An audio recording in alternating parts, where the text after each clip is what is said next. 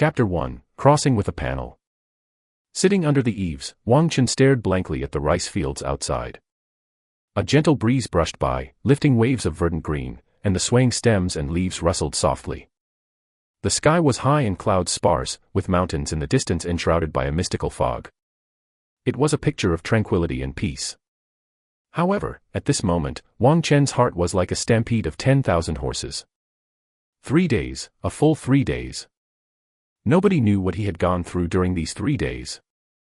3 days ago, Wang Chen was a contented homebody, sipping on iced cola, scrolling through streams of pretty girls online, living a life of unbounded joy.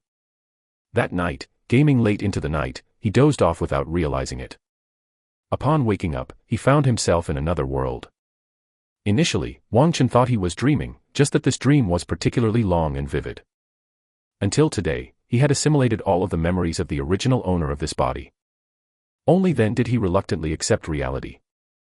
Source, novelful.com, updated on Omicron New. This wasn't a dream. Wang Chen truly felt like crying. Although he had imagined traveling to a world of immortal cultivation in the novels, movies, and games he indulged in, cultivating qi, practicing Tao, roaming free with a sword in hand, attaining everlasting life, and living as long as the heavens. But when dreams collided with reality, Wang Chen just wanted to return to his original world. The world with his family. And cell phones, computers, internet, iced cola, takeout, toilet paper. He sniffled hard, wiped away the wetness at the corner of his eyes, and stood up. If it's come to this, then let it be. He had never been the type to blame fate or others when faced with difficulties. Since his destiny couldn't be changed, he had to learn to bravely survive. On the bright side, as long as he was alive, perhaps one day he might return to his own world. Back in his modest room, Wang Chen began to carefully sort through the memories left by the original owner. The original owner was also named Wang Chen, just turned 17 this year, and was an outer sect disciple of the Dongtsang State's Cloud Sun sect at Heaven Cloud Mountain. At the 3rd level of qi cultivation. The original owner's mother passed away from illness shortly after giving birth to him. His father, Wang Xiaoyuan, was also an outer sect disciple of the Cloud Sun sect, with a cultivation level of the 8th layer of qi cultivation. 5 years ago, he went missing while teaming up with others to explore Heaven Cloud Mountain. Now an orphan, little Wang Chen was taken in by the Cloud Sun sect through the introduction of his father's friends. He became a spiritual plant farmer in the outer sect. His usual duty was to till and tend to the 10 mu of spirit fields outside, regularly submitting the harvested spirit rice. 3 days ago, the original owner was practicing his cultivation technique in an attempt to break through the 3rd layer of qi cultivation. But he failed and fell into unconsciousness. When he awoke, he found himself in the body of Wang Chen from Earth. After going through the original owner's memories, Wang Chen couldn't help but feel a lump of sympathy for him. It was too pitiful. Compared to that, Wang Chen's own life had been quite fortunate. Despite its ordinariness, he had not a worry for food or clothing, with kind parents, and 2 cute younger siblings. It's just that he didn't know how sorrowful his sudden departure would make his elderly parents. But considering his brother and sister would bring joy to their lives, time would hopefully heal the sadness, and their later years wouldn't be desolate. He composed himself, striving to pull himself together. No longer to dwell in perplexity and confusion. Ah! His expression suddenly changed, and he slapped his forehead violently. Over the past 3 days, the newly transmigrated Wang Chen had been living in a daze, completely forgetting to tend to the spirit fields. The 10 mu of spirit fields outside were his foundation in the Cloud Sun sect. If there was a problem, being expelled from the sect was the least of his worries. The memories of the original owner quickly filled his mind, and Wang Chen hurriedly picked up the hoe that was leaning against the corner of the wall and dashed out the front door. Wang Chen's home was situated at the southern foothills of Heaven Cloud Mountain, in the most peripheral area of the Cloud Sun sect's spirit land. The 10 mu of spirit fields allocated to him required diligent care, or weeds and pests would thrive, affecting the harvest and causing trouble. Arriving at the fields, Wang Chen indeed found that many weeds had sprung up in the spirit fields. Some were as high as 2 feet. Even though the location of his land was poor, it still received nourishment from the spiritual energy of Heaven Cloud Mountain spirit vein, so these weeds were not only resilient but also grew at an incredibly fast rate. Weeds competed with the spiritual rice for nutrients and spiritual energy and had to be completely removed. Tui, tui. Wang Chen spat into each palm, grasped the handle of the hoe, and began weeding in the fields. He had never done farm work before. But having assimilated all of the original owner's memories and inherited 5 years of laboriously cultivated farmer's physique, he hoed and weeded with precision, doing a very thorough job. But under the scorching sun, having cleared a mow of spirit fields, Wang Chen was already sweating profusely from his forehead. Only cultivators could till the spirit fields. Ordinary people simply couldn't uproot the stubborn weeds in the fields. Every hoe required a great deal of strength. And his cultivation level was only at the 3rd level of Qi cultivation. Naturally, it was extremely tough. However, Wang Chen was well aware that he had to make up for the 3 days of delayed farm work. So, gritting his teeth, he toiled under the hot sun in the fields, taking a brief rest under the shade of a tree when he was too tired. He took a sip of mountain spring water from his gourd. Then continued working. In this manner, he worked from morning until almost sunset. Wang Chen finally finished hoeing all 10 mows of spirit fields. He was so exhausted his back ached, his legs cramped, and his body felt like it didn't belong to him. But it wasn't over yet. After hoeing the weeds, he still had to perform moving cloud and rain spreading. Wang Chen hasn't irrigated the spirit fields with rain for 3 days. The fields had become dry, and the edges of many spiritual rice leaves were beginning to turn faintly yellow. This would not do. Wang Chen forced his spirit, stood up straight at the head of the field, his hands forming a spell, and activated the mana in his Qi Si. The Qi Si, also known as the lower dantian, is located 3 inches below the navel and is where the essence of the human body is stored. The mana that Qi cultivation cultivators usually condense is mostly stored within the Qi Si and is activated when needed to cast spells. The skill Wang Chen was using was the essential skill for any spiritual plant farmer, the Cloud Rain Ju. As the spell was cast, the surrounding clouds quickly gathered, churning over the spirit fields. Soon, a light drizzle began to fall. The rainwater contained spiritual energy from the spirit vein of Heaven Cloud Mountain and was greedily absorbed by the parched spiritual rice as it fell into the fields. The yellowed rice leaves gradually regained their verdant hue. A sense of joy welled up inside Wang Chen. He felt as if all the spiritual rice that received the rainwater was conveying feelings of gratitude and joy to him. This sensation was extremely peculiar. The rain lasted for about the duration of half an incense stick before stopping. Firstly, Wang Chen's mana couldn't sustain it any longer. Secondly, he was cultivating dry rice, where too much rainwater was not a good thing. Ding! Just as Wang Chen was wrapping up, a message suddenly popped up in his field of vision. Cloud Rain Ju, experience +1. Huh. Wang Chen was dumbfounded. What the heck is this? He couldn't help but rub his eyes and found that the message was still present within his field of vision. It wasn't an illusion. But after just a few seconds, the message disappeared without a trace. A flash of insight crossed Wang Chen's mind. The next second, a data panel appeared in his field of vision. Name, Wang Chen. Lifespan, 17/85. Cultivation level, Qi cultivation 3rd level. Physique, 4. Root bone, 2. Comprehension, 2. Divine soul, 3+6.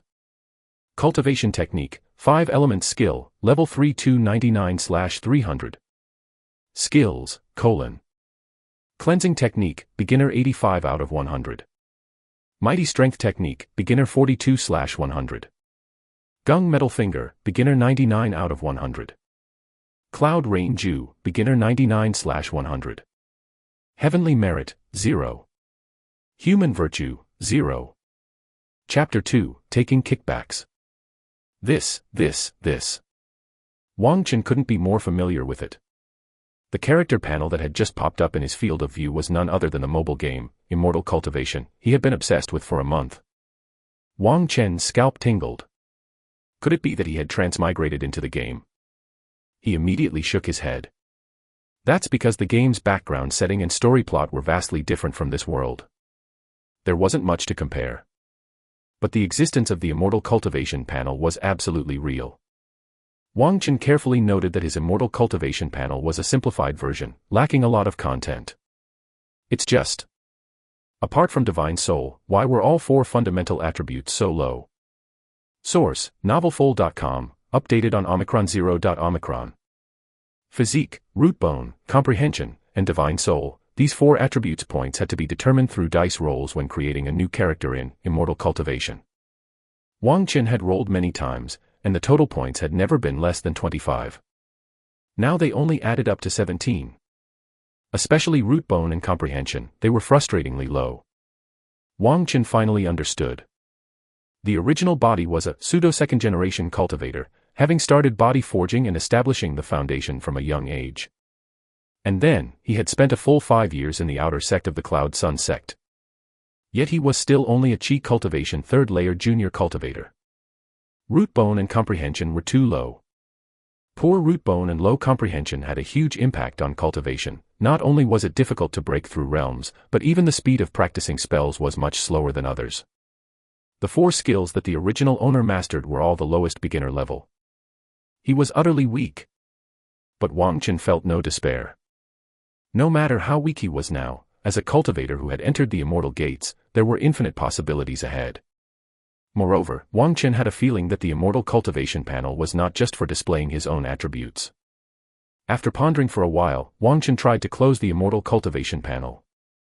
This could be researched slowly. The main issue now was that he was starving, with his stomach thundering, urgently requiring nourishment. Heading to the kitchen next to the main room, Wang Qin scooped out a spoonful of Spirit Valley from the rice bin. A spoonful of Spirit Valley was about a pound. It was the original body's usual amount for one meal. After putting it into the clay pot, he thought about it and added another half a spoonful. Then he poured in 3 spoonfuls of sweet and refreshing mountain spring water. As the water in the pot began to boil, white steam swirled in the small kitchen. The aroma of the grain rice filled the air. Wang Qin, sitting in front of the stove, took a deep breath.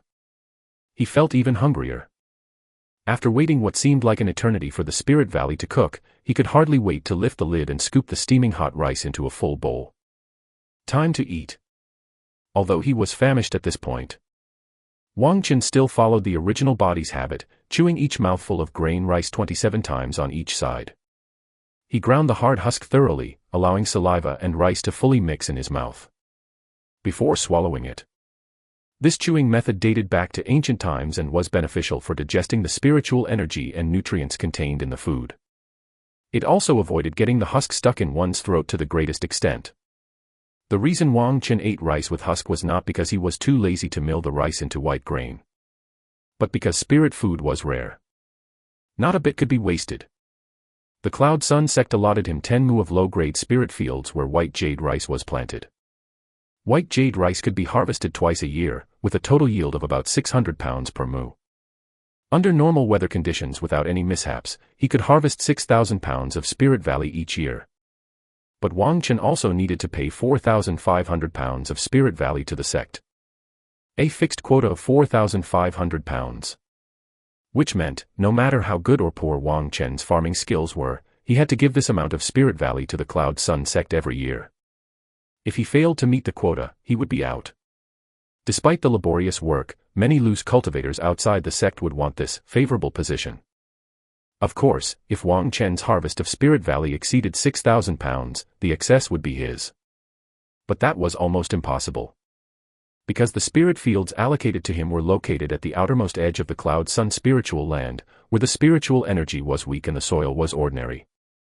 In order to maintain an annual yield of 6,000 gene, the original owner had put forth Herculean efforts. A little carelessness, and the Spirit Valley left for his own consumption might not be enough to eat. Even if he got the allotted 1,500 gene of Spirit Valley for personal use, the basic consumption of 3 gene per day could not be reduced. Plus, the daily exchange of necessities like firewood, rice, oil, salt, soy sauce, vinegar, and tea in Cloud Mountain City, as well as the resources necessary for cultivation. There was not much left to save. Under such tight circumstances, how could he possibly luxuriate in eating hulled spirit rice? Spirit rice was indeed tastier than Spirit Valley.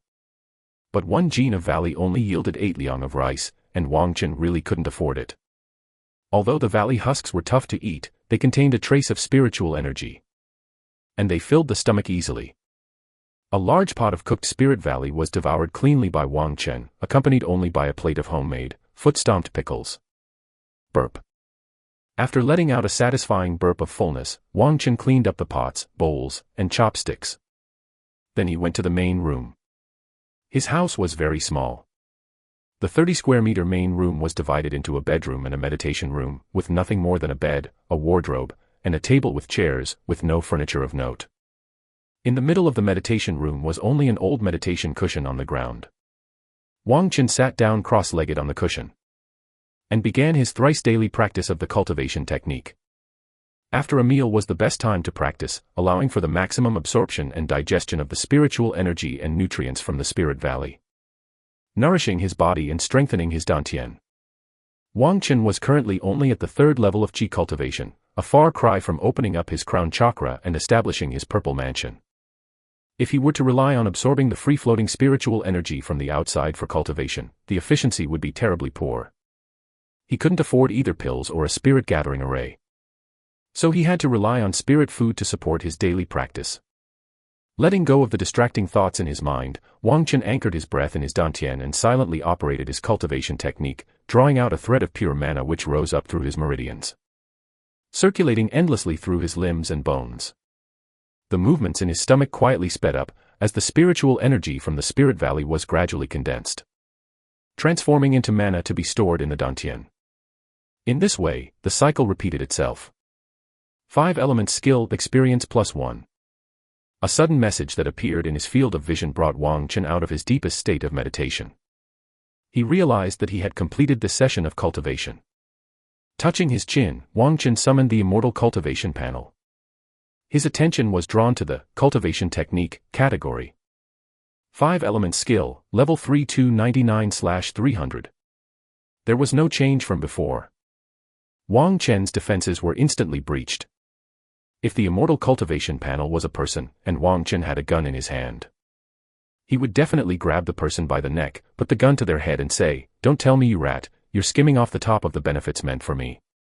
After consuming 1.5 gene of Spirit Valley and practicing the cultivation technique for 12 heavenly cycles, there was no progress whatsoever. It was bad enough with no progress, but was the message, 5 elements skill experience +1, just teasing him? +1 where? What about the sea cucumber? Damn. Wang Chen forced himself to calm down. Following his memory, he formed a spell with his hands, his fingertips flickering with glimmers of spiritual light. Go. With a flick of his fingers, the spiritual light scattered and silently fell into every corner of the meditation room. Every speck of dust in the room was instantly cleansed. Spick and span. Cleansing technique experience +1. Seeing the message, Wang Chen quickly called up the immortal cultivation panel again. Cleansing technique, beginner 86 out of 100. It increased by 1 point. Wang Chen immediately realized. It wasn't that the system had swallowed the benefits he deserved. It was that this body was too weak and trashy, stuck at a bottleneck in the cultivation technique and unable to break through. Chapter 3, Disaster Strikes. Late at night, Wang Chen tossed and turned in his bed, unable to fall asleep. His difficulty in sleeping was not due to a hard bedboard, but a restless heart. Although he had accepted the reality of transmigration and was determined to survive here, Wang Chen's nerves hadn't thickened to the point where he could be without worries and cares. Through the memories of his predecessor, he found this world to be anything but peaceful and tranquil, filled with various dangers. The Cloud Sun sect had 100,000 outer sect Qi cultivation disciples, 8,000 inner sect members. Purple Mansion superiors numbered 200, Golden Core true persons, 3. Their power was formidable. Logically, such a sect would be a good refuge. However, most of the sect's cultivation resources were concentrated in the hands of true persons, superiors, and their disciples and relatives. Outer sect disciples were fighting tooth and nail to enter the inner sect, and even within the inner sect, there was fierce competition and many underlying schemes. Source, novelfold.com, updated on Omicron New Omicron. A low-level outer sect cultivator like Wang Chen simply couldn't control his own destiny. Let alone the unattainable Golden Core true persons, even a speck of dust flicked by a Purple Mansion superior could fall on his head and weigh like a heavy mountain. It could easily grind him into dust.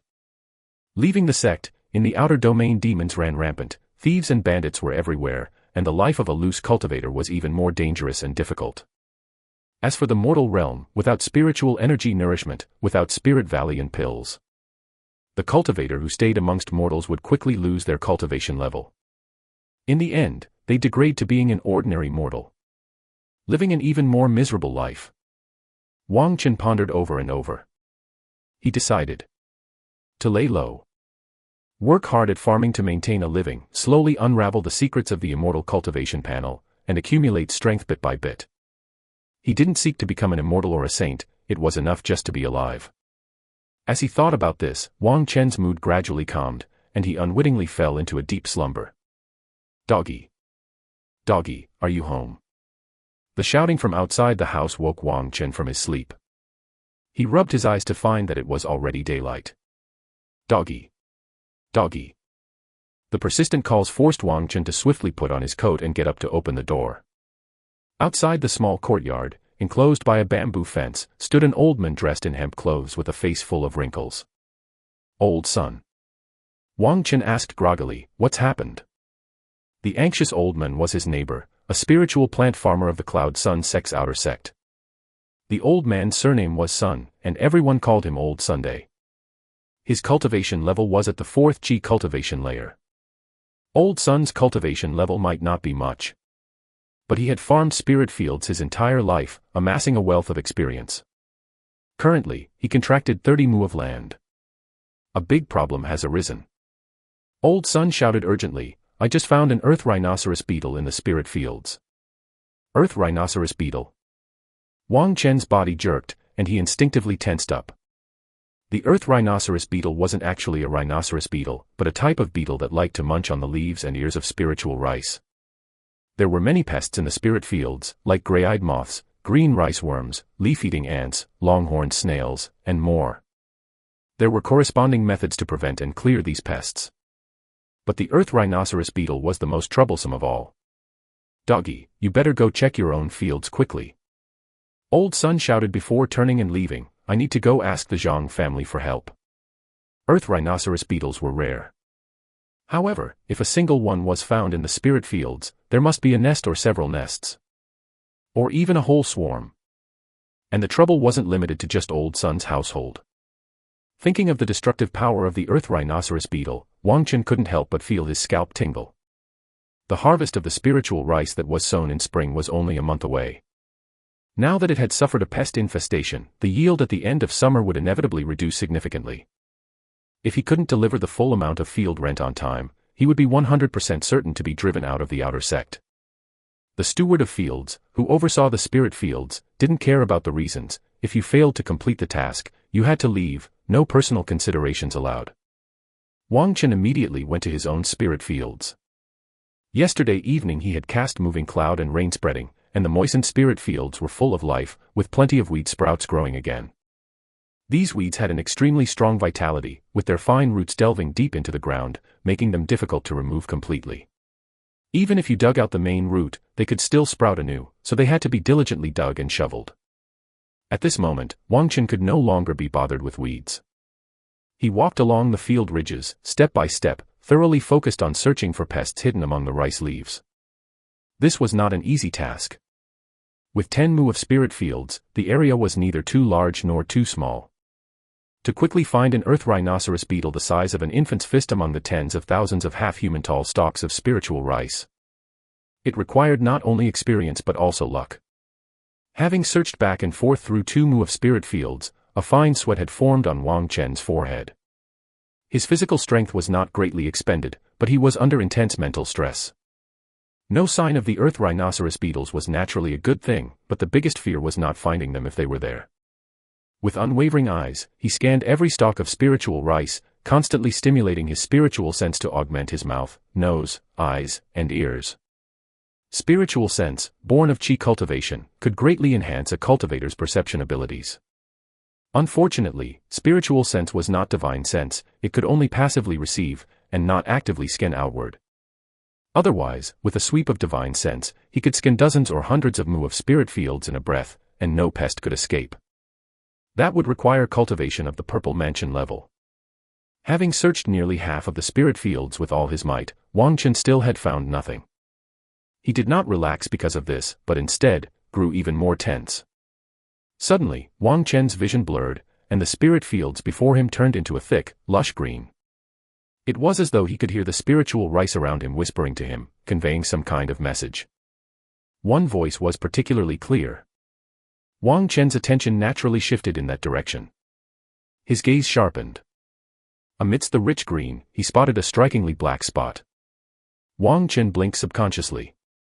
His vision instantly cleared, and his gaze locked onto a black beetle perched on the stalk of spiritual rice.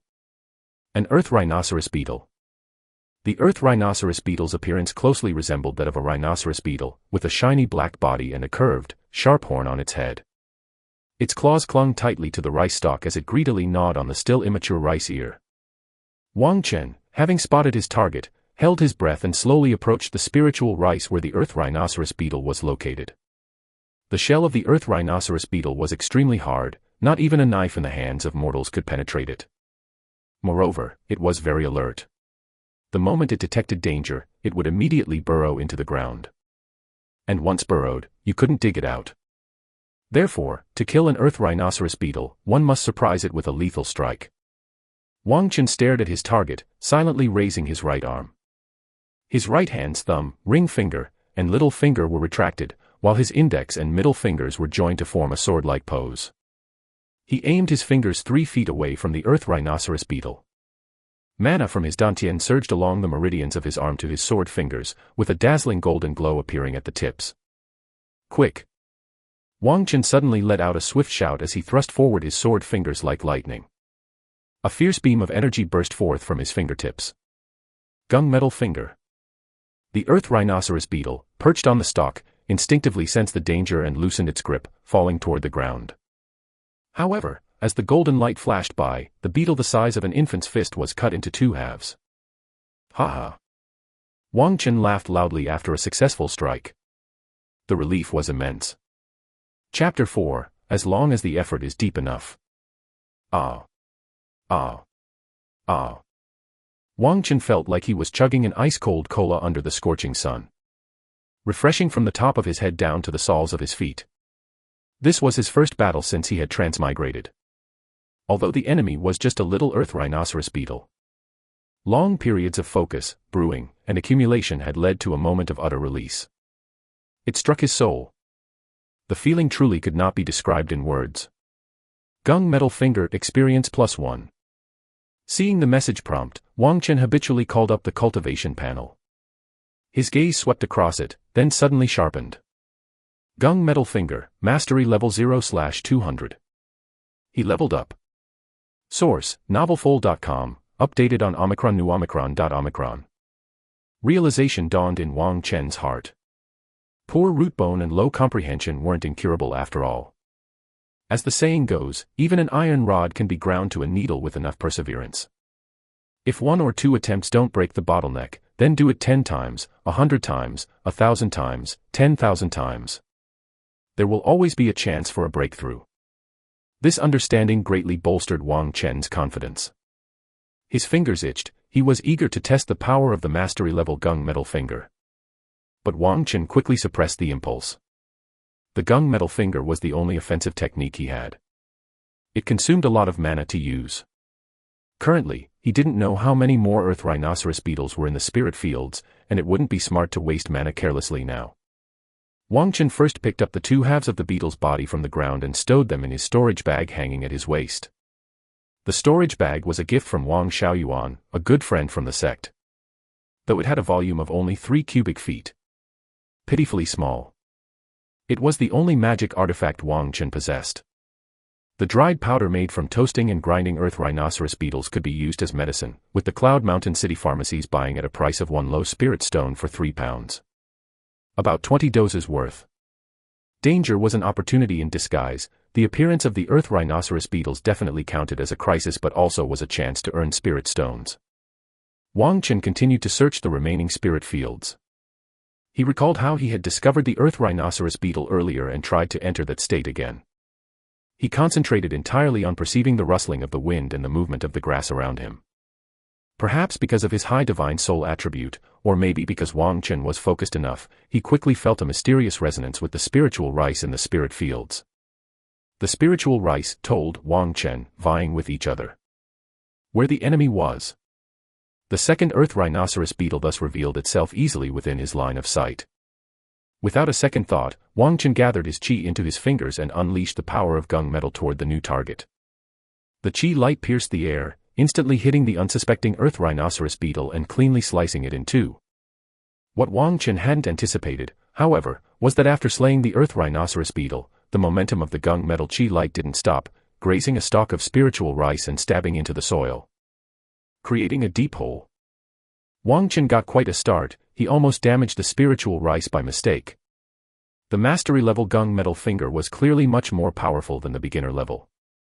Faster speed, longer range, and stronger killing power. And Wang Chen felt that his grasp and understanding of this technique had also deepened considerably. Correspondingly, the mana it consumed was also greater. Gung metal finger experience +1. Gung metal finger, mastery level 1/200.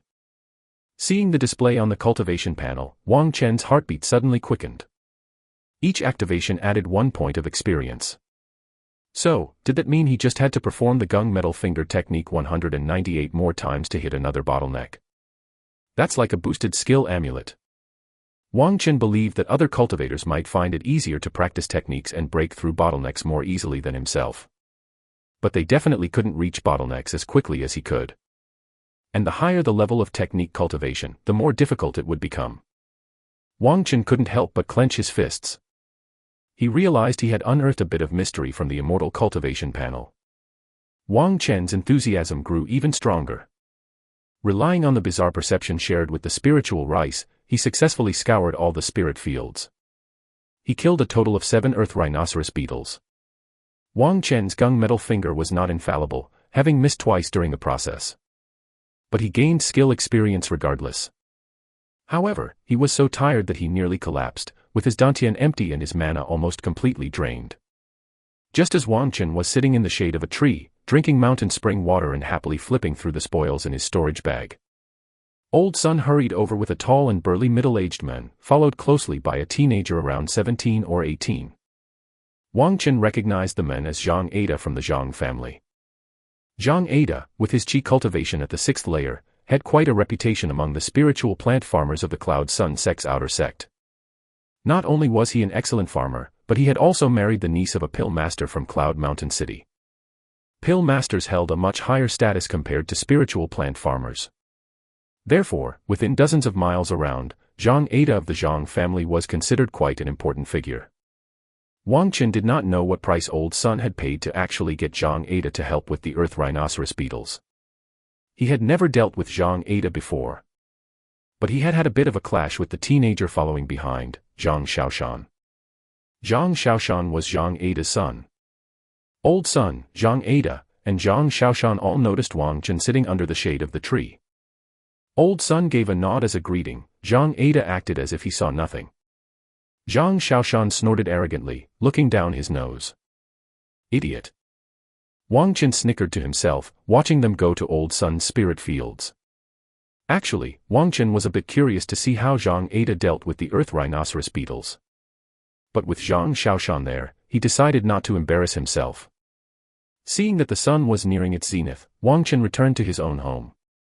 He began to start a fire and cook. He put the spiritual rice into the pot to cook and took out all the earth rhinoceros beetles from the storage bag. With a skinning knife, he meticulously extracted the white flesh from inside the beetle's abdomen. Inside the earth rhinoceros beetle was a stretch of lean meat, white and elastic like jade, with a rather good taste. Moreover, it had to be removed before roasting, or it would affect the quality of the dried powder and it wouldn't sell for a good price. After digging out all the insect meat, Wang Chen marinated it in soy sauce in a bowl to remove the gamey flavor. When the spiritual rice in the pot was half-cooked, he placed the bowl on top to stew together. Before long, the smell of rice mingled with the aroma of meat, wafting throughout the small kitchen. It was so appetizing that one's mouth watered. Wang Chen's saliva started to flow. Squeak squeak.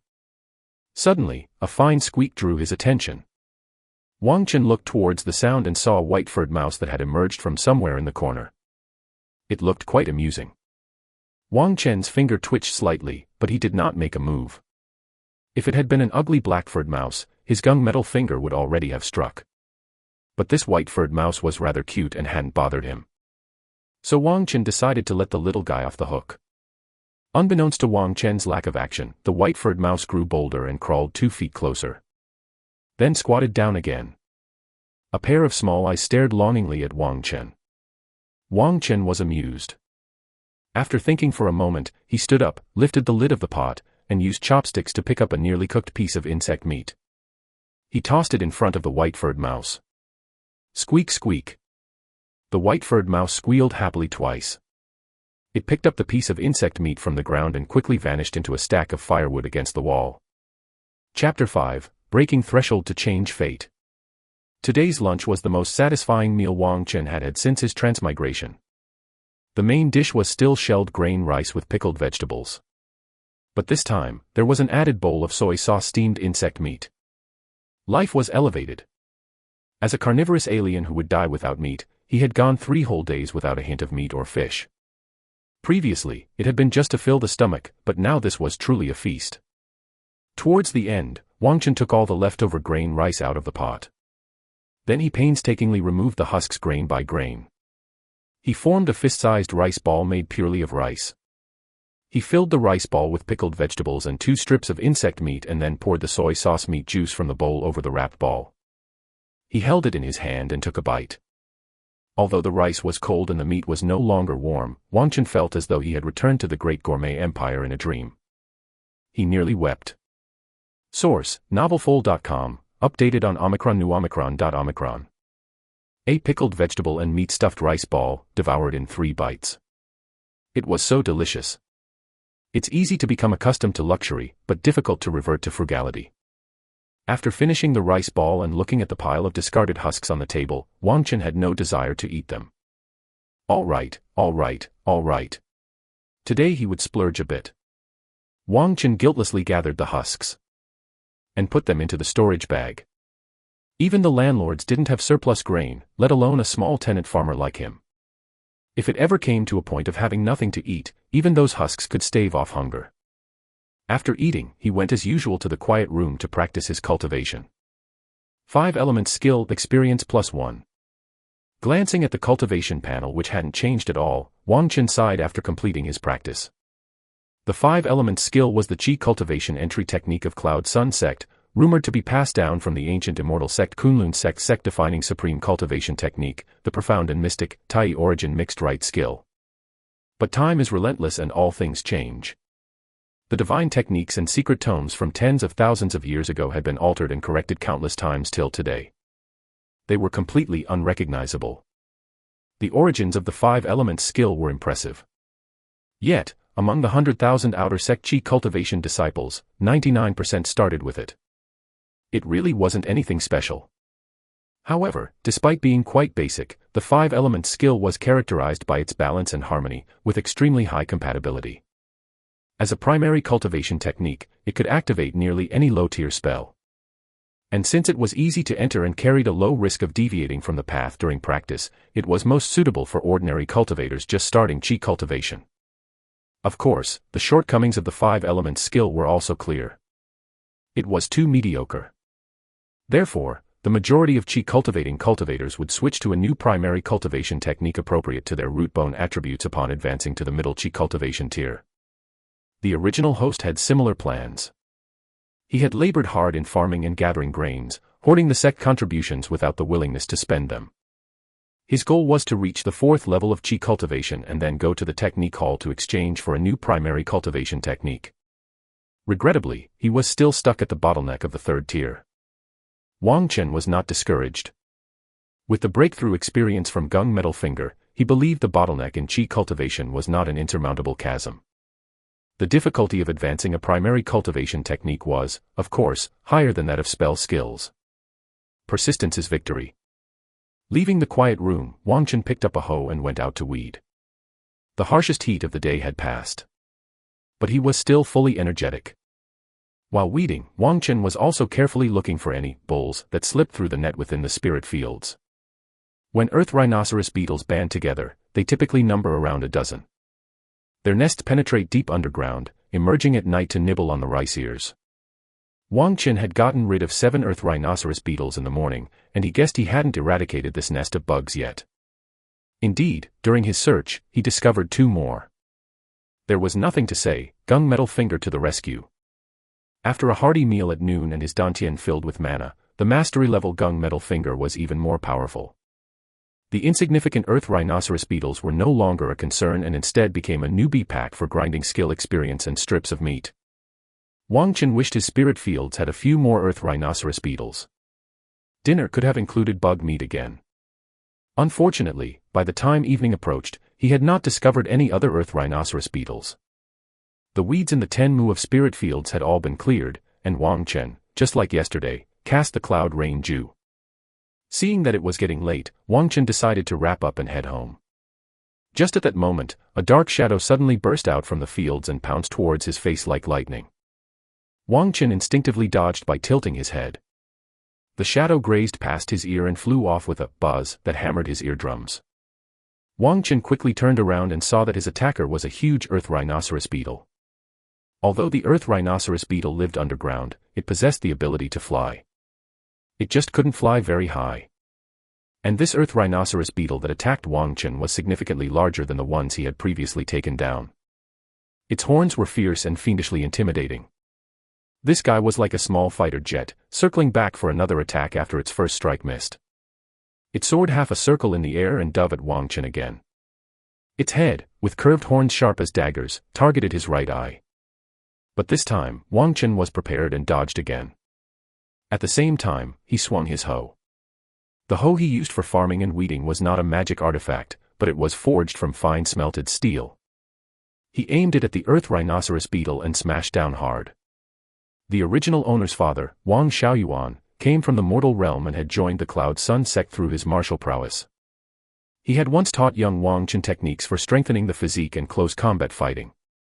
With 5 years of tending to the spirit fields, the steel hoe in Wang Chen's hand was no less than a knife or an axe. Crack! The heavy hoe struck the earth rhinoceros beetle, knocking it to the ground.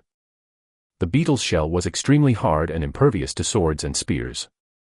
Despite the force of Wang Chen's blow, it did not severely injure the beetle. The earth rhinoceros beetle opened its wings once more, attempting to take flight again. How could Wang Chen let it have the chance? Mana gathered, he extended his finger, and the piercing gung metal chi light cut through the air. In an instant, the earth rhinoceros beetle was pinned dead to the ground. Gung metal finger experience +1. Human virtue +1. 2 pieces of information appeared in his vision at the same time, causing Wang Chen to be taken aback. He quickly summoned his immortal cultivation panel. There were changes on the panel. The 4 major attributes, physique, root bone, comprehension, and divine soul, as well as all the skills in the cultivation technique and skill tabs, now had a plus sign next to them. However, the plus sign next to the 4 major attributes and cultivation techniques was gray. The plus signs next to the cleansing technique, mighty strength technique, gung metal finger, and cloud rain dew skills were all golden. The last 2 tabs on the immortal cultivation panel had changed to heavenly merit, 0. Human virtue, 1. And at the end of these 2 tabs, they each had an added suffix, fate-changing, breaking threshold. Heavenly merit for changing fate, human virtue for breaking threshold. Wang Chen remembered the immortal cultivation mobile game he played, where the system panel also had a virtue column. But it did not differentiate between heavenly merit and human virtue. And the virtue points gained from doing tasks could only be used to upgrade character titles. Now in the immortal cultivation panel, heavenly merit and human virtue were obviously very different. Wang Chen's mind shifted to the skill tab. Cloud Rain Dew, Apprentice 99/100. Plus point. Cloud Rain Dew, Mastery 0 out of 200. Human Virtue, 0. As expected. After expending his only point of human virtue. This spell that could not be broken through had advanced directly. Chapter 6, Wow, you're really good at judging people. This is the real golden finger. The new function of the immortal cultivation panel filled Wang Chen with great joy and anticipation. What's there to fear if one has poor root bone, low comprehension, and finds breaking threshold hard? As long as one has human virtue points, one can directly break through and advance, which is simply too thrilling. Furthermore, Wang Chen believed that human virtue could be used to add points to skills, so heavenly merit would very likely increase the points of the 4 basic attributes. Although he still didn't know how heavenly merit could be obtained. But with the panel in hand, the future was promising. Wang Chen happily picked up the carcass of the earth rhinoceros beetle from the ground. Only then did he notice that the head of this massive earth rhinoceros beetle had a hole the width of a thumb. A dark green liquid was flowing out of it, exuding an earthy, fishy smell. Clearly, Wang Chen's attack had hit a vital spot. But even the mastery-level gung metal finger hadn't completely pierced through it. Source: novelfold.com, updated on omicron. Compared to the earlier entry-level gung metal finger, which could cut the earth rhinoceros beetle in half. Obviously, the defense of this guy was far greater than that of a regular beetle of its kind. Boss. Wang Chen estimated that this earth rhinoceros beetle was at least an elite monster, which was why it brought him 1 point of human virtue. As for ordinary small monsters, no matter how many he killed, he would not gain any points. If he went out to hunt monster beasts. Stop. Wang Chen immediately suppressed the dangerous thought that had just surfaced in his mind. He was currently just a Qi cultivation 3rd level small cultivator, with only 1 combat skill, the gung metal finger. Hunt monster beasts.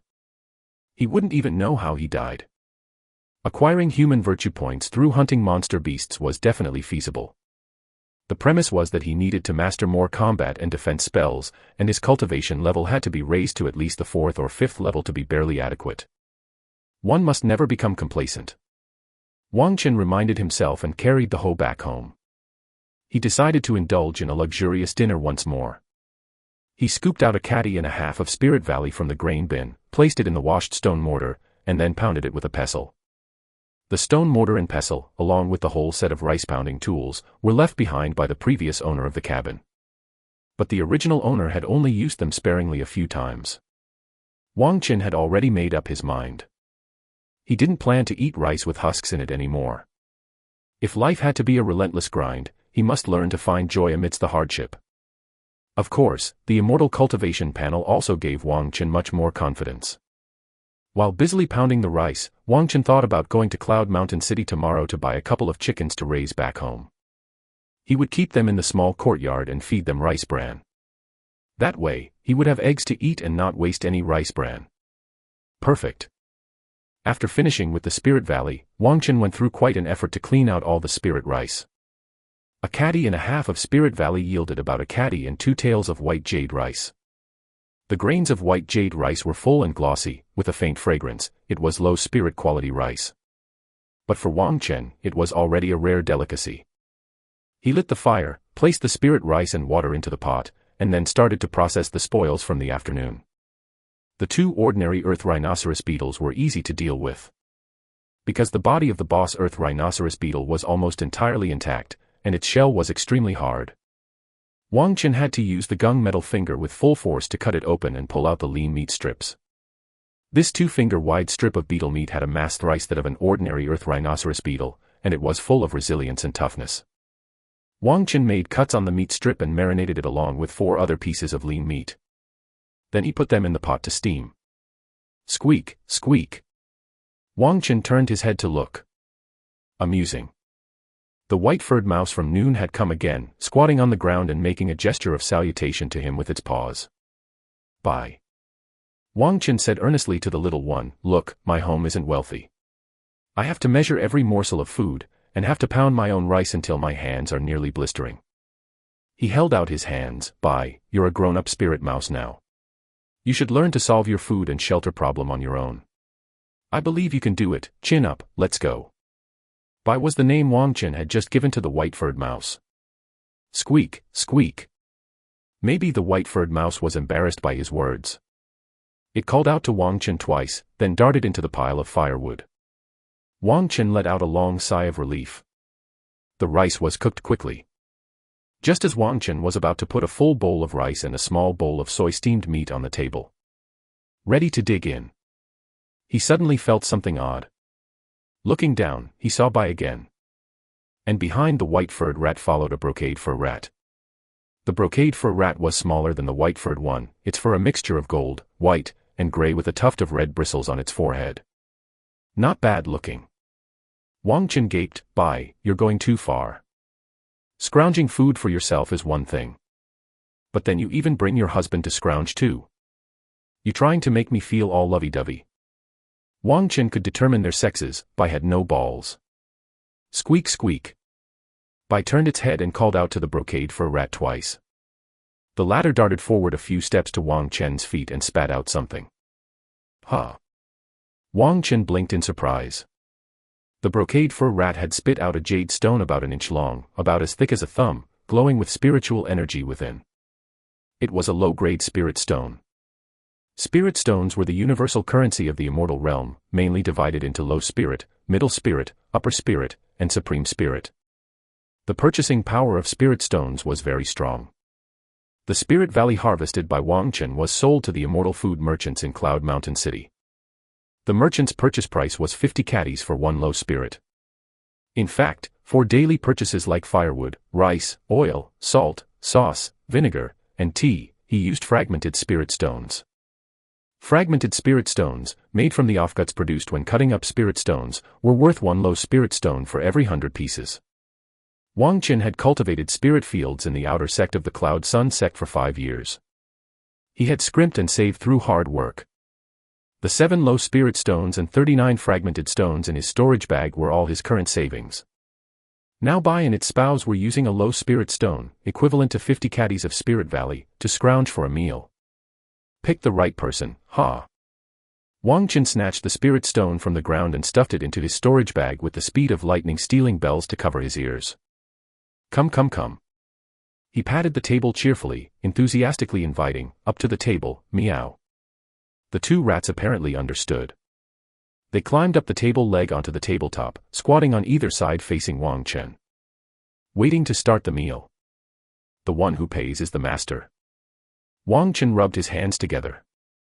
He cut a strip of the boss earth rhinoceros beetle lean meat into 2 portions with a small knife. Each was then stuffed into a ball of hand-squeezed rice. Placed in 2 small dishes and drizzled with soy sauce and meat juice. Finally, set before Bai and its partner. The fist-sized rice balls were distinct in grain, topped with a piece of pink, cooked insect meat, complemented by the sweet soy sauce. Hot and fragrant. Wang Chen's culinary skills, honed in the great gourmet empire, were demonstrated to the fullest. Drool from the white-furred and brocade fur rats dripped onto the table. Eat, eat. Wang Chen watched them feast with glee, not the least bit reluctant to part with the boss meat. As the saying goes, you can't nab a scoundrel without sacrificing your darling. If they brought a spirit stone every time. No, even if it was just once every few days, Wang Chen would still be rolling in it. This wasn't a brocade fur rat, it was clearly a fortune-bringing rat. Seeing them eat with gusto, Wang Chen poured the remaining bits of meat and juice from the small bowl over his rice. Then he too started eating greedily. Delicious.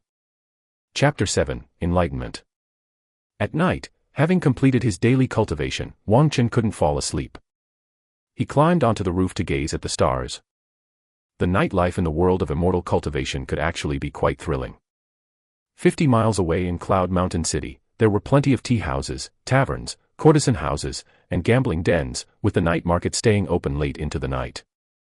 It was a pity that the current Wang Chen couldn't afford such extravagances.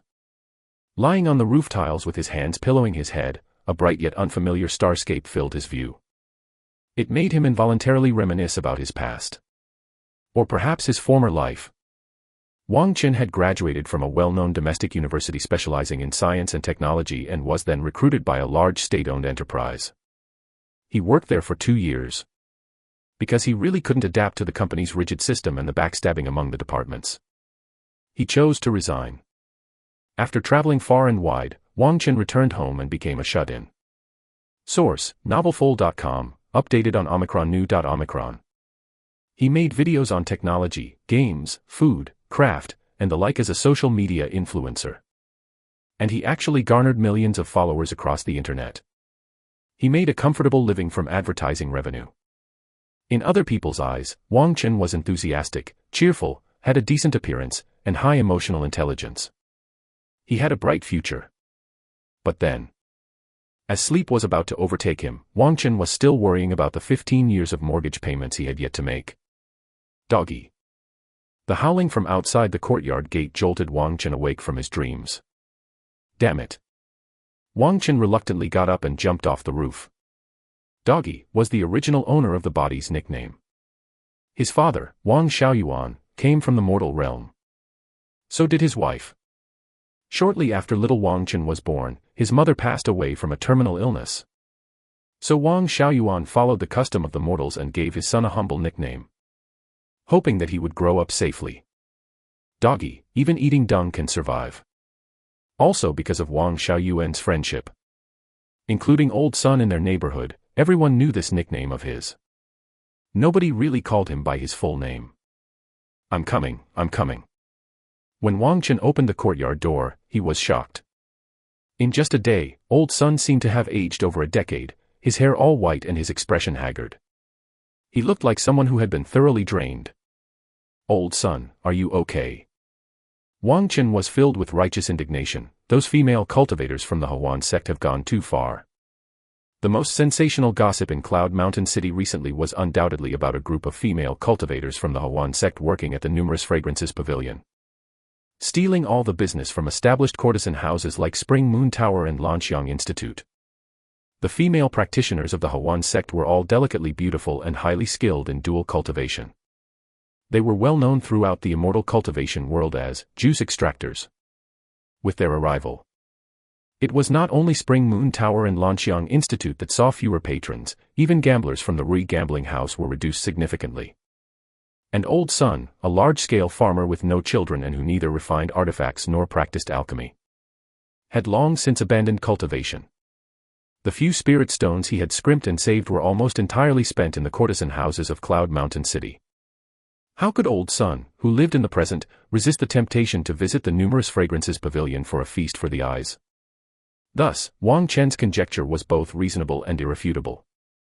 Hawan sect female cultivators. Old Sun was initially confused, then came to a realization. The old man grew embarrassed and angry. Doggy, you've turned bad too, eh? I came to ask if you found any earth rhinoceros beetles in your spirit fields yesterday. I did, said Wang Chen, not daring to joke any further about such serious matters. I killed 10, planning to look for more in the morning. He asked again, Old Sun, didn't you hire Zhang Ada to exterminate the pests, and he cleaned them all up? Cleaned up what? Old Sun's face was full of bad luck. The problem has gotten worse. Zhang Ada was a well-known exterminator in the vicinity, rumored to have mastered the gung metal finger technique. That's why Old Sun had called him to deal with the earth rhinoceros beetles. At first, everything went smoothly. But after killing 3 earth rhinoceros beetles, the remaining ones hiding in the spirit fields became cunning. As soon as Zhang Ada got close, they'd immediately burrow into the ground and disappear without a trace. Zhang Ada repeatedly came up empty-handed and could only walk away in frustration. As soon as Zhang Ada left, Old Sun's spirit field suffered. Many stalks of spiritual rice were gnawed beyond recognition. The vendetta of the earth rhinoceros beetles was really strong. Old Sun was so worried that he didn't sleep all night, worrying until his hair turned white. I'm planning to go to the city again to find someone to help. He sighed mournfully. This year's harvest is in jeopardy. If I can't pay the rent for the fields, Doggy, you'll have to help me. So that's what this was all about. Wang Chen inwardly sneered. If you'd visited the courtesan house a few times less, the spirit stones you saved would be enough to pay the field rent. According to the rules of the outer sect spirit planting hall of the Cloud Sun faction, any shortfall in the field rent can be made up with spirit stones at market prices. If it had been the original owner, he probably would have just naively agreed. But Wang Chen, a transmigrator, how could he possibly indulge the other party's bad habits? He just smiled and didn't say whether he agreed or not. Then, he took out what appeared to be the boss earth rhinoceros from his storage bag. Old Sun, I killed this big fellow yesterday. Do you think we can sell it for some fragmented spirit stones? This big? Old Sun's eyes suddenly widened bigger than copper bells, staring intently at the earth rhinoceros in Wang Chen's hand. This earth rhinoceros has turned into a monster, he said in disbelief. Doggy, you actually killed a monsterized earth rhino. In the immortal cultivation world, demons are not just a generic term but are used to describe 4 different states of life. The first of these is the demon. It refers to non-human creatures that are nourished by spiritual energy and, in turn, evolve transcendent powers. such as pigs, dogs, cows, sheep, jackals, wolves, tigers, leopards, as well as flowers, grass, and trees, etc. Insects are included too. A monsterized earth rhinoceros is much more formidable than a regular one. Old Sun had tended spirit fields for most of his life and had only seen a few monsterized earth rhinoceros beetles. He noticed that the monsterized earth rhinoceros had a hole in its head. His eyeballs almost popped out of their sockets. Doggy, your gunmetal finger technique is powerful. Old Sun might be greedy and lustful, but having eaten spirit rice for decades, he was undoubtedly experienced. Wang Chen's skill with the gunmetal finger had clearly improved tremendously, which made sense as to how he could kill the monsterized earth rhino. Wang Chen chuckled, I just got lucky with a breakthrough. Lad, you've finally caught on. Old Sun was both envious and jealous, his eyes turning craftily. Doggy, if you're so capable, then help your uncle out and clear out the earth rhinoceros beetles from my spirit fields. He squeezed out a begging look in his eyes eagerly. No time.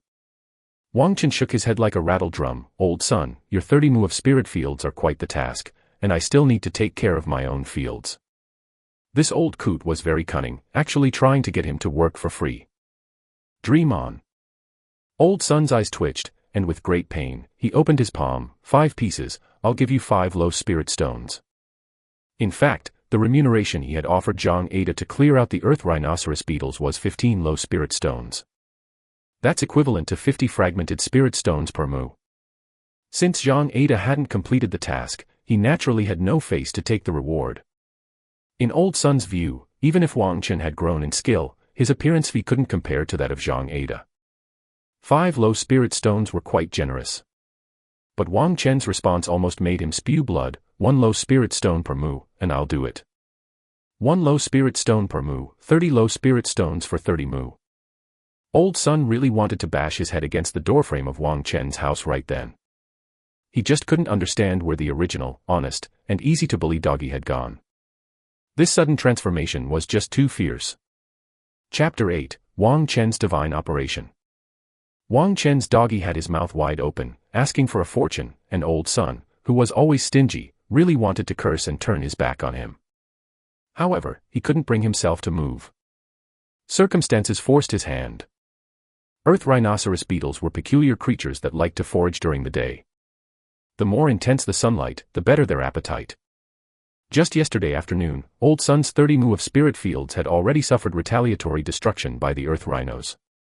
If he didn't rush to clear them by this morning, things would only get worse. Now, if he went to Cloud Mountain City to look for help, not only would it waste time, but it also wouldn't be cheap. And he wasn't even sure to find a pest control expert. Not only had Wang Chen killed 10 earth rhinos, one of them was even a monsterized earth rhino. His gunmetal finger had broken through to mastery level. After pondering, Old Sun decided to bargain with Wang Chen. 30 low spirit is really too expensive. The old fellow was reluctant to pay a high price, but was eager to solve the earth rhino problem. Source, novelfold.com, updated on omicron.0.c0. So he shamelessly haggled with Wang Chen, refusing to leave and blocking the door. Wang Chen got irritated. How about this? We don't calculate by mu, we calculate per beast. He raised 2 fingers. For each earth rhino I kill, you give me 20 fragmented spirit stones. Also, the carcasses of the earth rhinos I kill are mine. How about that? Old Sun squinted and did the calculations, feeling that it truly was a much better deal. Earth rhinos had a strong territorial instinct. About 10 in a den.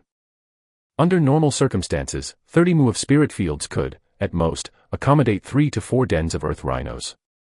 Full count, 4 dens of earth rhinos would be 40 beasts, and even if Wang Chen killed them all, he would only earn 800 fragmented spirit stones, which is equivalent to 8 low spirit. The most crucial point was that this pricing strategy would fully ensure Wang Chen's enthusiasm for pest control. The more Old Sun thought about it, the more feasible it seemed. But he still wanted to haggle further. Doggy-ah. If not, forget it. Turning around and ready to leave, Wang Chen said, I still need to rush to my own fields. All right. Seeing Wang Chen's firm attitude, Old Sun stomped his foot angrily. Let's do as you say, and make it quick. Old Sun really had no other choice. In fact, he also knew gunmetal finger. But this spell required transforming mana into the power of gunmetal, which was a great burden on the meridians. Old and frail, Old Sun's meridians were far from as resilient as they were in his youth and couldn't withstand the damage caused by frequent use of gung metal finger, leaving him helpless against the earth rhinos ravaging his spirit fields. He couldn't risk his life just to get rid of pests, could he? So he had to look for external assistance. Wang Chen turned back around, expressionless. Let's make it clear then, you can't go back on your word. He laughed to himself. Actually, helping Old Sun with pest control and getting 5 low spirit stones would have been quite good. After all, Wang Chen's entire savings amounted to just a mere 7 low spirit. Moreover, exterminating earth rhinos would not only improve his skill proficiency but also yield loot. 3 birds with 1 stone.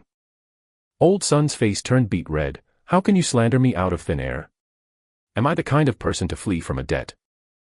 That was debatable. Wang Chen didn't have much affection for this old man.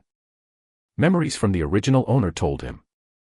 In the past, Old Sun had not been shy about taking advantage of the original owner and had benefited quite a bit from him.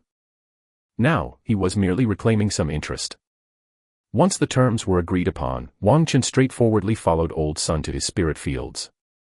Old Sun's spirit fields were 3 times larger than Wang Chen's, and as far as the eye could see, the spiritual rice was lush and densely packed.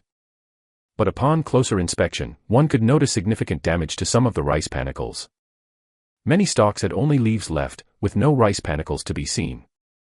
Under the anxious gaze of Old Sun, Wang Chen activated his spiritual sense to enhance his senses and began searching the spirit fields. He naturally entered the hyper-awareness state.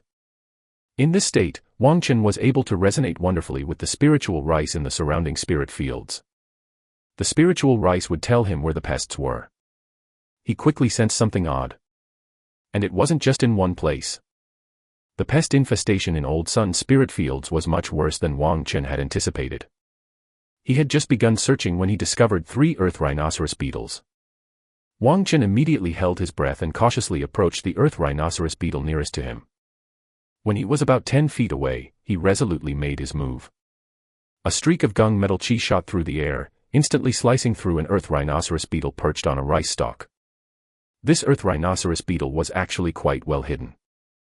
However, under Wang Chen's exceptional insight, it had nowhere to hide and was killed with a single blow.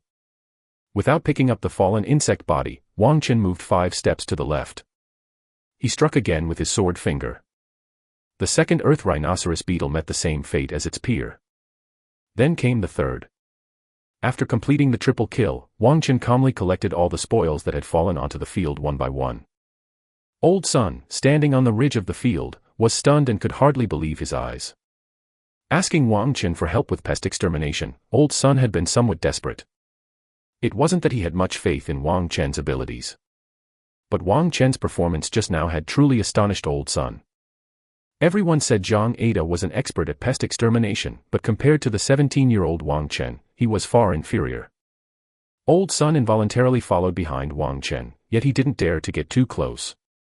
Fearing he might disturb Wang Chen. Maintaining his enhanced state, Wang Chen quickly located a new earth rhinoceros beetle. But after killing the 5th beetle, Wang Chen stopped his search. He gathered all the trophies together and handed them to Old Sun. Old Sun, please honor the reward. Old Sun was confused. Pay me. Wang Chen was impatient. 20 fragmented spirit stones for 1 earth rhinoceros beetle, 1 low spirit for 5, strictly cash only for this small business. Old Sun was shocked. What are all these AHS? Although Old Sun had previously assured with chest-thumping confidence that he wasn't the type to renege on a deal, Wang Chen didn't trust this old man in the slightest. His idea was simple: kill a few and settle up for those few, continue killing once the spirit stones were in hand. Otherwise, Old Sun could go play with eggs by himself.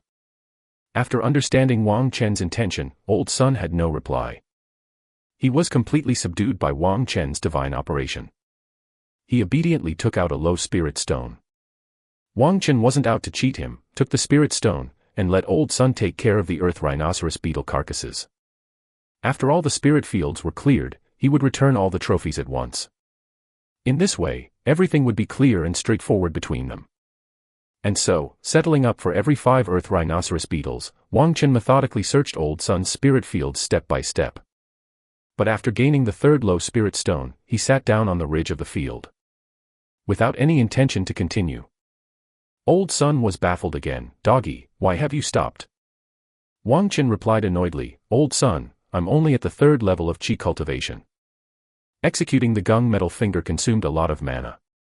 Even with his high hit rate, after killing more than a dozen earth rhinoceros beetles, his dantian was now completely empty. He needed to practice his Qi recovery. Wang Chen hadn't even had his breakfast yet. And Old Sun, comprehending the situation, clenched his teeth and took out a white jade vase from his storage bag. Chapter 9, Cooperation. Old Sun unscrewed the cap and poured out a dragon eye-sized pill with a flick of his wrist. He used mana to levitate it to Wang Chen's face. Wang Chen exclaimed in surprise, "Old Sun, what is this?" The pill was jade-like all over, emitting a strong medicinal fragrance. Even the smell quickened the flow of mana within his body. Qi recovery pill. Old Sun said irritably, "Hurry up and eat it so you can get back to work." Wang Chen laughed, "This isn't part of the reward, is it?" Old Sun gritted his teeth, "It isn't."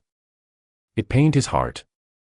Such a lower tier, first-grade Qi recovery pill was priced at 1 low spirit in the Cloud Mountain City pill shops. The effects of the Qi recovery pill were to hasten the recovery of mana. Its true purpose was not for cultivation but for rapidly replenishing mana during battle. Source, novelful.com, updated on Omicron New 0.Omicron. Old Sun had saved up a few in case of emergencies. Under normal circumstances, he would never dream of giving away a Qi recovery pill to Wang Chen for free. But he really had no other option now. If he didn't rush to eliminate the earth rhinoceros beetles from the spirit fields, his loss could not be compensated by just 1 or 2 spirit stones. Since he had already knelt down, it wouldn't hurt to bow down again. As Wang Chen happily snatched the pill and popped it into his mouth, Old Sun felt as if his heartbreak was flowing backward into a river.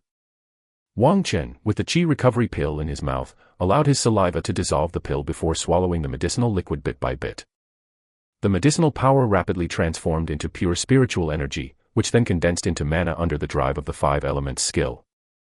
Wang Chen leapt up from the ground and threw himself back into the grand task of exterminating pests in the spirit fields. The speed of mana replenishment from the Qi recovery pill was 100 times faster than meditating. Without a doubt, a Qi recovery pill could greatly extend his battle endurance. It turned out the original owner was also pitiable. Having lived to 17, after more than a decade of practice, the number of pills he had taken could be counted on one hand.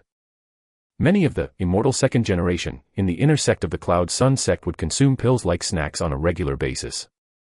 Even a pig could be turned into a high-level Qi cultivator with that method. With the continual support of the Qi recovery pill's medicinal power, Wang Chen sped up his pace of clearing the spirit fields. His pest extermination skills became more and more proficient. Although he was limited by his innate root bone and comprehension, Wang Chen's intelligence and emotional quotient were incomparable to the obtuse original owner. After breaking through to the mastery level of the gung metal finger, his mastery of this spell had deepened significantly. Moreover, Wang Chen was adept at summarizing his experiences. With his strong perception and the ability to resonate with plants, he could easily locate the earth rhinoceros beetles hiding in the spiritual rice, then approach them unnoticed. And with one finger, they were annihilated. As the number of earth rhinoceros beetles that died by Wang Chen's hand grew, his proficiency with the mastery-level gung metal finger steadily improved. The mana he expended, in fact, began to decrease. That was because Wang Chen discovered that to deal with ordinary earth rhinoceros beetles, he didn't need to use his full finger strength. If he was close enough, a mere 10% of his finger strength could easily take out an earth rhinoceros beetle. But if he got too close, the earth rhinoceros beetles would become aware and flee. Wang Chen quickly found the optimal distance. Thereafter, the accuracy of his gung metal finger increased accordingly. By the end, any earth rhinoceros beetle that Wang Chen locked on with his spiritual sense had no chance of escape. The success rate of killing on the first strike was nearly 100%. Under such circumstances, Wang Chen pressed on and cleared all 30 mu of Old Sun's spirit fields in one go. He only rested once in between, consuming a second Qi recovery pill. Old Sun was all in. On the other hand, he was truly stunned by Wang Chen's efficiency at pest extermination. As a result, the spirit stones in his storage bag flew away one by one, and he became numb to the loss. Wiping the sweat from his forehead, Wang Chen cheerfully tallied up his earnings for the day. Old Sun's 30 mu of spirit fields had yielded him 57 earth rhinoceros beetles. The mu yield of earth rhinoceros beetles was nearly double that of Wang Chen's own spirit fields.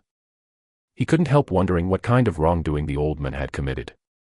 According to the price of 20 fragmented spirit stones per beetle, Wang Chen had earned a total of 11 low spirits and 40 fragmented spirit stones from Old Sunday. Paid in full on the spot, not a single fragmented spirit stone was owed. Additionally, he had obtained loot worth nearly 3 fragmented spirit stones. As for the edible insect flesh that could still be dug up, that was nothing. Today, Wang Chen had earned spirit stones amounting to twice the savings of the original owner. He felt his storage bag bulging like never before. Wang Chen. Old Sun handed a water gourd to Wang Chen. Have a sip of water. The cultivator no longer called Wang Chen by his nickname and looked at him with complex eyes. Thank you. Wang Chen took off the gourd hanging at his waist. I have water myself. Noticing the other's look, he smiled and asked, Old Sun, what do you think of my skill in exterminating pests? Old Sun was silent for a moment, then raised his thumb. Impressive. Impressive indeed, as shady as it gets. Thinking of the vanished spirit stones in his storage bag, Old Sun nearly broke down in tears. He never dreamt that there would be so many earth rhinoceros beetles in his fields. He had lost a fortune. Old Sunday. Putting down the gourd, Wang Chen said, seeing as my pest removal skills are so impressive, there must be others with infested fields too, right? How about you introduce some business to me, and I give you a commission? In the path of cultivation to immortality, wealth leads companions, spells, and land. Wealth is the priority. The original owner failed to break through his bottlenecks because he was too poor to spend resources, resulting in his soul scattering. It was a windfall for the transmigrated Wang Chen. Wang Chen had no intention of following in the footsteps of the original owner. With both his root bone and comprehension being low, splurging on cultivation was undoubtedly the way to go. That's why Wang Chen was eager to earn spirit stones, even more spirit stones. Currently, he was just a minor spiritual plant farmer in the outer sect of the Cloud Sun sect, a low-level chi cultivator at the bottom of the hierarchy. No matter how loudly he spoke, nobody would listen. He wasn't trustworthy either. But Old Sun was different. Although Old Sun was also a lowly spiritual plant farmer, he had cultivated spirit fields for decades. His connections and reputation were not something Wang Chen could compare with. With the guarantee of this old cultivator. 10%. Wang Chen held up a finger. I'll give you a 10% commission for every household. A commission. Old Sun suddenly wasn't sleepy anymore. He swallowed hard, and his dim, old eyes glinted. 20%, I want 20%. Deal. Wang Chen didn't haggle and agreed immediately.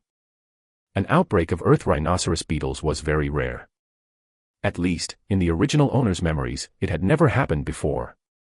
There were many spiritual plant farmers in the outer sect of the Cloud Sun sect, and many were adept with the gung metal finger.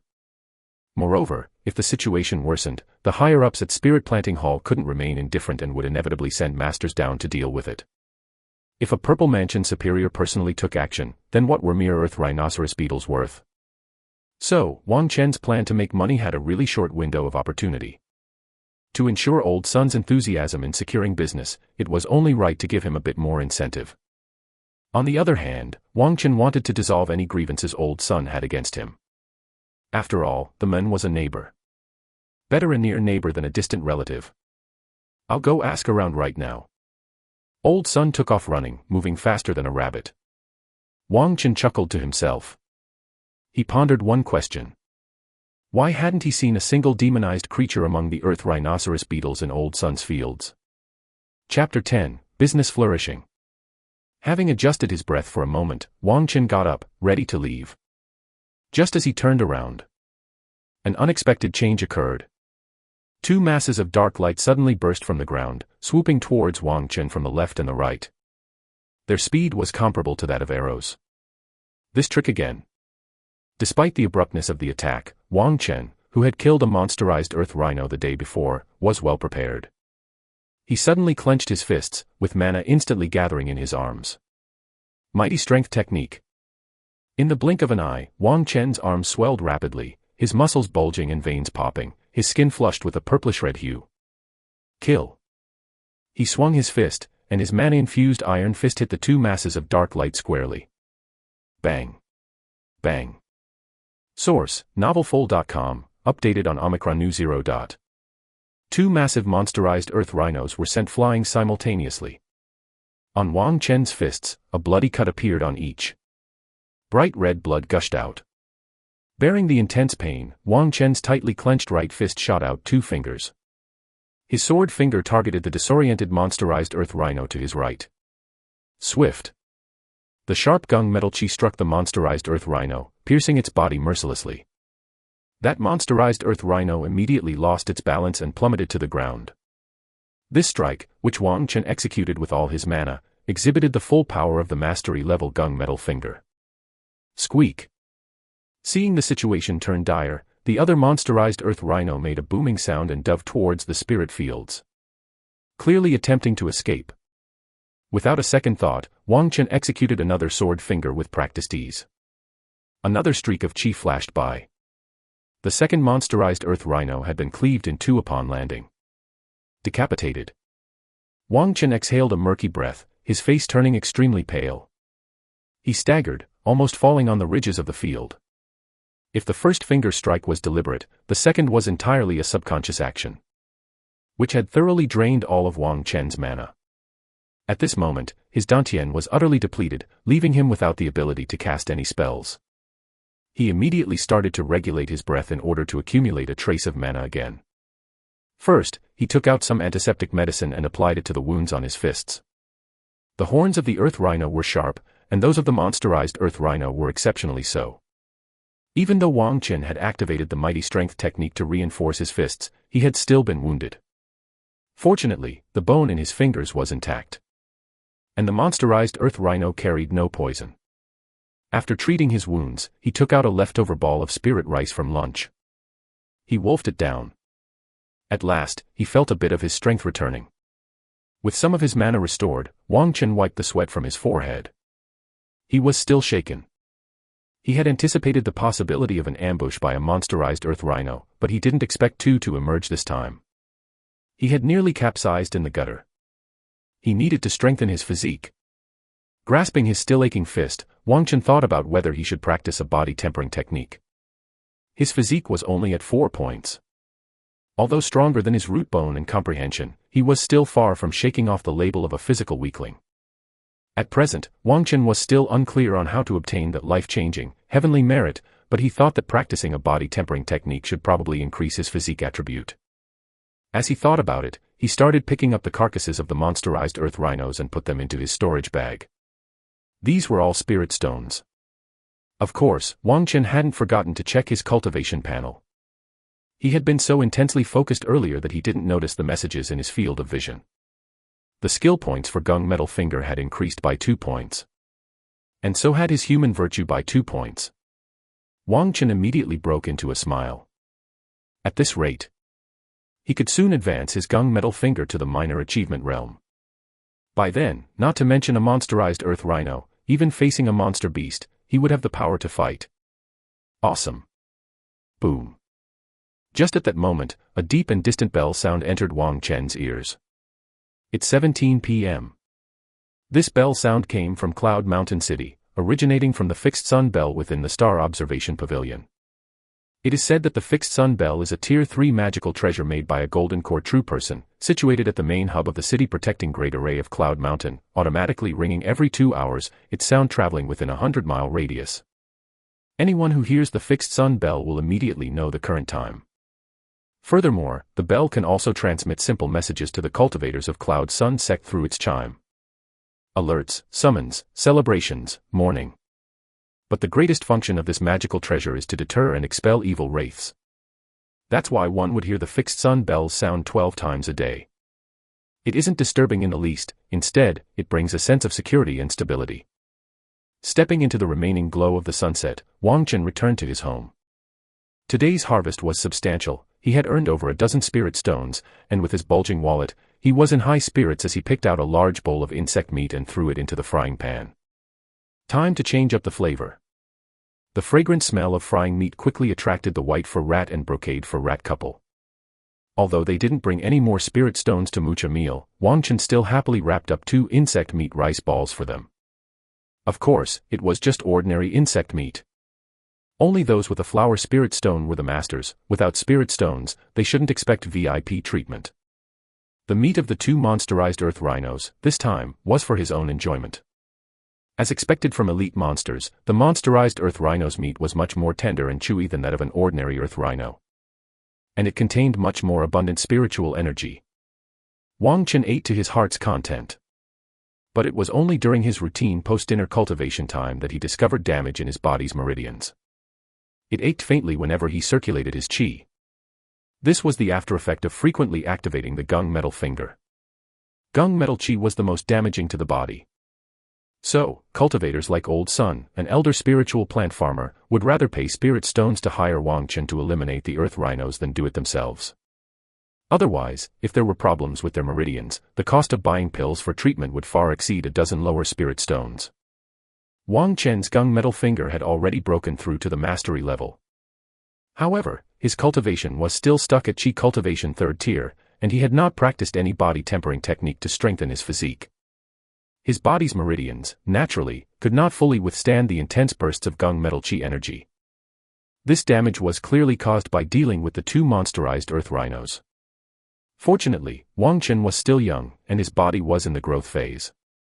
The 5-element skill he cultivated was harmonious and balanced, able to soothe the agitation of mana and had a slight healing effect.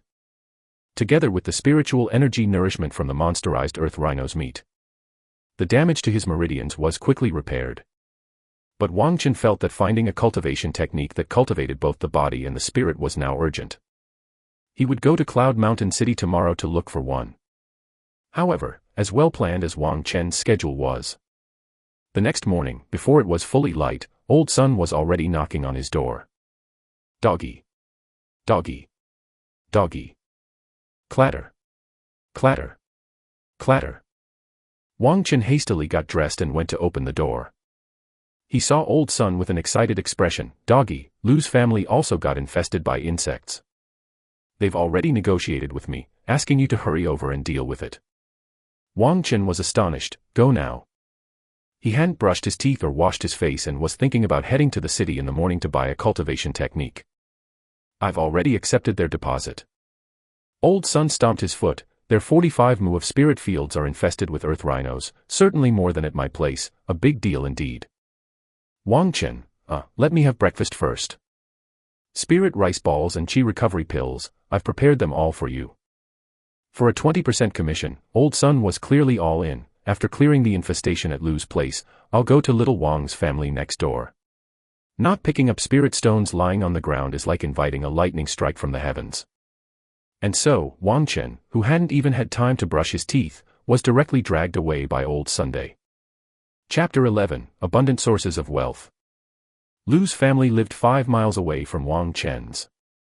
Among the tens of thousands of lower-tier cultivators in the outer sect of Cloud Sun sect, Old Man Lu, who contracted 45 spirit fields and 70 mu of mountain land, was considered a major cultivator. When Old Sun arrived at his house with Wang Chen, this Qi cultivation 5th layer old farmer was squatting in front of the spirit fields with a frown on his face, sighing in frustration, completely at a loss. There was also a farm woman wiping away her tears next to him, and several neighbors whispering to each other. Brother Lu. Old Sun's voice arrived before he did. I've brought Wang Chen over. Old Man Lu stood up abruptly, a hopeful look shining in his eyes. Make way, everyone. Old Sun pulled Wang Chen to the front and patted his shoulder with a smile. Don't worry, little Wang guarantees he'll get rid of all the earth rhinoceros beetles in your fields. Looking at the young boy in front of him, whose youthfulness was not yet lost, Old Man Lu hesitated. Little Wang, can you really do it? Wang Chen was, after all, very young. Source, novelfold.com, updated on omicron. And he wasn't famous at all. If it weren't for Old Sun's guarantee, he would never have paid for Wang Chen's services with spirit stones. Brother, rest assured. Old Sun stood tall, his voice loud and clear. Everyone is watching. I can't just trample on my own face, can I? Old Man Lu thought about it and found truth in his words, so he clasped his hands towards Wang Chen and said, Then I'll trouble you, young friend. Wang Chen replied with a salute, "Senior, you're too polite." Saving the rice crops was as urgent as putting out a fire. He immediately rolled up his sleeves and stepped into Lu's family spirit fields under the doubtful gazes all around him. "Isn't that old son's neighbor's doggy?" "Yeah, his dad is Wang Xiaoyuan." "What a pity for Wang Xiaoyuan. Can this half-grown kid really deal with the earth rhinoceros beetle? Who knows?" A few onlookers, who knew or had seen Wang Chen, were all watching the excitement. They simply couldn't understand why old man Lu would hire Wang Chen to clear out the earth rhinoceros beetles. The outbreak of earth rhinoceros beetles this time was very sudden. Many household spirit fields were affected by the pest disaster, leading to considerable losses. Lu's family was also among them. Since it involved paying spirit stones, why didn't they hire an expert pest exterminator? They just couldn't fathom old man Lu's thinking. Old man Lu's wife also found it baffling, her face filled with conflict and confusion. Meanwhile, the doubts and discussions of others had no effect whatsoever on Wang Chen, who was now in hunting mode. On his way to Lu's family, he had already swallowed 3 spirit rice balls. At this moment, his essence, qi, and spirit had reached their peak condition. In just a few breaths' time, Wang Chen had found the first earth rhinoceros beetle. The gunmetal finger struck. Gradually, the discussions about Wang Chen faded away. Watching Wang Chen skillfully exterminating the earth rhinoceros beetles in the spirit fields, the onlookers all fell silent. They were stunned. The earth rhinoceros beetle was undoubtedly among the most difficult pests to deal with in all spirit fields. Even with mastery of the gunmetal finger, dealing with the highly alert earth rhinoceros beetle required both experience and luck. Wang Chen might only be in his teens, but his actions in eliminating the earth rhinoceros beetles from the spirit fields were as sharp and seasoned as if he had been immersed in the practice for decades. Every strike was sure and hit its mark. And he was making these strikes from about a zhang away. To achieve such accuracy from that distance, that was truly not your average skill. Now, who would dare underestimate Wang Chen? Old man Lu and his wife were overjoyed, their eyes devoid of any worry or concern. Old Sun wore a smug expression, addressing the few stunned onlookers. "If anyone here wants to hire someone for pest extermination, you'd better speak up quickly, it may be too late to arrange it later." This gentleman had unwittingly taken on the role of Wang Chen's agent. "Pa." One of the neighbors spat, "My family doesn't have any earth rhinoceros beetles." Not having any the day before yesterday or yesterday doesn't mean you won't have any today. Old Sun replied with a sneer, "If I were you, I'd hurry back and guard my spirit fields instead of having the leisure to watch the excitement. Earth rhinoceros beetles only appear in the summer. The larvae often hibernate underground for several years. So nobody can guarantee that their spirit fields are definitely free of beetle nests. Already, quite a few families had been plagued by insect infestations. A disaster at the city gates eventually affects the fish in the moat, and Old Sun's words were truly no empty threats or intimidation. The onlookers looked at each other in dismay and then scattered. Old Sun curled his lips disdainfully and laughingly asked Old man Lu, "Brother, do you believe me now?" Old man Lu nodded like a pecking chicken. His heart, which had been tightly clenched, could finally relax. Young friend Wang Chen is amazing. Throughout the entire day, Wang Chen busied himself in Lu's family's spirit fields. Gunmetal finger experience +1, gunmetal finger experience +1, gunmetal finger experience +1. The message prompts in the field of view kept coming one after another. With the continuous increase in skill experience, his grasp and understanding of the gunmetal finger spell also deepened. This kind of improvement in skill was truly beyond ordinary comprehension. And the effect it brought was quite astonishing. Using nearly the same amount of time as yesterday, Wang Chen finished clearing all the spirit fields. The efficiency had greatly increased. You should know that Old man Lu contracted as much as 45 mu of spirit fields. He only rested for half a shurchen around noon, and also consumed 3 qi recovery pills. It must be mentioned that the qi recovery pills were supplied by Old man Lu. But the old spiritual plant farmer was very willing indeed. In the end, tallying up the results, Wang Chen together eradicated 82 earth rhinoceros beetles. Plus, there were 3 monsterized earth rhinos. Unlike the situation 2 days ago, these 3 monsterized earth rhinos appeared during his pest control process. They also became the lost souls under Wang Chen's fingertips. Young friend Wang Chen. After paying all the rewards, old Manhwa said gratefully to Wang Chen, "I really owe you one this time." Wang Chen smiled, "Senior is too polite." He was not working for free, after all. First, deducting the 20% kickback for Old Sun, there were also 13 low spirits added to Wang Chen's storage bag. His stash of spirit stones broke through to over 30 in one go. Next, the experience accumulated for mastery level Gung Metal Finger reached 178 points. Only 21 more points to go for the next breakthrough. Last, Human Virtue rose to 5 points. Compared to the earned spirit stones and experience, Wang Chen now valued Human Virtue points even more. After all, they could be used to break through spell realms.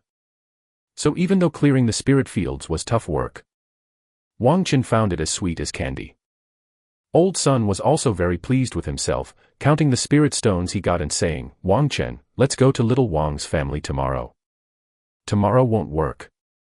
Wang Chen shook his head like a rattledrum. "The weeds in my spirit fields are almost 3 feet high." After a hard day's work, he was as tired as a dog. He still had to practice his cultivation techniques at night, to treat and recover his damaged meridians. There was simply no time for farm work. Besides taking care of the weeds in his own spirit fields, he also planned to go to Cloud Mountain City and buy some body-strengthening cultivation techniques. And a few chicks to raise back home. How could that be? Old Sun, just having tasted the sweetness, was suddenly anxious. "It's just 10 mu of spirit fields, I'll help you hoe them." Old Sun was thinking of grabbing more of a share and then trying his luck at the numerous fragrances pavilion with the Hawan sect female cultivators. But Wang Chen actually said he wanted to rest for a day. Would the old fellow agree?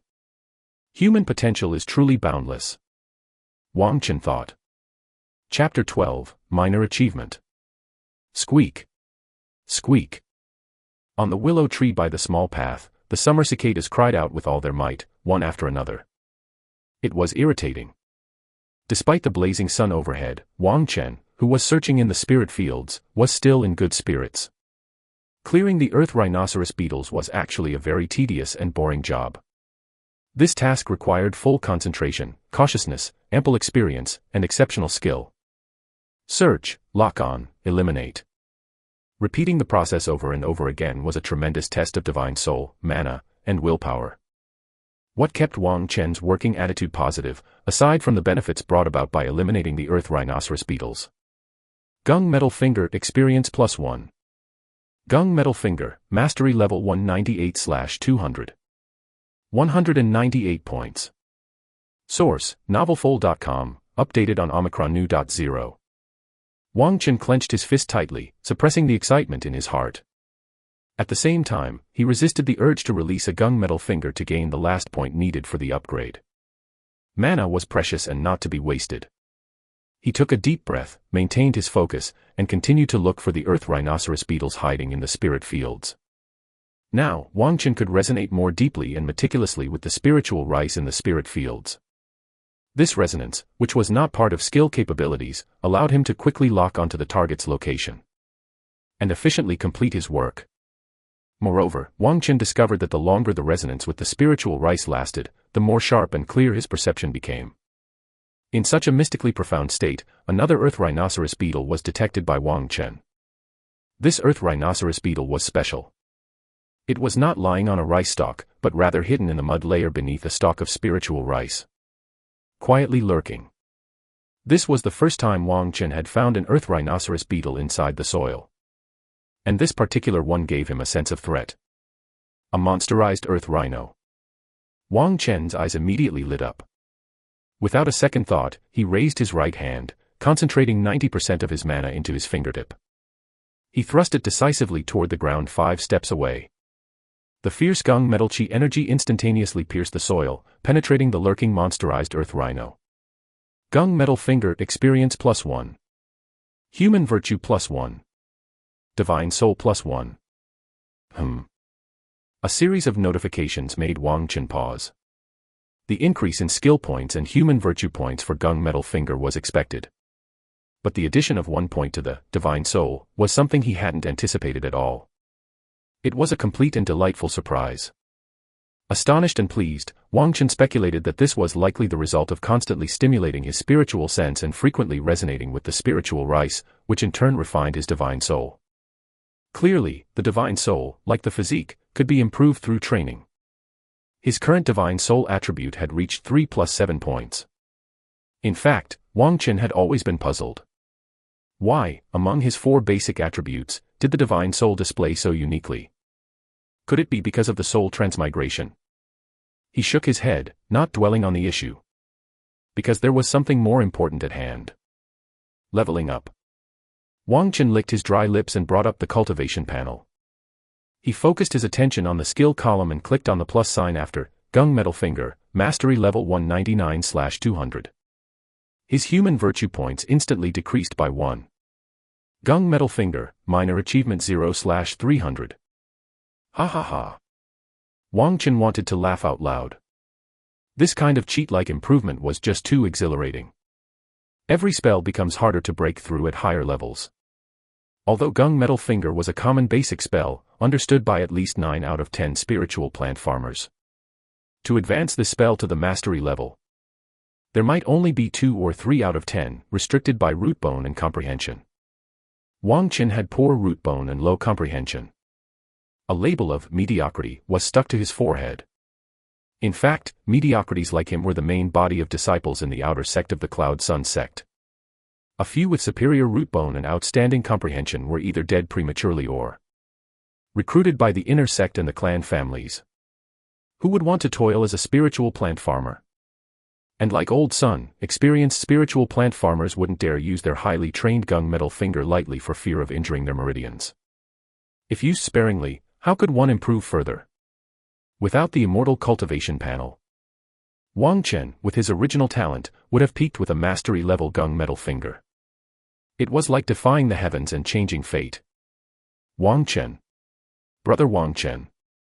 The call from behind snapped Wang Chen back to reality. He turned and waved at a sturdy man standing on the ridge. Brother Tiniu, I'm fine. This man, named Wan Tiniu, was a farmer and neighbor to Lu's family, cultivating 27 mu of spirit fields.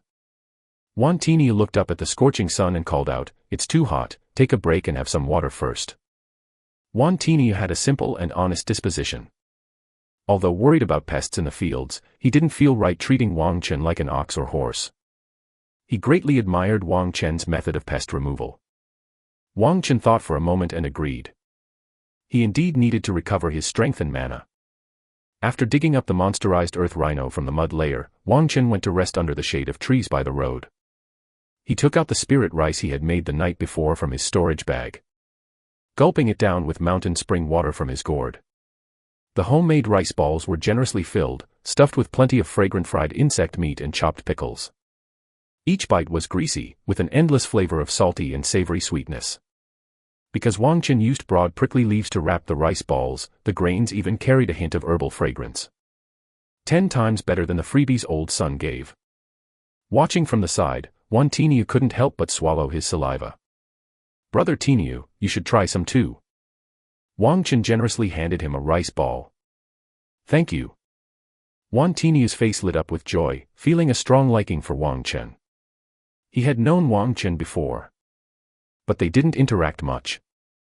Back then, Wang Chen was just seen as a pitiable, honest, and introverted ordinary youth. Now, Wang Chen truly impressed him. A spirit rice ball quickly shortened the distance between them. They soon became very familiar with each other. Brother Wang. Wan Tiniu stuck out his tongue, rolling the rice stuck to his upper lip into his mouth, smacking his lips before speaking. If anyone dares to bully you in the future, just mention my name. Wang Chen chuckled and handed over another rice ball. All right. Friends should indeed be plentiful. Wan Tiniu was tall and strong, with a cultivation level of Qi cultivation 6th tier. Given his age, he had a good chance of breaking through to the higher tiers of Qi cultivation.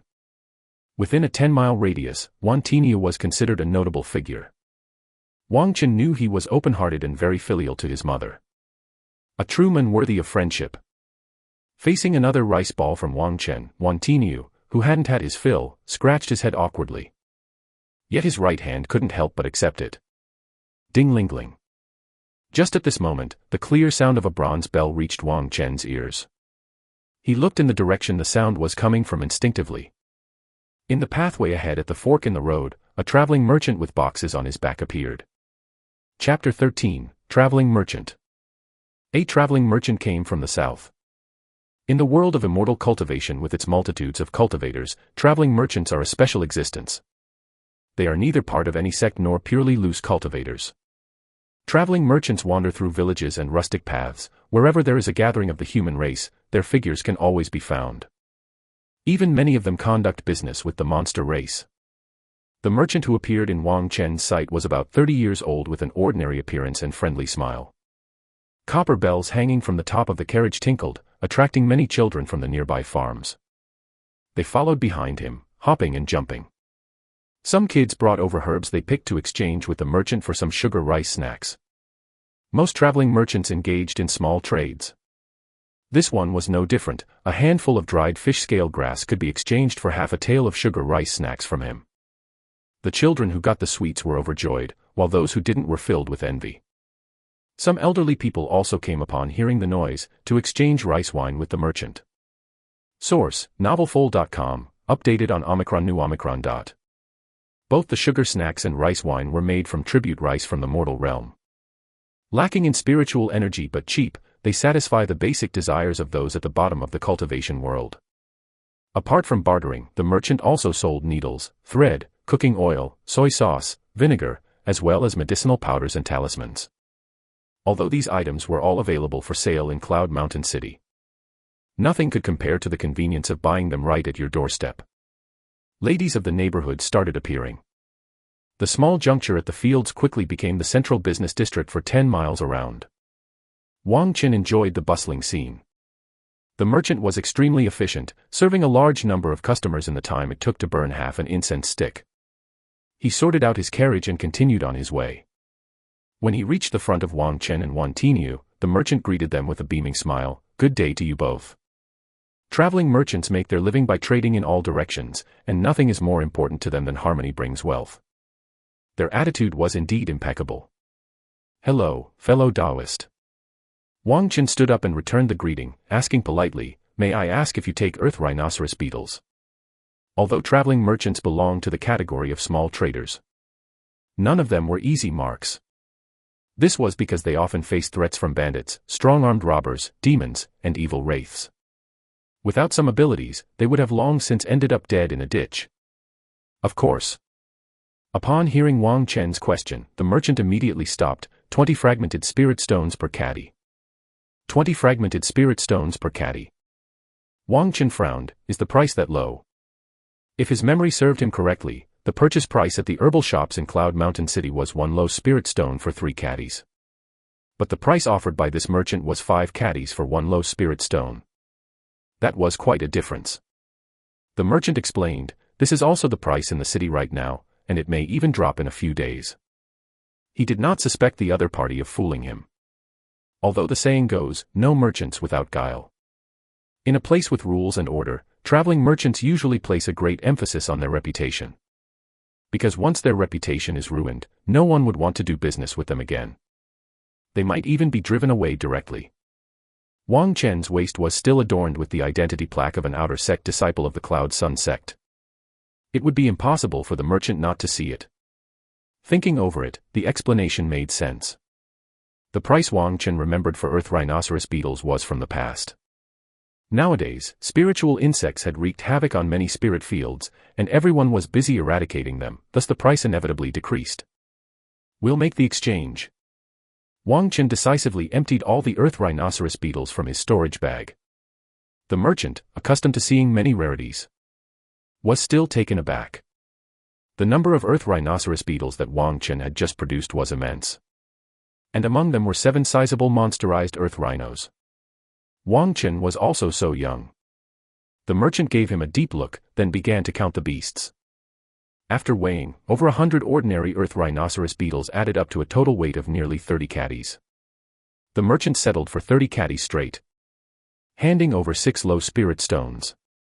As for the 7 monsterized earth rhinos, he calculated their price separately. "How about 1 fragmented spirit stone each?" Wang Chen nodded. "That works." He had previously inquired with Old Sun, and that was indeed the going rate for a monsterized earth rhinoceros beetle.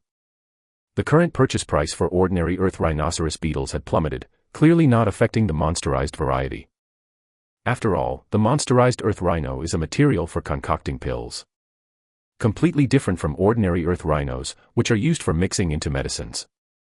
And far less numerous. Having earned 13 more fragmented spirit stones, Wang Chen's total assets reached 45 fragmented spirit stones. Impressive, fellow Taoist. After completing the transaction, the traveling merchant exclaimed, "I've bought quite a few earth rhinos these past few days, and your haul is the biggest.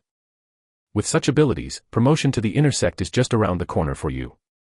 Wang Chen chuckled, "I'll take your auspicious words." The traveling merchant laughed heartily, cupping his fists before swaying off with his cages and boxes on his back. Once the traveling merchant had left, Wang Chen had mostly recovered. He continued with the field work. Getting back to work, Wang Chen immediately felt the difference. The level of his gunmetal finger had risen to the minor achievement realm, which wouldn't be noticeable without encountering earth rhinos for now. But after his divine soul gained 1 point.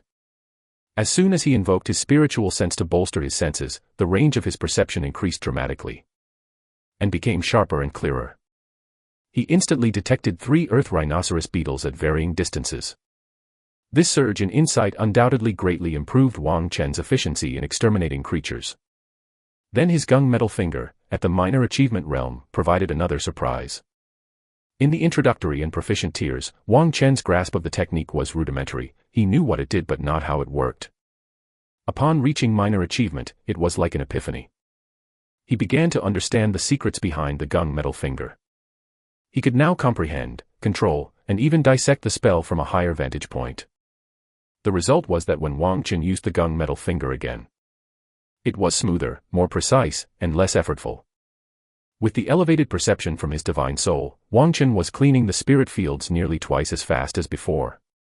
So by just past noon, all 27 spirit fields on Wan Tinia's property were clear. Wang Chen had slain 16 more earth rhinos. And 2 monsterized earth rhinos. It is worth mentioning. These 2 monsterized earth rhinos were also in a dormant state when he killed them through the soil.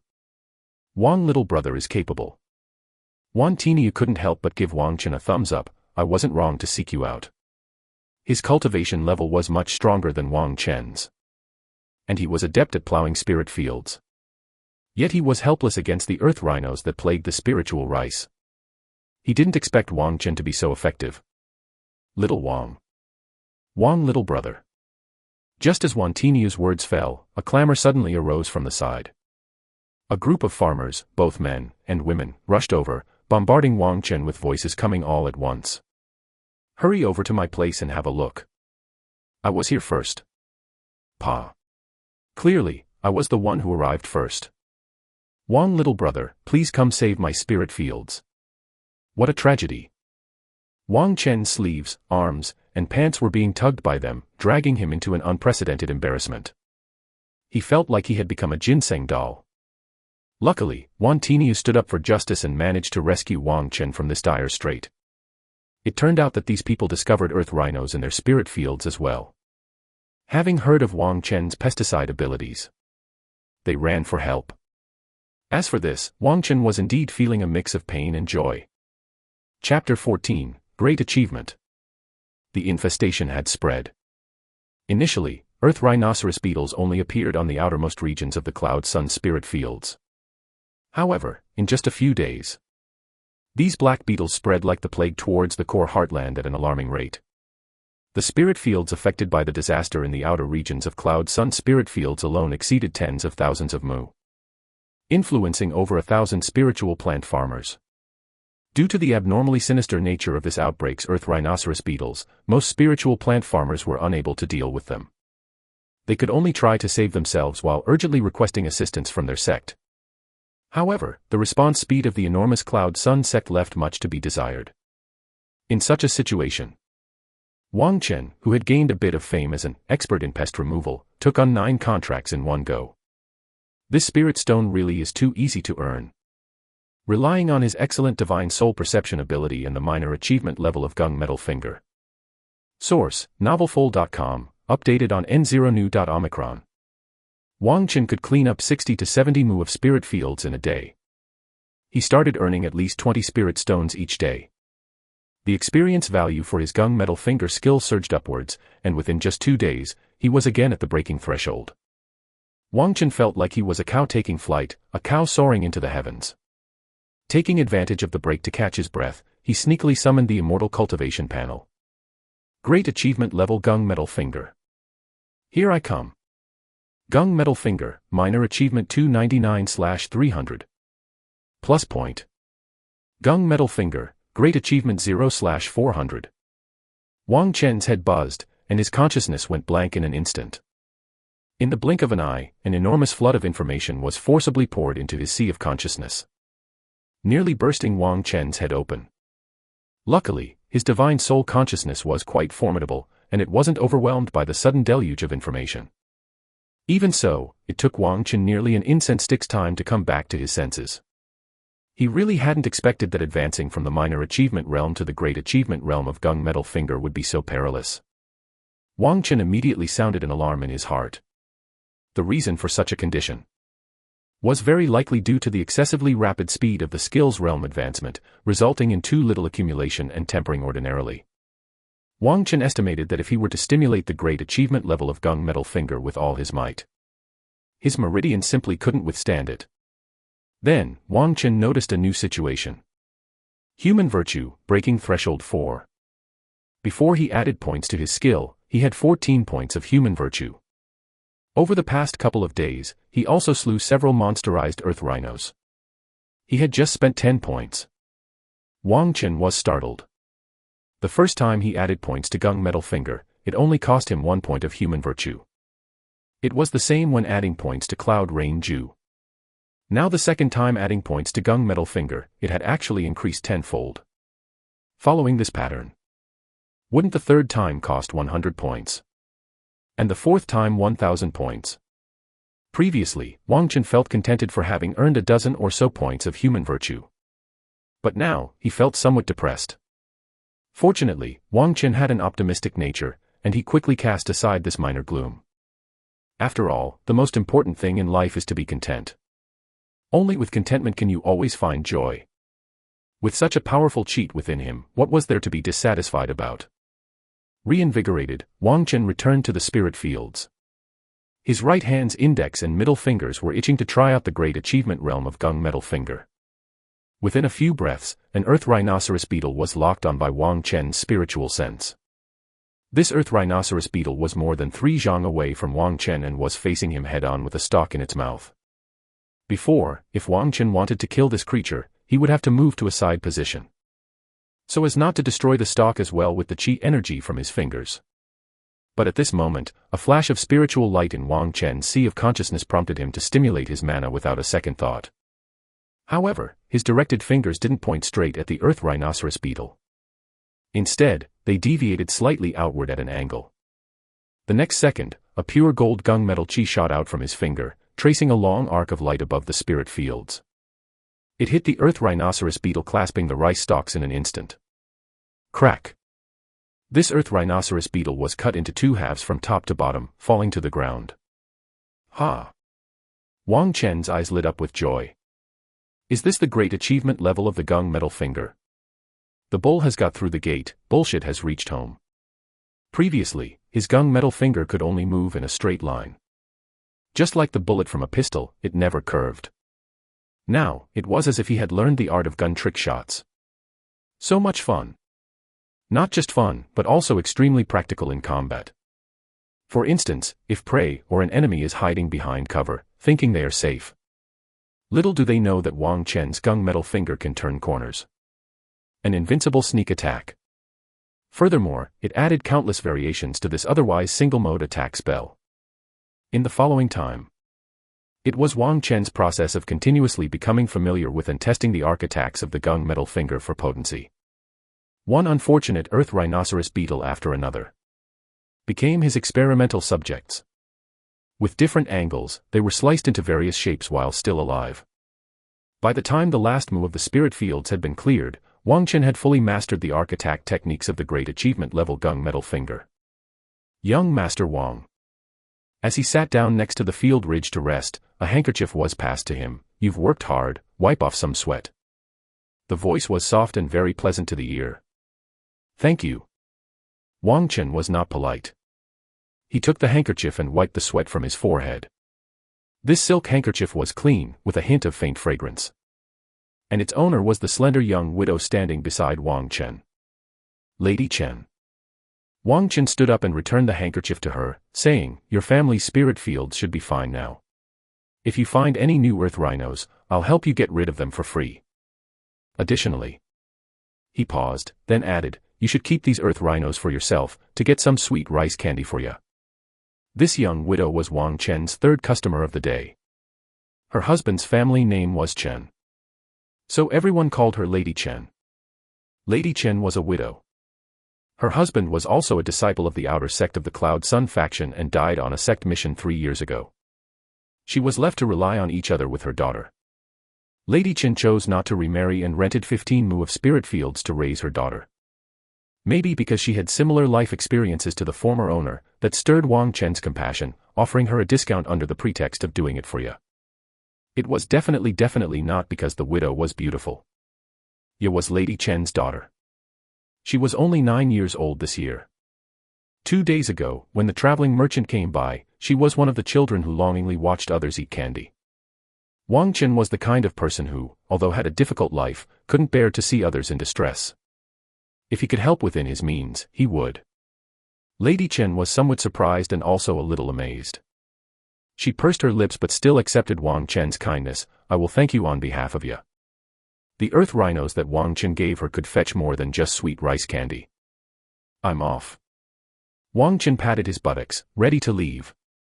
He had just taken a step when he stopped. "Lady Chen, I think the price of Spirit Valley is going to skyrocket. If you don't have much grain stored at home, you better stock up now." Lady Chen was immediately taken aback. Before she could react, Wang Chen had already left. Then Lady Chen discovered. Among the earth rhinos that Wang Chen left her, there was actually a monsterized one. The beautiful widow couldn't help but have tears welling up in her eyes. Chapter 15, Murder. No, this won't do. Back at home, Wang Chen exhaled deeply as he opened the cultivation interface again, staring at the human virtue section for a long time. Only after confirming that the numbers truly would not change did he close it with regret.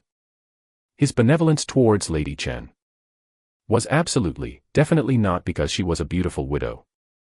Apart from sharing a connection of mutual affliction, Wang Chen mainly wanted to see if doing good deeds could earn him human virtue points. After all, relying solely on slaying the monsterized earth rhinos was just too one-dimensional. As it turned out, this path was unviable. Wang Chen wasn't too disappointed about this. He didn't feel that he had lost out. Squeak, squeak. A big white rat scurried onto the table, making a paw gesture of salute to him. Source, novelful.com, updated on newomicron.omicron. Wang Chen reached out and stroked it a couple of times. "Bye, don't worry, I'm about to cook." These days, Bai and his mate came to scrounge for meals every day. Wang Chen had become quite familiar with them. The days of cultivation were monotonous. Having 2 sentient spirit mice as companions undeniably added a splash of color to his life. So even though the brocade fur rat hadn't brought any spirit stones since that day, he didn't mind it. Squeak, squeak. The big white rat wagged its tail, its squeak filled with joy. Wang Chen looked around. "Where's your husband?" These past few days, the pair of spirit mice were inseparable, cozy and warm, scattering plenty of dog food in front of Wang Chen. The big white rat shook its head. Wang Chen didn't understand why but didn't think much of it and ran off to the kitchen to cook. Dinner was still the same old 3 dishes. When it was time to eat, the brocade fur rat still had not appeared. Wang Chen used the leftovers to make a rice ball. Told Bai to take it back. The mouse hole was behind the pile of firewood in the corner of the kitchen. The former owner had lived there for 5 years and had never discovered it. It was likely that this pair of spirit mice had just moved in. After filling his stomach, Wang Chen went to the quiet room to carry on with his routine cultivation. The 5 elements skill circulated for 12 heavenly cycles, making the mana in his dantian abundant. However, his cultivation level made no progress. Cultivation technique, 5 elements skill, level 3299/300. Looking at the immovable data on the cultivation interface, Wang Chen couldn't help but let out a sigh. Given his current pitiful root bone and comprehension, with persistent and relentless effort, he should be able to break through this bottleneck. But heaven knows it would take until the year of the monkey. The biggest problem for Wang Chen now was that his skill levels were increasing rapidly. His cultivation strength couldn't keep up at all. There was a disconnect between the two. This resulted in him being unable to unleash the full might of the great achievement level gung metal finger. He had to be extremely careful when dealing with the earth rhinoceros beetles to avoid overdamaging his meridians. To solve this problem, acquiring heavenly merit to change his fate was undoubtedly the best choice for Wang Chen. However, he had no clue how to obtain it. His head hurt just thinking about it, so Wang Chen simply chose not to. He went to bed to catch some sleep. With closed eyes and a relaxed body, he quickly fell into a deep sleep. Doggy. A crisp voice with a hint of coquettishness suddenly jolted Wang Chen awake. He turned his head to look, and was astonished to find himself sitting on a park bench. Surrounding flowers were in full bloom, their fragrance enveloping the air. And beside him was a pretty and adorable girl. Wang Chen was stunned. Her features were so familiar. She was clearly his first girlfriend from college. Doggy, are you being silly? His first love made a funny face at Wang Chen with a laugh. Silly dog. Wang Chen couldn't help but reach out, wanting to touch her face. The two had dated for 4 years. But, just like most college couples, they parted ways due to reality after graduation. Wang Chen hadn't seen her since he transmigrated. He heard she had gone abroad. Many times, Wang Chen had dreamed of her. Playfully, his first love dodged Wang Chen's sneaky hand. She rested her head on Wang Chen's shoulder and whispered softly, "Doggy, you must be all right." Then she bit down on Wang Chen's earlobe. Wang Chen felt like his soul had been transported beyond the heavens. He wished time could stop at this very moment. But Wang Chen quickly realized something was wrong. Why did his first love's bite grow heavier and his earlobe more painful? Wang Chen was jolted awake by the pain. He struggled to open his eyes, trying to get up. But his limbs felt as though they were filled with lead, too heavy to move. Wang Chen smelled a sweet fragrance. It made his head feel groggy. He heard a squeak noise by his ear. And a furry touch. It was by Squeak Ga. At that moment, the locked door was pushed open. Wang Chen strained to turn his head. He saw a man in black clothes entering the room. The man was holding a dagger that flashed with a cold light. Although it was too dark to see his face, the evil intent and murderous aura emanating from the man sent shivers down Wang Chen's spine as if he had fallen into an icy cave. He was here to kill him. No. Wang Chen roared silently in his heart. He didn't want to die. He didn't want to be killed without understanding why. At this moment, Wang Chen couldn't move a muscle, his meridians and the mana in his dantian seemed to have frozen solid. What should he do? By his ear, seemed to hear his silent plea. And bit down hard again. Pain. Pain. Pain. The intense pain suddenly snapped Wang Chen to full alertness. His stagnant mana abruptly came to life. Without any thought, following pure instinct, Wang Chen flicked out the index and middle fingers of his right hand, forming them into a sword finger. In an instant, a fierce stream of gung metal chi shot out. The dim room suddenly brightened, and a brilliant arc of light struck the black-clad man's left temple. As chi merged with body, the man was suddenly surrounded by a clear spiritual light. Yet the gung metal chi pierced through this protective spiritual light defense without any hesitation, drilling through the man's head and exiting from the right temple. The man in black shook all over. His eyes showed an incredulous look, and his face quickly distorted. The man in black made a gurgling noise in his throat, as if trying to say something. But after standing stiffly for a moment, the dagger in his hand clanged to the ground. He then fell forward onto the ground. Dead. Cough cough. Wang Chen, lying in bed, let out a breath, then couldn't help but cough violently. Blood came out of his mouth and nose. And his right hand's 2 fingers were cracked and bleeding profusely. After using all his strength to kill the intruder, Wang Chen's consciousness quickly blurred again. He fell into unconsciousness once more. He didn't even notice the message prompt that appeared in his field of vision. Dong. The deep and distant sound of a bell woke the sleeping person on the bed. It was 5 a.m. Wang Chen blinked, staring blankly at the ceiling. His memory slowly started coming back. I'm not dead. Wang Chen lifted his right hand and saw his blood-stained, faintly aching fingers. He was finally fully awake. Struggling, he sat up from the bed.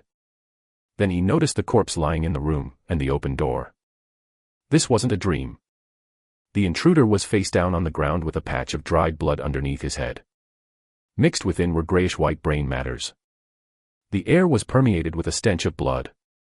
I have killed a man, Wang Chen thought. Chapter 16, Unexpected Fortune and the Truth. Wang Chen never imagined one day he would personally end a living person's life. This was no chicken, duck, fish, or any other small animal. What he had killed was a living, breathing human being. The place where Wang Chen was born and grew up in his previous life was one of the safest countries in the world. His family was harmonious, life was happy, and none of his relatives or friends had ever encountered any unexpected disasters. Murder was a word he only saw in the news. However, looking at the corpse lying on the ground before him, aside from feeling a bit nauseated, Wang Chen felt no guilt or fear from his first kill. Even if last night's scenario were to repeat 1,000 times, he would strike with the gunmetal finger without hesitation. With the sky not yet bright, Wang Chen quickly closed his room door. The gate of the courtyard outside was shut. Source: novelful.com, updated on omicron. The intruder had clearly scaled the wall to sneak in. What Wang Chen couldn't figure out was, neither he nor the original host had any life-threatening grudges with anyone. Why would someone want his life? After securing the room door, Wang Chen took out a match and lit the oil lamp on the table. Under the orange glow of the light, he squatted down and turned the corpse over. The intruder's face was completely distorted, making it look especially odd and ugly. The eyes were almost bulging out of the sockets, and the dilated pupils still retained a look of astonishment. Wang Chen tried hard to recall. But no matter how much he searched his memory, he couldn't remember where he had seen this person before. But he didn't dwell on this question. The most urgent task was to quickly dispose of the body, to prevent others from discovering it. It never crossed Wang Chen's mind to report this matter to the sect. In the memory of the original host, the punishment hall of the outer sect of the Yunyang sect was like a hall of Yama. One would come out skinned even without any trouble. For someone like him, a low-tier cultivator of the outer sect, others would find it all too easy to handle him. Not to mention, the spoils of battle would definitely not be kept. Wang Chen's hand had already reached the storage bag tied to the waist of the corpse. This was his first time looting a body. And his heartbeat had sped up quite a bit. The storage bag was easily removed. When Wang Chen tried to inject mana to open the storage bag, he immediately received a big surprise. Firstly, the volume of this storage bag was actually a full 10 feet square. A storage bag is an essential magic artifact for cultivators. Basically, everyone has one. But the value of storage bags can differ as much as heaven and earth. Wang Chen's own storage bag was only 3 feet square in volume and was second-hand goods. It was already low on durability after using it to this point. But the storage bag he had just acquired not only had a much larger volume, but its condition was also very new. Its value was at least 100 low spirit stones. The storage bag itself was worth more than all of Wang Chen's current savings. Indeed, without unearned wealth, one does not get rich. Then, he took out 3 white jade vases, a long sword, a crane-shaped pot, and a stack of talismans from the storage bag. Strangely, there was not a single spirit stone inside. This included fragmented spirit stones as well. Wang Chen picked up the long sword, which flashed with a cold light, and played with it for a while. This sword was obviously a magic sword. Not a flying sword. Magic swords are the melee weapons of cultivators, and their size and shape are very different compared to flying swords. Of course, their values are also worlds apart. If magic swords are compared to cars that run on the ground, then flying swords are akin to jet planes. The father of the original host, Wang Xiaoyuan, had entered Taoism through martial skills and had once taught young Wang Chen hand-to-hand combat and swordsmanship. Even though these were all mortal skills, But for the lower-tier cultivators, it still held considerable practical value. Only after Wang Xiaoyuan's accident, the original owner became an outer-sect spiritual plant farmer, toiling daily in the cultivation of spirit fields. Plus his routine qi cultivation exercises. He had long since abandoned these mortal martial arts. Otherwise, if he had diligently trained, the physique he left for Wang Chen wouldn't have been a mere 4 points. For Wang Chen to improve his physique, picking up martial arts again was a good choice indeed. Pity that mortal martial arts didn't show up on the immortal cultivation panel. Otherwise, adding points there would be very exhilarating, too. Putting away the long sword, Wang Chen subsequently inspected the 3 white jade vases. He recognized that 2 of the vases contained qi recovery pills and healing pills, respectively, with about 5 or 6 pills each. In the 3rd vase, however, there was powdered medicine. It emanated a strange scent, not seeming like anything beneficial. Wang Chen set it aside for now, picking up the talismans to examine. For a cultivator, identifying common talismans and pills is part of the most basic cultivation knowledge. This stack of 7 talismans was familiar to Wang Chen. 2 evil-repelling talismans, 2 amulets, 1 armor and horse talisman, 1 dust-smoke talisman, and 1 rebirth talisman. Qi recovery and healing pills, a sharp magic sword, strange powdered medicine, plus such a stack of talismans. Wang Chen faintly felt that he was discovering the truth. He then picked up the last crane-shaped pot. The palm-sized bronze pot had an antique and elegant design, with a curved and slender neck, the crane's beak sharp and concealing the spout. The crane tail on the handle turned upwards, revealing a small hole the size of a pinky finger. Wang Chen wiped the handle with his sleeve, then gently blew into the crane's tail. A wisp of faint smoke immediately sprayed out from the crane's beak in front. It dissipated in an instant. Wang Chen smelled a sweet fragrance and suddenly felt dizzy. He immediately held his breath and waved his sleeves back and forth in front of him. What potent, bewildering smoke! Wang Chen weighed the crane-shaped pot in his hand, as a tide of memory swelled in his mind. At 12 years old, his father, Wang Xiaoyuan, seemed to have some premonition before the incident. He spent a lot of time instilling cultivation knowledge into the original owner, as well as martial world experience. But since the original owner was rather dull and hardly understood anything, he remembered a lot but didn't think it was useful. Now, these dusty memories all became Wang Chen's experiences. He inferred that this crane-shaped pot was probably the enchanting fairy pot that Wang Xiaoyuan had mentioned. It was said that even high-level qi cultivators, if unguarded, could be bewitched by the bewildering smoke inside the enchanting fairy pot. This was a tool commonly used by evil cultivators. Wang Chen recalled last night's experience, feeling extremely fortunate. No wonder he had been powerless and at the mercy of others after being affected. If it weren't for Bai's timely rescue, he'd probably have already died in the netherworld, turned into a vengeful spirit by now. Where's Bai? Wang Chen looked around but couldn't find any trace of the large white rat. He had no idea where it had gone. After taking stock of the loot in his storage bag, Wang Chen turned his attention back to the corpse on the ground. He suddenly noticed something was off. The corpse's facial skin had entirely wrinkled up, twisted to the point of being unrecognizable. And the skin on the forehead had been split into 2 parts. One part was sticking up high. A thought struck Wang Chen, and he bent down to gently pull at the top piece of facial skin. To his surprise, it turned out to be a thin membrane, as delicate as a cicada's wing. A human skin mask. Wang Chen was slightly stunned. What surprised him even more was the corpse's true identity, now revealed. It was none other than the traveling merchant who had traded with Wang Chen. The truth had been unveiled. Chapter 17, Weakness is the Original Sin. In Wang Chen's memory, or rather, the recollections left to him by the original owner of the body, traveling merchants always appeared amicable and approachable.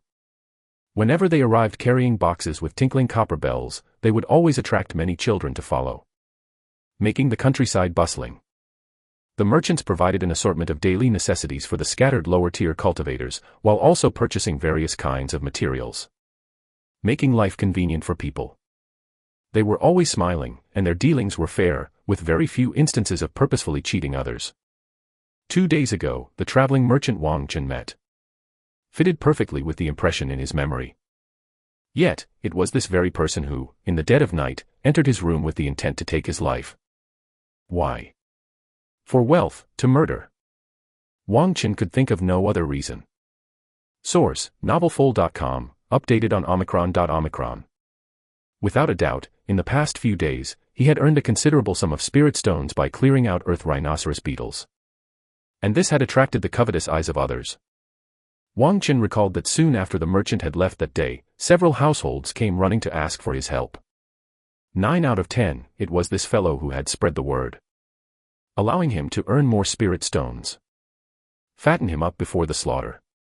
The other party had likely even conducted an investigation on him. The thought was terrifying. Wang Chen realized that he had been too high profile lately, when he had just crossed over to this world. As he came to understand the brutality of this world, he had the thought of lying low. But in his past life of 20 to 30 years, he had always lived in a peaceful and stable environment. Some habits had become second nature. Without careful consideration, he had almost lost his life. In fact, up to this point, Wang Chen had only earned slightly over 100 spirit stones. Not even enough to buy a slightly larger storage bag. But even such a small amount of spirit stones could tempt someone to commit murder. Now, Wang Chen was completely awake. His strength was far too weak. In the world of immortal cultivation, weakness was the original sin. Spirit stones could not go unearned. But he must act with the lowest profile possible, moving unnoticed in the village without firing a shot. Looking at the body on the ground, Wang Chen's eyes were resolute. The same mistake must not be repeated. Improving his strength was the top priority. He searched the merchant's body carefully once more. Finally, he found a jade pendant. This turtle-shaped jade pendant had been hanging around the corpse's neck, concealed within the clothes. When Wang Chen found it, its surface was riddled with cracks. Clearly, it was already ruined. Recalling last night's events, Wang Chen surmised that it must have been a body protection magic artifact. If his gunmetal finger hadn't broken through to the great achievement stage, he reckoned it would have been himself lying on the ground. Picking up the jade pendant, Wang Chen took out the white jade vase containing the peculiar-smelling medicine powder. He opened the stopper and sprinkled some powder on the corpse's wound. Sizzling. Barely more than a nail-sized amount of powder, upon contact with flesh and blood, immediately began emitting wisps of white smoke. The wounded area started to dissolve at a rate visible to the naked eye. It was indeed corpse-dissolving powder. Enchanting fairy pot, corpse-dissolving powder, rebirth talisman. This guy was definitely not new to burglary and robbery. Wang Chen picked up the dagger that had fallen on the ground and stabbed several holes in different parts of the body. He poured in more corpse-dissolving powder into each. The rate at which the corpse decomposed and dissolved suddenly accelerated. In just the time it takes to drink a cup of tea, a body weighing over 100 pounds, along with its clothes, had turned into pus. Wang Chen took out the only rebirth talisman from his storage bag. With the talisman facing outwards and the back tightly pressed against his palm, he gently slapped it forward. At the same time, he poured mana into it to activate it. The rebirth talisman against his palm immediately burst into radiance, and flecks of spiritual light danced like fireflies. Many landed on the pus that had fallen to the ground. Dust to dust, earth to earth, lost souls returned to the solid ground. Wang Chen silently chanted the rebirth mantra in his heart. The identification and use of low-tier pills, talismans, magic artifacts, and even arrays all belong to the basic knowledge required for cultivation. As an outer sect disciple of the Cloud Sun sect, Wang Chen could attend a lecture at the Dharma Transmission Hall for free once a month. Although the Dharma Transmission Elder was not a Purple Mansion superior, he was a high-level cultivator at the 9th tier of Qi cultivation. One could learn many useful and practical cultivation knowledge there. The original owner had joined the Cloud Sun sect's outer sect for 5 years, never missing a single lecture. His dedication to learning could not be faulted. But his talent was limited. And the rebirth talisman, as a low-tier talisman, was one that every cultivator had to know and master. Practitioners who died unexpectedly often harbored a sense of grievance before death. After death, they could easily condense into vengeful spirits and eventually transform into evil wraiths. Those who died under normal circumstances also had a certain probability of evolving into evil wraiths. Therefore, they needed to be delivered into transcendence. The rebirth talisman was exactly for this purpose. However, to Wang Chen's surprise, just as he finished reciting the rebirth mantra, a wisp of black smoke suddenly surged from the pus on the ground. This black smoke coalesced into a mass before him, violently rolling and twisting. It even assumed the form of a human head. It bore a 6 to 7 parts resemblance to the traveling merchant that Wang Chen had killed. It opened its mouth wide and let out a silent scream, as if it wanted to devour Wang Chen alive. Wang Chen could fully feel the evil and venom contained in this black smoke. It sent chills down his spine. He involuntarily took a step back and reached into his storage bag to pull out an evil-repelling talisman. He slapped it forward. A burst of light suddenly exploded, and a strong wave of pure yang qi instantly submerged the human head made of black smoke. The latter evaporated like snow under the scorching sun, melting away in an instant. As the black smoke completely vanished, Wang Chen could faintly hear a mysterious scream filled with grievance and poison. He couldn't help but break out into a cold sweat. If he hadn't just acquired the rebirth talisman and evil-repelling talisman, Wang Chen really didn't know what would have happened. He looked down to see that the pus on the ground had already disappeared, leaving no trace behind. Wang Chen finally let out a sigh of relief. He wiped the sweat from his forehead and collected all the spoils of battle, including the dagger. Now that he had a new, large storage bag, he naturally didn't need the old shabby one. He transferred everything inside, including the spirit stones, into the new bag. Wang Chen carefully checked it to make sure there were no hidden marks on the new storage bag. Only then did he boldly hang it on his waist. In fact, unless they are specially customized, the storage bags commonly used by cultivators are pretty much the same style and size. Just by looking at the appearance, one couldn't tell the capacity. Cough cough. Just as he finished sorting his storage bag, Wang Chen felt tightness in his chest and couldn't help but cough violently. And he coughed up blood. It was only then that he realized he had suffered internal injuries. Wang Chen's cultivation level was too low, and his physique was not strong.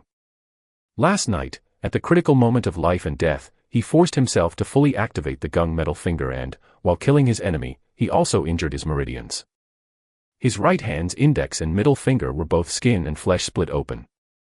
Excited while looting the corpse, he had neglected his own injuries. Now he began to feel the pain.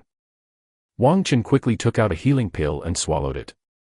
Speaking of which, the rebirth talisman, evil-repelling talisman, corpse-dissolving powder, and now the healing pill he used, all belonged to the traveling merchant. No wonder he turned into a vengeful spirit even after death. Wang Chen. Wang Chen. Are you up yet? Just as Wang Chen had swallowed the healing pill and had not yet had time to dissolve its efficacy, he heard a familiar shout coming from outside the courtyard. Damn it. Chapter 18, Pick Up Treasure. You went to the numerous fragrances pavilion last night, didn't you? Upon seeing Wang Chen, who had just opened the courtyard gate, Old Sun was first startled. Then he couldn't help but reveal a sleazy smile. Young man, you should practice moderation, he he he. Wang Chen was expressionless. You think you're funny? Old Sun's smile gradually stiffened without a response, eventually turning into capital awkwardness. Ahem. He coughed twice to save his face. Wang Chen, let's go, I have prepared breakfast. I'm not going today. Wang Chen shook his head and answered, Old Sun, you've replied to those families for me, haven't you? What? Old Sun was immediately shocked, hardly believing his ears. If Wang Chen didn't work, how would he earn his 20% kickback? Where would he get the spirit stones to probe the depths of the Huan sect female cultivators?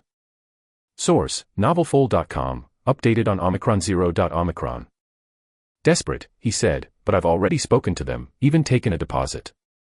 Just return it. Wang Chen said with a bitter smile, it's not that I don't want to earn spirit stones, but that I can't. He held up 2 injured fingers, used gung metal finger too much, the meridians can't withstand it. What Wang Chen said wasn't false at all. With damaged meridians, if he went to clear the earth rhinoceros beetles, it would be like severing his own path to immortality. Old Sun had nothing to say. He also didn't think Wang Chen was brushing him off. Wang Chen's complexion was pale, clearly the look of someone who had suffered internal injuries. These past few days, Wang Chen had indeed been pushing himself hard. Then, you should recover well, Old Sun said resentfully. I'll explain to them, they will understand. He paused for a moment, then hesitantly added, I'm quite busy today, so I won't have time to take care of your spirit fields. For the past couple of days, it had been old Sun who was helping manage Wang Chen's 10 mu of spirit fields. Now that Wang Chen was injured, why would he exert himself for nothing? Wang Chen merely smiled, no worries. He really understood the nature of this old man. After sending old Sun away, Wang Chen closed the courtyard gate and returned to his room. He began to practice and heal his injuries. The 5-element skill wasn't a healing technique, and its effects on treating internal injuries were poor. But once the potency of the healing pill was catalyzed, the injured meridians inside Wang Chen's body immediately received nourishment. The searing pain lessened a great deal. For the entire day, he stayed behind closed doors, completely focused on recovering from his injuries. Damage to the meridians is no trivial matter. If it isn't treated promptly and sufficiently, it could easily become a chronic hidden injury. Wang Chen's cultivation level might not be high. But he was young and vigorous, the injuries were not severe, and the effects of the healing pill were quite remarkable, so by sunset, his meridian injuries had largely healed. He estimated he would be mostly recovered by tomorrow. Then Wang Chen went out to perform the cloud rain ju on his own spirit fields.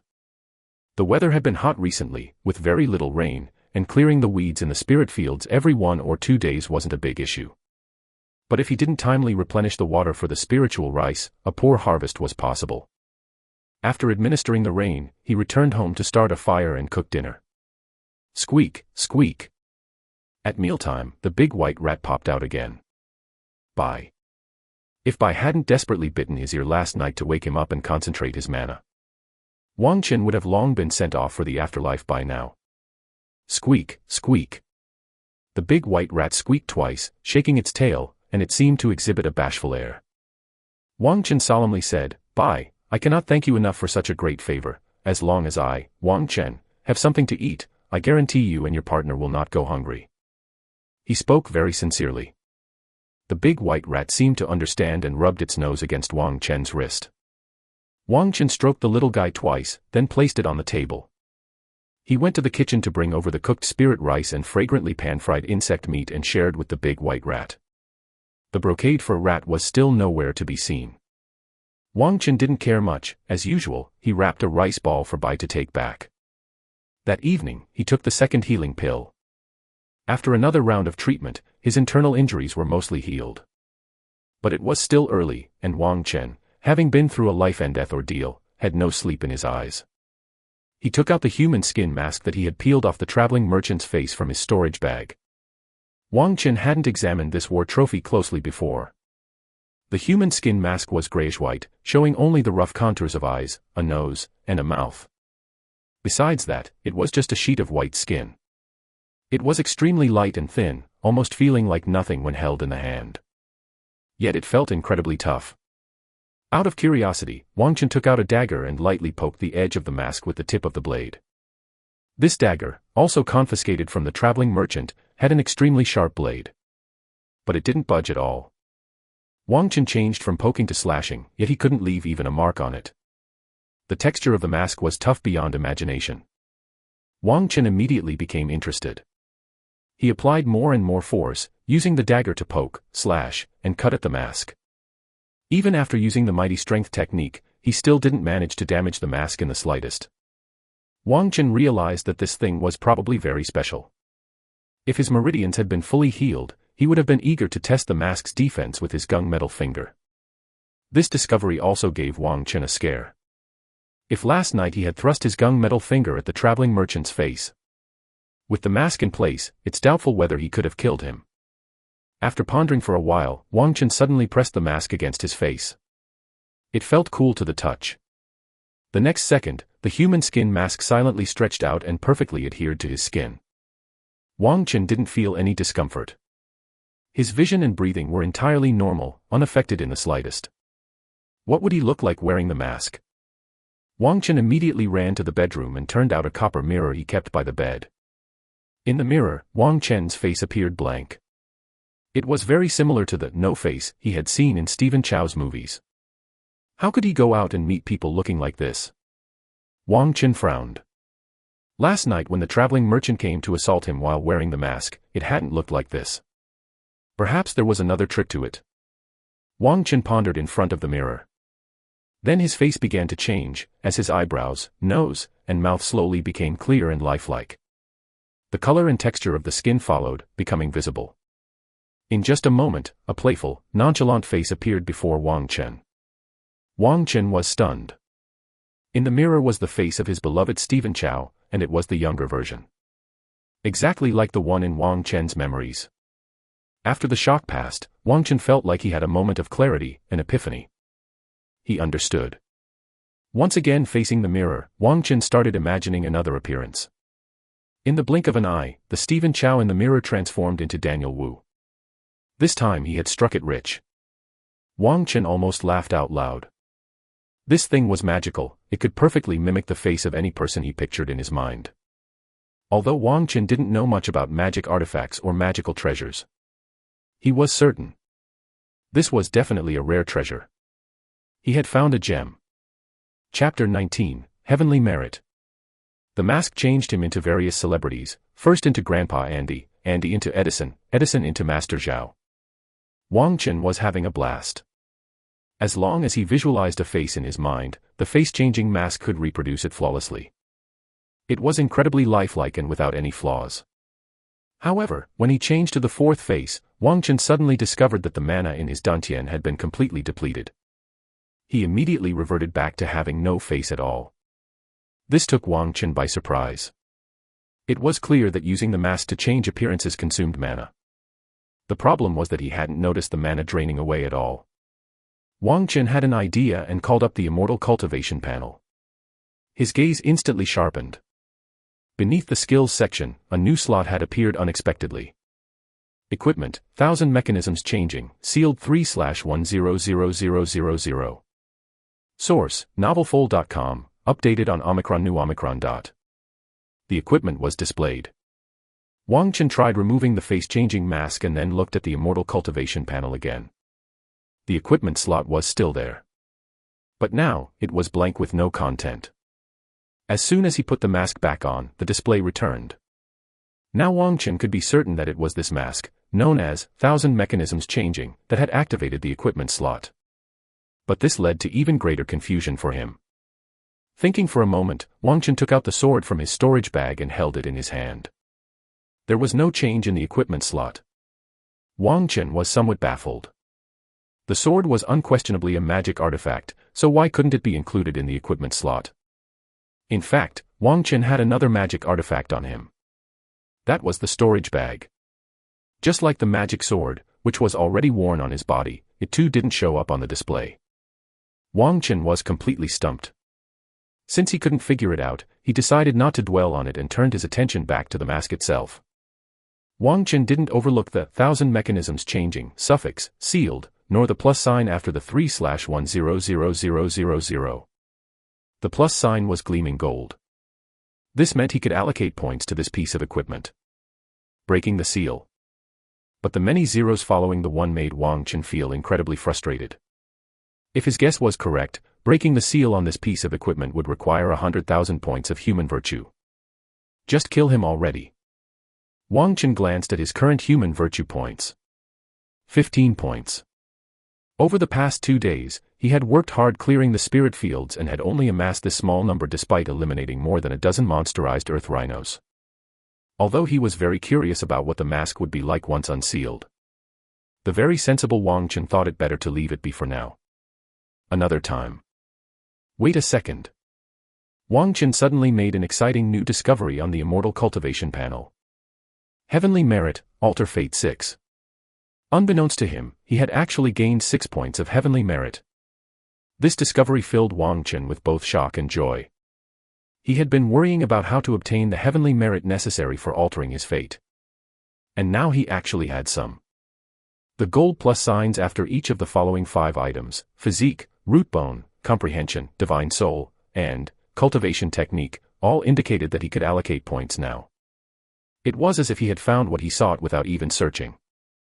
The bottleneck at the 3rd tier of Qi cultivation could be broken, and his inferior root bone and comprehension could be improved. A life of defying fate and changing destiny was about to begin. Wang Chen took a long, deep breath, trying to contain the excitement bubbling inside. Stay calm, he had to stay calm. Swallowing hard, Wang Chen first tried adding 1 point to root bone. According to the original owner's memories, both physique and divine soul could be strengthened through cultivating corresponding techniques. Root bone and comprehension, on the other hand, could only be improved by consuming treasures of heaven and earth. And such heavenly and earthly treasures are fought over desperately by golden core true persons, and even nascent soul true immortals get tempted upon encountering them. For a lowly cultivator like him, it was impossible to even catch a glimpse unless he stumbled upon a massive stroke of luck. Heavenly merit suddenly dropped by 1 point, and root bone increased to 3 points at the same time. Wang Chen immediately felt an itching sensation throughout his bones, as if something was trying to crawl out from his marrow. His heartbeat abruptly quickened, blood rushing through his body. He felt as if he was going to soar into the air. But this sensation lasted only for a moment. Wang Chen indeed wanted to invest a few more points into root bone, but the plus sign behind it had turned gray. Having had the experience of adding points to gung metal finger before, he was not too surprised. The method of adding points to heavenly merit was clearly the same as for human virtue. The first time it costs 1 point, the second time it would require 10 points. As for whether the third time would need 100 points, that was yet to be verified. Unable to add more to root bone, Wang Chen invested 1 point into comprehension as well. Unlike the increase in root bone, there was absolutely no sensation when comprehension reached 3 points. He refrained from investing points in physique, divine soul, and cultivation technique for the time being. The former two could be enhanced through practicing cultivation techniques. Breaking through the latter would instantly elevate him from a low-tier chi cultivator to mid-tier. With his current physical condition, such a decision was clearly unwise. Wang Chen had already made up his mind. As soon as his internal injuries were fully healed, he would rent a cave mansion in Cloud Mountain City to break through. The abundant spiritual energy there was conducive to consolidating one's realm. It was very beneficial for cultivation. Having added only 2 points, Wang Chen still felt somewhat unsatisfied. He added 1 point to 1000 mechanisms changing. Equipment, 1000 mechanisms changing, sealed 4/100000. Human virtue, breaking threshold 14. It was indeed the human virtue points that were consumed. Wang Chen felt exhilarated but also resigned himself to reality. Closing the immortal cultivation panel, he took off the 1000 mechanisms changing mask and placed it, along with the magic sword, into his storage bag. He returned to his quiet chamber to continue his cultivation. With his dantian empty and devoid of mana for body protection, encountering any danger would leave him with not even the chance to cry. He did not know if it was an illusion or if the enhancements in root bone and comprehension were the reasons. But when Wang Chen resumed practicing the 5 elements skill, he noticeably felt that his grasp and understanding of this cultivation technique had deepened quite a bit. The speed of his chi condensation had also improved. The next day, Wang Chen still did not go out, staying home to recuperate and restore his body to its optimal state. On the third day, feeling that his meridians were fully recovered, he set out for Cloud Mountain City. Wang Chen hailed a passing carriage at the roadside. This type of open-topped carriage pulled by 2 dragon scale horses was very common in the regions surrounding Cloud Sun sect territories. Mainly utilized for carrying passengers. By giving the coachman a fragmented spirit stone as the fare, he could take one to the gates of Cloud Mountain City. The former owner of the body rarely rode in dragon scale horse carriages, choosing to walk 50 miles to save a fragmented spirit stone. Wang Chen did not care about such a small amount of money. His savings now exceeded 100 low spirits, and he had made a sizable sum from looting corpses. From now on, he would eat only spirit rice without even nibbling on husks. When Wang Chen boarded the carriage, there were already over a dozen people sitting inside. They were all low-level cultivators heading to Cloud Mountain City, with many weather-beaten spiritual plant farmers among them. Most of them wore expressions of distress and sorrow. Some were sighing in despair.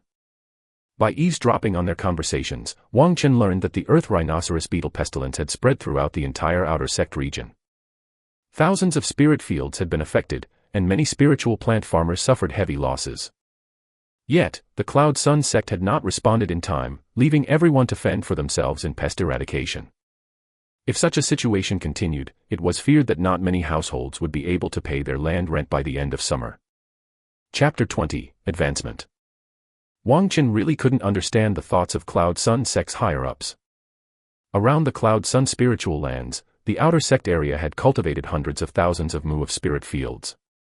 The annual yield of these spirit fields, apart from supplying more than 100,000 sect disciples, also provided the most basic cultivation sustenance for cultivators, martial artists, and servants attached to the Cloud Sun sect, as well as the true person and superior families. A nation unsettled without grain. This principle was equally valid in the realm of immortal cultivation. Although cultivators could fill their stomachs with the tribute rice of the mortal world, without the nourishment of spiritual energy from spirit rice, the speed and efficiency of cultivation would surely decline sharply. How could the people remain content? Now that a large amount of spirit fields had been afflicted by pestilence, the Cloud Sun sect had yet to take action. Incomprehensible. But no matter how incomprehensible it was to Wang Chen, he was merely a low-level cultivator. He really couldn't do much. In fact, with the lessons learned from being targeted for his wealth and life, even if the current Wang Chen could do something, he wouldn't want to stand out and become the target of others' covetousness. The carriage glittered, reaching a speed of 70 yards on the broad and flat chi path. Source: novelfold.com, updated on Omicron News 0.Omicron. Due to the presence of many cultivators, the realm of immortal cultivation had very powerful infrastructure capabilities. Carving through mountains and bridging over waters, craftsmen proficient in various spells could lay down 10 miles of chi path in a single night without steel, concrete, or modern machinery. A standard chi path could accommodate 6 dragon-scale horse carriages side by side, and its smoothness and durability were in no way inferior to Earth's highways. Wang Chen had seen more than once the second-generation cultivators in Cloud Mountain City speeding along the chi path. The dragon-scale horse carriage was fast. Although there were several stops along the way, in less than half a 2-hour period, a majestic city appeared before Wang Chen's eyes. Cloud Mountain City, one of the 3 outer sect cities of the Cloud Sun sect, and the location of the outer sect main hall. Then they hit traffic. The Cloud Mountain City, backed by the Heaven Cloud Mountain Range, had 3 city gates, each a convergence point for several chi paths. The carriage Wang Chen was riding was on the chi path connecting to the west gate. 2 miles away from the city gate, the road was already jam-packed, with a large number of carriages crowded together. The coachmen were all cursing. And the passengers, already used to it, dismounted and walked the rest of the way. Wang Chen naturally followed suit. Upon arriving at the city gate, he showed his identity plaque to the guards and smoothly entered the city. As an outer sect disciple of the Cloud Sun sect, he did not need to pay any fees to enter and exit Cloud Mountain City.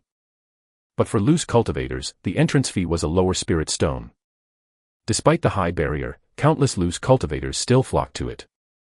Because Cloud Mountain City was the most bustling, immortal city, within 1,000 miles, with a population in the hundreds of thousands. Here, there were the largest marketplaces, courtesan houses, gambling dens, liquor stores, tea houses. As long as one's storage bag was full of spirit stones. Then cultivation techniques, pills, magic artifacts, talismans, spirit food, courtesans, you name it, they had it. Most importantly, Cloud Mountain City was very safe. Many loose cultivators risked their lives in the outer domain all year round, just to enjoy a night of indulgence in the city. Wading through the bustling crowd, Wang Chen headed straight to the north of the city. In the mountain-adjacent northern part of the city, hundreds of cave mansions for cultivation had been developed, managed by the outer sect main hall, offering rental services to sect disciples and loose cultivators. Despite the hefty price, the business was incredibly booming. Wang Chen was lucky that day, as there were still a few vacant cave mansions when he arrived. The cave mansions were also graded. The best ones could be used by purple mansion superiors for cultivation, while most were suitable for mid and high-tier chi cultivation cultivators. A cave mansion satisfying mid-tier chi cultivators for cultivation charged a daily rent of 15 lower spirits. The spirit stones left by the previous owner were only enough for half a day's rent. Wang Chen gritted his teeth and spent 30 lower spirits for 2 days' rent. Wang Chen was never one to nitpick over money. When it was time to spend, he could be quite generous. For instance, in his past life, he didn't have much savings when buying a house, but he didn't hesitate to clear out his bank account and borrow more to make the down payment. The outcome was that before the house was handed over, its price nearly doubled. And he was renting the cave mansion to break through to mid-tier chi cultivation. Spending a third of his savings did not trouble him at all. By the time Wang Chen arrived at the cave mansion he had rented, he was immediately intoxicated. The spiritual energy in the cave mansion was too abundant.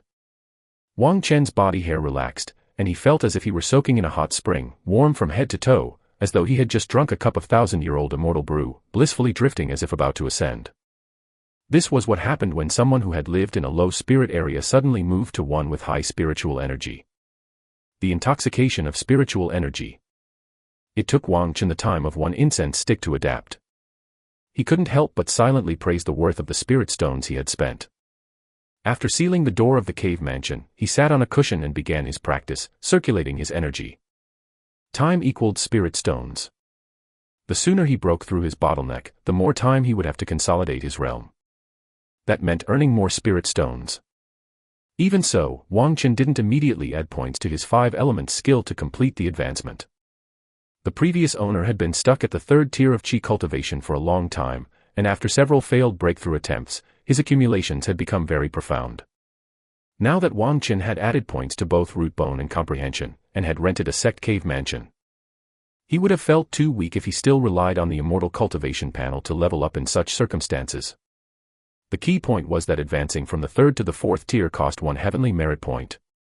Therefore, when advancing from the 4th to the 5th tier, the needed heavenly merit points would be 10.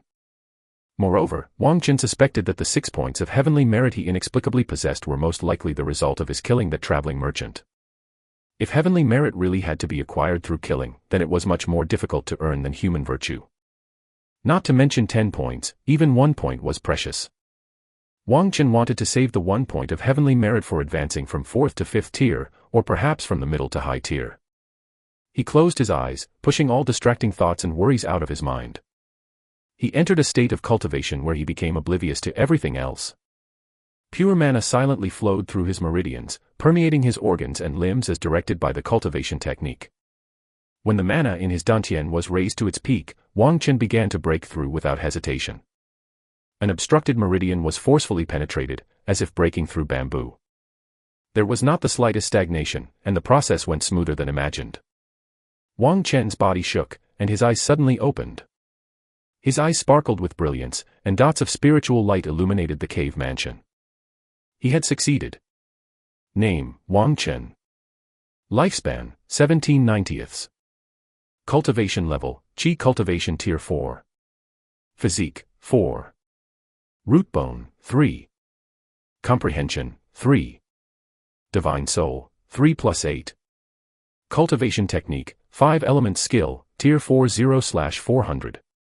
Without spending a single point of heavenly merit, Wang Chen broke through to the middle tier of Qi cultivation in one go. His lifespan increased by 5 years, and his divine soul gained 1 point. Additionally, Wang Chen could feel that his dantian had expanded considerably, able to hold much more mana. His meridians had become sturdier as well. He believed that even if he activated his great achievement level gung metal finger with full mana, the damage would not be as severe as before. One could say that Wang Chen's overall combat strength had significantly improved. The only issue was that he possessed too few combat skills. But that would be resolved soon. Chapter 21, The Choice of Cultivation Technique. Thump thump. The door of the cave mansion was knocked. Wang Chen, who sat cross-legged on a meditation cushion, came to his senses and hurriedly got up to open the cave door.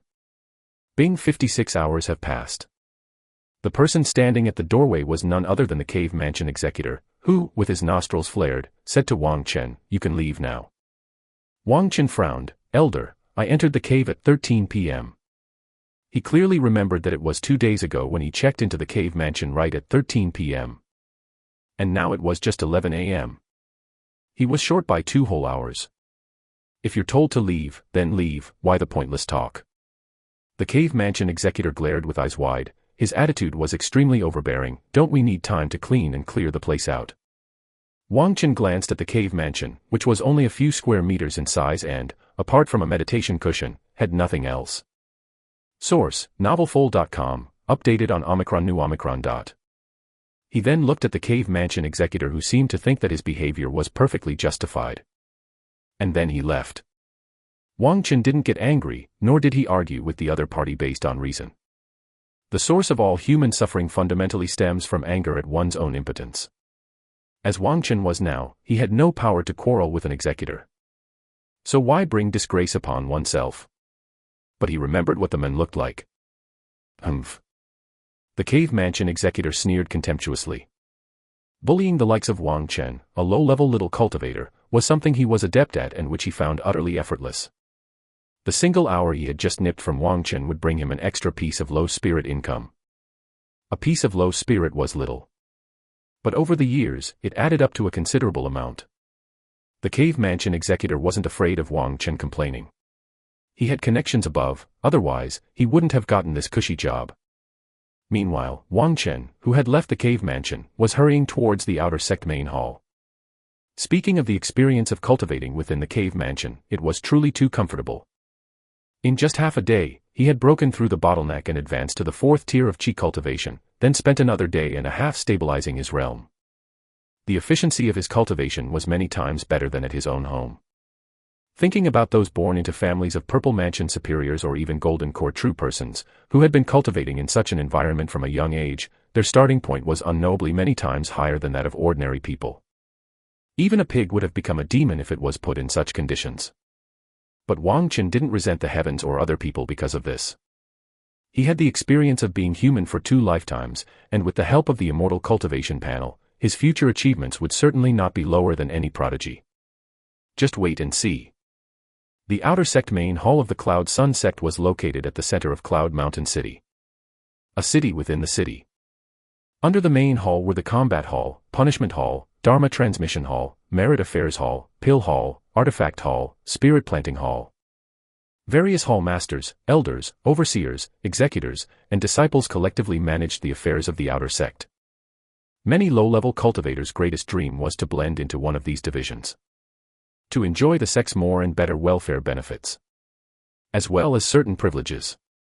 Wang Chen arrived at the Dharma Transmission Hall. He patiently waited in line for half a 2-hour period before he could enter the scripture pavilion.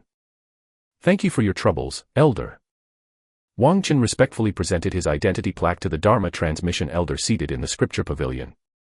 Within this black iron plaque, which represented the identity of outer sect disciples, were sealed the 100 merit points that the original owner had painstakingly accumulated over 5 years. Merit points were contributions to the sect, obtained by completing various tasks issued by the Merit Affairs Hall. Or they could come from rewards given by the sect. And the original owner never touched a single point of these contributions. It was all meant for exchanging for a new cultivation technique suitable to himself, after making a breakthrough to the middle tier of Qi cultivation. Wang Chen was fulfilling a wish for the original owner. The white-haired Dharma Transmission Elder took the identity plaque, carelessly extending a finger and lightly stroking its surface. He asked, "What cultivation technique do you wish to exchange for?" Wang Chen bowed and said, "Elder, please help this disciple test his root bone." He also handed over the 10 spirit stones he had prepared earlier. The Dharma Transmission Elder waved his sleeve, and the spirit stones in Wang Chen's hand instantly disappeared without a trace. The next moment, a dry finger jabbed into his brow. Wang Chen immediately felt a powerful breath penetrate through his third eye, swiftly coursing through his entire body. The Dharma Transmission Elder quickly withdrew his finger and said expressionlessly, "Root bone low, with fire as the master and metal, wood, water, and earth as subjects." A root bone complete with all 5 elements is the foundation for entering the Tao, and root bone quality varies in rank. Wang Chen's root bone attribute was only 3 points, so receiving a low rating was entirely within expectations. The critical matter was the strength difference among the 5 elements. After the Dharma Transmission Elder tested Wang Chen's root bone and found it leaned toward a particular aspect, he then knew which cultivation technique he should choose. Wang Chen immediately spoke up, "Elder, please recommend a fire aspect primary cultivation technique for me." Fire aspect cultivation techniques, huh? The Dharma Transmission Elder showed a smile that was not quite a smile. "You have only 100 merit points, the only choice you have is the Raging Flame skill. To want a better technique, you'd need at least over 200 merit points." Raging Flame skill. Wang Chen was indeed aware of this technique. He was very disappointed. The Raging Flame skill was hardly stronger than the 5 elements skill. Keep in mind, Wang Chen was choosing a primary cultivation technique, one he'd have to practice until reaching the higher tiers of Qi cultivation. If the primary technique was too mediocre, not to mention being a tier behind others in the same cultivation level, his future chances of a successful breaking threshold mansion breakthrough would also be much lower. Wang Chen wasn't very worried about breaking thresholds, but practicing a subpar technique was genuinely disheartening. His root bone and comprehension were both very low. Perhaps wait to accumulate more merit points before exchanging. Actually, you have another option. Just as Wang Chen was hesitating, the Dharma transmission elder spoke up. Your 5 elements are quite balanced, with a limited emphasis on fire. If you're willing to be a steady spiritual plant farmer, continuing to practice the 5 elements skill is also a good choice. 100 merit points can be exchanged for the remaining 6 tiers of the 5 elements skill. Wang Chen was speechless. The Dharma transmission elder was putting it tactfully, but the meaning was clear. Wang Chen's deficient root bone and mediocre elemental affinity certainly didn't bode well for his future. Therefore, the 5 elements skill, which nobody wanted to cultivate, was actually very suitable for him.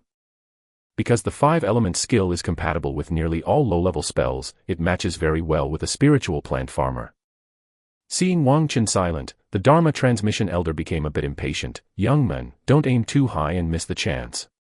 The origins of the 5 elements skill are not simple, it's much stronger than the raging flame skill. Will you exchange or not? I'll exchange. Wang Chen gritted his teeth and agreed. The 5 elements skill it was, then.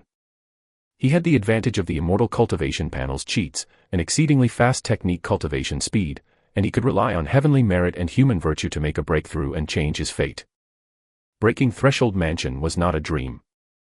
When the time came, with enough accumulated merit points, he could still exchange for a high-tier primary cultivation technique.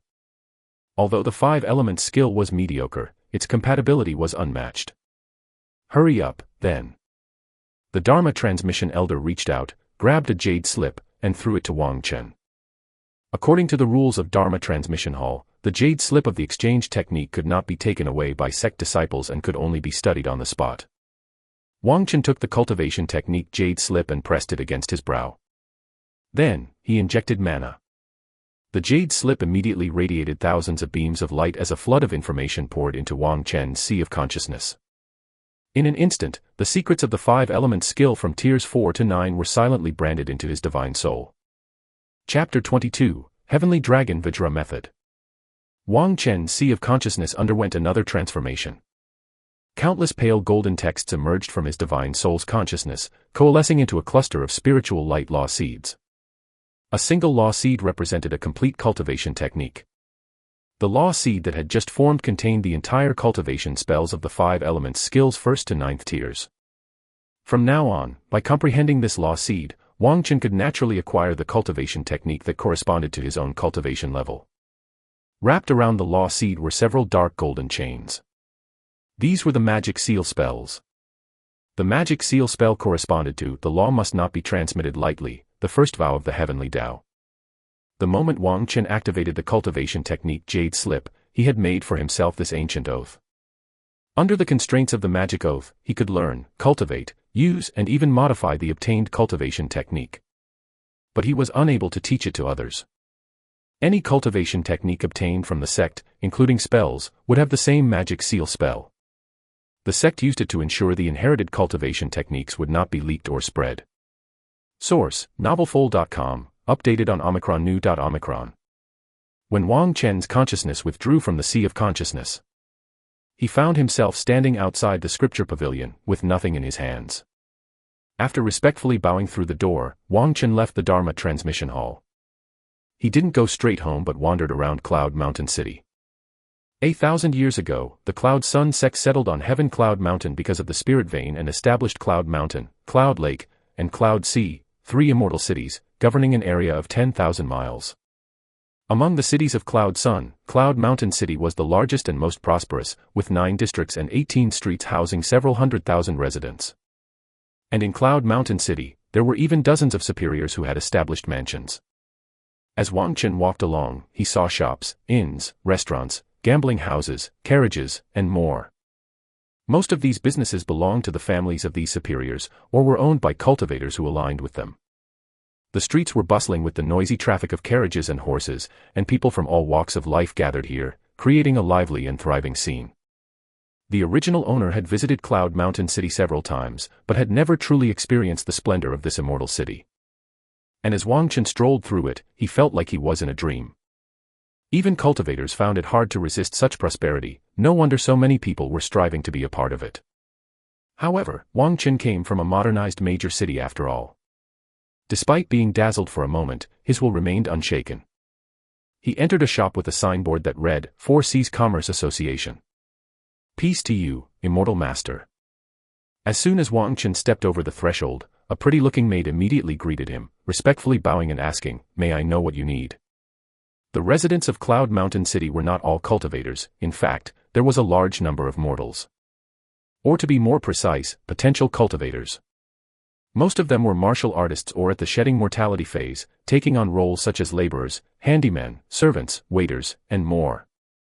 Among them, there were even quite a few innate martial artists. In the mortal realm, innate martial artists were people of high status, with combat capabilities not inferior to low-level chi cultivators. But here, they could at best serve as guards or attendants. As for the enthusiastic shedding mortality maid who welcomed Wang Chen, she wasn't worth mentioning at all. Wang Chen nodded and replied, "I wish to purchase a cultivation technique." Exchanging for the last 6 tiers of the 5 elements skill at the outer sect main hall had drained all his merit points. Therefore, Wang Chen could only look for the spells and skills he needed at the Four Seas Commerce Association. The Four Seas Commerce Association didn't belong to any of the superior families in Cloud Mountain City. In fact, this association had deeper roots than the Cloud Sun sect, boasting an upper realm background. Similar to the Four Seas Commerce Association was the Myriad Treasures Pavilion. The Myriad Treasures Pavilion had even more clout than the Four Seas Commerce Association, rumored to have business dealings in countless worlds. Not to mention the Cloud Sun sect, even the upper sect and the upper sect's upper sect of it wouldn't dare to offend so easily.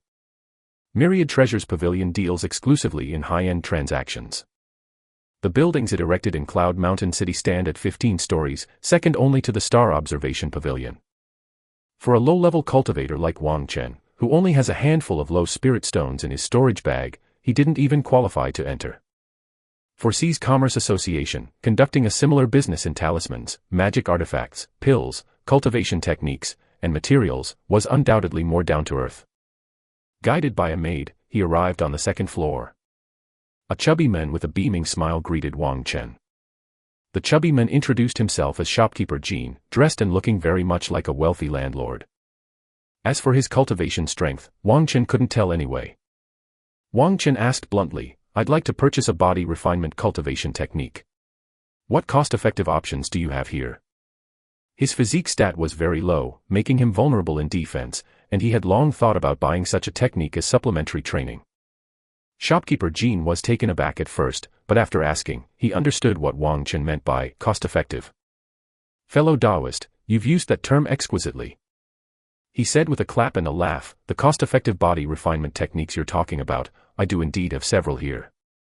The chubby shopkeeper enthusiastically recommended several body refinement techniques to Wang Chen, including Black Tortoise Jew, Bronze Elephant Technique, Blue Gang Body Refining Method, and others. But their prices all exceeded Wang Chen's budget. Shopkeeper Jean, perceiving his dilemma, said with a chuckle, "There are cheaper ones, but this technique is considered unorthodox, and it has quite a few flaws in cultivation." Wang Chen's interest was piqued. "What technique?" Shopkeeper Jean replied, "Heavenly Dragon Vajra Right Method." Wang Chen was startled. A Buddhist sect technique.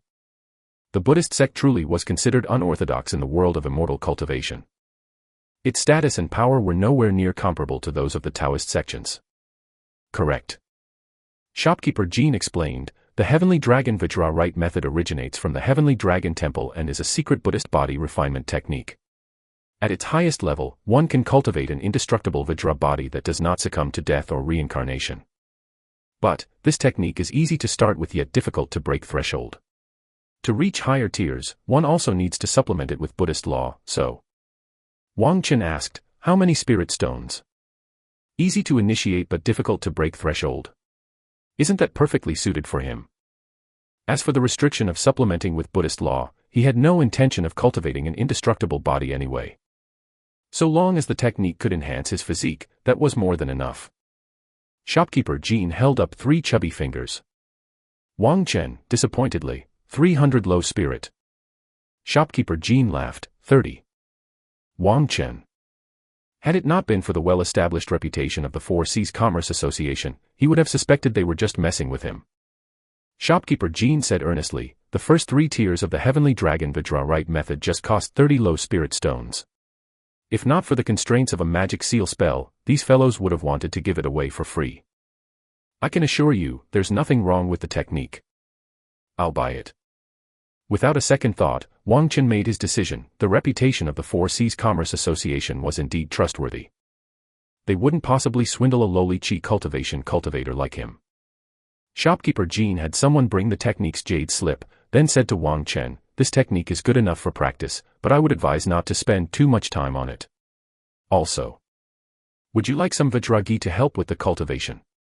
Looking at the beaming chubby men before him, Wang Chen suddenly felt as though he had fallen into a trap. Chapter 23, All Tricks. The city is full of schemes. Wang Chen wants to go back to the countryside. According to Shopkeeper Jean, Vajra is an essential medicinal supplement for practicing the Heavenly Dragon Vajra method. Applying this special medicinal oil all over the body can stimulate the power of chi blood to the greatest extent, not only greatly accelerating the cultivation speed but also producing excellent results. Although one can still cultivate the Heavenly Dragon Vajra method without Vajra, the efficiency and power would inevitably be greatly reduced. In that case, it would be more appropriate to choose other body refinement techniques. Four Seas Commerce Association does have Vajra for sale. One bottle is priced at 10 fragmented spirit stones. And that's just enough to meet the needs of one cultivation session. After hearing this, Wang Chen really couldn't help but complain. Isn't this just the same old trick that Japanese people use when selling printers? You can't say it's exactly the same, without any difference whatsoever. Japanese sell high-quality printers at rock-bottom prices, taking a loss to dominate the market by squeezing out competitors. Then they make a fortune by selling the high-priced consumables. Source, novelfold.com, updated on N0new.omicron. The price of a set of original consumables can reach up to 1/5 or more of the printer's price. A strong sense of déjà vu. The scheme is so cunningly hateful. However, Wang Chen couldn't accuse Four Seas Commerce Association of scamming him. They used an open strategy. In fact, the trade had not been completed. The jade slip with the cultivation technique was still in Shopkeeper Jin's hands. Wang Chen could, of course, refuse. The problem was that the Heavenly Dragon Vajra method perfectly met his current needs. Firstly, the body refinement prowess of this technique was strong, easy to start with and reasonably priced. The need to pair it with Vajra, though a bit of a pitfall, was still acceptable as a secondary cultivation technique. Holding back his pain, Wang Chen took out 50 fragmented spirit stones and purchased the first 3 tiers of the Heavenly Dragon Vajra method spells. And 2 bottles of Vajra. He planned to give this cultivation technique a try. If it didn't work out, the loss wouldn't be too great. Wang Chen also purchased a spiritual perception technique and an object controlling technique. Both the spiritual perception technique and the object controlling technique are low-tier chi cultivation spells, so they're very cheap. The spiritual perception technique can be used to probe the strength levels of cultivators as well as demons and evil wraiths. Its range is determined by one's own cultivation level and the tier of the spell, also affected by spells like concealment technique, making it not always 100% effective. But basically every cultivator knows this spell. The original owner did not master it mainly due to poverty. The original owner even thought that as a simple spiritual plant farmer who farmed the land honestly, there was no need to understand the spiritual perception technique. Such thinking left Wang Chen speechless. Therefore, he purchased it along with the other spells. As for the object controlling technique, as the name suggests, it is a spell for controlling objects or magic artifacts. It's worth mentioning that the object controlling technique is a prerequisite skill for sword control techniques. If one wishes to learn sword control, then they must at least cultivate object controlling technique to mastery level. Additionally, the object controlling technique is very versatile and affordable, so Wang Chen wouldn't miss out on it. Wang Chen also wanted to purchase some attack spells. Alas, he had almost run out of spirit stones, so he could only wait until next time. When he left the Four Seas Commerce Association, his storage bag was 70 fragmented spirit stones lighter and contained 2 bottles of Vajra. And in his sea of consciousness, there were 3 more spell seeds. These 3 spell seeds were also bound by a magic seal spell. The cultivation techniques and spells sold by Four Seas Commerce Association, just like those exchanged in sects, all come with a magic seal spell attached. It is said that during ancient times, cultivation manuals containing special techniques were mostly recorded in book form. The scripture pavilion of the major sects housed genuine cultivation manuals and books. There were no restrictions from magic seal spells. Nowadays, however, most of them utilize jade slips with cultivation techniques. As for the secret tomes, they haven't completely vanished and are commonly seen on black market stalls, swindling novice cultivators like by. Anyone with a bit of cultivation sense wouldn't purchase such so-called divine cultivation manuals. Because in the written cultivation techniques, a single word off can lead to miles of errors. Counterfeits and erroneous editions are countless. If used for cultivation, one wouldn't even know how they died. Though jade slips with cultivation techniques are constrained by magic seal spells, in turn, these spells also ensure the authenticity of the techniques. Actually, disciples from a sect like Wang Chen are considered quite fortunate, for at least they have a formal channel to exchange for authentic techniques. It's even worse for loose cultivators, who may have to pay with their lives to acquire a single technique. Moreover, the higher the tier of the technique sealed within the jade slip, the fewer times it can be stimulated. And since jade slips with cultivation techniques cannot be copied and are difficult to produce, there is a reason why technique ranks second in the 4 essentials of immortal cultivation: wealth, technique, companions, and location. It was still early in the day, so Wang Chen continued on to a blacksmith shop. Artifact refining and craftsmanship are a major category within the 100 arts of immortal cultivation, teeming with practitioners. Wang Chen wasn't looking for an artifact refiner and wasn't aiming to create a magic artifact either. He took out a blueprint and explained his requirements to the hammer master in the smithy. The blueprint was drawn by Wang Chen a few days ago while recovering from injuries at home, and because suitable paper and pen were not available at the time, it was quite rough, necessitating a clear explanation. But the item wasn't complex, and after communicating with Wang Chen for a few extra moments, the hammer master slapped his dark chest and said, "This is simple, come back in half a 2-hour period to get it." The price was very cheap too, costing Wang Chen only 1 fragmented spirit stone. Wang Chen paid for the spirit stone on the spot and then ran to a nearby grocery and meat shop to buy some spices and seasonings. And 50 gene of monster beast meat. For body refinement, one must eat meat. Even ordinary meat without spiritual energy won't suffice.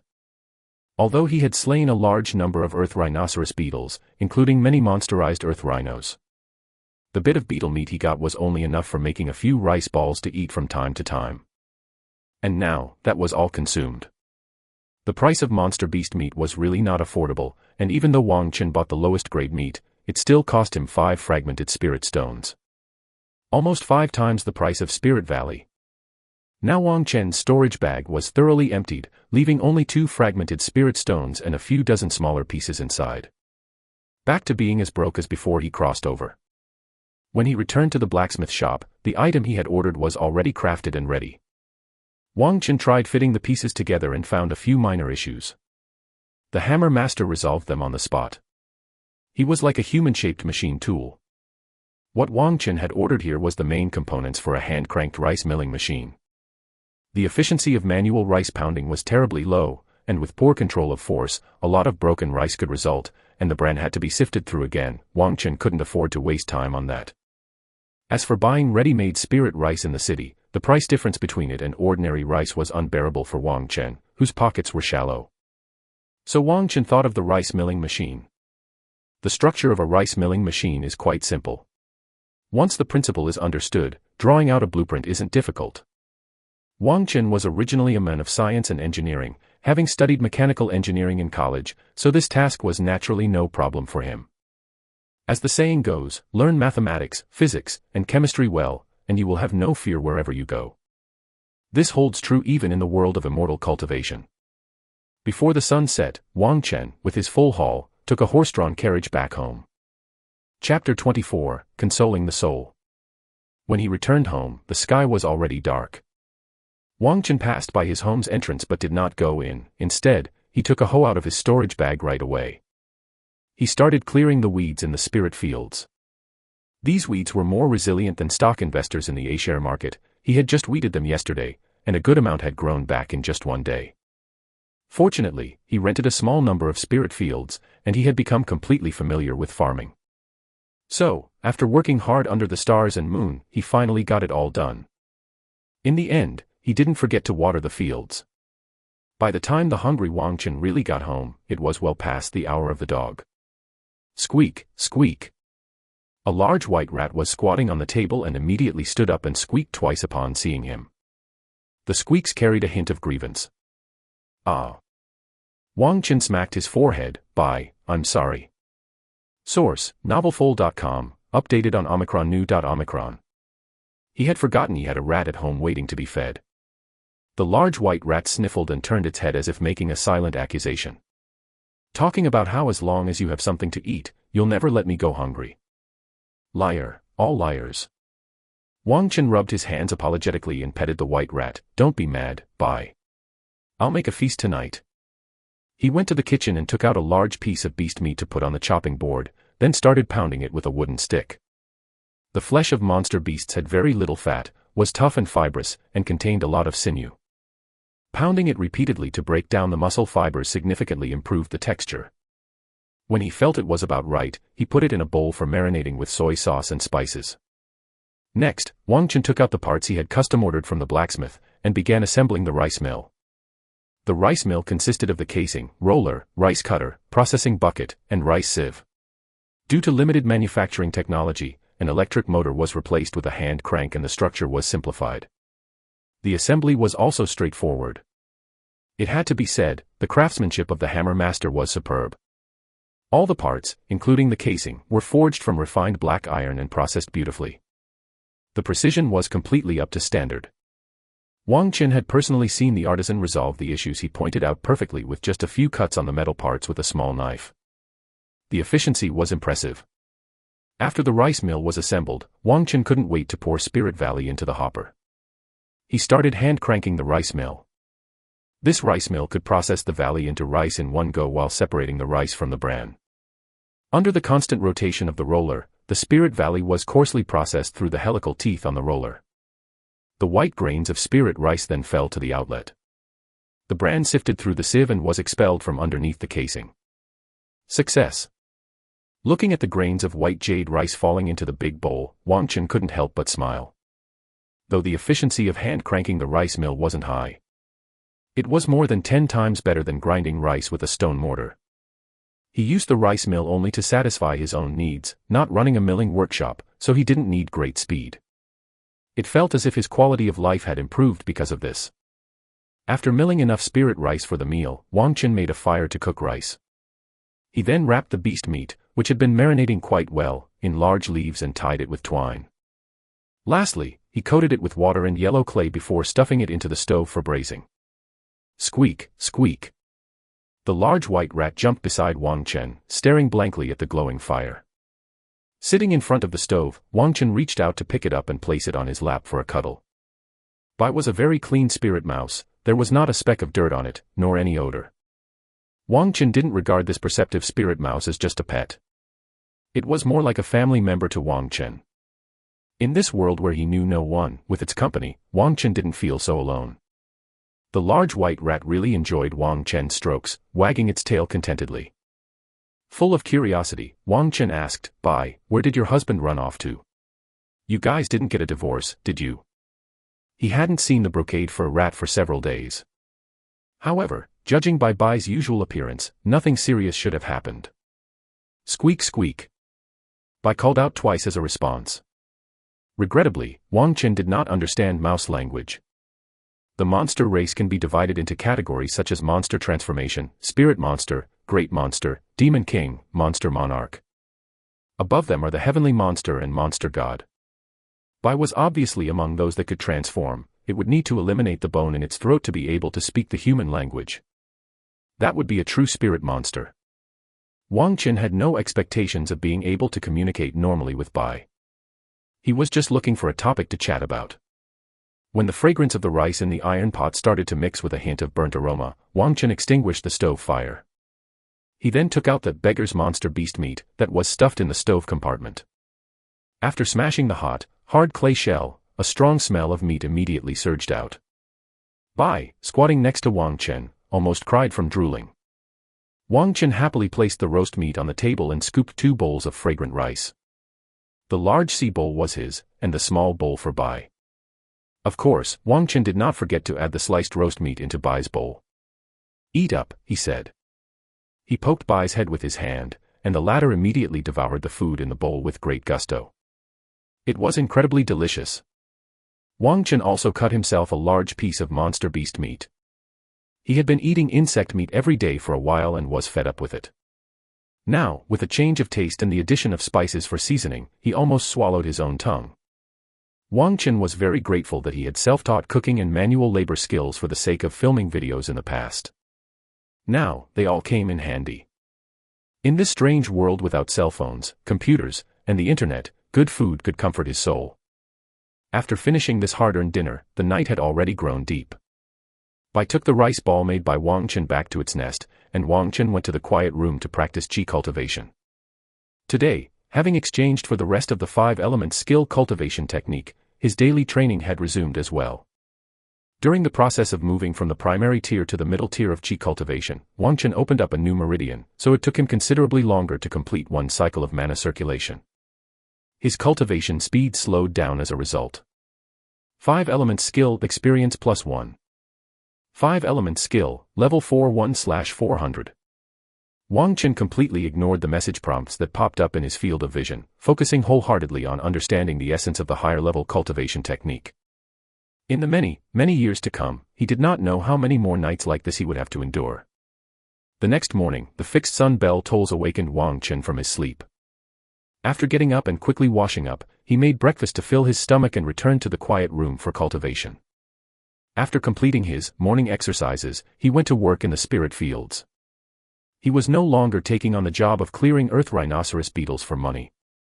Therefore, he had to take good care of these 10 mu of spirit fields, otherwise, if the harvest was affected, it would be troublesome. Doggy. While Wang Chen was turning over the soil to loosen it for the spiritual rice in the fields, old Sun from the neighboring house appeared again. "Where were you yesterday?" he asked eagerly. The village chief came to distribute formation banners, said to insert them in the spirit fields. "Today a purple mansion superior is coming to clear away pests. You missed out." Wang Chen couldn't understand why the old man was so happy. "My spirit fields aren't troubled by earth rhinoceros beetles anymore.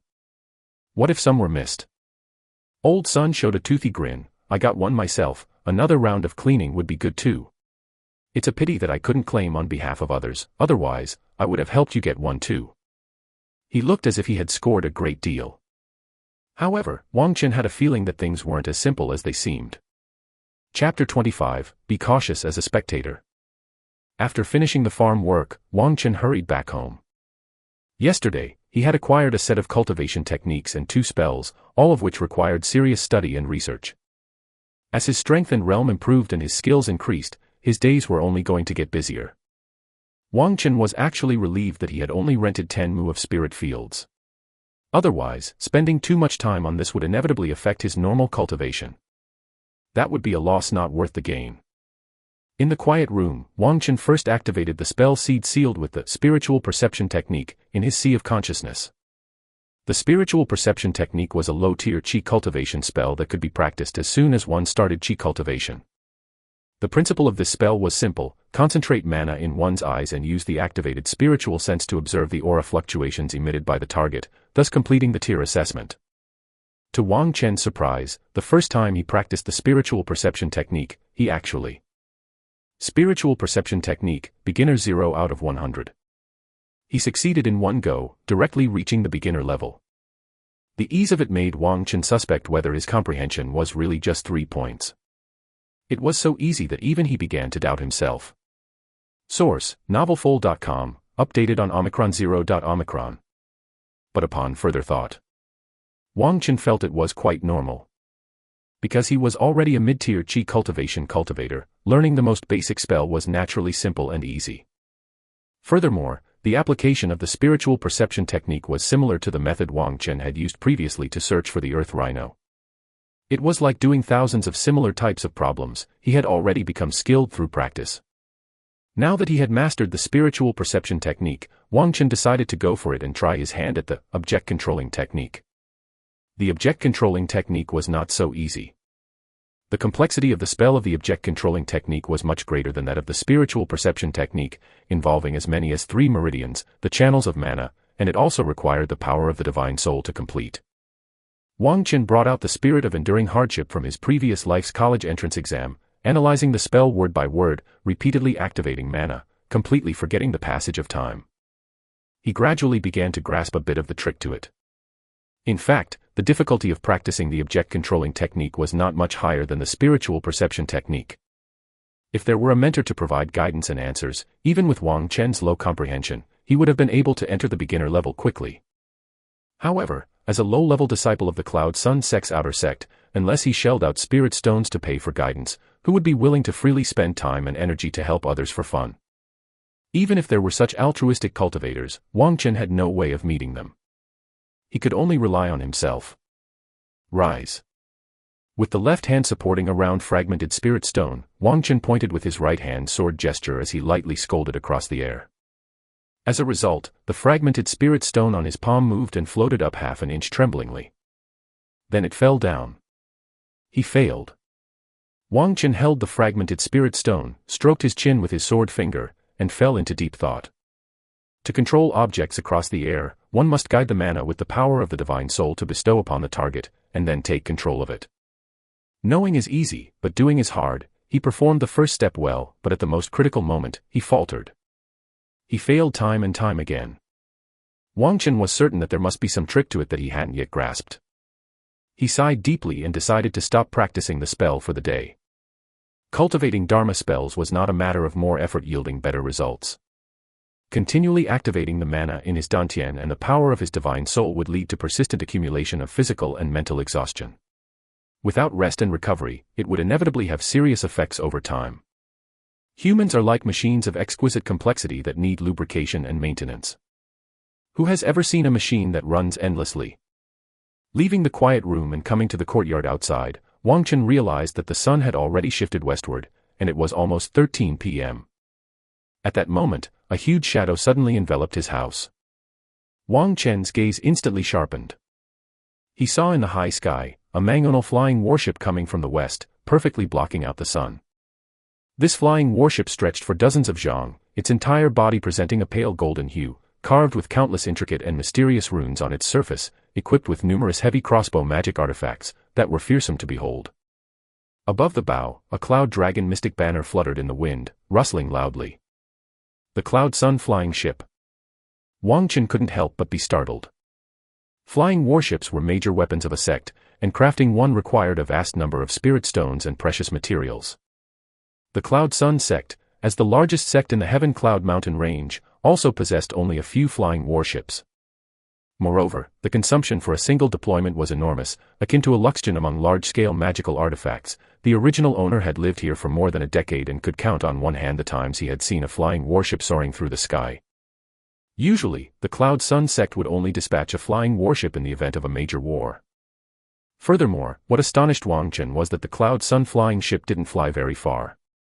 Its speed suddenly decreased, and it hovered motionless in the air. What are they trying to do? Wang Chen quickly opened the gate of his courtyard and walked out. Doggy. Neighbor Old Sun hurried along the pathway, excitedly shouting, "The main hall has dispatched the flying warship, now even a multitude of earth rhinoceros beetles will not become a calamity, let's hurry over and have a look." Why go and have a look?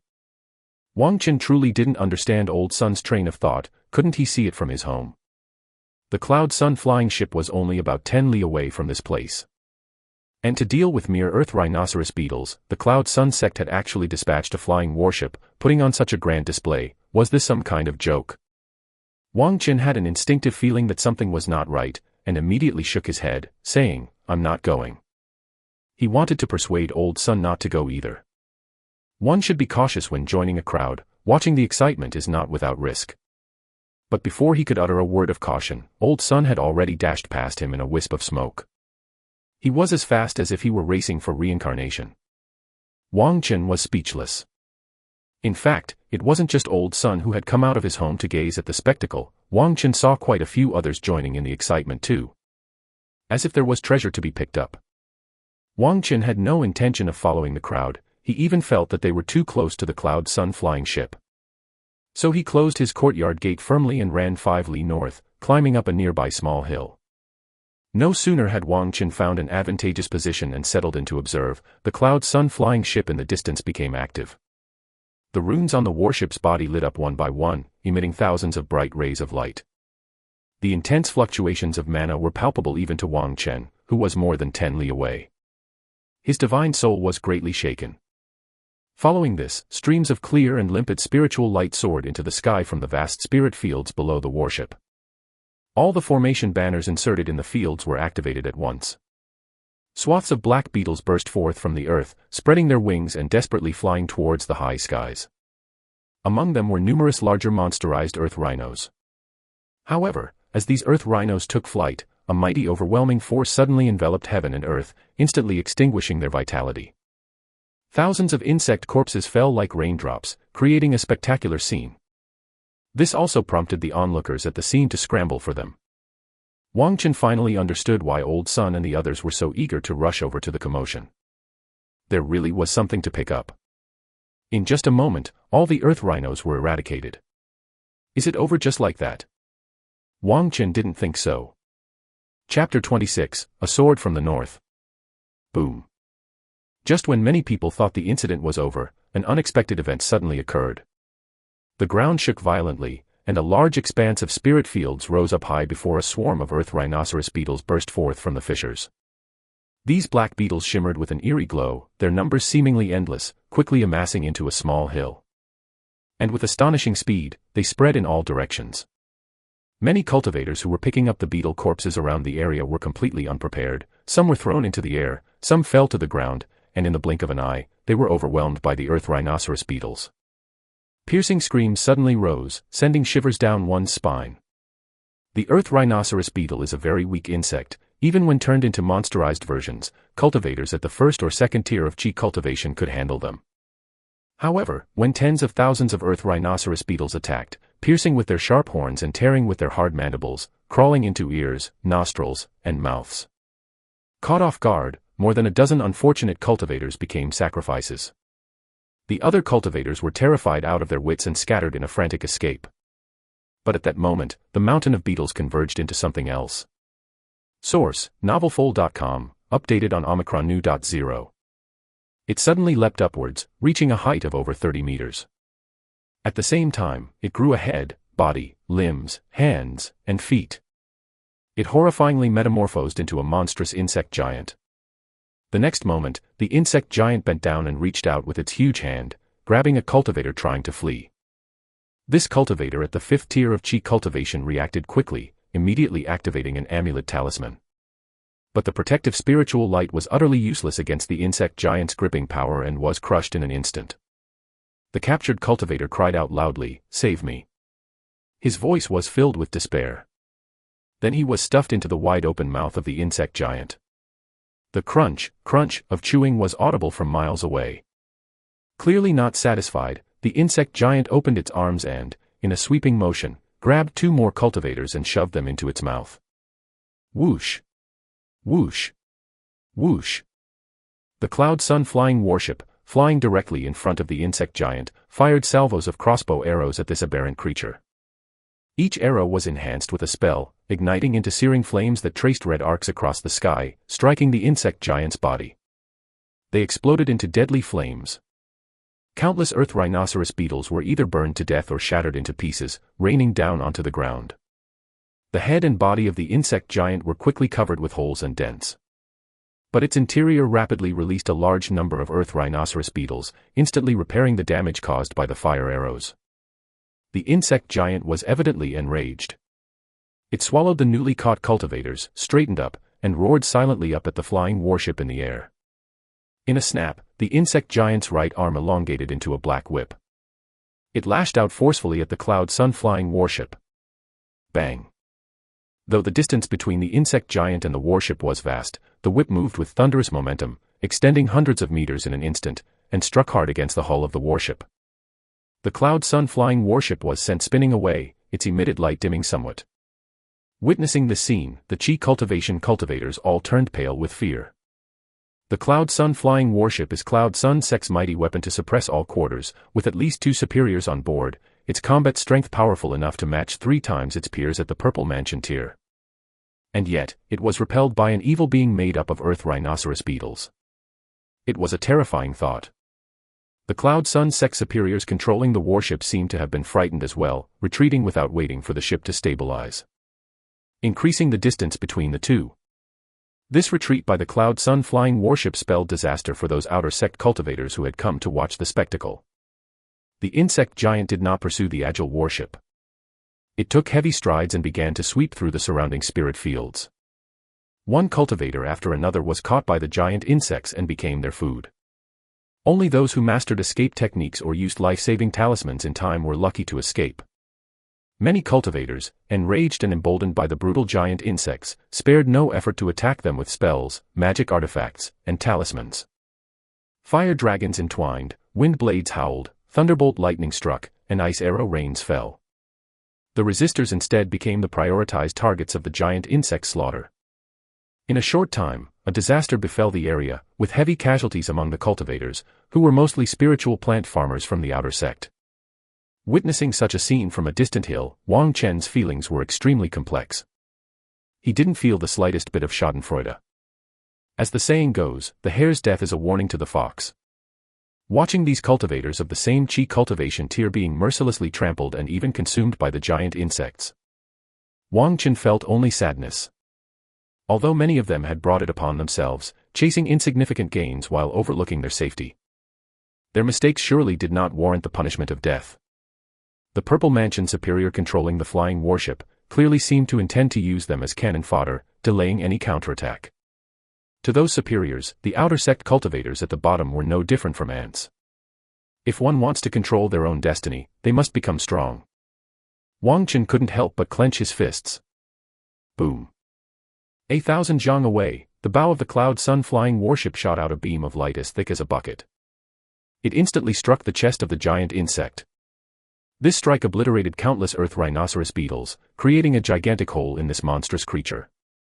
The giant insect immediately crumbled, with countless earth rhinoceros beetles losing their host and falling to the ground. But before everyone could rejoice at the defeat of this terrifying enemy, the ground swelled up again, and a new giant insect reconstituted and materialized. Will this never end? Just as many cultivators were falling into despair, the heavens suddenly blazed with brilliance. A splendid sword light came from the north, crossing the sky in an instant, making the sun seem dim in comparison. An awe-inspiringly powerful aura came with the sword, locking onto the newly materialized giant insect. The giant insect seemed to sense the coming of its doom, raising its arms in a defensive posture, its body violently undulating. Time, in that instant, suddenly froze. The next breath, the splendid sword light descended from above, piercing through the giant insect's head and body, the fierce sword chi grinding millions of beetles into dust. Then, the sword light's momentum unabated, it pierced through the earth, deep into the ground. The ground shook violently. People within a radius of tens of miles all heard a chilling scream at the same time. It's over. Wang Chen realized that this terrible creature had been thoroughly exterminated.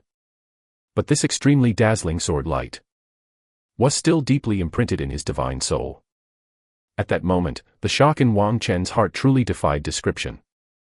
Mu Qingqiu, the supreme elder of the Cloud Sun sect, one of the 3 golden core true persons. Although Wang Chen had only heard of his name and had never met him, his intuition told him that this strike could only come from Mu Qingqiu, hailed as the first sword of heaven cloud. Chapter 27, Wine Talk. A great battle had just ended, and disciples from the guard hall appeared in groups. The outer sect of the Cloud Sun sect governed over 100,000 disciples, with more than a dozen hall entrances. Among them, the combat, guard, and punishment halls were the strongest. The combat hall was mainly responsible for waging wars outside. The guard hall managed the entire outer sect, including the safety and order of 3 immortal cities. They were like the police in action movies who show up at the end to cordon off the battlefield and disperse the onlookers. At the same time, they rescued the wounded and collected the bodies. Some of the guard hall disciples were also starting to excavate the area where the bug giant had been executed. Meanwhile, the Cloud Sun flying ship circled in the sky for a while before flying back in the direction it came from. It soon disappeared from sight. Wang Chen quietly left the small hill and returned to his home. His home was more than 10 miles away from where the great battle broke out, so it was not affected. The spirit fields were also untouched and unharmed. Source: novelfold.com, updated on Omicron New Omicron. However, Wang Chen's heart was not at peace. This short but brutal battle had given him a profound realization of the dangers of the world of immortal cultivation. He also truly understood how insignificant and vulnerable he was. Wang Qin did not become fearful or cowardly. Although he felt perplexed and uneasy, his longing for strength became even more resolute. With a thought, the sword light branded in his divine soul suddenly illuminated his sea of consciousness. Wang Qin took a deep breath and immediately stimulated the mana in his dantian. He abruptly pointed at the oil lamp on the table and shouted, "Rise."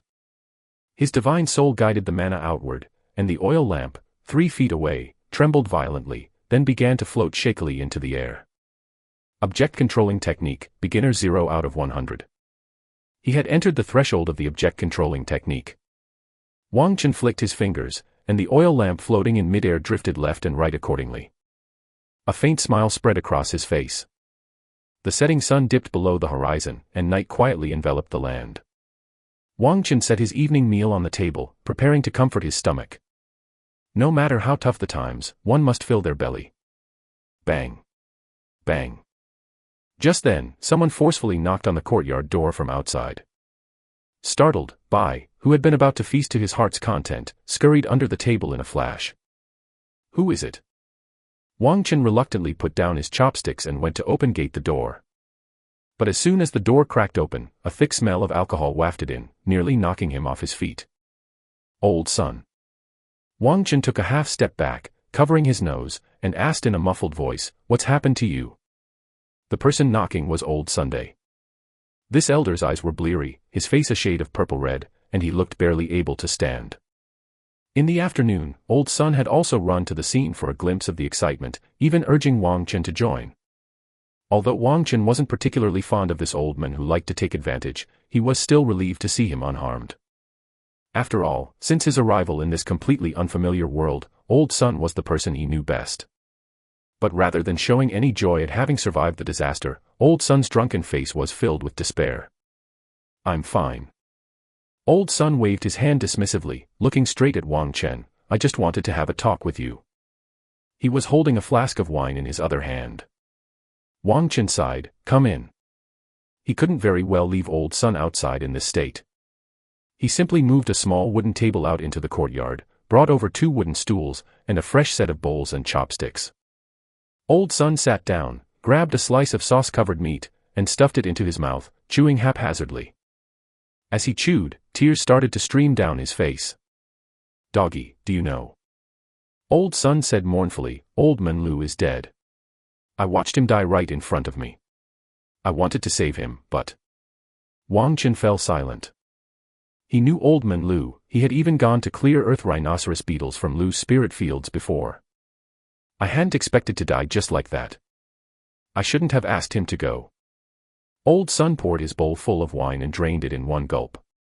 His gaze grew even more dull. One mustn't be greedy, after all. The benefits of the sect aren't so easily obtained. I was foolish, and so was he. I was a bit luckier, he was just unlucky. It's not my fault, I didn't want it, I really didn't think so. He drank mouthfuls of wine as he muttered incessantly. It didn't matter to him whether Wang Qin was listening. After finishing a gourd of wine, Old Sun's head slumped onto the table. He was drinking ordinary rice wine, not spiritual wine, which meant he shouldn't have been able to get drunk. However, if one truly wished to become drunk, then even a golden core true person, much less a chi cultivator, could end up intoxicated. Old Sun had come to drown his sorrows in Wang Qin's wine, clearly seeking to vent his guilt and fear. Wang Qin was at a loss for what to say in this situation. A pitiable person often had their detestable side. Within the memories left to Wang Qin by his predecessor, this old man was stingy and lecherous, taking advantage of his youth to reap many benefits. But on the other hand, Old Sun had taught his predecessor quite a few tricks on cultivating the spirit fields. Even if the motives were not pure, it was still genuine help. After transmigrating over, Wang Qin hadn't shown much kindness to him. Old Sun didn't seem to take it to heart, though. He even cooperated with him to earn some spirit stones. In any case, this old gentleman was not entirely benevolent, nor was he a villain beyond redemption. As for the temperament and poise expected of a cultivator, they were completely absent. Of course, Wang Qin couldn't just leave Old Sun there and had to help him up and carry him on his back. Then he took him home. Wang Chen's own house had only a single bed, unfit for accommodating guests. Luckily, Old Sun's home was only a couple hundred steps away from his own. As Wang Chen carried the old man over, he noticed that the courtyard gate was still open. After placing the old man on the bed in the bedroom, he even carefully propped up the pillow. Just as he was about to turn and leave, Wang Chen's wrist was suddenly gripped tightly. The old son lying on the bed had opened his eyes and said with a trembling voice, "Don't trust it, don't." Wang Chen was momentarily stunned. Don't trust what? It's not that. Old son closed his eyes again, murmuring to himself, "It's not my fault, it's not." Wang Chen didn't pay attention, assuming the other was just talking in his drunken stupor.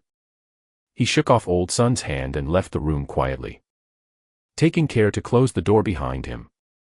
The tranquil moonlight shone through the window into the room, casting its light on Old Son's gaunt frame. He was motionless, as if he were dead. Suddenly, the shadow of the window grid on the ground trembled. It began to twist and change. Gradually, the shadow extended towards the wooden bed, like a long tentacle. It had an unspeakable eeriness. This tentacle crawled up from the foot of the bed, inching closer to where the pillow was. And then it started to reach towards Old Son's left ear. Dong. At that moment, a deep and ancient bell tolled into the room. It was the hour of the dog. The black tendril that was just about to enter Old Son's ear instantly gave off a wisp of gray smoke. Like it had touched a hot iron, it retracted quickly, returning to its original position in the blink of an eye. And then all was normal again. Bang. A gust of wind blew in, causing the open window shutter to sway and slam down with a clatter, blocking the moonlight from the outside. The first update is here. I seek your support with votes. Thank you, everyone. Chapter 28, The Chess Game. The Earth rhinoceros beetle had disappeared. After that earth-shattering war, not a trace of an Earth rhinoceros beetle could be found in any of the spirit fields in the outer sect area of the Cloud Sun sect, as if they had all been wiped out. But the cost was exceedingly ghastly. Hundreds of cultivators had been injured or killed, and over 1,000 mu of spirit fields had been damaged to varying degrees. Some of the spirit fields were completely barren, and a considerable portion of the cultivators who died were spiritual plant farmers. However, for the Cloud Sun sect, which had 100,000 disciples in the outer sect, such losses hardly mattered at all. Soon enough, cultivators became the new spiritual plant farmers, eagerly inheriting the estates of those who had perished alone. Families of the spiritual plant farmers who had lost their loved ones hastily dried their tears, preparing for the upcoming summer harvest. As for compensation, there was absolutely none. Fellow disciples, I'm begging you on my knees. That morning, while Wang Chen was on his way back from fetching mountain spring water, he saw several guard hall disciples blocking the entrance of a household menacingly. A robust man knelt in front of them, pleading, "My family really can't produce so many spirit stones. We didn't know we had to pay spirit stones when we received the flags." Source, novelfold.com, updated on omicron.new.omicron. Next to him, a woman with a piteous expression shielded 2 children behind her. Her eyes were full of tears. "Don't give me that act." One of the guard hall disciples roared. Your family accepted the formation banner. The inner sect sent out flying warships and superiors to eliminate the pests, and it was finally resolved when the Supreme Elder took action, saving your entire family's lives. Now you're not willing to tribute even 25 spirit stones. How do you regard the superiors and true persons? The man kneeling on the ground was completely dumbfounded by the shouting. The guard hall disciple's face grew even more ferocious. Ungrateful wretch, if you don't want to give up the spirit stones, that's fine too. Get out of the sect immediately. You can till the outside fields as much as you want, without paying a single fragmented spirit stone in tribute. Purple Mansion Superior, Supreme Elder. Not to mention a golden core true person, even the title of a Purple Mansion Superior was as heavy as a mountain on the shoulders of a minor outer sect cultivator. How could he possibly resist? The man could only empty his storage bag and, thick-skinned, borrowed from the onlooking neighbors. Eventually, he managed to scrape together 20 spirit stones to give to the guard hall disciples. Among them were many fragmented spirit stones. Then, the guard hall disciples hurried off to the next house. Soon, cries could be heard from that household as well. Wang Chen learned from the conversations of passers-by. A few days ago, the village chief had received formation banners made by the main hall and distributed them to the farmers under his jurisdiction. Any spiritual plant farmer who suffered an infestation could receive one. Now that the matter was resolved, the guard hall was sent to collect spirit stones to offer tribute for the use of the inner sect. 1 mu of spirit field required 1 low spirit stone. Only those who had never received a formation banner and those who had lost someone in their fields were exempt from the levy. With the guard hall sending people to their doors and the pressure of the titles of superiors and true persons, who would dare to not pay? In the vicinity, at least 7 or 8 out of 10 households had to bleed for it. Seeing such a scene, Wang Chen wasn't too surprised. When old Sun had shown off to him with great pride before, he had felt something was amiss. His hunch had been right.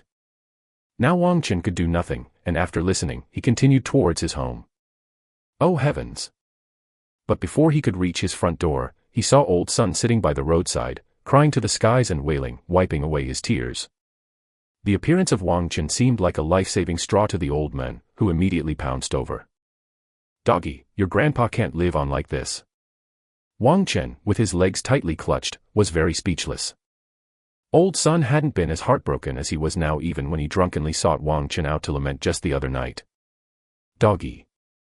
Old Sun wiped his tears and sobbed, do you know? I know. Wang Chen interrupted him directly, the guard hall came to collect 30 low spirit stones from you. Old Sun had leased 30 mu of spirit fields by himself. And he had accepted a formation banner. Wouldn't he have to cough up 30 low spirit stones? So, you found out. Old Sun climbed up awkwardly and then pleaded, Doggy, help your uncle out, lend me. See for yourself. Wang Chen took off the storage bag hanging at his waist and handed it to the other party, take a look at how many spirit stones I have. This storage bag was his original one, only containing a dozen or so fragmented spirit stones. As well as some daily necessities. As for the large storage bag obtained from the traveling merchant, it was securely hidden inside his robes. That way, even if the external storage bag was stolen or robbed, the loss wouldn't be significant. The really valuable items were all in the inner bag. Old Sun must have been really desperate, as he actually took it to check. Wang Chen's storage bag didn't have any seals set on it, it could be opened as long as mana was poured into it. The result naturally left Old Sun dumbfounded. No way, Doggy, where did all the spirit stones you earned go? Wang Chen couldn't help but roll his eyes, didn't you see that I've already reached mid-tier chi cultivation? I rented a cave mansion in the city to advance.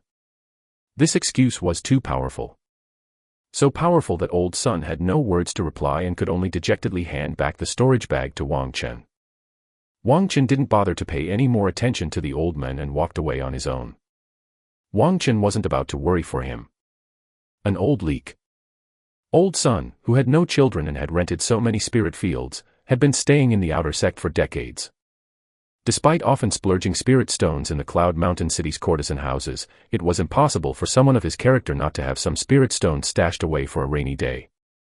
Even if Wang Chen did have spirit stones, he definitely wouldn't lend even half of one to him. Back at home, he took out a water jar filled with mountain spring water from a large storage bag and put it back in the kitchen. Then he went to the quiet room.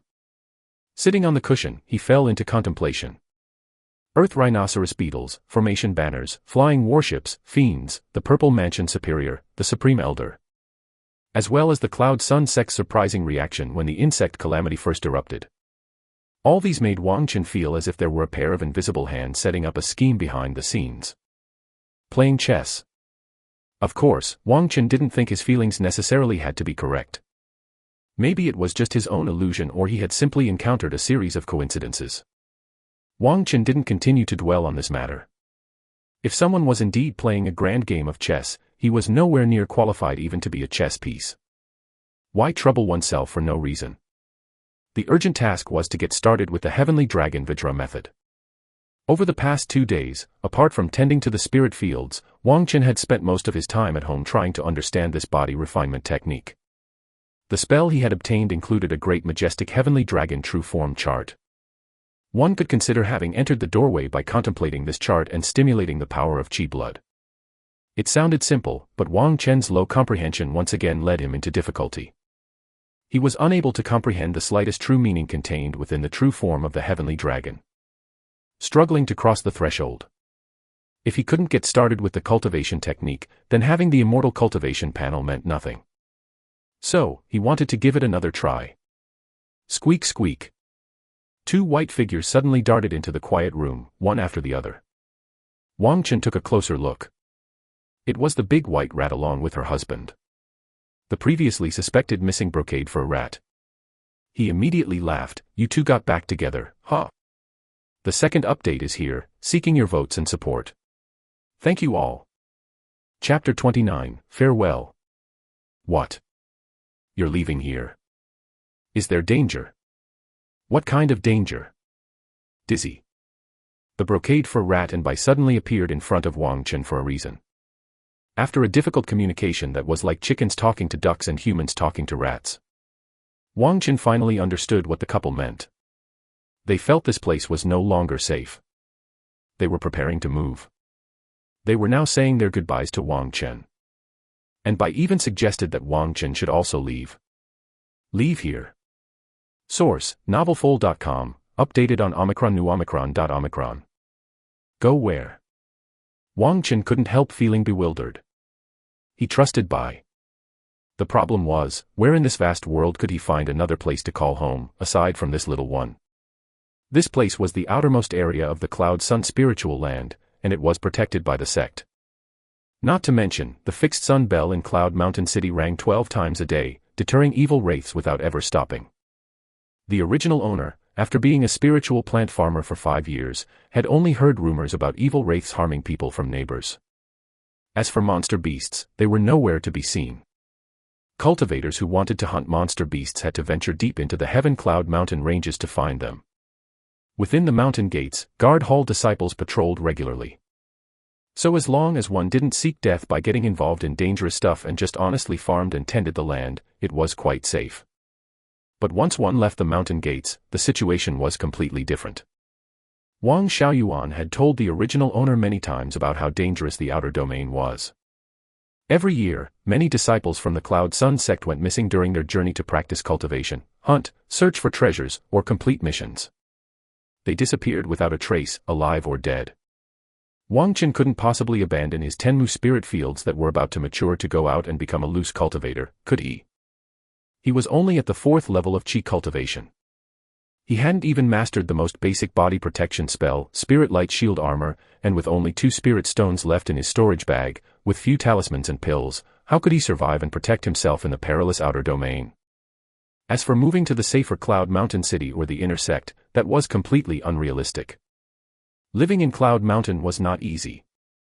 The worst bed in the city's inns would cost a low spirit for one night's stay.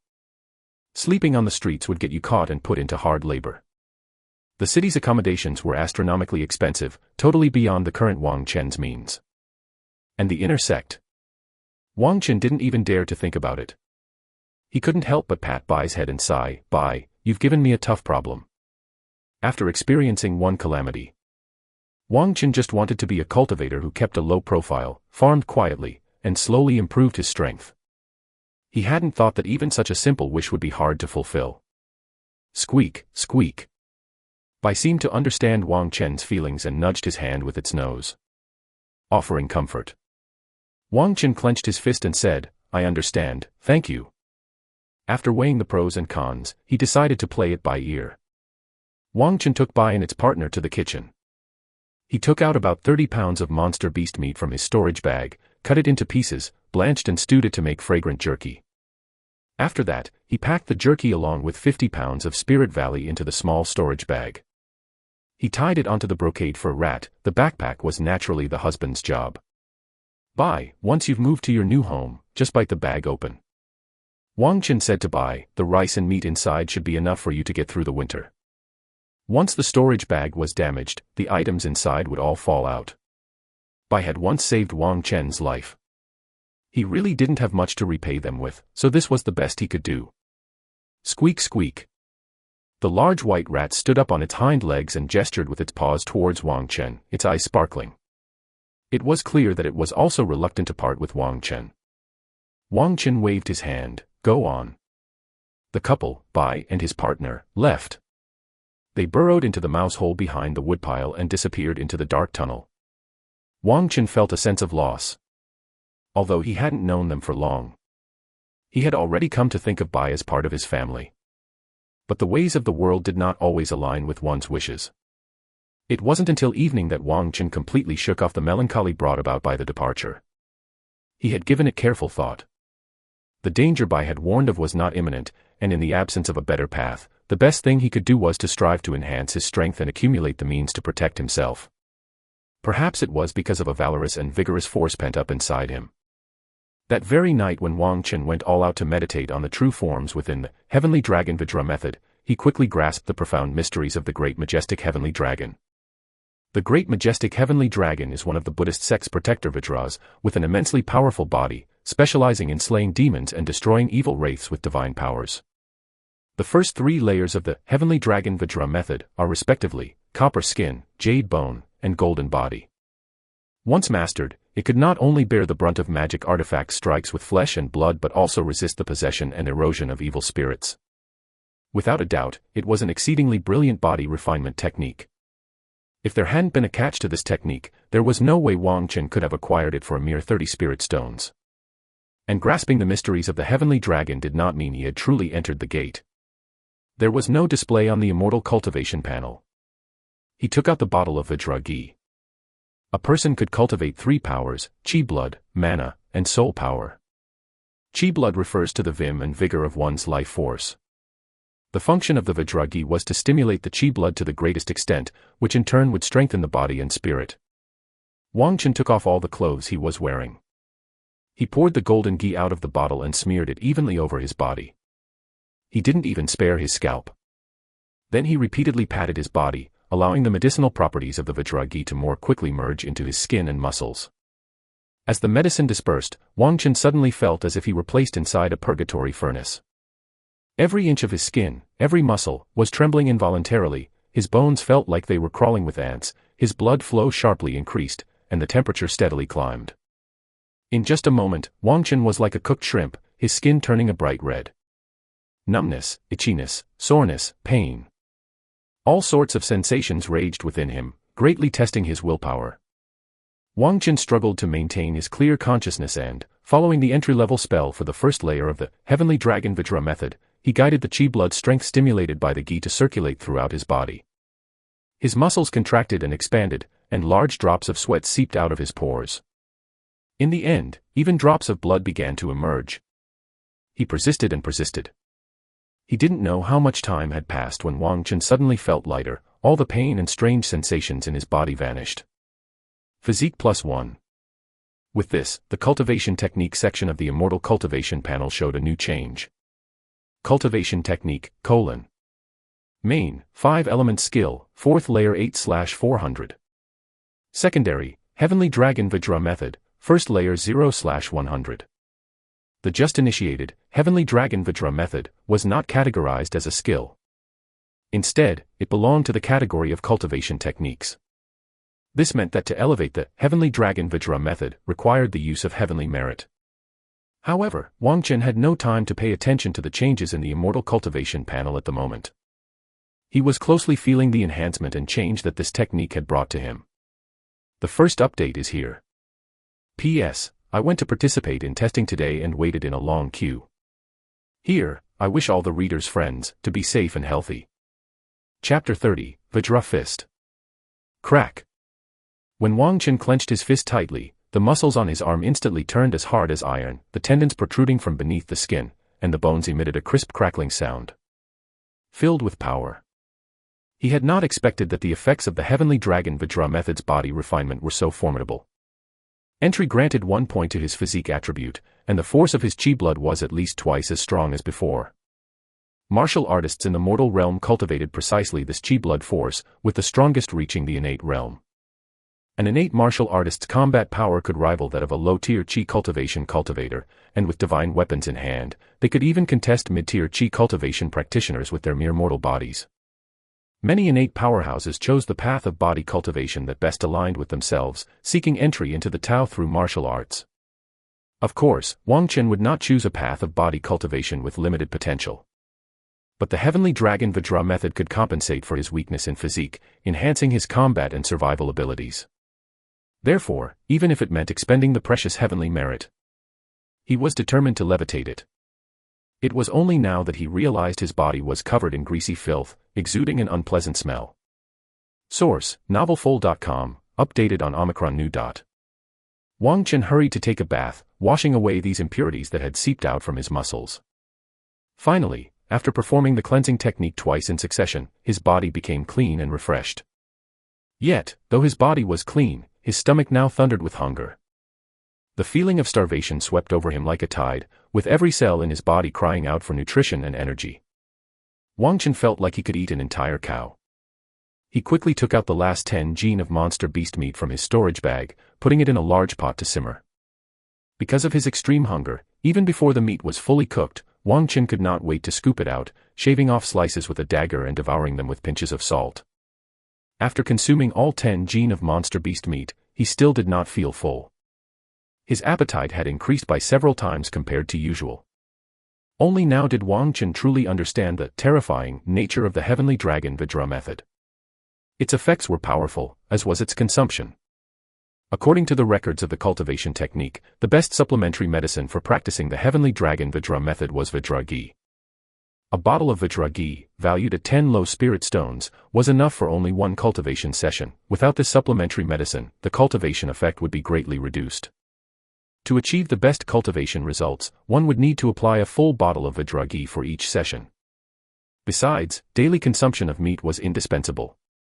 And it had to be monster beast meat, the higher the tier the better, otherwise, it would impact the cultivation of this method. Monks truly aren't vegetarians. The thought alone was enough to make Wang Chen's liver ache, as the 2 low spirit stones in his storage bag trembled in fear.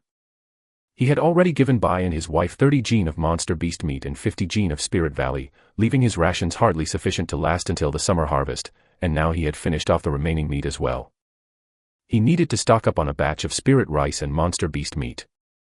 Moreover, even if he couldn't use a bottle of Vajra ghee for every heavenly dragon Vajra method cultivation session, Wang Chen still had to spend spirit stones. Otherwise, the poor effect of subsequent cultivation sessions would be meaningless. The question was, how could he earn such a large sum of spirit stones? Hunting monster beasts. The original owner had lived with his father at first, and after Wang Xiaoyuan disappeared, he joined the Cloud Sun sect to farm. In 17 years, he had never even stepped outside the outer sect area. He had no hunting experience whatsoever, and the number of monster beasts he had seen was few. Take on sect missions. Equally inexperienced, and also quite dangerous, earning spirit stones immediately was even less realistic. Artifact refining. Alchemy. Street vending. Wang Chen pondered as he stepped outside into the small courtyard. To practice the Vajra Fist. The Vajra Fist was a set of boxing techniques included with the Heavenly Dragon Vajra method. 9 moves in total. The purpose of this set of boxing techniques was mainly to refine the residual medicinal power of Vajra ghee and to guide the chi blood within the body. To strengthen tendons and bones, and cleanse the marrow. The Vajra Fist techniques were not complicated, in fact, they were quite simple, each move devoid of any flashiness. Even for someone practicing it for the first time, Wang Chen found it easy to learn. Yet, with each repeated practice, Wang Chen felt the profoundness of this gifted set of boxing techniques. It was nothing like the mundane martial arts he had assumed it to be. This was quickly confirmed on his immortal cultivation panel. Vajra Fist, entry level 1 out of 100. Mortal martial arts would not show up on the immortal cultivation panel. Since Vajra Fist could be listed in the skills column, it meant that it was indeed a genuine immortal cultivation technique. The entry level of this boxing technique was obviously very simple. With Wang Chen's mere 3 points of comprehension, he had grasped the basics after practicing it twice. What would cultivating to proficiency, minor achievement, and great achievement be like? Wang Chen immediately became interested. He pushed the worry of earning spirit stones to the back of his mind and repeatedly practiced the Vajra Fist. He accumulated experience bit by bit. The next morning, after completing his morning lesson, cultivation, Wang Chen left home and hurried to Cloud Mountain City. Before entering the city, Wang Chen had already changed his appearance to a common one. So ordinary that if thrown into a crowd, there would be no way to distinguish him. The 1,000 mechanisms changing, this human skin mask, had been in his possession for some time, and today was the first time he really used it. Then, Wang Chen, with a new face, arrived at a branch of the Four Seas Commerce Association. The Four Seas Commerce Association had several branches in Cloud Mountain City, all running similar businesses. the one he visited was not the same one he went to last time. Upon entering, Wang Chen found the shopkeeper, presented the magic sword, and asked straightforwardly, "How many spirit stones can I get for this sword?" This magic sword was also seized from a traveling merchant, and its quality was quite good. Originally, Wang Chen intended to keep it for his own use. But now that his home was nearly out of resources, after much thought, he could only sell it to solve the urgent crisis. As the saying goes, better safe than sorry. Considering that the sword was hot property, that's why he used the 1,000 mechanisms changing to disguise himself. Even though the Four Seas Commerce Association's reputation was always good. This mid-tier, first-grade magic artifact. After appraising, the shopkeeper said, "It's well maintained without any damage. If my friend wishes to sell, our shop is willing to offer 150 low spirit stones for it." 150 low spirit stones. Wang Chen truly hadn't expected the magic sword to be worth so many spirit stones. But as a mid-grade sword, were he to buy it himself, the selling price in the weapons shop would definitely be more than 150 low spirit stones. The opposite party's offer also certainly left room for negotiation. Wang Chen responded, 200. The shopkeeper shook his head repeatedly upon hearing this. "Impossible, I can offer at most 160. After some haggling, the magic sword was finally sold for 175 low spirit stones. Wang Chen was quite satisfied. He trusted the reputation of the Four Seas Commerce Association and knew that they would not swindle their customers. Wang Chen didn't take all spirit stones. He used 75 of the low spirit stones to exchange for 8 bottles of Vajra ghee. The difference of 5 spirit stones was also firmly bargained for. After leaving the branch of the Four Seas Commerce Association, Wang Chen went to a grain store. Upon inquiring about the current rice price, he was taken aback. The price of white jade rice had actually risen to 6 fragmented spirit stones per pound. Keep in mind that previously, the grain shops would buy Spirit Valley for 50 pounds per low spirit stone, equivalent to 2 fragmented spirit stones per pound. Normally, rice prices were around 4 fragmented spirit stones. Now that it had gone up to 6 fragmented spirit stones, the grain store owner even had an attitude of take it or leave it. Wang Chen gritted his teeth and spent 60 low spirit stones to purchase 1,000 pounds of white jade rice. The spirit stones that had just entered his bag hadn't even gotten warm when he spent the majority of them.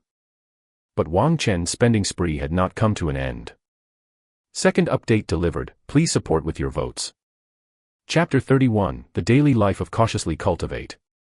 When he returned home, there were only a few spirit stones left in Wang Chen's storage bag. But he had gained 1,000 jin of white jade rice, 8 bottles of Vajra ghee, 200 jin of monster beast meat, and a book titled, Basic Talismanic Script Deciphering, and a set of talisman crafting tools. Although he had spent all the spirit stones he got from selling his magic sword, these cultivation resources undoubtedly bolstered Wang Chen's confidence and eased the worries hidden in his heart. As for the book on talisman deciphering and the talisman crafting tools, Wang Chen had thoughtfully chosen them as a way to make money for himself. Of all the 100 arts of immortal cultivation, nothing is more lucrative than pills, artifacts, arrays, and talismans. Wang Chen didn't even consider alchemy and artifact refining. As the saying goes, alchemy ruins a life, refining impoverishes 3 generations. Without ample family wealth, these arts should not be touched. Pill furnaces, earth fire, spiritual materials, precious ores. In fact, most alchemists and artifact refiners can only achieve success with the support of their sex and powerful families. Accordingly, they are also the tool people of the sex and families. Array crafting is pretty much the same, with less consumption than alchemy and artifact refining, but with a high barrier to entry. In comparison, talisman crafting is undoubtedly much more accessible to the common person. Source, novelfold.com, updated on 0new0.omicron. A monsterized wolf hair talisman brush, a stack of 100 yellow talisman papers, plus a bottle of refined talisman ink. It only cost Wang Chen 20 spirit stones. The printed book, Basic Talismanic Script Deciphering, was given for free by the owner of the talisman shop. However, precisely because the barrier to entry is so low, among the 100,000 cultivators of the Cloud Sun sect, many know how to craft talismans. In other words, the internal competition is extremely fierce. Therefore, to earn spirit stones through talisman crafting, one must have unique skills. Otherwise, even the initial investment is hard to recoup. And truly skilled talisman makers don't make much less than alchemists and artifact refiners in terms of making money. They also hold a high position within the sect. Wang Chen hadn't thought that far ahead. His initial consideration for learning the way of talismans was to save a large sum on buying magical talismans. Amulets, evil dissipating talismans, explosive talismans, armor and horse talismans, concealment talismans, wind blade talismans, binding talismans. The wide variety of talismans can play a massive role in combat, whether for breaking enemies, defense, or escaping. They all have very good effects. In critical moments, they can save one's life. Wang Chen still didn't know if crafting talismans was considered a skill that could appear on the immortal cultivation panel. If he could use heavenly merit or human virtue to enhance his talent in talisman crafting, he would undoubtedly have found a shortcut to wealth. If not, the loss of a few dozen low spirit stones could be completely bearable. Aside from these, Wang Chen also brought home a brood of 5 chicks. He had stored up a good amount of rice bran recently. The planned chicken rearing project he had in mind could finally be implemented now. He let the 5 chicks roam freely in the yard. Then Wang Chen placed the chicken coop he had bought in the corner, and set up feeding and watering troughs. He took out a large handful of rice bran and put it into the feeding trough and added mountain spring water to the watering trough. At first, the chicks were scared because they were in a strange environment and huddled close together. But they quickly grew bolder, and when one chick cautiously approached the feeding trough to peck at the rice bran, the rest of the chicks immediately swarmed over. The chirping broke the silence in the yard, adding a smile to Wang Chen's face. He bought 4 hens and 1 rooster in total. The chicks would only need about 2 months to grow up, at which time their eggs would be enough to enrich Wang Chen's dining table. He could also hatch new chicks, and slaughter the grown chickens for meat. The cost of feeding them was minimal. In addition to the rice bran he no longer wished to eat, pests such as the green rice worms, leaf-eating ants, and longhorn snails in the fields were excellent fodder for the chickens. Letting them peck for their food in the fields killed 2 birds with 1 stone. Moreover, with these chirping little creatures at home, Wang Chen wouldn't feel too lonely. He took his hoe and turned over the Tumu wasteland in the backyard. He then sowed the vegetable seeds he had bought from the city. Wang Chen felt that he was becoming more and more like a true spiritual plant farmer. In the morning, when he awoke from his sleep, he got dressed, washed up, and cooked a pot of meat rice before going to feed the hungry chicks. Then, he practiced the Vajra fist in the courtyard. After finishing his practice, he was ready for breakfast, and with a growling stomach, he headed to the quiet room to practice the 5 elements skill. He polished his proficiency in skills like the spiritual perception technique, object controlling technique, and mighty strength technique, among others. The morning passed this way. At noon, he read Basic Talismanic Script Deciphering, Learning and Mastering the Knowledge of Talisman Crafting. When the sun started to slope westward and the outside temperature was not so hot, he went to work in the spirit fields. He returned at sunset, washing away the heat from his body back home. He steamed rice and cooked meat, practicing the Heavenly Dragon Vajra method. The evening session was still devoted to practicing the 5 elements skill. Continuing to brush up on skill proficiency. Studying talismans. Time flowed by like water, and the transmigrated Wang Chen was becoming more and more accustomed to this world. And to his current life. He didn't knock on doors to visit neighbors, nor go into the city for pleasure, but quietly cultivated and learned, gradually accumulating his strength. Sometimes Wang Chen thought that such a life was not bad at all. Simple and unremarkable, getting by until the end of time. Half a month flashed by in the blink of an eye. Grain eating. Grain eating. That afternoon, as Wang Chen was busily working in the spirit fields, suddenly several birds descended from the sky, disappearing among the dense rice. Crap! Wang Chen immediately dropped the iron hoe in his hand. A murderous look flashed in his eyes. With only a little over a half-month left until the summer harvest, the valley in the spirit fields was about to mature. Heavy ears of rice bent the stems, and the harvest was finally in sight. For his own 10 mu of spirit fields, Wang Chen had not spared any effort or care. This was his foundation for standing in the outer sect of Cloud Sun. And the uninvited guests that had just appeared were none other than the grain-eating birds that liked to steal the spirit valley. One of the most hated creatures to the spiritual plant farmers. The grain-eating birds usually lived in the mountains and forests, feeding on insects, but once the summer and winter harvest seasons arrived, they would flock in droves to steal the rice. Truly detestable. Looking at the shaking rice not far away, Wang Chen was truly enraged, wrath boiling up in his heart. He rolled up his sleeves and, relying on the experience he had gained from previously eradicating the earth rhinoceros beetles, quickly locked onto a grain-eating bird. The creature was happily pecking at the yellowing rice ears, clinging to the stalk with its claws. However, in the next moment, a sharp surge of chi turned into a blade and pierced the bird's head in a flash. The other nearby grain-eating birds were startled into flight. The second and third surges of chi energy quickly followed, exploding 2 more grain-eating birds in midair. In the end, only one grain-eating bird was lucky enough to escape with its life. Damn you, Liang Fifan. Wang Chen withdrew his outstretched sword finger resentfully. His gunmetal finger had already reached the great achievement stage, and dealing with a few mere birds was naturally not a problem. The problem was that Wang Chen couldn't possibly guard the spirit fields all day long. He needed a helper. Here's the first installment. Please give me your votes and recommendations. Your monthly and recommendation tickets all go to me. Chapter 32, Scarecrow. Late at night, Wang Chen was making a scarecrow. He bent wood for bones, tied ropes for tendons, bounded straw into a human shape, and finally propped it up with a bamboo pole. For someone who had once been a master of crafts, completing this task wasn't difficult. The scarecrows he made were definitely more exquisite than the original owners. Making scarecrows was also a basic skill for the spiritual plant farmer, who would make a few each year to insert in their spirit fields during the summer and winter harvest seasons to drive away birds that stole the grain. The effects were very effective. In folklore, the Straw Hat Immortal, Yellow Great Immortal, and Panliang Immortal are collectively known as the 3 guardians of the household. Among them, the Straw Hat Immortal is the scarecrow. After finishing the making, Wang Chen took out a dagger and slit his middle finger, smearing the fresh blood on the forehead of the scarecrow. At the same time, he muttered a magic spell, Heaven Spirit, Earth Spirit, may my Straw Hat Immortal show its power quickly.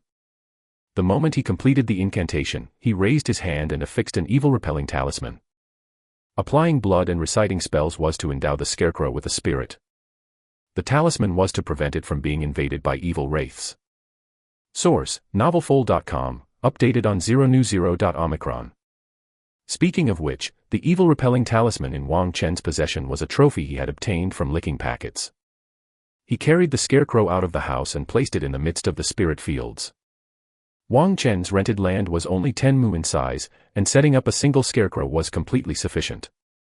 When Wang Chen returned to the ridge of the field, he suddenly felt as if he was being watched by something. Turning around, he saw that under the bright moonlight, the lone scarecrow stood not far away, with the surrounding rice rustling in the night wind.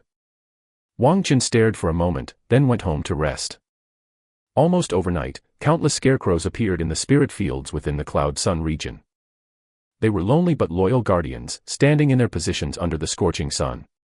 Day after day. Birds flying in from the mountains fled in panic as if they had encountered a natural predator the moment they neared, no longer daring to entertain the thought of pecking at the grains. At sunset, a group of children ran along the village path. They were children of neighboring farmers, chasing each other with homemade bamboo horses, with their crisp laughter sprinkled along the way. Ouch! One chubby child, about 3 or 4 years old, accidentally tripped over a lump of dirt. He almost fell flat on his face. As he scrambled up in a flurry, he saw a scarecrow standing next to the ridge of the field by the road. This scarecrow was a bit special. Its owner had woven a straw hat for it to wear and draped it in an old coat, making it look very much like a real person from a distance. Curious, the chubby child didn't go to pick up his fallen bamboo horse but took a few steps toward the scarecrow. On tiptoes, he reached out his muddy, chubby little hand. He wanted to snatch the talisman paper from the scarecrow's face. Slap. At that moment, a palm suddenly shot out, striking heavily on his hand. The pain made the chubby child burst into tears. Wah! His hand was slapped red and swollen. However, the one who struck him showed no mercy or guilt, and instead said viciously, "This is the Straw Hat Immortal. If you remove its suppressing talisman, it will come for you at night, eating your flesh and drinking your blood." Sister. The frightened chubby child choked back his tears and whimpered, "I'm scared." Now you know fear. His older sister snorted and said, "I saved your life. From now on, all your knocked rice candy belongs to your sister. You must pay back your sister for saving your life. Understand?" Sniffling, the chubby child obediently nodded, "I understand." Good. The sister took his hand and picked up the bamboo horse from the ground. "Let's go home." The scarecrow by the ridge silently watched the siblings walk away. When night fell, rain began to drizzle from the sky. Although the rain soon stopped, the clouds didn't disperse, obscuring the moon and plunging the land into darkness. Then, the wind started. The wind whistled through the rice stalks, and it also lifted the talisman paper on the face of the scarecrow. Boom. Suddenly, a streak of lightning illuminated heaven and earth, and its radiance lit up the straw man in an instant. The shadows behind it twisted and undulated violently. After a long while, the dark clouds in the night sky quietly dispersed, and the moon reclaimed its place in the firmament. Treading the muddy path, Chen-si hurried toward his home. It was already very late. Usually, at this time, Chen-si would have been sound asleep at home. But today he went to Cloud Sun City to shop, and as he passed by Spring Flooding Fong, his feet led him uncontrollably into the Numerous Fragrances Pavilion, and it cost his entire storage bag to get out. He didn't catch a carriage when leaving the city, so he returned quite late. He got caught in the rain on the way. The physically weak Chen-si almost caught a cold. However, recalling the flavor of the Hwan sex female cultivator, Chen-si's heart still burned hot. 10 low spirit flowers were truly worth it. Chen-si felt like he had lived his entire first half of life in vain. He had toiled like an old ox in the fields, and even though he was a cultivator, he wasn't much different from a common farmer. Only the brief but passionate encounter with a Hwan female cultivator was like truly ascending to the heavens. Chen-si decided that once he earned some spirit stones from the summer harvest, he would visit the Numerous Fragrances Pavilion again. The Hwan sex female cultivators would not stay in the Numerous Fragrances Pavilion for long, and once missed, it would be too late for regrets. Ah! Not paying attention, he stumbled sharply and fell forward to the ground. Chen-si quickly sprang to his feet. Fortunately, it was dark, and no one saw him, otherwise, a 4th-level Qi cultivation cultivator getting tripped by a stone would definitely be the joke of the year. Just as he steadied himself, he saw, a few steps away, a strawman with a hat standing there. Chen-si was immediately stunned. How had the strawman gotten to the middle of the road? And this strawman's face, it didn't have a suppressing evil talisman. Chen-si instinctively felt something was wrong. He took a step back and placed his hand on the storage bag at his waist. Although the spirit stones in the bag were spent, he still had a few talismans left. With a thought, Chen-si took out an evil-repelling talisman and held it in his hand. However, before he could act, a chilling wind blew past, and the strawman in front vanished into thin air. All the hairs on Chen-si's body stood on end. Fear began to grow in his heart. He looked around, but Chen-si saw no trace of the strawman with the hat. But he decided not to continue down this road. It was too sinister. Licking his lips, Chen-si turned sharply and planned to return to a friend's nearby house to stay for the night. However, the instant he turned around, he saw the strawman again. It was right behind him. Chen-si's eyes widened in disbelief, and he opened his mouth to scream. A straw rope pierced into his mouth like lightning and threaded through the back of his head without a moment's hesitation. More straw ropes then pierced into Chen-si's body, binding him tightly. Bright red blood crawled down the ropes. At this moment, Chen-si was not yet dead. But he was unable to call for help or put up any resistance. He could only watch helplessly as his blood was sucked away by the strawman, before falling into endless darkness. After a long while, a hand woven from straw picked up the evil-repelling talisman that had fallen to the ground. It stuck it on its forehead. Then, this now bulkier strawman stepped into the spirit fields. It stood motionless. Here is the second update, seeking your ticket support. Chapter 33, Matchmaking. In the morning, within the small courtyard. Vajra Fist, Experience +1. Having just finished practicing his boxing technique, Wang Chen retracted his arms and took a long breath. His upper body, bare and glistening with sweat, shimmered in a light bronze color. His chest, arms, waist, abdomen, and thighs were sculpted with bulging muscles, filled with strength. Compared to when he had just crossed over, Wang Chen had grown a full 2 inches taller. Although his physique had only increased by 1 point, the power of his chi blood had multiplied several times over. The synergy between the heavenly dragon Vajra method, Vajra Gi, and the body refinement effect of Vajra Fist was truly outstanding. Wang Chen felt that with a few more days of training, he could further increase his physique attribute. Most importantly, the Heavenly Dragon Vajra method is a body cultivation technique that refines both the internal and external, strengthening not only his skin, muscles, tendons, and bones but also his 5 viscera, 6 bowels, and meridians. This meant that when Wang Chen executed the great achievement level gung metal finger again, he could absolutely withstand a more powerful output of mana. A man, after all, needed to be tough. Source: novelfold.com, updated on Omicron New 0. Omicron. Wang Chen patted his hard chest with satisfaction. Cluck cluck. Several half-grown hens clustered around him, calling out. Another young rooster stood by, holding its head high. Wang Chen smiled, took out a large handful of rice bran from his storage bag, and placed it in the trough in front of the chicken coop. The hens and the rooster immediately gathered to peck at the feed. Wang Chen casually cast a cleansing technique, cleaning up the chicken droppings from the ground, and then headed to the kitchen to shower. After showering and changing his clothes, he was preparing to go to the quiet room for cultivation. A voice calling from outside the courtyard interrupted him. Wang Chen, are you home, Wang Chen? The voice was unfamiliar. Wang Chen paused, then went out and opened the courtyard door. He saw a woman in her 50s or 60s standing outside, smiling merrily at him. Wang Chen, old lady Wang. The original owner of the body had a narrow social circle and didn't know many of the neighbors. But he had memories of the woman standing before him. Well, if it isn't me. The elderly woman said cheerfully, old lady Wang has come to you with good news today. Won't you invite me in to sit down? Wang Chen reacted, please come in, old lady. He brought a stool out from his room for old lady Wang to sit down in the courtyard, and then went off to boil some water. Wang Chen's house was small, and except for old son, hardly anyone else visited. He really didn't have much to offer guests. No need to trouble yourself. Old lady Wang stopped him. Sit down, Wang Chen, I have something to talk to you about. Wang Chen had no choice but to sit down opposite her. Old lady Wang glanced at the young hens walking in the corner and asked, Wang Chen, are you betrothed? Betrothed? Wang Chen shook his head subconsciously, no. That's wonderful. Old lady Wang clapped her hands with joy and said, do you know Widow Fan, who lives to the south of the defense area? She has taken a liking to you. Widow Fan. An image of a voluptuous woman with wide hips flashed through Wang Chen's mind. It seemed he had seen her a few days ago when he went to the mountain to fetch spring water. Only then did Wang Chen remember that old lady Wang was best known for matchmaking. It turns out she had come to propose a match for him. Wang Chen was entirely taken aback. Old lady, I'm only 17. Wasn't Widow Fan well into her 30s?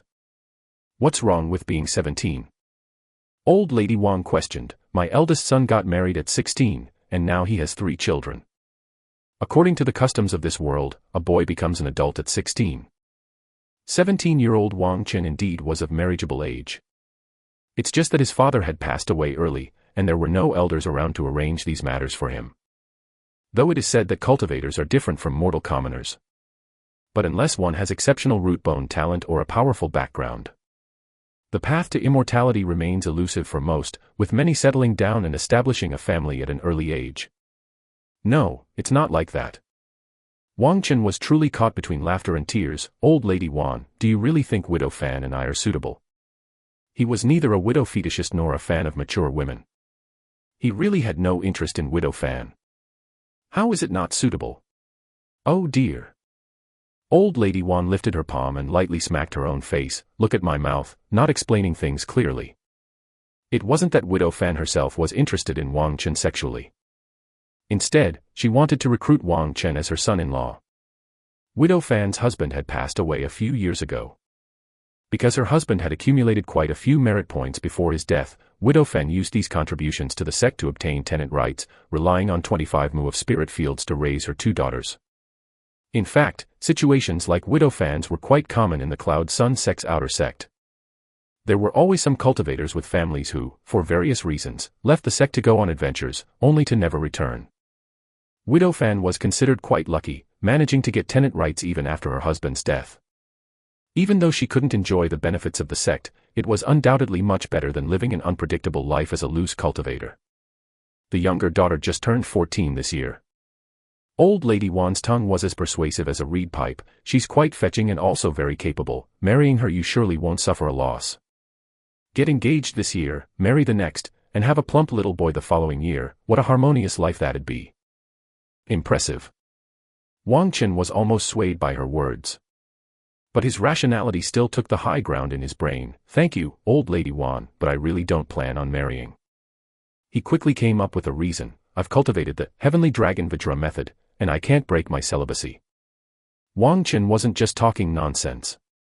The heavenly dragon Vajra method is most effective for those who haven't dissipated their elemental yang, as it helps them make twice the progress with half the effort. Of course, it's not to say that one can't marry if they have practiced this cultivation technique. As long as one breaks through to the fourth layer, the Vajra impermeable realm, there will be no issues. But before that, if Wang Chen didn't maintain his celibacy, then all his previous efforts would be in vain. This was one of the reasons why many people were reluctant to practice the heavenly dragon Vajra method. After all, how many men are willing to live ascetically like a monk indefinitely? As for Wang Chen, with the aid of the immortal cultivation panel cheat, he naturally could ignore this issue. Of course, he wouldn't share this point with old lady Wan. You've cultivated a Buddhist sex cultivation technique. Old lady Wan's eyes widened in surprise. Monks are no good things. Wang Chen gave a good-natured chuckle. Seeing that Wang Chen's stance was firm and he had the excuse of his cultivation technique, old lady Wan realized she couldn't force the issue. This matchmaking fee was definitely out of reach for her. So she grudgingly took her leave and departed. After sending off old lady Wan, Wang Chen wiped off his sweat, feeling quite weary at heart. Old lady Wan's mouth was really too persuasive. However, Wang Chen had his own preoccupations and a great secret to bear, so there was no need to drag others down with him. Even if he reached an age where he felt the urge, wouldn't it be more simple and carefree to seek a night's pleasure at the numerous fragrances pavilion? Wang Chen thought for a moment and extinguished the last bit of wandering thoughts in his mind. Cultivation, it's cultivation that matters. Bang bang. Wang Chen. Just as he had sat down cross-legged in his meditation room, someone once again knocked on his courtyard gate. Who is it now? Wang Chen felt rather peeved. What kind of day was it today that one person after another kept showing up? Since the door kept being knocked on loudly, he was left without much choice. He went out to open the gate once again. The first update is here, please vote for me. P.S. Regarding the discussions about merit points in the comments, it has already been mentioned in the book that doing good deeds will not earn human virtue. This setting of merit points has a deep foreshadowing. You don't have to worry about any statistical collapses, the mystery will be unveiled in the future, so I won't spoil it now. Chapter 34, Conscription. Just after old lady Wang left, now comes an elderly grandpa.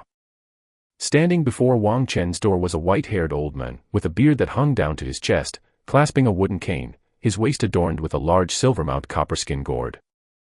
Wang Chen hurriedly paid respects. Old master son, what brings you here? This old grandpa was no ordinary person. Within dozens of miles, there was no cultivator of higher status than him. He was also the village chief of this area. Although tens of thousands of mu of spirit fields had been cultivated at the Cloud Sun Sex Gate with thousands of tenant and peasant farmers, they hadn't established the type of villages commonly seen among common mortals. To facilitate management, the outer sect main hall had organized several dozen defense areas on a household basis.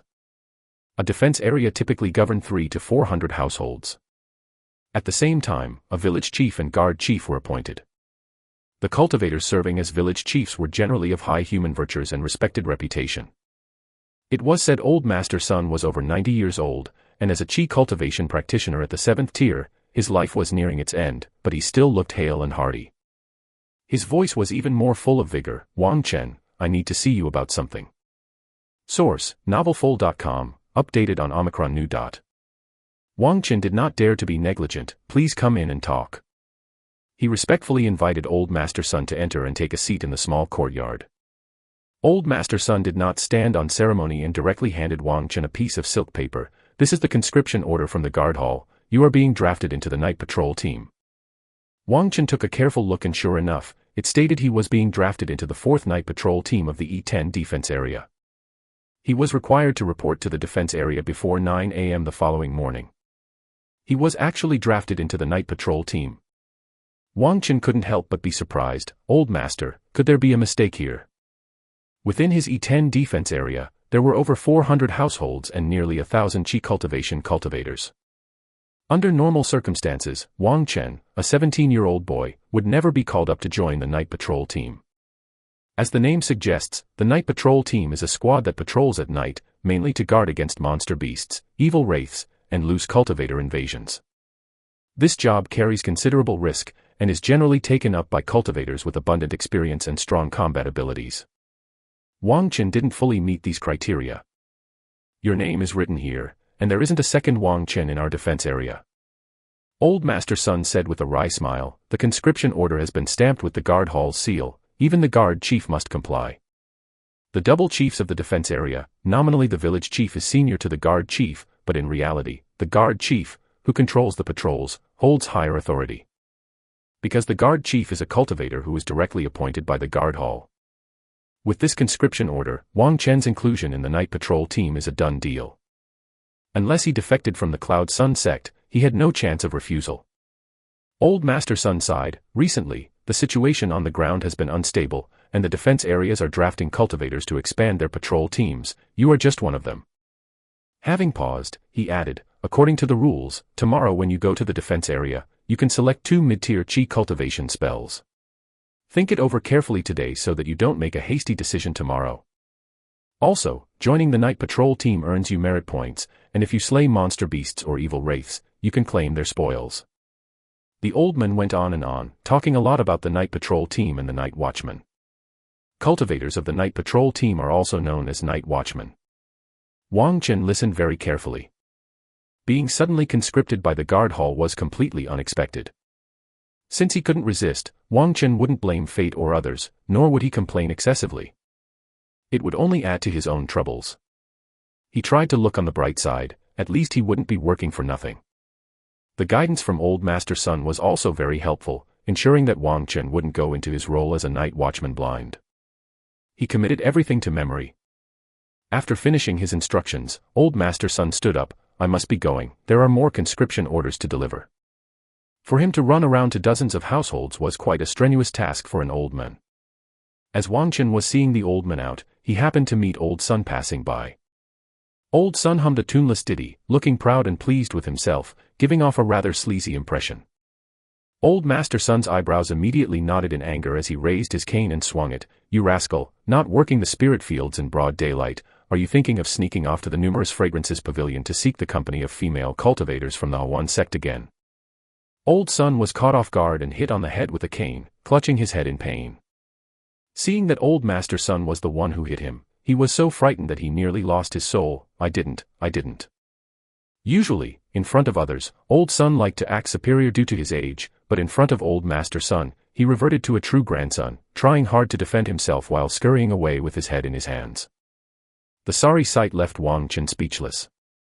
Old Master Sun was swinging his wooden cane, chasing and running after him all the way. Old Master Sun shared a close kinship with Old Sun, being 2 generations his senior. Old Master Sun probably felt a sense of disappointment, as if hating iron for not becoming steel. Otherwise, he wouldn't have been so infuriated. Having sent off Old Master Sun, the repeatedly disturbed Wang Chen no longer felt like continuing his cultivation of techniques. He began to ponder. Which spells should he choose tomorrow that would be most appropriate? The merit points needed to exchange for mid-tier chi cultivation spells in the Dharma transmission hall were quite high. Now he had a chance to get them for free. And not just 1, but 2 opportunities. If he didn't carefully select them, it would be a real loss. Struggling to recall his knowledge about mid-tier chi cultivation spells, Wang Chen called up his immortal cultivation panel. He looked over his skill list. Cleansing Technique, Beginner 99 out of 100. Mighty Strength Technique, Beginner 99/100. Gung Metal Finger, Great Achievement 37/400. Cloud Rain Ju, Mastery Level 19 out of 200. Spiritual Perception Technique, Beginner 99 out of 100. Object Controlling Technique, Beginner 99 out of 100. Vajra Fist, Beginner 37 out of 100.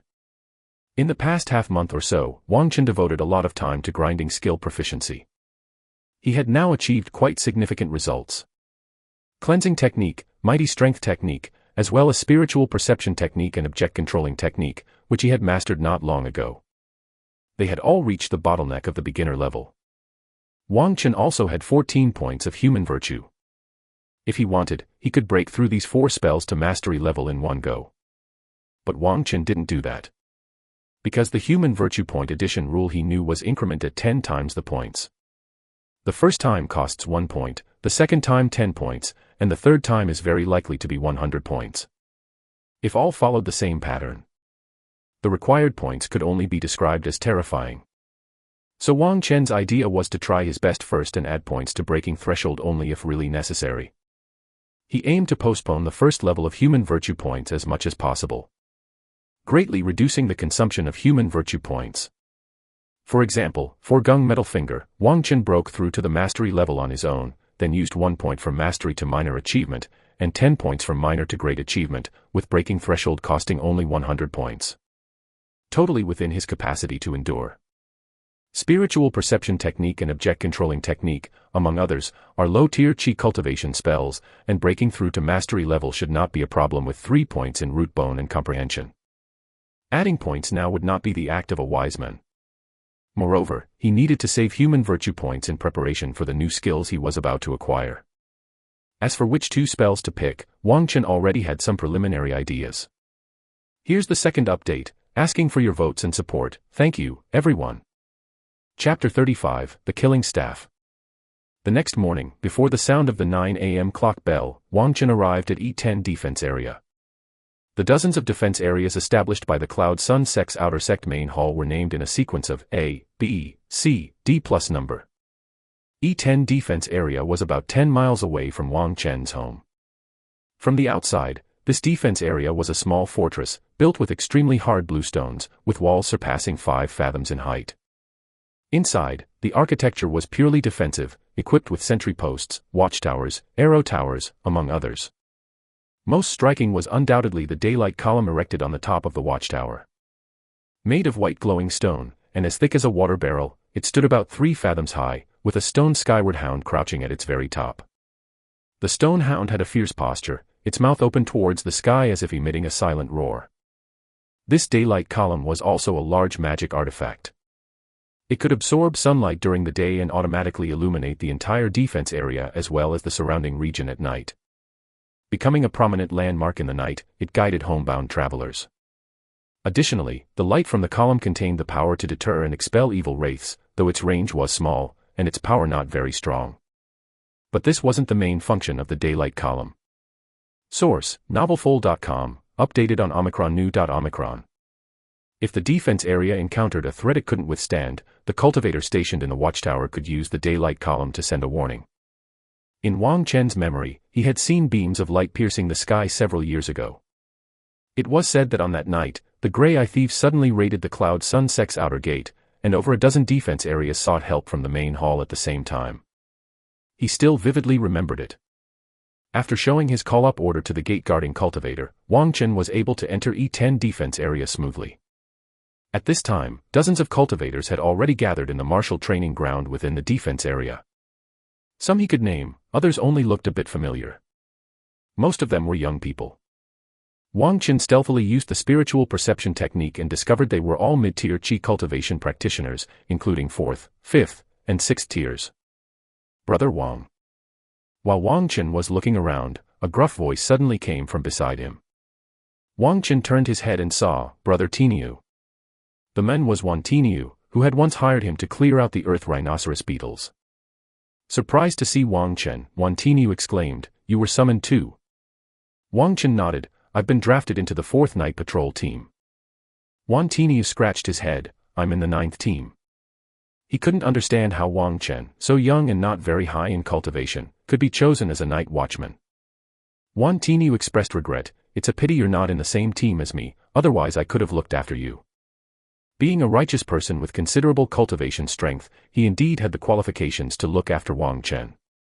Wang Chen smiled, "I will definitely trouble Brother Tiniu in the future. You just come to me when the time comes." Wan Tiniu thumped his chest, "If it's within my power, you have my word." Wan Tiniu was quite grateful to Wang Chen. If it were not for Wang Chen's help in clearing the earth rhinoceros beetles, his family would have had to pay double the spirit stones for the formation banner. even though Wang Chen had received spirit stones as well. Wan Tinia found him quite agreeable and even regretted that his own sister was too young. Otherwise, he would have been an excellent candidate for a marriage alliance. Boom. As they were talking, the sound of the fixed sun bell from Cloud Mountain City came from afar. The time had come for 9 a.m. A burly man with a bear-like torso and tiger-like back appeared on the martial platform, his eyes like a leopard sweeping over the crowd as he bellowed, "Silence!"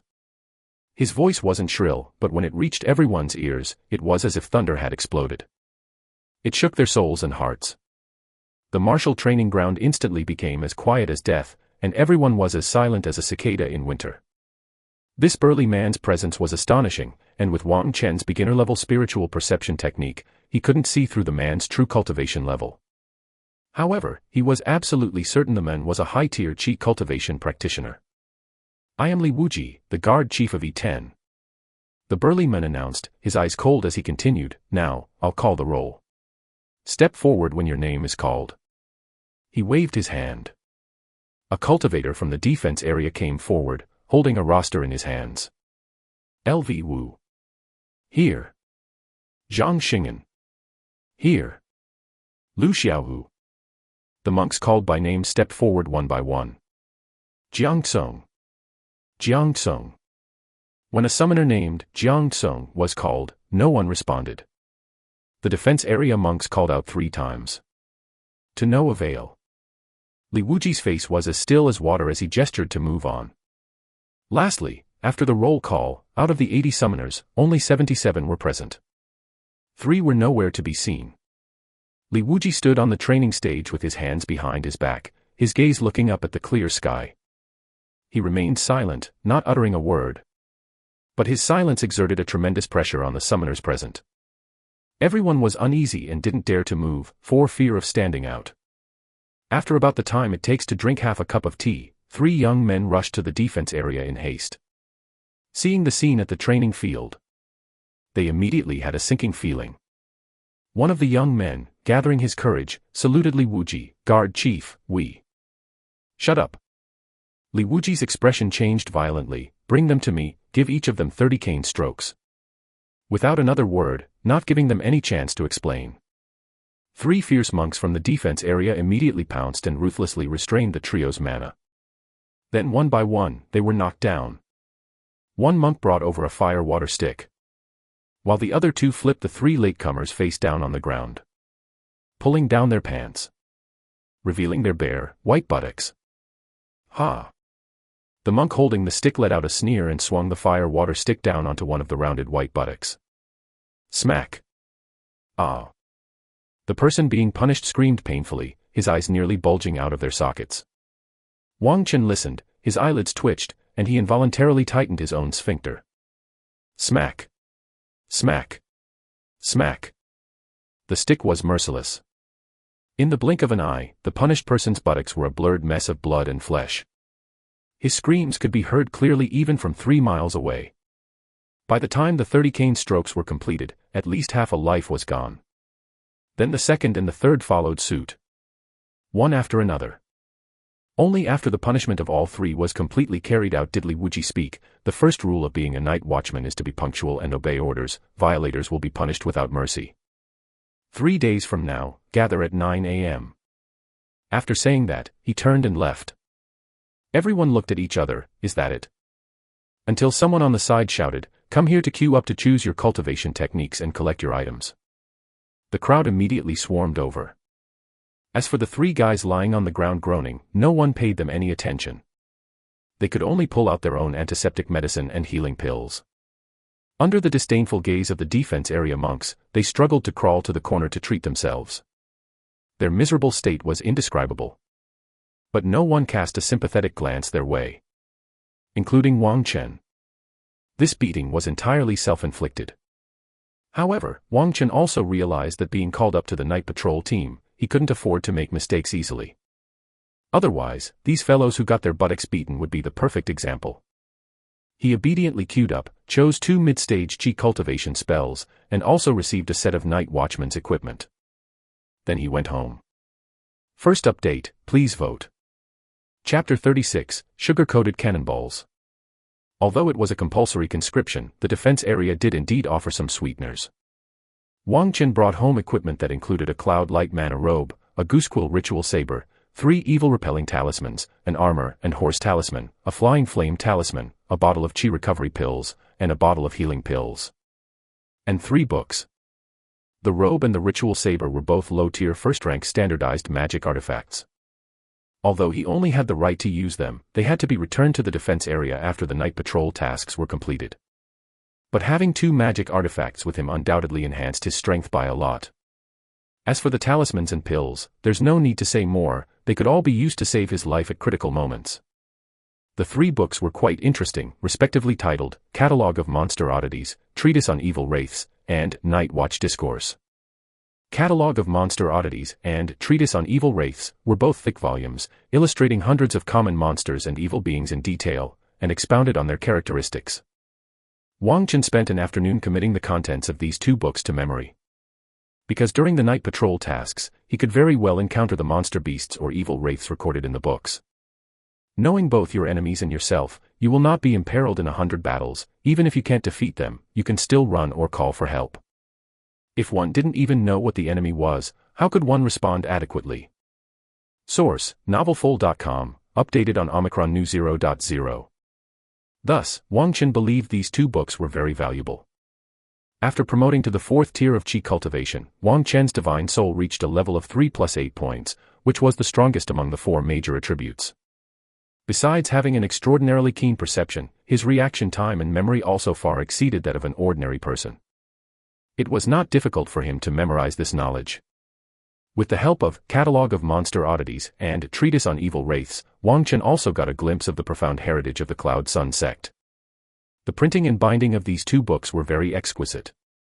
The content was detailed, the illustrations vivid, and they were easy to understand. Without a group of people dedicated to collecting, researching, and compiling related materials, these books would certainly not exist. Wang Chen believed. In the scripture pavilion of the Cloud Sun sect, there must be even richer and more detailed books of the same kind.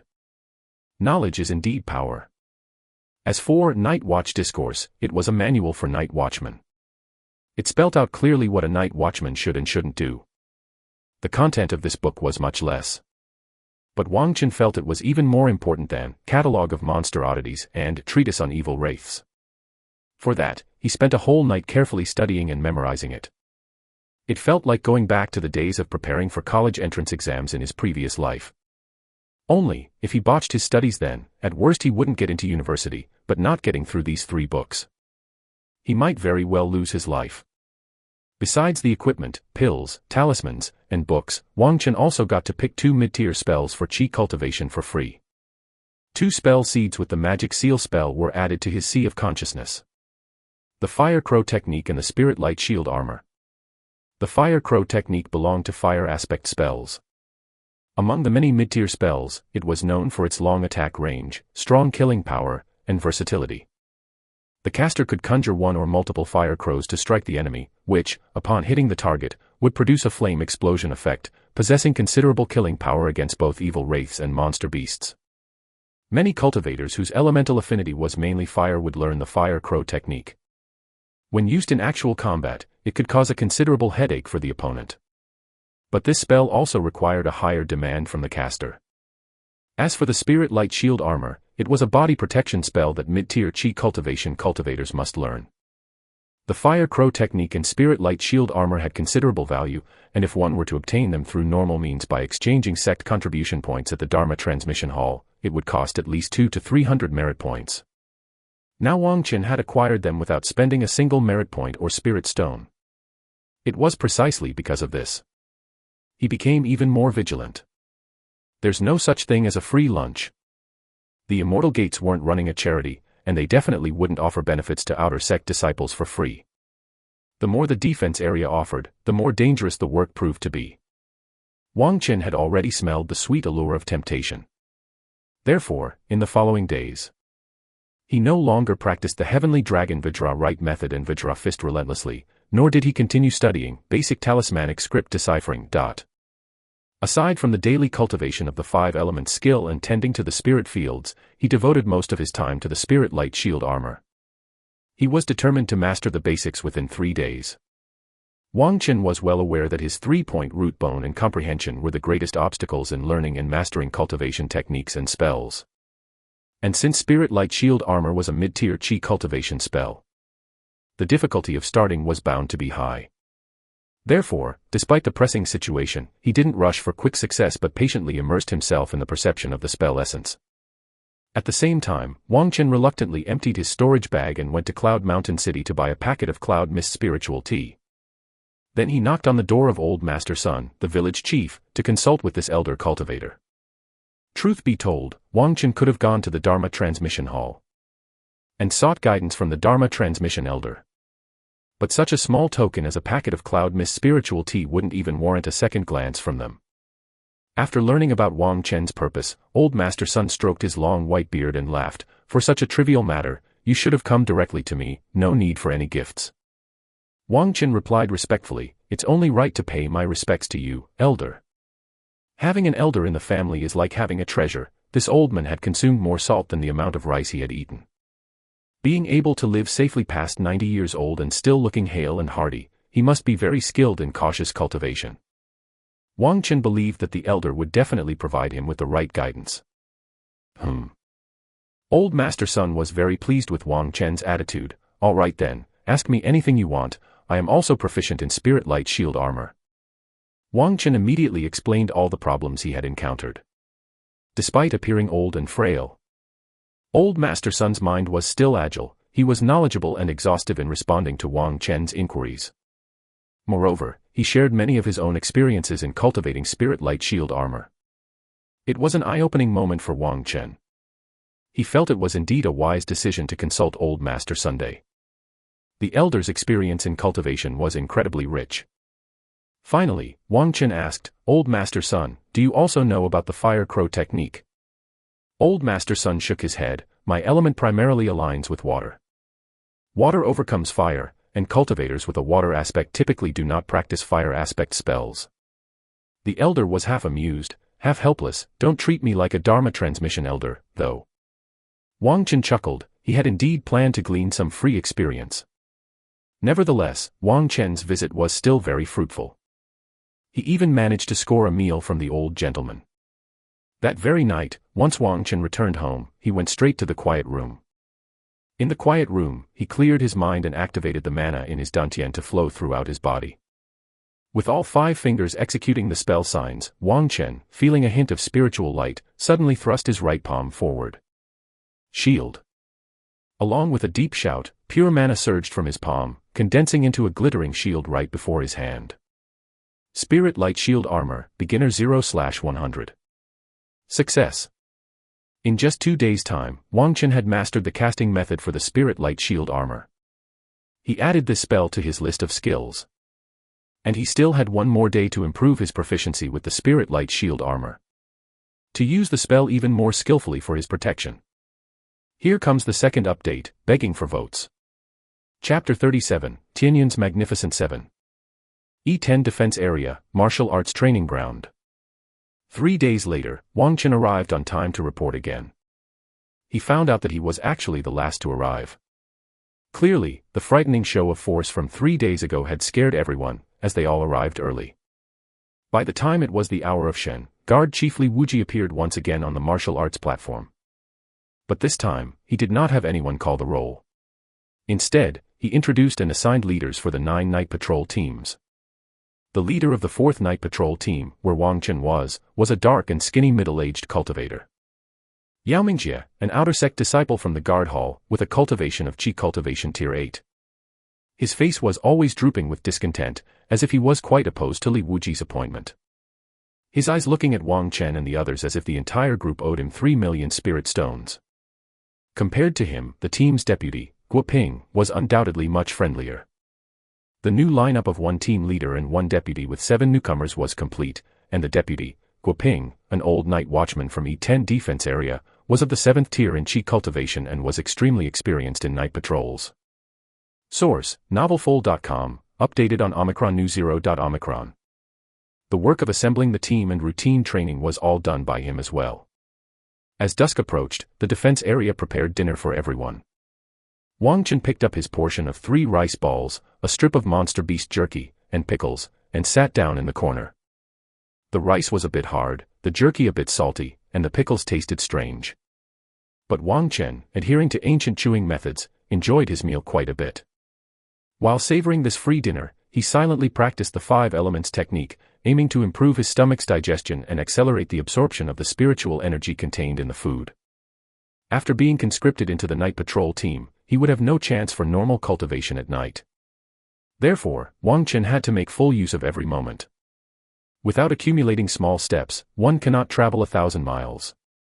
Every little bit of accumulation during ordinary times was the foundation of his future path to success. By contrast, the other young cultivators on Wang Chen's team clearly had different thoughts. They gathered in small groups, chatting and laughing while eating. Each one of them seemed quite excited. Among them was a team member, none other than Jiang Song, who was the first to be punished with the cane 3 days ago. It seemed the fellow had forgotten the pain after the wound healed and was laughing and talking with others. He even took out a magic artifact to show off, attracting envious glances from those around him. Wang Chen felt that his parents had clearly given him the wrong name since he didn't seem smart at all. He also seemed spoiled by overindulgence. Actually, among the 100,000 disciples of Cloud Sun Sect's outer sect, there were many from wealthy families. Many second-generation cultivators lived comfortably thanks to their parents' care. Jiang Song had a cultivation of the 6th tier in Qi cultivation. But Wang Chen, through observing with the spiritual perception technique, noticed that Jiang's mana fluctuated a lot, unstable and erratic. Most likely, he had relied on pills to advance his tiers. Wang Chen couldn't understand how such a person was chosen for the night patrol team, just like how he, a mastery-level spiritual plant farmer of Qi cultivation tier 4, was also conscripted, suspecting there might be more to it. Looking at Yao Mingjie, the team leader with the demeanor of someone who had lost his father, Wang Chen felt that the prospects of his team were worrisome. How difficult was it to safely and quietly be a low-profile cultivator? Every grain of food was distressing. Suddenly, the surroundings grew very quiet, and the laughing and talking of his team members could no longer be heard. The unusual atmosphere made Wang Chen, who was nibbling on a rice ball, lift his head. Then he saw several young male and female cultivators walking out of the defense area with Li Wuji. Li Wuji normally gave off a cold, domineering, and explosive impression, uncompromising and assertive. But at this moment, the burly man who stood nearly 7 feet tall was bending over with a smile, appearing somewhat obsequiously flattering. It made one wonder if he had been possessed by an evil wraith. And the female cultivator walking at the very front, dressed in a moon-white Taoist robe with her black hair styled in a traditional bun and carrying a cloudstream sword on her back.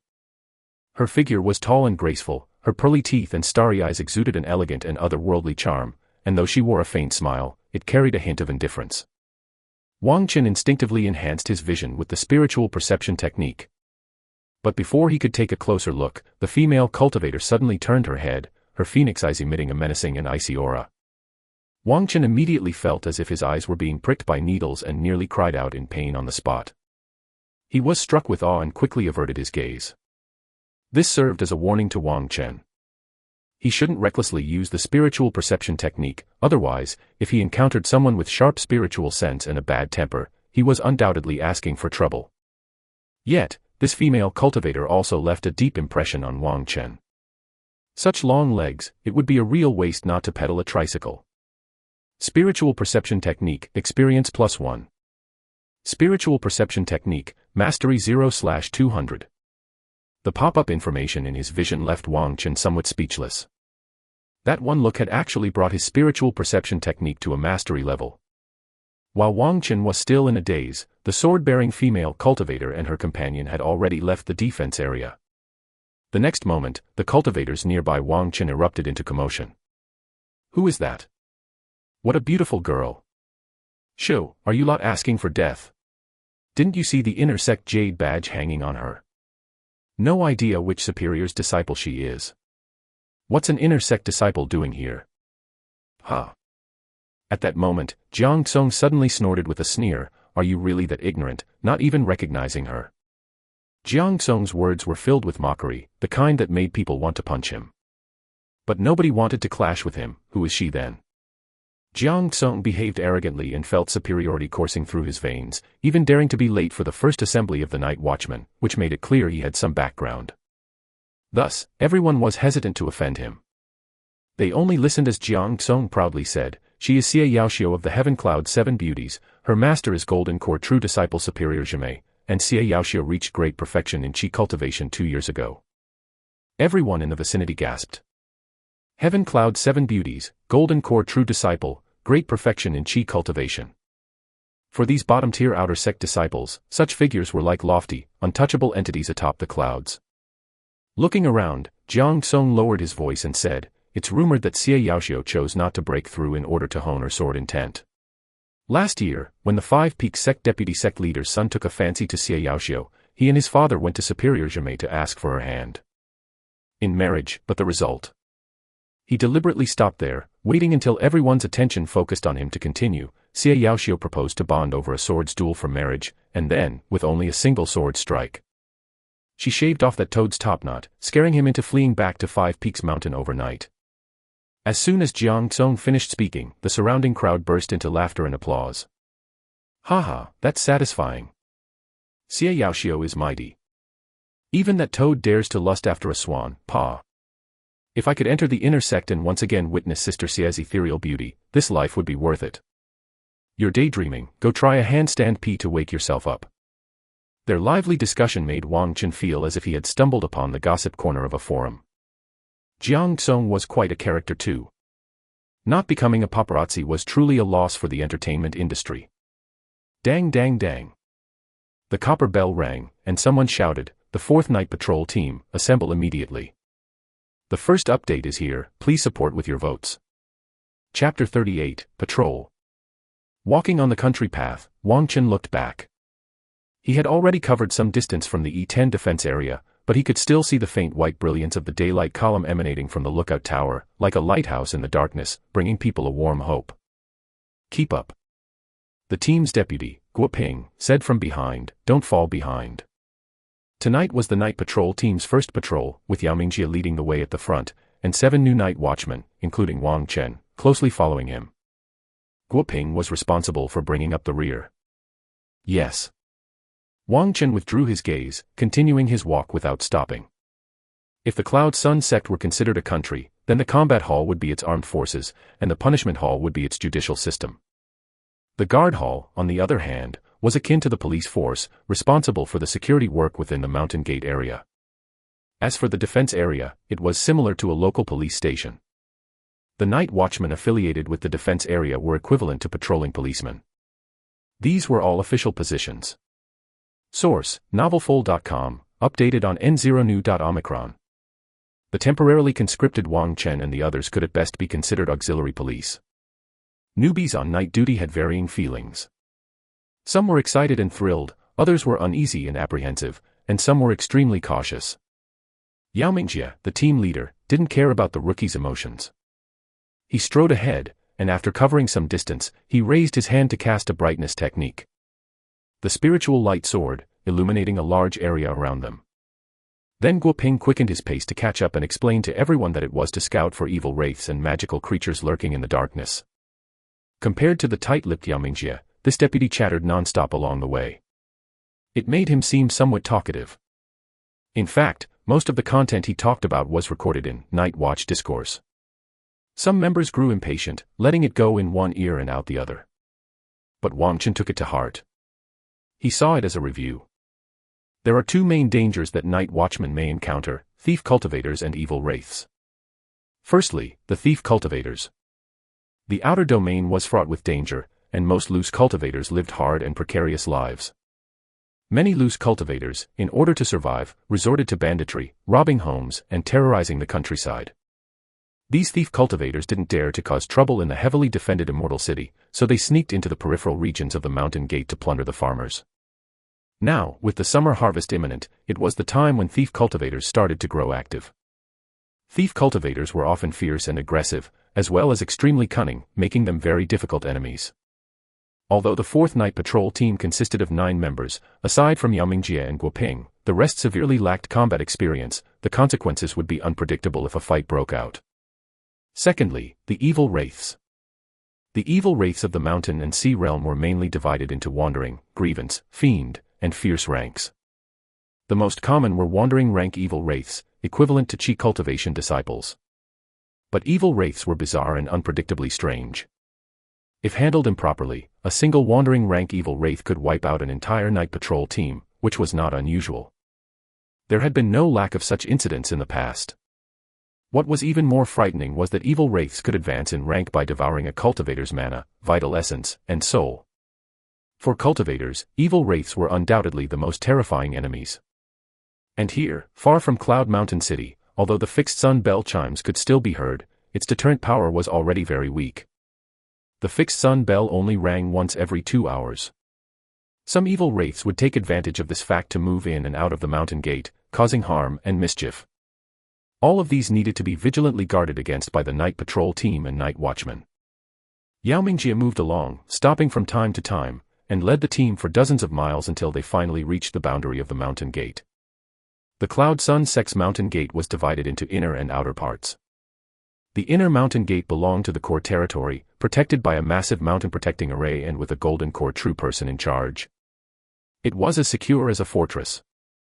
The outer mountain gate covered an enormous area, with hundreds of thousands of mu of spirit fields and forests carved out for the outer sect disciples to cultivate and breed. The lengthy borders connecting to the outer domain were essentially guarded by dozens of defense areas. So, the idea of completely barring the invasion of thieves and evil wraiths was simply impossible. When Wang Qin followed the others up the hill, the vast plains, forests, and a surging river ahead suddenly came into view. Stars draping the wide plains, the moon surging with the big river's flow. This scene evoked the lines of the poet Du Fu in Wang Chen's mind. Guoping sighed, ahead lies the outer domain. The outer domain.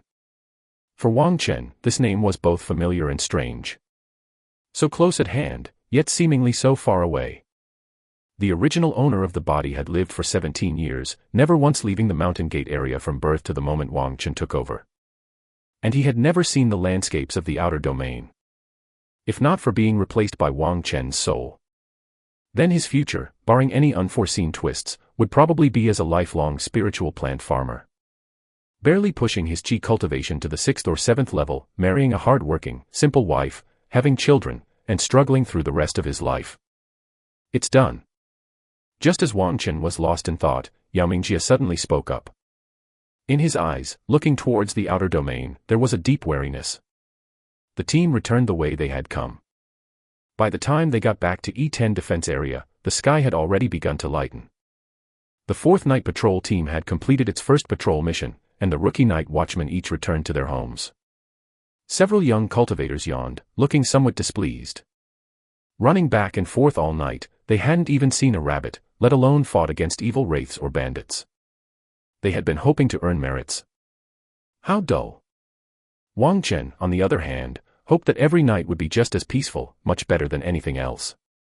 Over the next few days, the 4th Night Patrol team patrolled back and forth within their assigned area and encountered no situations. Many of the new members consequently slacked off and could not bring themselves to be spirited during patrols. But Wang Chen did not let his guard down.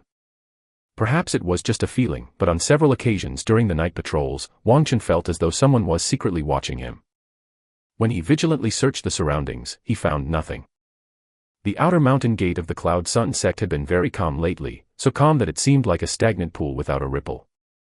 But intuition told Wang Chen that beneath this calm surface, there lurked undercurrents he could not perceive.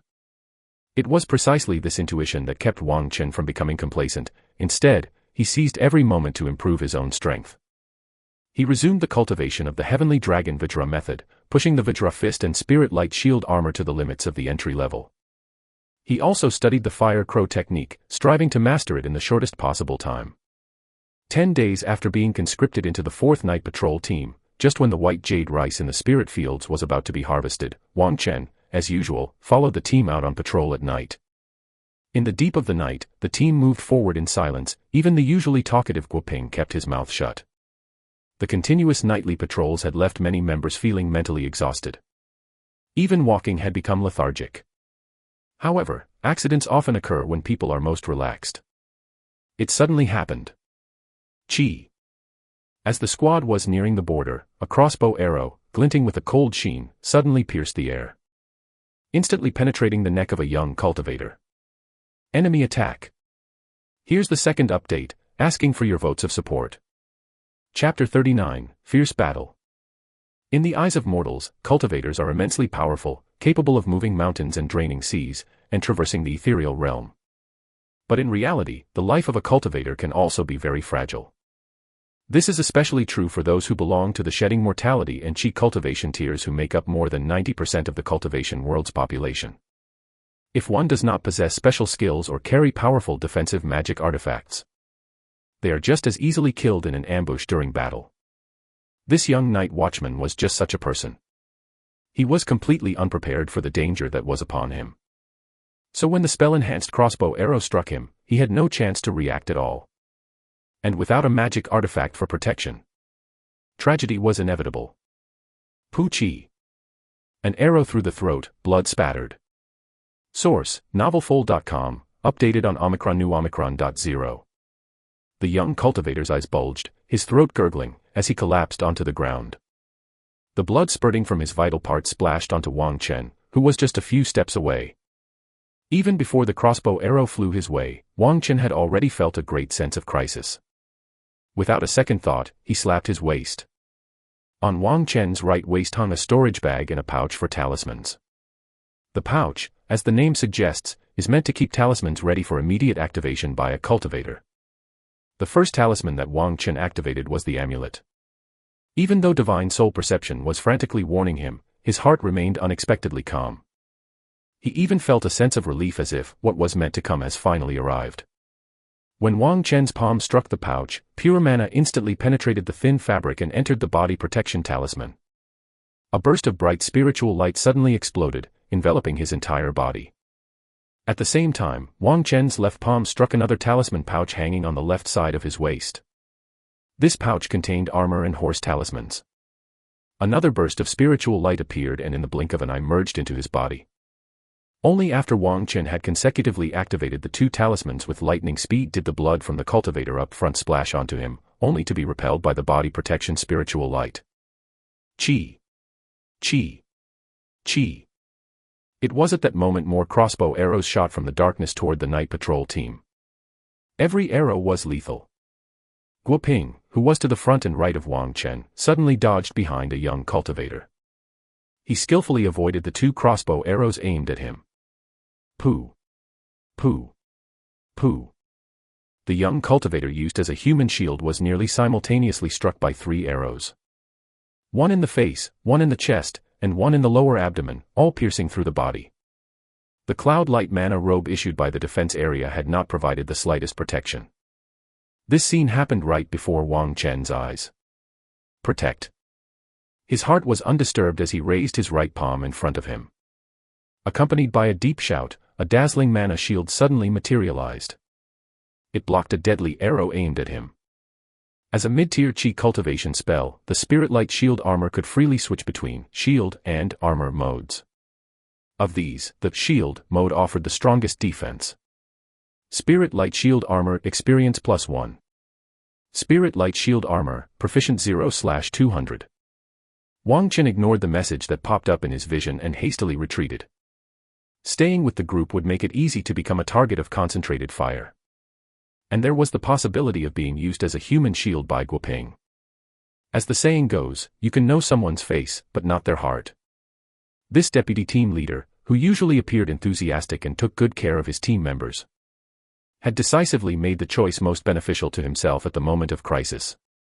By using a team member, he had bought himself time to react. Wang Chen felt fortunate that he had been at the very back of the team, otherwise, that team member's fate could have been his own. Wind comes. Just as Wang Chen managed to widen the distance, a thunderous roar erupted from the front of the team. Yao Mingjie, who stood at the forefront, had his hair and beard standing on end, his eyes wide open and bloodshot, filled with nothing but fierce rage. The team leader stretched out his arms, and fierce wind suddenly howled into existence on either side of him, blowing away all the incoming crossbow arrows. It was Yao Mingjie who had promptly taken action just now, blocking many of the first wave of crossbow arrows, protecting several of his teammates behind him. Above his head, clusters of dark clouds gathered and churned at an alarming rate, sweeping forward. Thunder comes. The next moment, arm-thick bolts of lightning fell from the sky, their brilliant light illuminating a large area. The figures of the ambushers were instantly revealed. Ah! Piercing screams followed. At least 3 ambushers were struck by the falling thunder, instantly turning into charred corpses. The might of a high-tier chi cultivator was fully displayed in this one strike. Get ready, shoulder to shoulder. The ambushers were extremely fierce, multiple shadows pounced at Yao Mingjie at once, their gleaming blades cutting through the darkness. At the same time, a long whip of fire cracked through the air, lashing viciously towards the night watchman behind Yao Mingjie. The enemy's formation seemed bent on annihilating the whole 4th Night Patrol team. The Night Patrol team, thrown into complete passivity from the start, was already in complete chaos. A few rookie night watchmen, in their terror, scattered in all directions, some even crying out loudly with wah-wah sobs. As a result, several dark figures pursued them, cutting them down one by one, like cutting melons and chopping vegetables. Yao Mingjie was so angry he felt like spitting blood. Clearly, the enemy had been lying in wait here for some time, and with their sudden onslaught, he found himself possessing powerful spells that he dared not use recklessly for fear of injuring the night watchman behind him. The teammates he had tried so hard to protect were performing so poorly. With no other choice, Yao Mingjie could only attempt an all-out breakout. He really couldn't carry these rookies with him anymore. Meanwhile, Wang Chen, who had already begun to retreat, encountered a new crisis. A black figure was rapidly pursuing him. The blade being waved flashed with an intimidating cold light, faintly revealing a cruel, rigid face, as well as a body clad in black. The agility and speed of the pursuer was astonishing. Even with the enhancement of an armor and horse talisman, Wang Chen was caught up in the blink of an eye. Sensing danger, he immediately came to a halt. Channeling his full mana into his right-hand sword finger, he thrust it towards the attacker. Seeing Wang Chen's stance, a sneer flashed in the black-clothed cultivator's eyes. A mere 4th-tier chi cultivation rookie dares to face an overwhelming force. He waved his war saber, lightning fast, aiming for Wang Chen's neck. The black-clothed cultivator was confident he could slash through Wang Chen's body protection spiritual light and sever his head with one stroke. As for Wang Chen's counterattack, the black-clothed cultivator barely considered it a threat. A 6th-tier cultivator against a 4th-tier, a veteran bandit against a rookie, to even get a hair scratched would be his loss. However, as he made his move, a piercingly sharp golden aura suddenly filled his vision. A twinge of pain pulsed through his brow, and his consciousness plunged into boundless darkness. How could this be? The last thought in the life of the black-clothed cultivator was extinguished before it could even fully form. Bang! A cloud of dust exploded suddenly, diffusing rapidly in all directions, completely obscuring the vision. Wang Chen, who had just released the dust smoke talisman, swiftly bent down and snatched the storage bag from the waist of the black-clothed cultivator. Then he turned and fled. First update delivered, seeking votes for support. Chapter 40, Encountering a Poltergeist. Run! Run! Run! Wang Chen truly exerted his primitive strength, his swift feet kicking up dust and fully activating the effects of the armor and horse talisman. He raced ahead with his head down in a cloud of dust, body bent as low as possible. In one breath, he had run 20 to 30 li. Only when the power of the talismans on his body faded did Wang Chen stop in his tracks. The armor and horse talisman was an extremely practical low-level talisman. Once activated, its speed could rival that of a fast horse, not inferior to several common chi cultivation tier escape techniques. Most cultivators would carry a few with them at all times so that they could increase their chances of escape should danger arise. At this moment, Wang Chen realized that he had fled to an unfamiliar region. Surrounding him were vast rice fields. There were also several farmhouses in the distance. But all were dark, lights extinguished. Wang Chen took a deep breath and tried to figure out the direction to the E10 defense area. Source, novelfull.com, updated on Omicron New. With such a big incident, he couldn't possibly run back to his own home. It would be a huge injustice to be treated as a deserter. Then Wang Chen saw one fiery blast after another burst in the night sky, lighting up the firmament very conspicuously. Those were signals for help, flying flames. In Wang Chen's storage bag, he still had a flying flame talisman. The situation earlier had been too tense and dangerous, so he hadn't used this talisman. Now it wasn't necessary anymore. The flying flames were rising from different locations. It was clear that not only the 4th Night Patrol team had been attacked. Following that, Wang Chen saw bright beams of light piercing through the night sky. The Cloud Sun sect's outer sect was actually facing a full-scale invasion from enemies. This sort of event, in Wang Chen's memory, had only happened once before. 3 years ago, when the Grey Eye Thieves raided the Cloud Sun sect, more than a dozen defense areas simultaneously activated the daylight columns to ask for help from the main hall. The sight of the light beams shooting into the sky could be clearly seen from hundreds of miles away. The memory left behind by the original owner was extremely deep. Could it be the Grey Eye Thieves making a comeback? This thought made Wang Chen's heart skip a beat, and he hurriedly took out the snatched storage bag from his sleeve. And there on the bag was clearly branded a vertical eye insignia. Although Wang Chen didn't know whether this vertical eye insignia represented the Grey Eye Thieves, he immediately suppressed the desire to open the storage bag to check its contents. The Grey Eye Thieves had once been part of the Three-Eyed Divine Church. The Three-Eyed Divine Church was a heretical cultivator sect that had once been active in Dongcangzhou. They incurred widespread wrath for abducting a large number of cultivators for blood sacrifices and were forcefully suppressed by the Cloud Sun sect along with many allied sections. It was said that the battle involved double-digit golden core true persons and over 100 magical treasure-flying warships. The battle was extremely brutal. After the destruction of the Three-Eyed Divine Church, its followers dispersed and became bandits. This was the origin of the Grey Eye Thieves. As the main force that had suppressed the Three-Eyed Divine Church, the Grey Eye Thieves bore a life-and-death grudge against the Cloud Sun sect. They ambushing the Night Patrol team was entirely possible. As for this storage bag, touching the possessions of evil cultivators and demon cultivators is not something to be taken lightly, a common knowledge among cultivators. Wang Chen didn't know what was inside, nor if there were any prohibitions or curses set upon it. But for safety reasons, he decided to take it back to the defense area first. The beams from the daylight columns had already clearly pointed out the direction for Wang Chen. Hee. Just as he was about to leave, he suddenly heard the sound of children's laughter in his ears. Wang Chen instinctively looked towards the direction of the sound, only to see in the spirit fields 100 steps away, several children about 4 or 5 years old frolicking and playing. Constant laughter filled the air. Children playing was a common sight in rural areas, but it was the middle of the night, and the children's figures were intermittently visible, dim and wavering, uncertain in form. They were floating above the spirit fields, their legs submerged in the rice stalks, running back and forth without any hindrance. Wraith children, Grey Rome-level evil wraiths. Wang Chen's mind was instantly filled with a passage from the Treatise on Evil Wraith. It was said that some children who died young and whose souls were unwilling to re-enter the cycle of rebirth, over time, transformed into evil wraiths. Wandering, grievance, fiend, fierce, among the wandering rank evil wraiths, these rank at the very bottom. And within the same tier there was a further division into grey, white, and black. This was used to distinguish their level of danger. Grey Rome-level wraith children were considered the most harmless of evil wraiths. Under normal circumstances, if ordinary people did not deliberately provoke them, at most they would just give someone a scare. But the appearance of wraith children was by no means a good omen. Moreover, several of them, frolicking and causing mischief, were running towards his location. An evil-repelling talisman had quietly appeared in Wang Chen's hand. At the same time, he slowly retreated. Evil wraiths were not beings that could be reasoned with.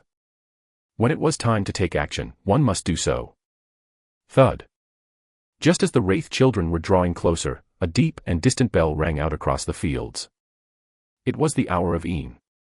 The wraith children's figures suddenly paused, silently dissipating into the spirit fields.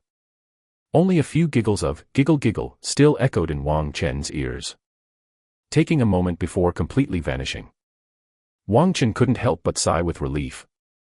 This was his first encounter with a real evil wraith, and it was impossible to say there was no unease or fear in his heart.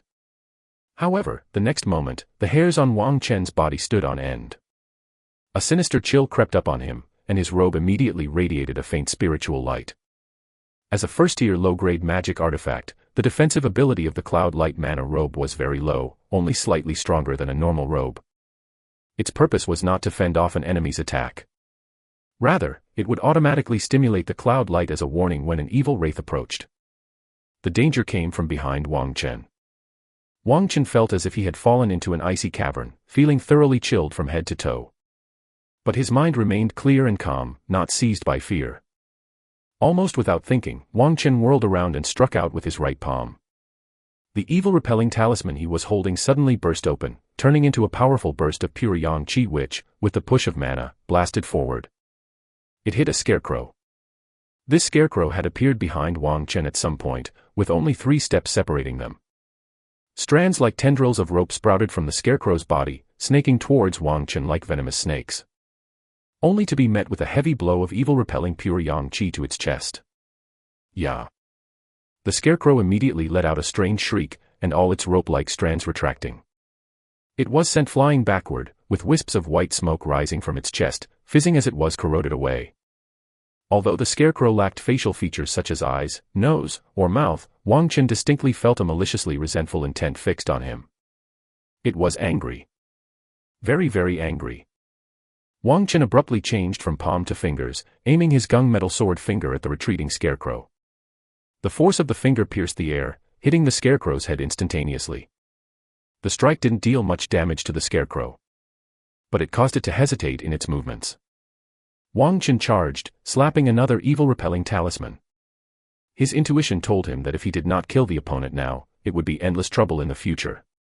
The second update is here. Chapter 41, See Good is Rewarded with Good. If you're going to survive, survive. When it's time to be brave, be brave. Since ancient times, evil wraiths have always been the greatest threat to human cultivators. Face the evil wraith head-on. Unless it's truly unbeatable. Otherwise, retreating won't earn their forgiveness, and fear will only fuel their wickedness. There's no choice but to fight. A burst of spiritual light exploded with pure yang qi, heavily striking the head of the scarecrow. Squeak! The scarecrow's head snapped violently backward, as if it had been broken. Wisps of white smoke began to rise from its face that had no eyes, nose, mouth, or ears, as if it were about to catch fire. Wang Chen withdrew his hand, about to reach for the third evil-repelling talisman. Unexpectedly, a black straw rope shot out from behind the scarecrow and then whipped back, entangling his waist. Source, novelful.com, updated on Omicron 0. Wang Chen's breath hitched. This evil wraith was extraordinary. Even after enduring 2 evil-repelling talismans, it still retained powerful counterattack capabilities. He felt as if his waist were being constricted by a python, his joints making an unbearable grinding noise. He was about to be twisted in half. If it weren't for the fact that Wang Chen's heavenly dragon Vajra method had reached the level of copper skin, with a significantly enhanced physique compared to before, he probably wouldn't have been able to hold on. But even now, the time he could endure was extremely limited. Not just that, from the area where the straw rope was wrapped, a sinister energy was penetrating the cloud-light mana robe and seeping into his body, eroding Wang Chen's mana. At this moment, Wang Chen faced an unprecedented crisis. Crack! The scarecrow's head was abruptly and forcefully twisted back into place. The faceless visage was directly opposite Wang Chen, just 2 feet apart. Wang Chen felt a chill rise from the bottom of his heart, sniffing the scent of death's fear. Kill! In the nick of time, Wang Chen shouted furiously, suddenly raising his clenched fist. Mighty strength technique.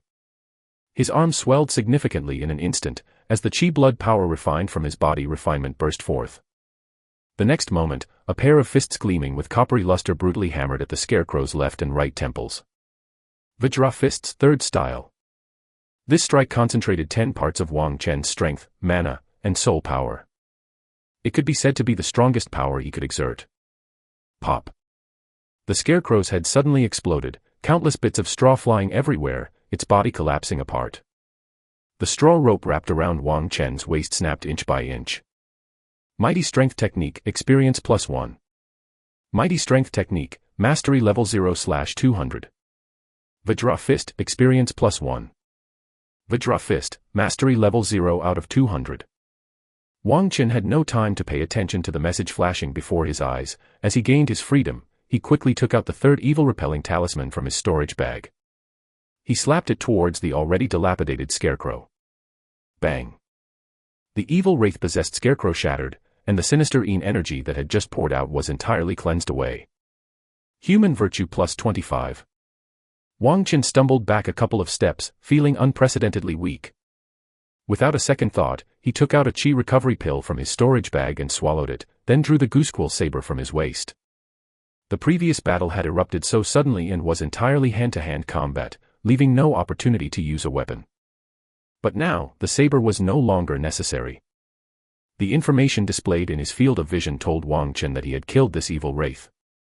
And he had earned a hefty 25 points of human virtue.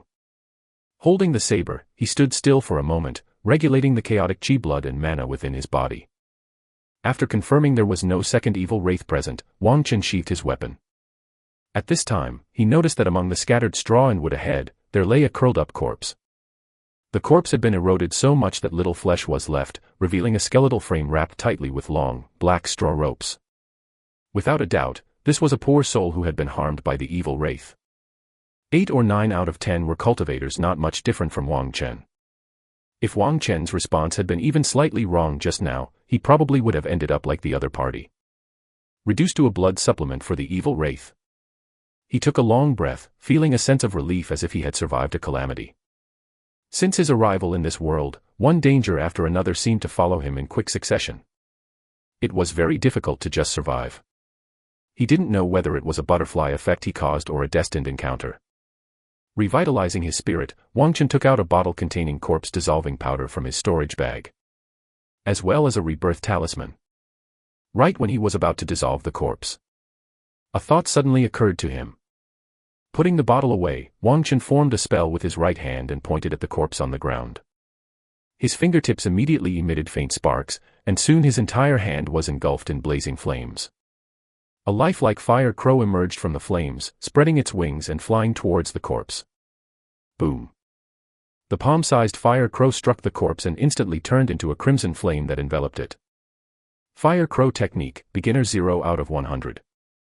Wang Chen had always failed to comprehend the fire crow technique, but now he had crossed the most important threshold. Actual combat was indeed a powerful aid to breaking threshold.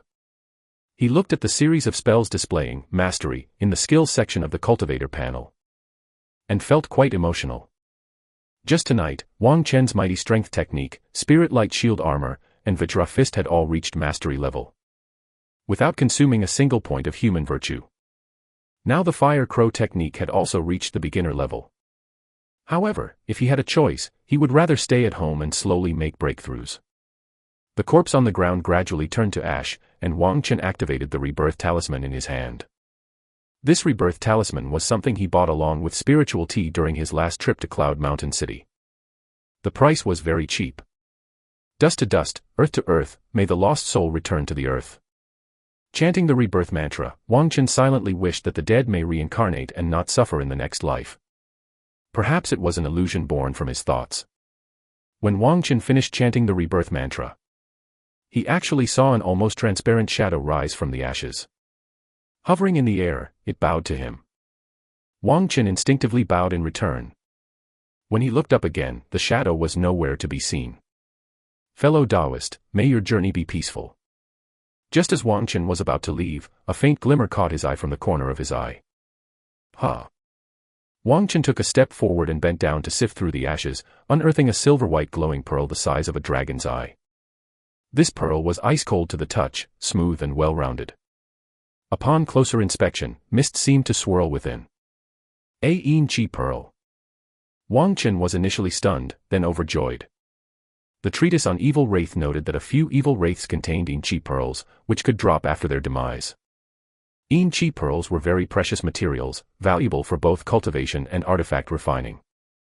Wang Chen couldn't believe that the first evil wraith he had killed had dropped such a valuable Yin Chi pearl. Newcomer's luck. Considering that if Wang Chen hadn't unexpectedly performed the soul rites for the victim, simply ignoring the corpse, then this Yin Chi pearl would never have been exposed. This must also be a case of good deeds receiving good rewards. With a thought, Wang Chen formed another spell, and points of spiritual light appeared at his fingertips. Moments later, a light rain started to fall, softly pattering down.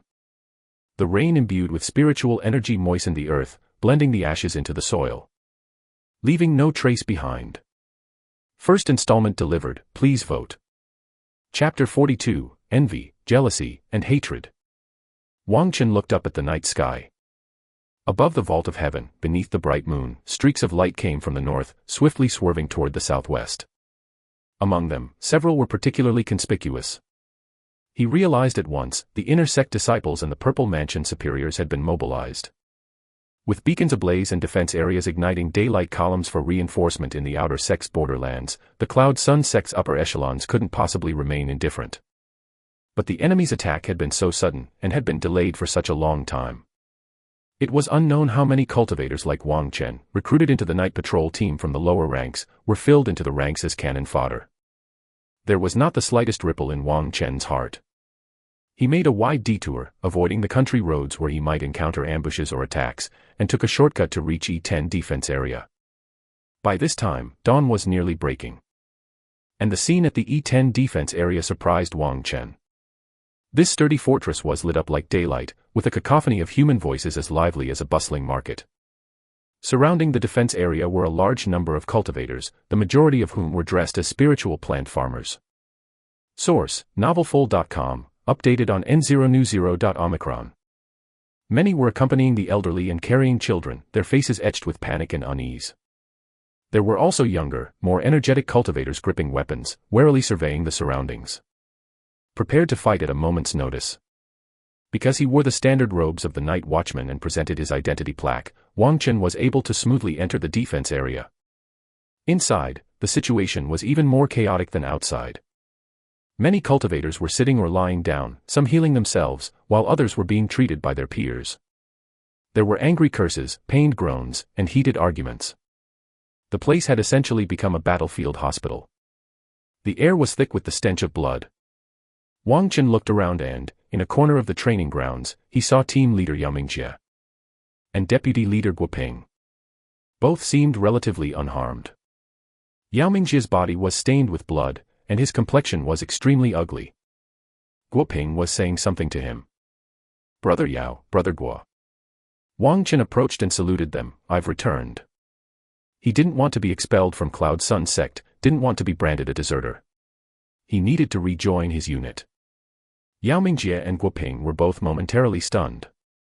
Guo Ping reacted quickly, his face breaking into a delighted smile. "Wang Chen, are you all right?" Wang Chen smiled wryly. "I was lucky to escape, thank you for your concern, brother." Although the deputy seemed very concerned and genuinely happy for Wang Chen's safe return, Wang Chen would never forget Guo Ping's reaction when the night patrol team was ambushed. Wang Chen's wariness of Guo Ping did not lessen for a moment. He covered the turbulence in his emotions with a wry smile, to avoid letting the other person detect anything amiss. Yao Mingjie, however, said emotionlessly, "It's good you've returned." His words were concise and his tone cold. Yet Wang Chen's regard for this team leader far surpassed that of the enthusiastic deputy Guo Ping. "You're unharmed." At that moment, an agitated voice suddenly came from the side. "How can you be completely fine?" Wang Chen turned to look, only to see a young cultivator roaring at him in anger. "So many brothers and fellow disciples have died, and yet you, a Qi cultivation 4th level, are perfectly fine. How come?" The cultivator's face was ferocious, his hysterical appearance reminded Wang Chen of a raging emperor.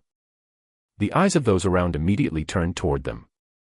As the target of accusation, the looks Wang Chen received were quite peculiar.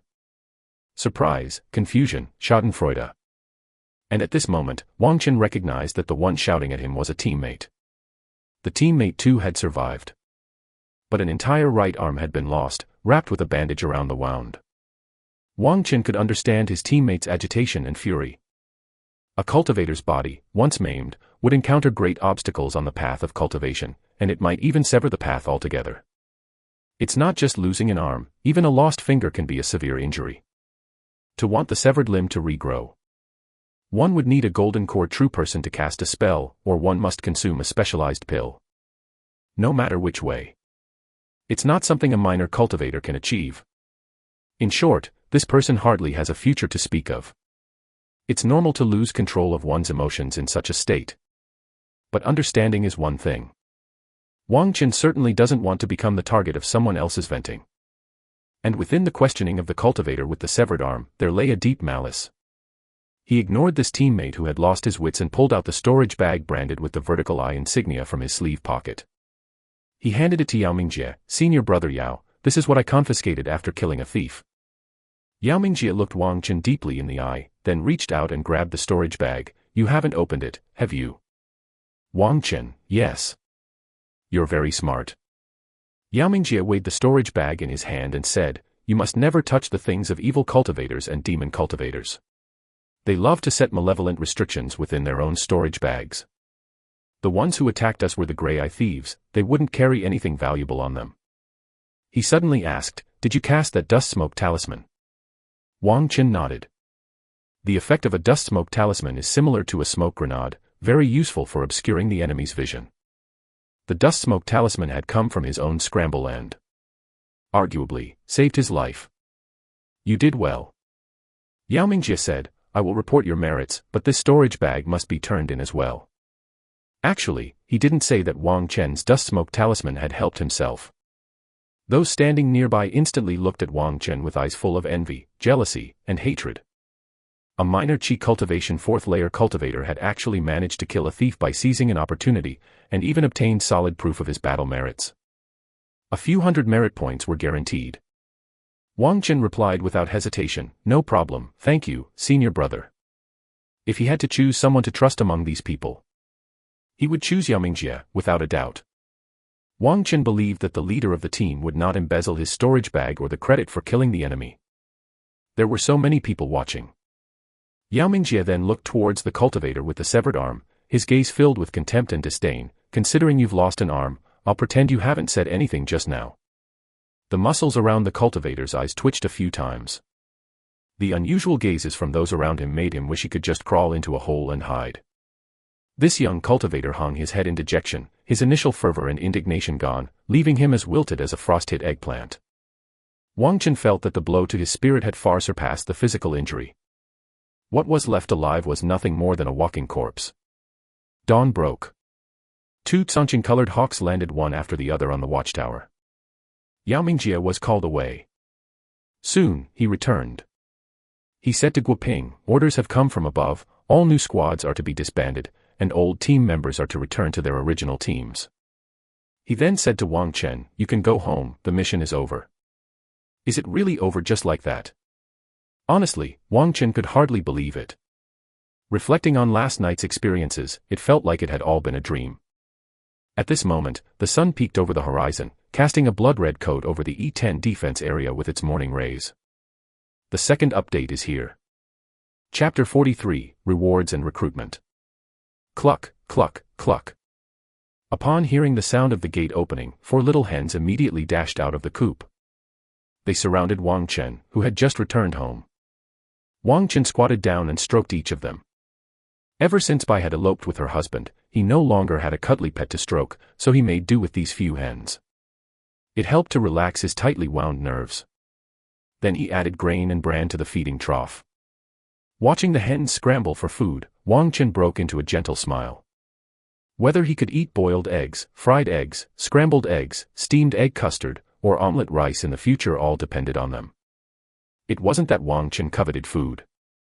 The path to immortality was long and difficult. Without some pleasures in life, how excruciating it would be. He considered himself quite lucky, actually. Out of the 9 members of the E10 defense area's 4th night patrol team, only 4 returned after the battle. Source, novelful.com, updated on omicron. One among them had lost an arm. Wang Chen had escaped from the jaws of death unscathed and even gained some battle achievements. What was there to complain about? Previously, while in the defense area, he overheard rumors that the outskirts of the outer mountain gate had been massively invaded by the gray-eye thieves. Not only had many night patrol teams suffered heavy losses, but numerous farmers had also been raided. The exact casualties were unknown, but they must have been severe. At least Wang Chen's home was safe and sound. But despite his relief, he couldn't shake off the deep sense of crisis festering inside him. The sudden disaster of the earth rhinoceros beetle, the baffling conscription, the invasion of the gray-eye thieves, not to mention the appearance of the evil wraith. He remembered the warning given to him by the white rat. Wang Chen deeply felt that this place was no longer safe. The problem was he knew the danger, but he had no better option. Ultimately, it all boiled down to his own lack of strength. Sitting in the meditation room, Wang Chen summoned the immortal cultivation panel. Apart from his main cultivation technique, the 5 elements skill, and the auxiliary heavenly dragon Vajra method, he had now mastered 9 skills. Of these, mighty strength technique, cloud rain Ju, spiritual perception technique, Vajra fist, and spirit light shield armor had all reached mastery level. The fire crow technique was just at the entry level, while his strongest, the gung metal finger, had reached great achievement. In terms of spell characteristics, he had attack, defense, and support. But what he lacked was a fleeing technique. Plainly speaking, Wang Chen had a deficiency in escaping. Although he could use the armor and horse talisman, what compared to mastering a powerful fleeing technique? Previously, he was too embarrassed by his lack of funds to buy fleeing techniques to practice. Now, he had some capital. Wang Chen pondered carefully and soon made a decision. Then he checked the virtue section in the immortal cultivation panel. Heavenly merit, change fate 10. Human virtue, breaking threshold 39. Eliminating an evil wraith had earned him 25 human virtue points, which undoubtedly provided more ammunition for upgrading his skills. Heavenly merit had increased by 6 points, reaching a 2-digit figure. Needless to say, these 6 points of heavenly merit must have come from killing those gray-eye thief cultivators. Just like that traveling merchant. And these 10 points of heavenly merit just gave Wang Chen the chance to enhance either his root bone or comprehension. After some thought, he added it to his root bone. Root bone, 4 points, which was double the initial attribute points. Wang Chen felt greatly comforted. The root bone could be said to be the most important attribute for a cultivator, decided by one's innate nature. To increase root bone, one had to acquire top-tier heavenly and earthly treasures, like the 10,000-year vermilion fruit, to change their destiny. Additionally, during the condensation of the golden core at the Purple Mansion, there was also an opportunity to reshape one's root bone. But the golden core must be of the 3rd grade or above. The problem is that those who can condense a 3rd grade or higher golden core, naturally wouldn't have poor root bone. From this, one can see how against the heavens the immortal cultivation panel is. Wang Chen estimated that if he were to test his root bone now, he would probably receive a below-average rating.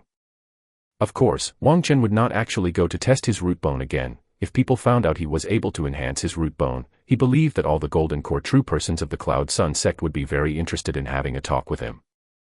In the subsequent cultivation process, Wang Chen clearly felt the benefits brought about by the increase in his root bone score. His efficiency in refining spirit food improved, he was able to absorb more of the external spiritual energy into his body, and the time it took to complete the great circulation shortened, correspondingly improving the efficiency and quality of his cultivation. The investment of 10 points of heavenly merit was totally worth the value. For 2 consecutive days, besides tending to the spirit fields, Wang Chen stayed at home and practiced diligently. He grinded for experience points in the mighty strength technique, Vajra fist, spirit light shield armor, and the fire crow technique.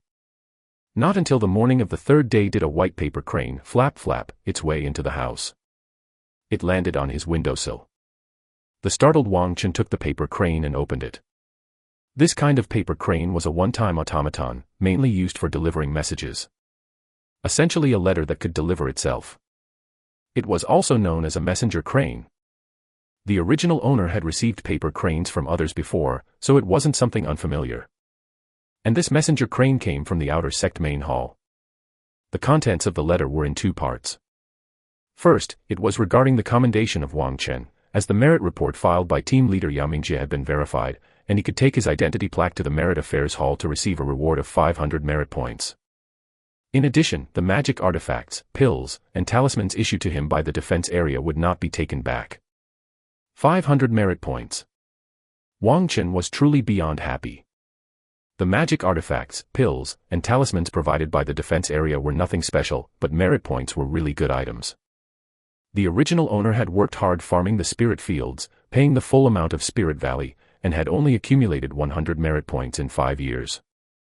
Then, he used them all up to exchange for the last 6 layers of the 5-element skill, leaving nothing behind. Now, just by taking down a gray-eye thief, he actually received a reward 5 times the effort of 5 years. How could he not be happy? In the sect, merit points were even more useful than spirit stones. They could be exchanged for cultivation techniques, spiritual materials, pills, and magic artifacts, and could also be used as compensation for seeking teachings from the Dharma transmission elder. They could even be used to offset minor offenses.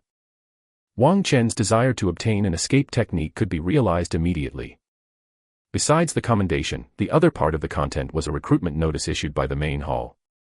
They were recruiting cultivators aged 16 to 45, who were above the third level of Chi cultivation, to join as reserves for the combat hall, guard hall, and punishment hall. Reserve cultivators could receive an allocation of cultivation techniques, magic artifacts, pills, and talismans, as well as the opportunity to become an official disciple of the three halls. If they distinguished themselves with meritorious deeds, they could even be promoted to the inner sect. Any of the 100,000 outer sect cultivators who met the conditions could sign up to participate. Wang Qin felt that compared to the previous inexplicable compulsory conscription, this enticing recruitment notice was the normal and rational way to recruit cannon fodder. Let alone being promoted to the inner sect, even the status of an official disciple in the combat, guard, and punishment halls was enough to attract countless lower-level cultivators to flock to them, willing to risk their lives for a chance at a better future. Not to mention other benefits, an official disciple of the three halls had a free lease quota for 10 mu of spirit fields. If Wang Qin became an official disciple of the three halls, then he would no longer need to pay even a single pound of Spirit Valley for his own spirit fields. The allure was truly strong. However, Wang Chen's heart was without ripples, and he even felt a desire to laugh. Whoever wants to go, let them go. He was definitely not going to participate. The first update is here, begging for votes. Chapter 44, Selling Pearls. The Outer Gate 3 Hall's recruitment didn't interest Wang Chen. But he still had to visit the Outer Sect main hall. First, he went to the Merit Affairs Hall, holding his identity plaque, to claim his battle merit rewards. 500 merit points. Then he headed to the Dharma Transmission Hall. Today there were quite a lot of people exchanging cultivation techniques at the Scripture Pavilion, and Wang Chen had to wait in a long line before it was his turn. Senior. He respectfully handed over his identity plaque to the Dharma Transmission Elder. I wish to exchange for an escape technique suitable for myself. The Dharma Transmission Elder took the plaque, and a sharp gleam flashed through his eyes. Chi Cultivation 4th Layer, 500 merit points, said the Dharma Transmission Elder with a nod. You last exchanged for the continued cultivation technique of the 5 elements skill, so the most suitable for you would, of course, be the 5 elements escape technique, but your current cultivation level is too low to practice it. Whether an inner sect disciple or an outer sect disciple, each is provided with an identity plaque representing their status. This plaque is extremely important, as it is sealed with the owner's divine soul aura, thus it cannot be forged or faked. Source, novelfold.com, updated on omicron. Its uses are similar to electronic cards commonly used in Wang Chen's past life, able to store and pay with merit points, as well as record personal information, a great invention in the world of immortal cultivation. Therefore, with the plaque in hand, the Dharma Transmission Elder could understand Wang Chen's basic situation. Wang Chen gave another salute. I seek further guidance from Senior, please. The Dharma Transmission Elder thought for a moment. If you need a spell for fleeing for your life, then I recommend the Shadowless Divine Traverse for 350 merit points, which you could cultivate to the complete Chi cultivation without a problem. Thank you for the guidance, Senior. Wang Chen didn't hesitate. I also wish to exchange for the Stealth Breath technique. As its name suggests, the Stealth Breath technique is a spell for concealing one's aura, mainly used when one needs stealth and concealment. Moreover, once reinforced with the Stealth Breath technique, others would find it quite difficult to discern the true cultivation level. It was a perfect counter to the Spiritual Perception technique. Of course, countering is mutual, and the effectiveness of a spell often depends on the practitioner's strength and the skill level. As a minor cultivator at the 4th layer of Chi cultivation, Wang Chen had no immediate need to hide his cultivation level. But Shadowless Divine Traverse combined with Stealth Breath technique was undoubtedly an excellent set of techniques for fleeing. Exchange done. The Stealth Breath technique could be exchanged for a mere 30 merit points, so after spending 380 merit points, Wang Chen's Sea of Consciousness was now enriched with 2 more spell seeds carrying sealed incantations. Upon leaving the Outer Sect main hall, Wang Chen headed over to the Four Seas Commerce Association. This time he sought out shopkeeper Jean, with whom he had previously dealt. Greetings, Dao friend. Shopkeeper Jean evidently had an excellent memory and greeted Wang Chen with a beaming smile. How is your cultivation of the Heavenly Dragon Vajra method coming along? Not bad. Wang Chen didn't waste any time chatting and took out the Yin Chi Pearl. Could you please appraise this for me? Shopkeeper Jean was surprised. This Yin Chi Pearl is not bad at all. After thoroughly inspecting the pearl, he pondered and said, how about 400 fragmented spirit stones? Forget it. Wang Chen frowned, showing displeasure. I'll go ask at the Myriad Treasures Pavilion. In reality, Wang Chen had no idea how many spirit stones the Yin Chi Pearl was worth.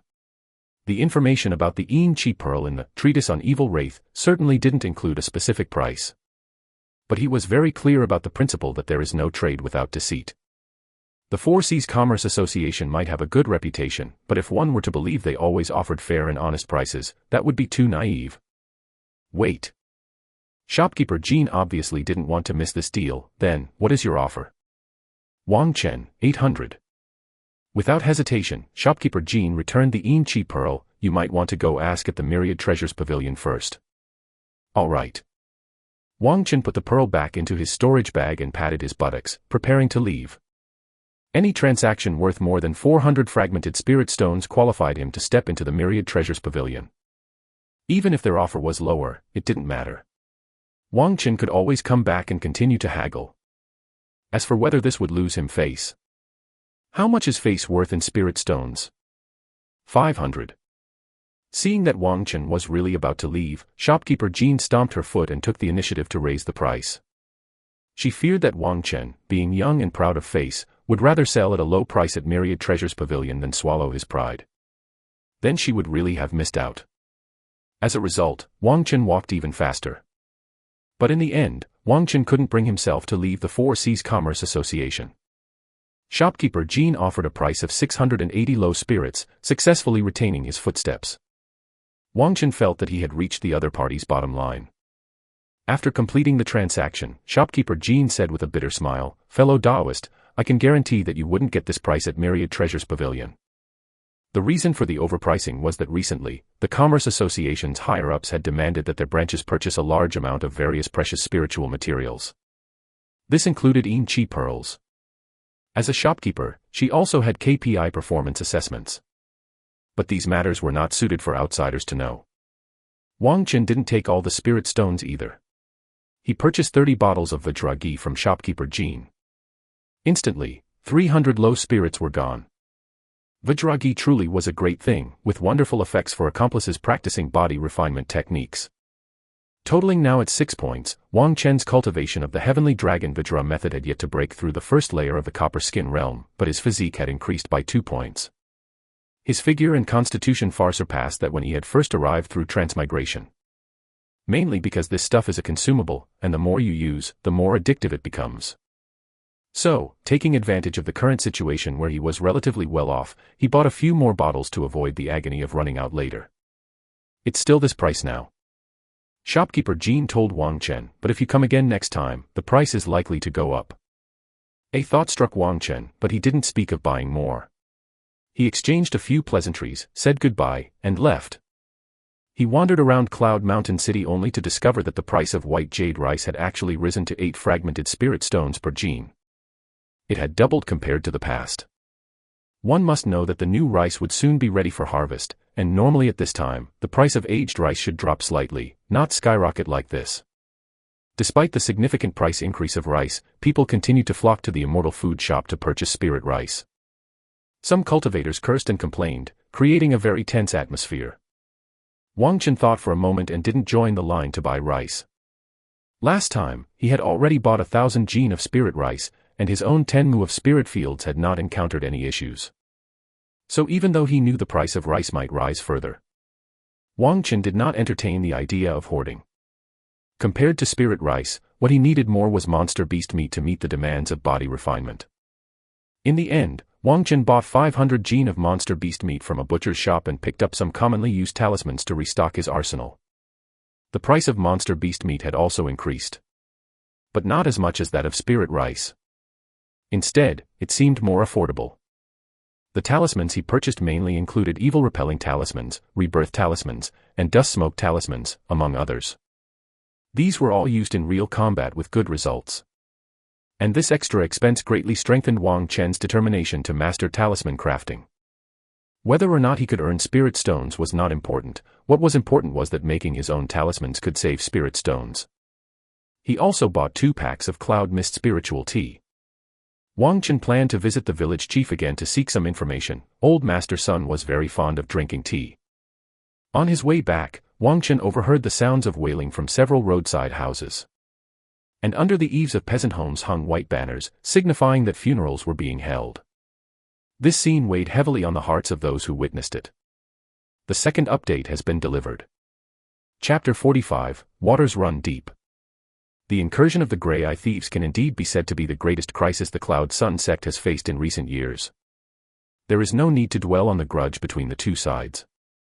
As the saying goes, good and evil cannot coexist, and the revival of the Grey-Eye Thieves had actually put the high-ranking experts of the sect on alert and ready for action. However, some time ago, the Guard Hall of the Outer Sect expanded the night patrol team and forcibly recruited Outer Sect disciples to join the ranks of the Night Watchmen. This decision clearly had serious problems.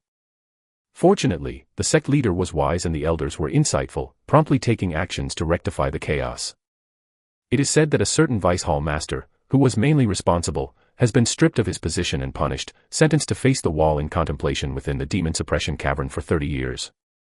As for how large the casualties among the outer sect's lower-ranked cultivators were, and how many farming households suffered a great disaster, that cannot be recklessly discussed.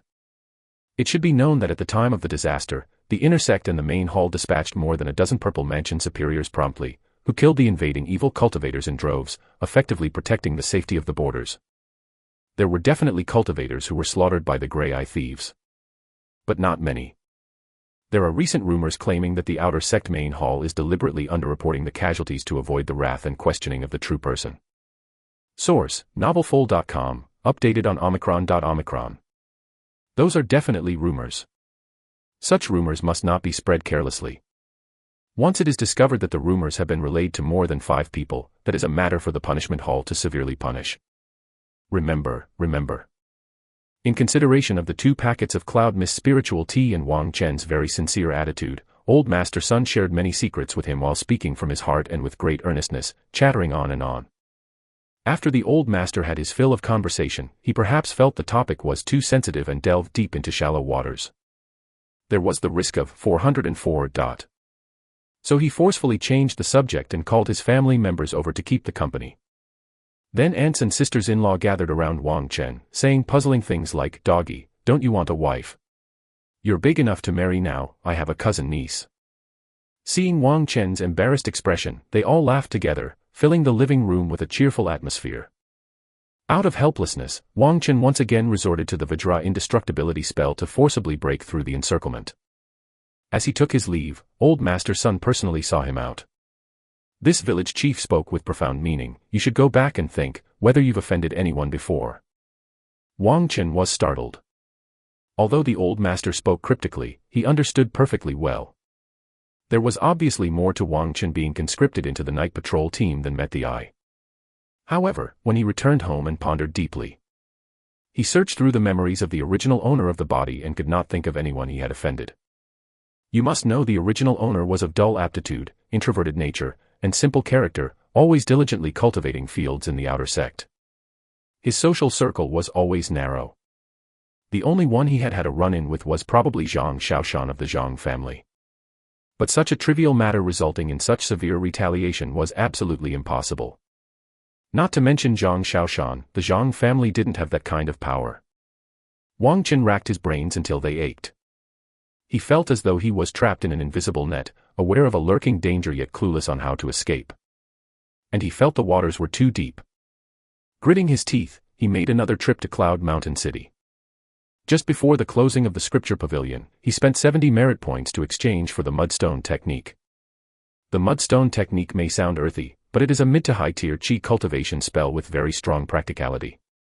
Just like the cloud rain ju can be split into moving cloud and rain spreading, the mudstone technique also includes 2 dharma techniques. They are petrify to mud and solidify mud to stone, respectively. They are perfect opposites of each other. This spell is mainly used for mining, road construction, mountain splitting, and building houses, amongst other things. A divine skill for the working class. But Wang Chen had no intention of changing his career to manual labor. He learned the mudstone technique intending to dig tunnels. Despite being limited by his sources, Wang Chen's understanding of the Cloud Sun sect was limited, and he could not obtain the latest news promptly. But the increasingly tense situation inside and outside the sect gate, I could fully sense. The Grey-Eye Thieves were temporarily repelled.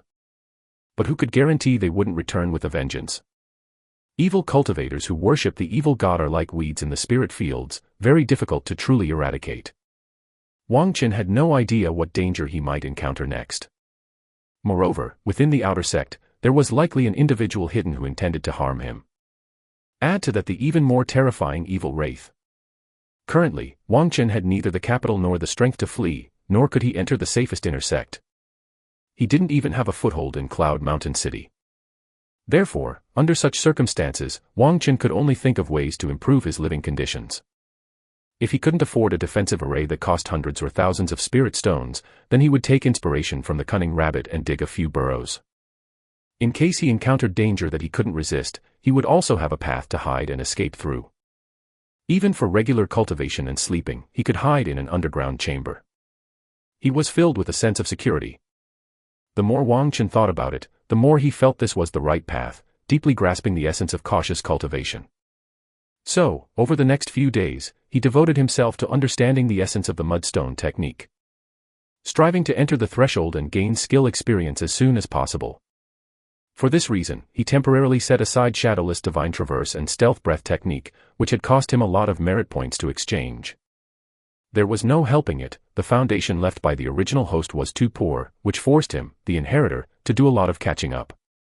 As the saying goes, hard work pays off. Under Wang Chen's tireless efforts, on the 4th day after exchanging for the technique, he successfully mastered the basic Dharma technique of the mudstone technique. In the courtyard, Wang Chen grabbed a lump of black mud dug from a field ditch outside and infused mana into his palm. His right hand immediately emitted a faint yellow glow. In the blink of an eye, the black mud covered by the yellow light rapidly solidified. Solidify mud to stone. Mudstone technique, experience +1. Wang Chen opened his fingers, and a black mudstone ball dropped onto the ground with a thunk, as hard as a billiard ball. He reached out again and used the object controlling technique to draw the stone ball back into his palm. He squeezed his 5 fingers together with force. Crack! The stone ball shattered into pieces, with countless grains of mud dust falling through the gaps of his fingers. This hardness was still not strong enough. Wang Chen estimated it was due to the low skill level. He believed that after advancing to proficiency and minor achievement, there would be a significant improvement. What he aimed to dig was not just simple tunnels. To be truly safe, he must dig out a bunker. If he were confronted by a powerful enemy, he could withstand them for a moment, buying himself a chance to escape. The higher the level of the mudstone technique, the stronger it would be. Luckily, this spell didn't consume too much mana, and gaining experience for the skill was easy. Even if he had to burn through all his human virtue points, Wang Chen would do so until he reached the minor achievement level. He grabbed another lump of black mud. Smack, smack. Just then, the courtyard gate was gently knocked. A rough voice reached Wang Chen's ears. "Excuse me, is the homeowner available?" "Who is it?" Wang Chen dropped the black mud in his hand and casually cast a cleansing technique. He then went to open the gate. Standing outside was a tall and burly man with a twisting mustache. Upon seeing Wang Chen, he immediately greeted him with a fist and palm salute. "Immortal Master, please pardon my boldness. Might I inquire if your household needs help harvesting the rice?" Wang Chen was slightly taken aback. The man's presence was deep and mountainous. He was clearly an innate master. The first update is here. Asking for your votes and support, thank you all. Chapter 46, Valley Guests. Innate Master, the martial pinnacle in the mortal realm. Within the mortal domain, there is no spiritual energy, so people cannot cultivate immortal laws. But the martial path is quite prosperous. Warriors who can cultivate to the innate realm. Though they're not as rare as phoenix feathers and unicorn horns, they aren't mere passers-by one could encounter at any given time. At the very least, they are the powerful figures who dominate a region. However, in the world of immortal cultivation, the status of an innate master is only a bit higher than that of a cultivator at the shedding mortality stage. Despite not being weaker in battle power than low-tier chi cultivation cultivators, they still have to show great respect to Wang Chen, a low-level outer sect disciple. Wang Chen glanced at the identity plaque hanging by the other's waist. "May I take a look?" "Of course." The bearded, burly man looked rugged but was very meticulous. He immediately took off the plaque and held it in his hand. He infused it with innate true chi. The dark brown wooden plaque immediately emitted a faint light. Source: novelfold.com, updated on Omicron New 0.0. The identity plaque that the bearded man was showing, called a path token, was similar to Wang Chen's disciple identity plaque and was used for identity verification. Mainly issued to loose cultivators. It included innate martial artists or cultivators at the shedding mortality stage like the bearded men. Only those with path tokens could legally enter and exit Cloud Sun sect's territory in the 3 cities of the outer sect. Without it, one would be considered a vagrant and if caught by the guard hall patrol, would be sent to mine. Path tokens also sealed the possessor's divine soul aura, which could be stimulated with mana or true chi for authenticity verification.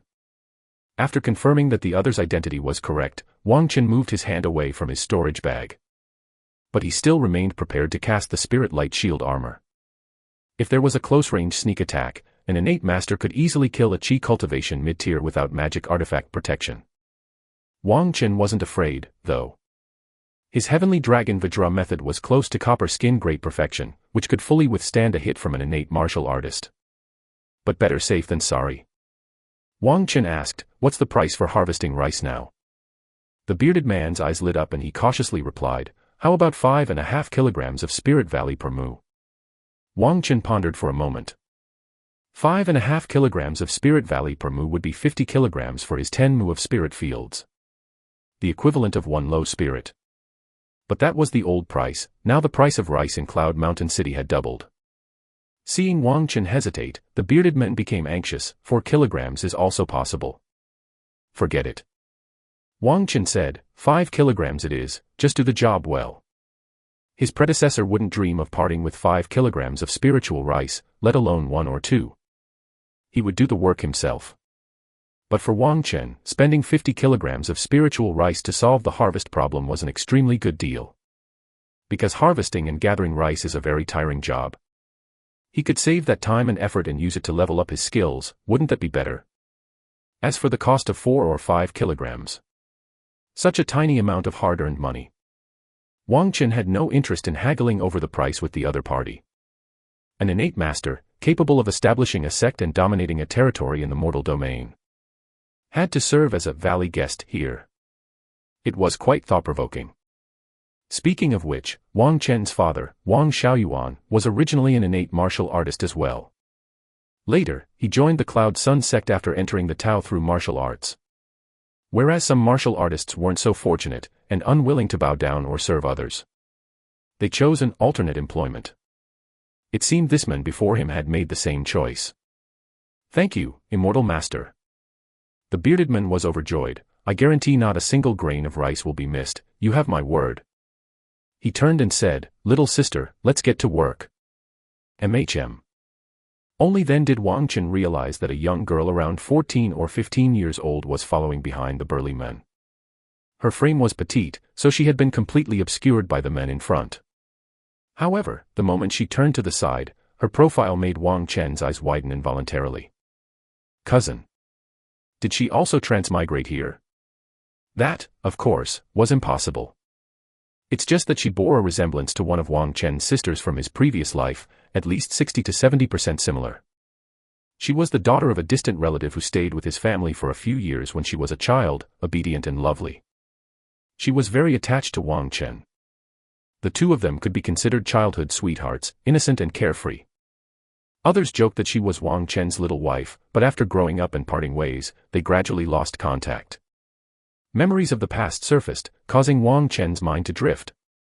The man with the curly beard sharply noticed his gaze. Without making any noise, he stepped in front of Wang Chen to block his line of sight, then called for his sister to unload the tools used for harvesting rice from the cart by the roadside. The main tools were scythes and hemp bags.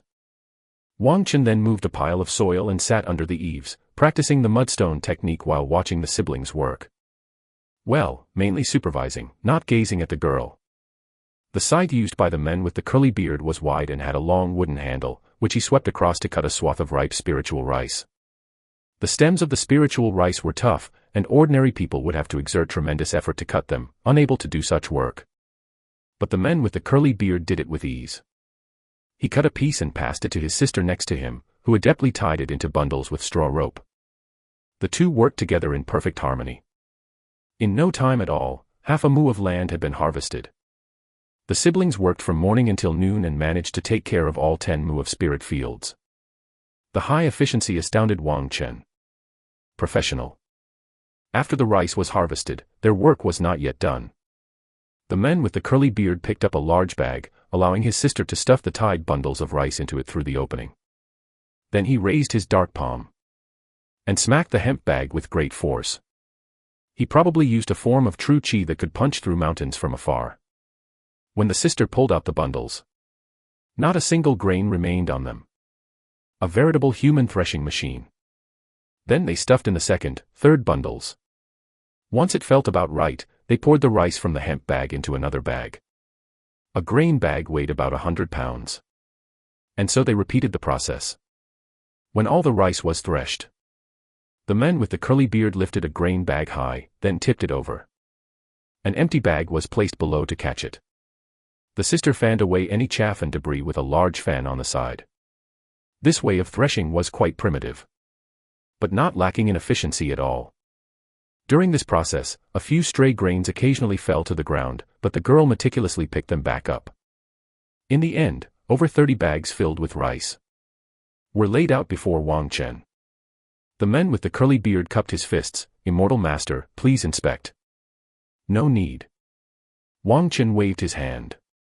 He had watched the entire process, and since the other party was not a cultivator, they couldn't use a storage bag and therefore had no way to hide any spiritual rice.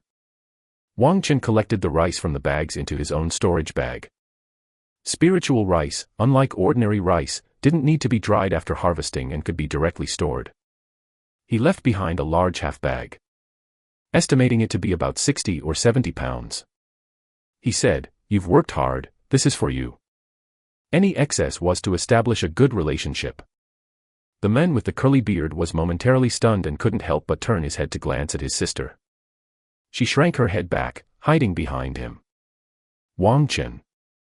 As it was getting dark, the man with the curly beard didn't say much else and saluted Wang Chen again. "Thank you, immortal master, until we meet again."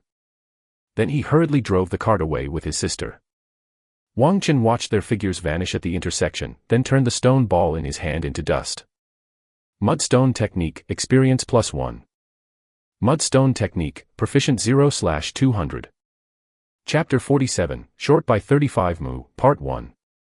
Gift roses, leave fragrance on hands. Upon his recent arrival in this strange time and place, Wang Chen, who ate his meals of grain rice and pickled vegetables, certainly wasn't so generous. Now that he was somewhat well off, he was willing to pay a small price for the sake of being kind to others. Although doing good deeds did not earn him any human virtue.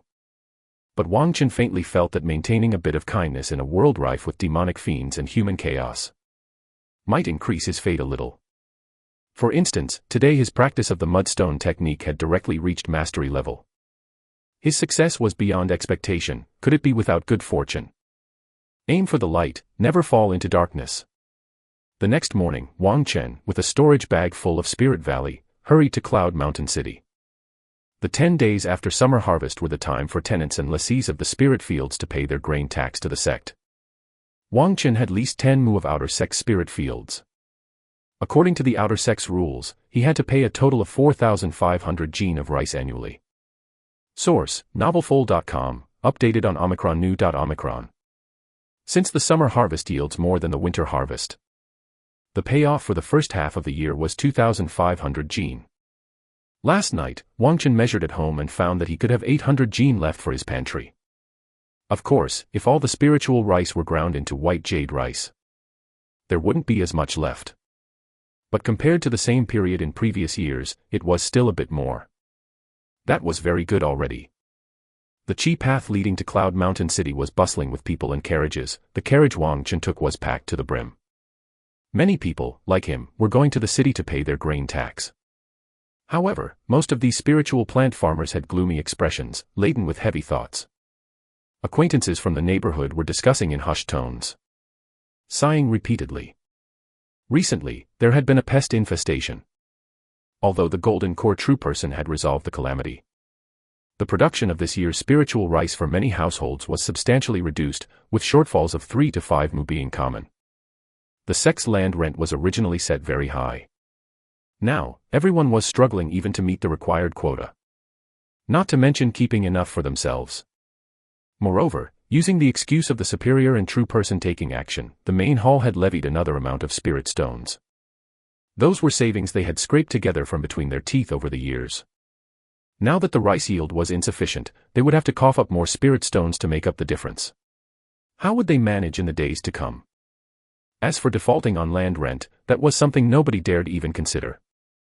All along the way, whines and sighs were heard amidst the clatter of carriages and horses. Having arrived in Cloud Mountain City, by the time Wang Chen reached the spirit planting hall, there was already a long line of people waiting to pay their grain tax. The spirit planting hall, under the jurisdiction of the outer sect main hall, oversaw all the spiritual plant farmers, as well as the cultivation affairs of the fields and forests. The place for paying the land rent was called Spreading Gold Square, its size comparable to a small plaza. The well-swept ground was spotless, and the large areas of star gold rock slabs glittered under the morning sun. In the center of Spreading Gold Square, a granary platform over 1 zhang high had been erected. And right in the middle of the granary platform was embedded a square immeasurable golden measure, 9 feet on each side. Every spiritual plant farmer was familiar with this immeasurable golden measure. This spiritual artifact could precisely measure up to 100,000 gene of Spirit Valley at once. Cloud Sun sect had crafted 4 in total and placed them within the inner mountain gate and the 3 outer sect cities. Beneath the immeasurable golden measure was also connected a large grain storage bag. This storage bag also had its own story. It is said that 100 years ago, the sect leader of Cloud Sun sect, while passing through southern flood Great Marsh, slew a heaven-swallowing giant toad and took its stomach, refining 4 storage bags capable of holding 1,000,000 gene of grains each. These were assigned to the 4 immeasurable golden measures for the purpose of collecting and storing the grain. Next to the granary platform was a table with thick stacks of registries, and a gaunt executor with a shrewd look held the book with his left hand and a pen in his right, calling out loudly. His voice was like a capon's, being throttled, unpleasant to hear. A middle-aged man called by name stepped onto the grain platform and, under the watchful eyes of 2 spirit planting hall disciples, opened his storage bag to pour out the freshly harvested spiritual rice into the immeasurable golden measure. The golden grains rapidly filled the spiritual artifact. The immeasurable golden measure could have its capacity controlled by cultivators, and it recorded the information of the person offering the grain, providing for the main hall and the inner sect. When the grain inside the measure became flush with the top of the mouth, the immeasurable golden measure immediately emitted a low humming sound. Full amount achieved. Suddenly, an executor sitting beside the grain platform snorted coldly. The 2 spirit planting hall disciples on the platform immediately cast icy glares at the middle-aged men. One of them emotionlessly said, "Not enough." How could it not be enough? The middle-aged man's heart bled, and he couldn't help but clench his fist tightly. But after struggling for a moment, he still opened his palm and unwrapped the storage bag's mouth, continuing to pour spiritual rice into the immeasurable golden measure. The grains began to pile higher and higher. With time passing, the grains stacked higher, and the middle-aged man's complexion became uglier, beads of sweat breaking out on his forehead. Yet he dared not stop again. The gaunt executor watched. His eyes were full of mocking.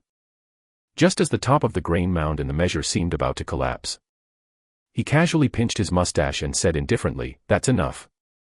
The middle-aged man immediately felt as though he'd received clemency, covered his storage bag, wiped off the sweat, and hurriedly ran down from the grain platform. It was as if he had just stepped off the executioner's block. At that moment, a scar-faced cultivator standing on the left side of the grain platform suddenly lashed out with a kick, landing heavily on the bottom of the immeasurable golden measure. Bang! His right leg was clearly thicker than his left. The kick was powerful, making the measure buzz loudly. The grains at the top immediately vibrated off, rolling into the funnel openings at the sides. All gathered into a storage bag hanging below. The grains inside the immeasurable golden measure became flush with the opening once more, not a grain over or under. The scar-faced cultivator licked his lips and extended his palm to pat the body of the measure. The rice inside instantly poured into the storage bag at the bottom. Not a single grain remained. Next. The gaunt executor turned a page in the roster, and his piercing voice echoed through Spreading Gold Square. Unbearably piercing. Another spiritual plant farmer stepped onto the platform to offer grain, just like the previous one, contributing the full quota and then some more. But he behaved submissively, and thus was allowed to add a bit less on top. The others watched, their expressions numb.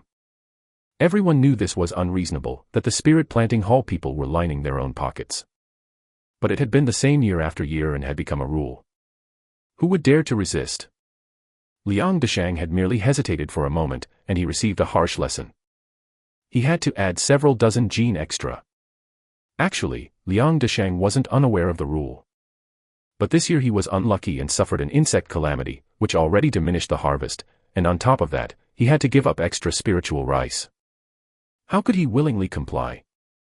The queue offering grain was silent, shuffling slowly forward. The rice they had nurtured with their sweat and hard work was being continuously swallowed by the immeasurable golden measure. E10 Defense Area, Wangchen, 10 mu of lower fields, offering grain 2,500 gene. The first release delivered. Chapter 48, Short of 35 mu, Part 2. Spit. As Wangchen stepped out of the outer sect main hall, he spat onto the ground in disgust. The set quota for field rent was 2,500 gene, but in reality, he had paid at least 2,600 gene. Over 100 gene had been scraped off by the spirit planting hall. It might not seem like much in the grand scheme of things. But one must understand, those 100+ gene of Spirit Valley had been laboriously scrimped and saved from his own mouth.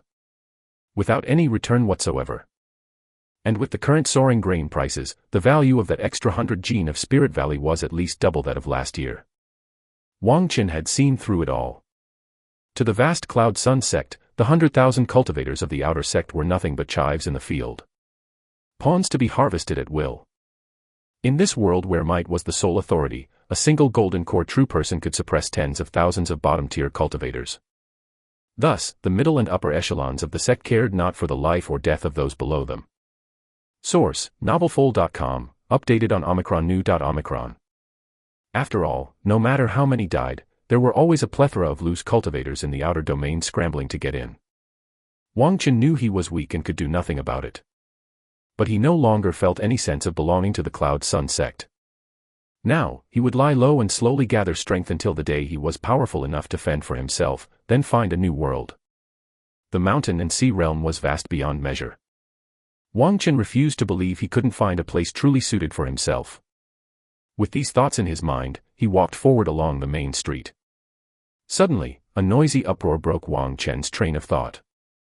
Before a store bearing the sign, Dahong Rice Shop, on the side of the street, a large crowd was gathering.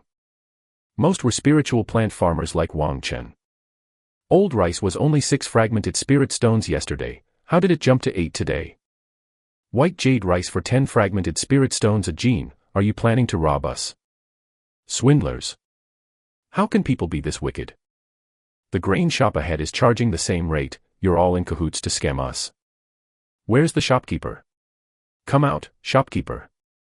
Everyone was brimming with righteous indignation, surrounding the assistant standing in front of the price board and shouting loudly, faces flushed with anger. Their rage was entirely justified. In previous years, the grain shops in the city only paid 2 fragmented spirit stones per gene for Spirit Valley. Even buying back would only cost a little more. But now the price had skyrocketed to 3 to 4 times that, an absolutely infuriating increase. Clearly, the other party intended to take advantage of the year's crop failures, knowing the farmers couldn't pay their full rent or needed food for sustenance. They were hoarding to make a huge fortune. However, faced with a group of cultivators at the 3rd, 4th, 5th, and 6th levels of Qi cultivation, the assistant, with mere shedding mortality cultivation, was not the slightest bit fearful and boldly argued with hands on hips, necks outstretched. Ever heard of supply and demand? Let me tell you, if you don't buy today, the price will go up tomorrow. If you don't buy, plenty of others will. Buy if you want, get lost if you don't. Calling me a swindler? Say that one more time. Do you know who our boss is? Ever heard of 100 Arts Pavilion Superior Fan? All of you, get lost and don't hinder our business. Don't leave, and I'll call the patrol guard. Despite being outnumbered, the Dahong Rice Shop assistant debated vehemently with dozens of cultivators, leaving the spiritual plant farmers at a loss for words. His combativeness was off the charts. Although any one of the cultivators could squash this brazen fellow with the flick of a finger. Who would dare to engage in combat within the city? Especially when the assistant had the backing of a superior from the inner sect. Aside from the Myriad Treasures Pavilion and the Four Seas Commerce Association, all of the stores doing business in Cloud Mountain City were not simple players.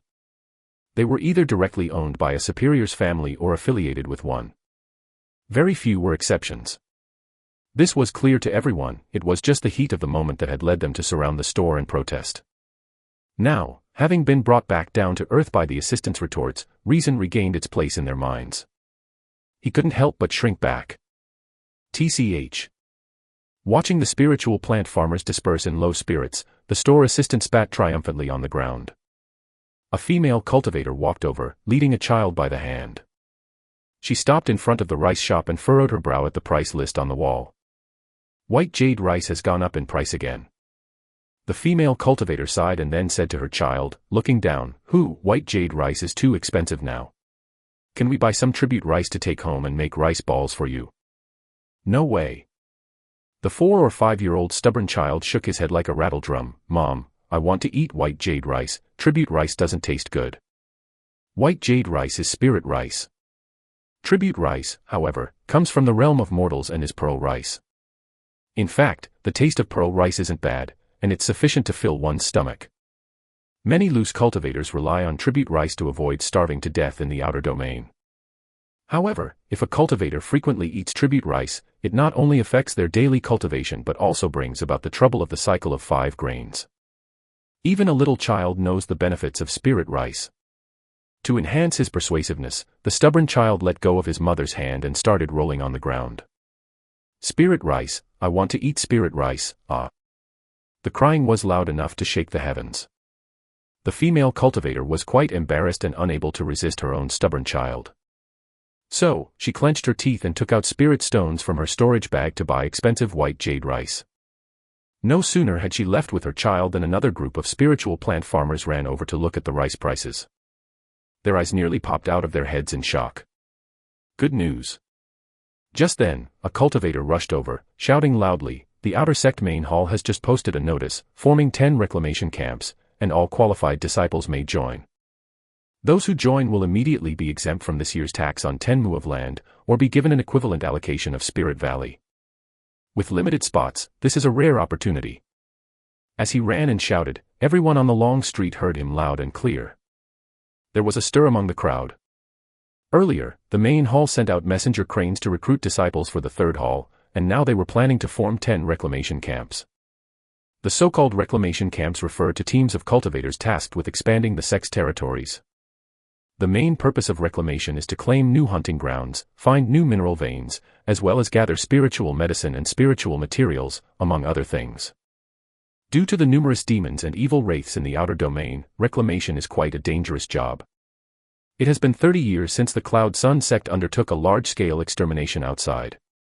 Normally, the sect encourages disciples to go out and explore, helping them gather resources through assignments. Forming reclamation camps means they were gearing up for a big undertaking. A single reclamation camp consists of 300 cultivators, 10 would be 3,000 cultivators. Moreover, according to past conventions, each reclamation camp is led by 2 or 3 purple mansion superiors. This is madness.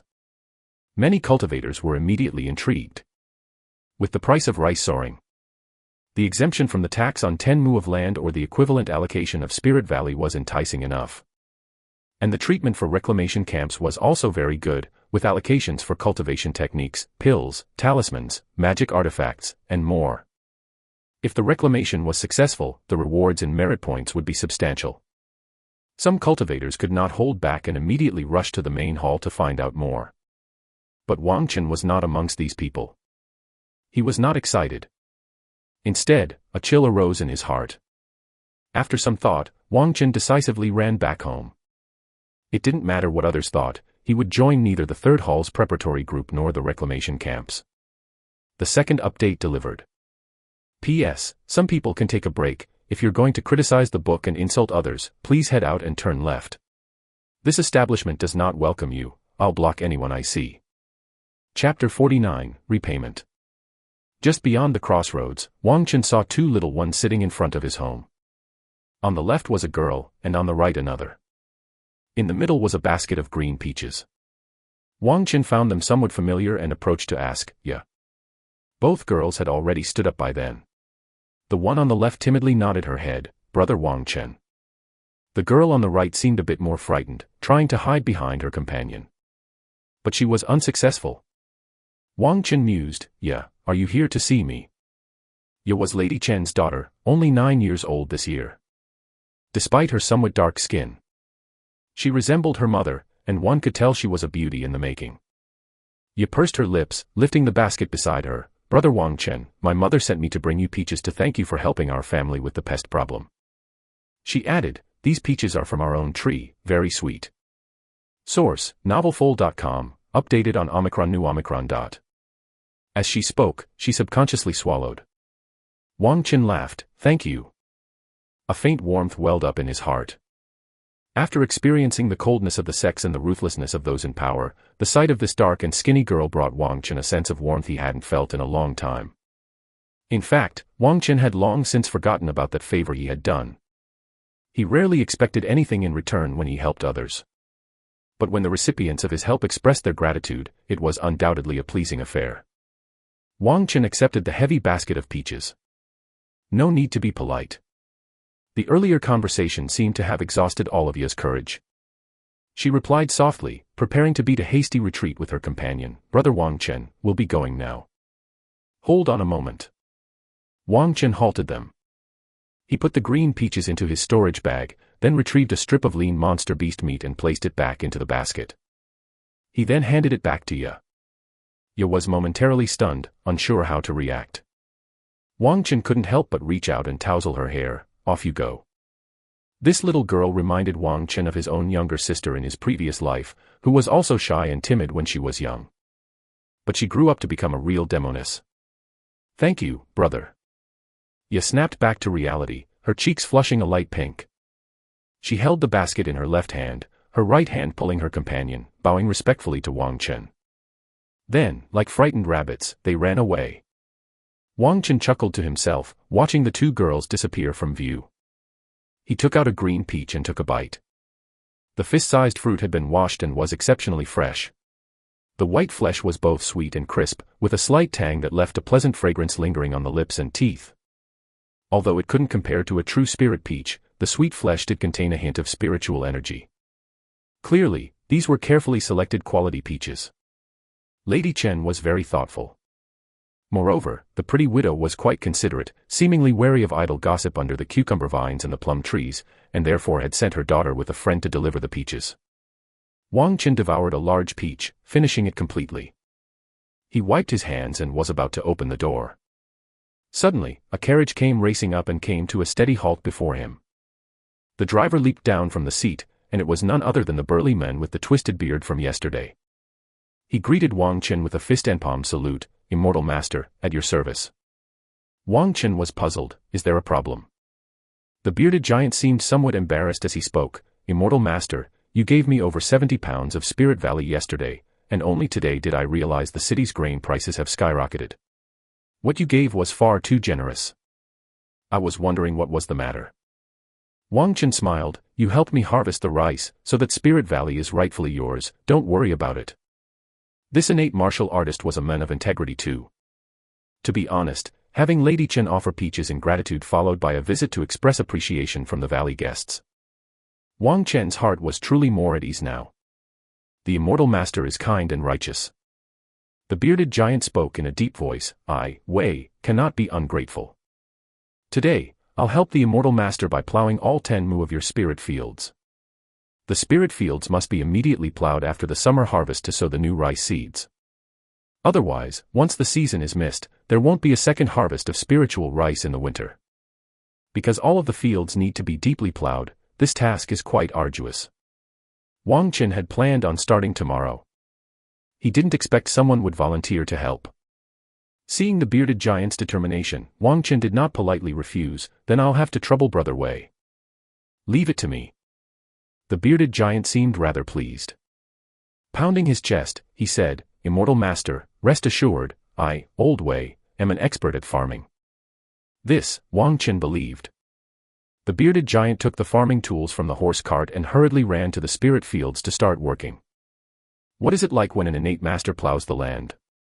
The efficiency was truly not worse than that of a small farming machine. Wang Chen watched in awe. After thinking it over, he went back home to the kitchen and pulled out 2 pieces of monster beast lean meat onto a cutting board. After hammering the monster beast meat repeatedly, he cut it into small pieces, added soy sauce and spices, and started to marinate it. Lighting a fire to the stove, Wang Chen began to cook rice with the lid on. He didn't just sit idle in front of the stove, but instead kneaded clay in his hands to practice and improve his skill proficiency. Wang Chen planned to advance his mudstone technique to the great achievement level, then dig out a large, durable bunker underneath the house. When the aroma of the rice began to waft through the kitchen, he lifted the lid of the pot, used his object controlling technique to retrieve the marinated meat chunks, and mixed them into the half-cooked spirit rice. He continued to simmer it. Before long, the scent of the rice merged with the aroma of the meat, tempting one's appetite immensely. By the time the pot of beast meat rice was fully cooked, it was just in time for the meal. Wang Chen carried the entire large iron pot out into the courtyard and placed it on a small table. He also brought out bowls, chopsticks, and a rice ladle. Then he ran outside and shouted to the bearded giant still busy in the fields, "Brother Wei, time for a meal." The other had helped till the fields, doing true hard work. It was only proper for Wang Chen to offer a meal in return. The bearded giant heard and stopped his work, rubbing his bristly beard. After wiping off sweat, he came over. Wang Chen invited this innate martial artist to sit down in the courtyard, serving him a full large bowl of beast meat rice. The rich aroma of meat rice made the bearded giant's Adam's apple bob. His eyes went wide. This is really too kind. Life as a loose cultivator was hard, with one gene of Spirit Valley divided into 3 meals. The bowl of rice in front of him was too luxurious. Wang Chen laughed and said, "It's just a bowl of rice, what's there to be shy about? Eat." He too served himself a bowl, lifted his chopsticks, and started to wolf it down. Seeing Wang Chen so casual, the initially reserved bearded giant couldn't help but let go of his inhibitions. He too began to eat heartily. One an innate master, the other proficient in body refinement, both of them possessed hearty appetites. As they ate, it was like a gust of wind sweeping through leaves. A large pot with over a dozen gene of beast meat rice was demolished completely. Wang Chen even scraped off a thick layer of crispy rice from the bottom of the pot, sharing half with the bearded giant to chew as a snack. The crispy bits were so delicious, one cannot even begin to describe. The first update is here. Chapter 50, Chow Chow. Belch. The man with the serpent-like beard let out a massive burp and exclaimed to Wang Chen, "Immortal Master, I have to say, this is the best meal I've had all year." He rubbed his distended belly with an air of incomplete satisfaction. When they first met, the bearded man had been 7 parts cautious and 3 parts wary. Now that they had shared a pot of rice, he had become familiar with Wang Chen and was no longer so reserved. "Just call me Wang Chen." Wang Chen smiled and said, "Brother Wei, can you tell me about the outer domain?" He had made this meal for the bearded man. Beyond repaying the other's hard work, it was mainly to learn about the situation in the outer domain through this innate martial artist. The original owner had very little knowledge of the outer domain. "My name is Wei Xiong."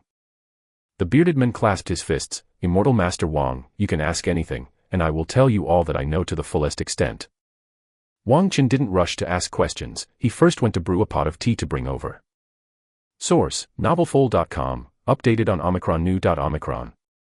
Everything outside the mountain gates of the Cloud Sun sect was collectively referred to as the outer domain. For the disciples of the sect, the outer domain was very dangerous, with demons running rampant and evil wraiths everywhere, akin to a barbaric and malevolent land. However, a large number of loose cultivators also lived in the outer domain. Due to the harsh environment and difficult living conditions, most of these loose cultivators banded together to form their own strongholds for protection. Wei Xiong came from such a loose cultivator settlement called Black Rock Stronghold, which was nearly 100 miles away from here. The loose cultivators living in Black Rock Stronghold, as well as martial artists like Wei Xiong, numbered around 400 to 500 people. Similar villages and strongholds were common in the outer domain. In one of the large town strongholds Wei Xiong knew of, there were thousands of loose cultivators, with the stronghold's leader at the great perfection of qi cultivation. Loose cultivators mostly relied on hunting monster beasts, mining spiritual medicine, spirit stones, and other spiritual materials for a living. There were also quite a few who, like Wei Xiong, Went to work odd jobs at the Cloud Sun outer gate. In fact, with Wei Xiong's strength, he could easily have found a stable job in Cloud Mountain City.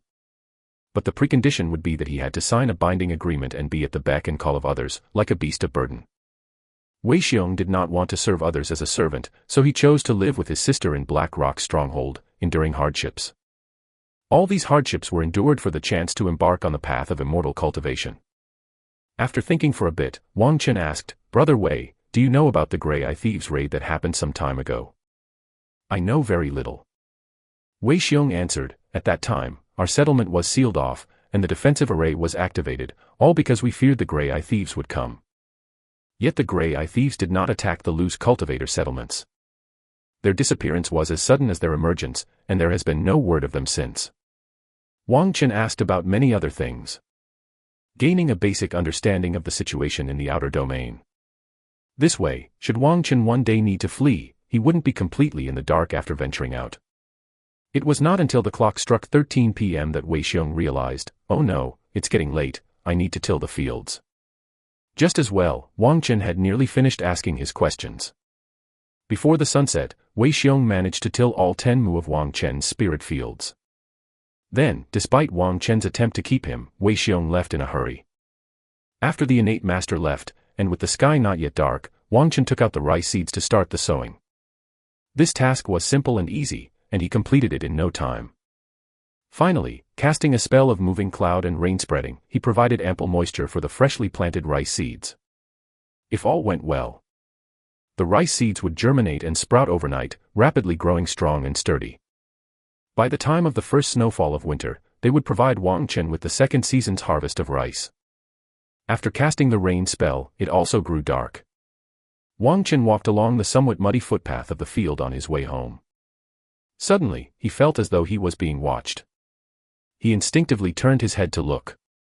Not far away, at the entrance of his neighbor Old Sun's house, stood a half-grown child. Peering in this direction. Realizing Wang Chen had noticed him, the child immediately turned and darted into the yard. "Who is this?" Wang Chen, with curiosity, turned a corner and arrived at Old Sun's home. As the saying goes, a distant relative is not as good as a close neighbor. He had a good relationship with Old Sun and now, seeing that strangers were coming and going, naturally wanted to check it out. "Old Sun." Wang Chen raised his hand and knocked on the half-closed courtyard door, "Are you home?" The result was that he directly pushed open the wooden door. Upon entering, he saw a table in the courtyard, with a simmering copper hot pot placed on it. Old Sun was half leaning in a chair by the table, holding a piece of tofu in his right hand and slicing it with a small knife in his left hand. He was also humming a tune. "Oh my!" The sudden appearance of Wang Chen gave the old gentleman a scare, and he almost cut his hand with the knife. The next moment, a woman dressed in a cloth skirt came out of the main house carrying a plate. Everyone was stunned. "Doggy." Old Sun was the first to react, standing up to put the tofu into the pot, and smilingly asked, "What brings you here?" Wang Chen was speechless.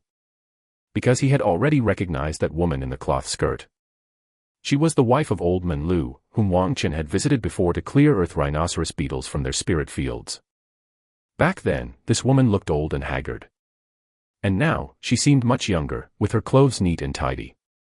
She exuded a charm that suggested her beauty had not yet faded. Wang Chen almost didn't recognize her at first glance. But he remembered very clearly that Old Man Lu was already dead. Dead from being a bystander at a spectacle. Not long ago. Old Sun awkwardly smiled and took Wang Chen out the door to speak in whispers. It turned out that the woman, Lady Li, was Old Man Lu's second wife, and after his death, along with her young son, she was driven out of the house by the eldest son from his previous marriage. Old Sun, taking pity on Lady Li for being alone and helpless, took in the mother and son into his home. It had just happened these past few days. "I've known old brother Lu for many years." Old Sun explained, "I really couldn't bear to see his wife and child in trouble, and giving them food to eat is like doing a good deed and accumulating virtue. I was just looking for an opportunity to tell you. Doing good deeds and accumulating virtue." Wang Chen couldn't help wanting to retort, "How are you different from Chow Chow?" But of course, the other party wouldn't understand. But then again, if it wasn't for Old Sun's shelter, Lady Li and her child wouldn't be able to survive on their own. To say it's doing good deeds and accumulating virtue is not an overstatement. Actually, circumstances like Lady Lee's are not uncommon. She is quite fortunate. And the original widowed old gentleman now had a wife and child, so it seemed he would no longer throw spirit stones into the numerous fragrances pavilion. That too is a good thing. Wang Chen laughed. Congratulations, old man, when are you guys going to host a banquet? Old Sun's face flushed with heat. We're just living together to make life easier, why hold a banquet, you're overthinking it. Although he said that, his eyes couldn't hide the undeniable joy. It was clear that the days with his old partner were very comfortable. After clearing the air, Old Sun no longer felt embarrassed and invited Wang Chen into the house to join them for dinner. Wang Chen graciously declined. As a single man, he had no need to disturb the family of three enjoying their happiness. Only that very night, Wang Chen dreamed of his family from a past life again. After waking up, he was left with a lingering melancholy. Here is the second update. Chapter 51, Groundhog. On the 10th day of the 7th lunar month, the start of autumn. It was suitable for travel, moving into a new house, and breaking ground. In the morning during the Chen hour, the bell of fixed sun resounded through both the inner and outer mountain gates. The Cloud Sun sect suddenly dispatched 5 flying warships and 100 purple mansion superiors, led by Mu Qingqiu, to embark on an expedition to the outer domain. In addition, thousands of elite Qi cultivators accompanied them. The entire Cloud Sun sect had only 7 magical treasure flying warships, 200 superiors, and 3 golden cores. Mu Qingqiu, known as the First Sword of Heaven Cloud, had unrivaled combat strength within the sect. Thus, it could be said that they were deploying half of Cloud Sun sect's strength. Since the Cloud Sun sect made no attempt to conceal their movements, news quickly spread throughout the entire sect and surrounding areas. Countless people were thrown into a state of panic and terror. At home, Wang Chen was practicing the 5-element skill, striving to break through to the 5th layer of Qi cultivation. Source: novelfold.com, updated on N0newomicron.omicron. 3 days later, news arrived that under Mu Qingqiu's command, the army had traveled 8,000 miles in the outer domain, breaking through 4 strongholds of the Grey-Eye Thieves, destroying 2 sacrificial temples, and slaughtering tens of thousands of evil god followers. Moreover, Mu Qingqiu personally took action and slew a golden core evil cultivator.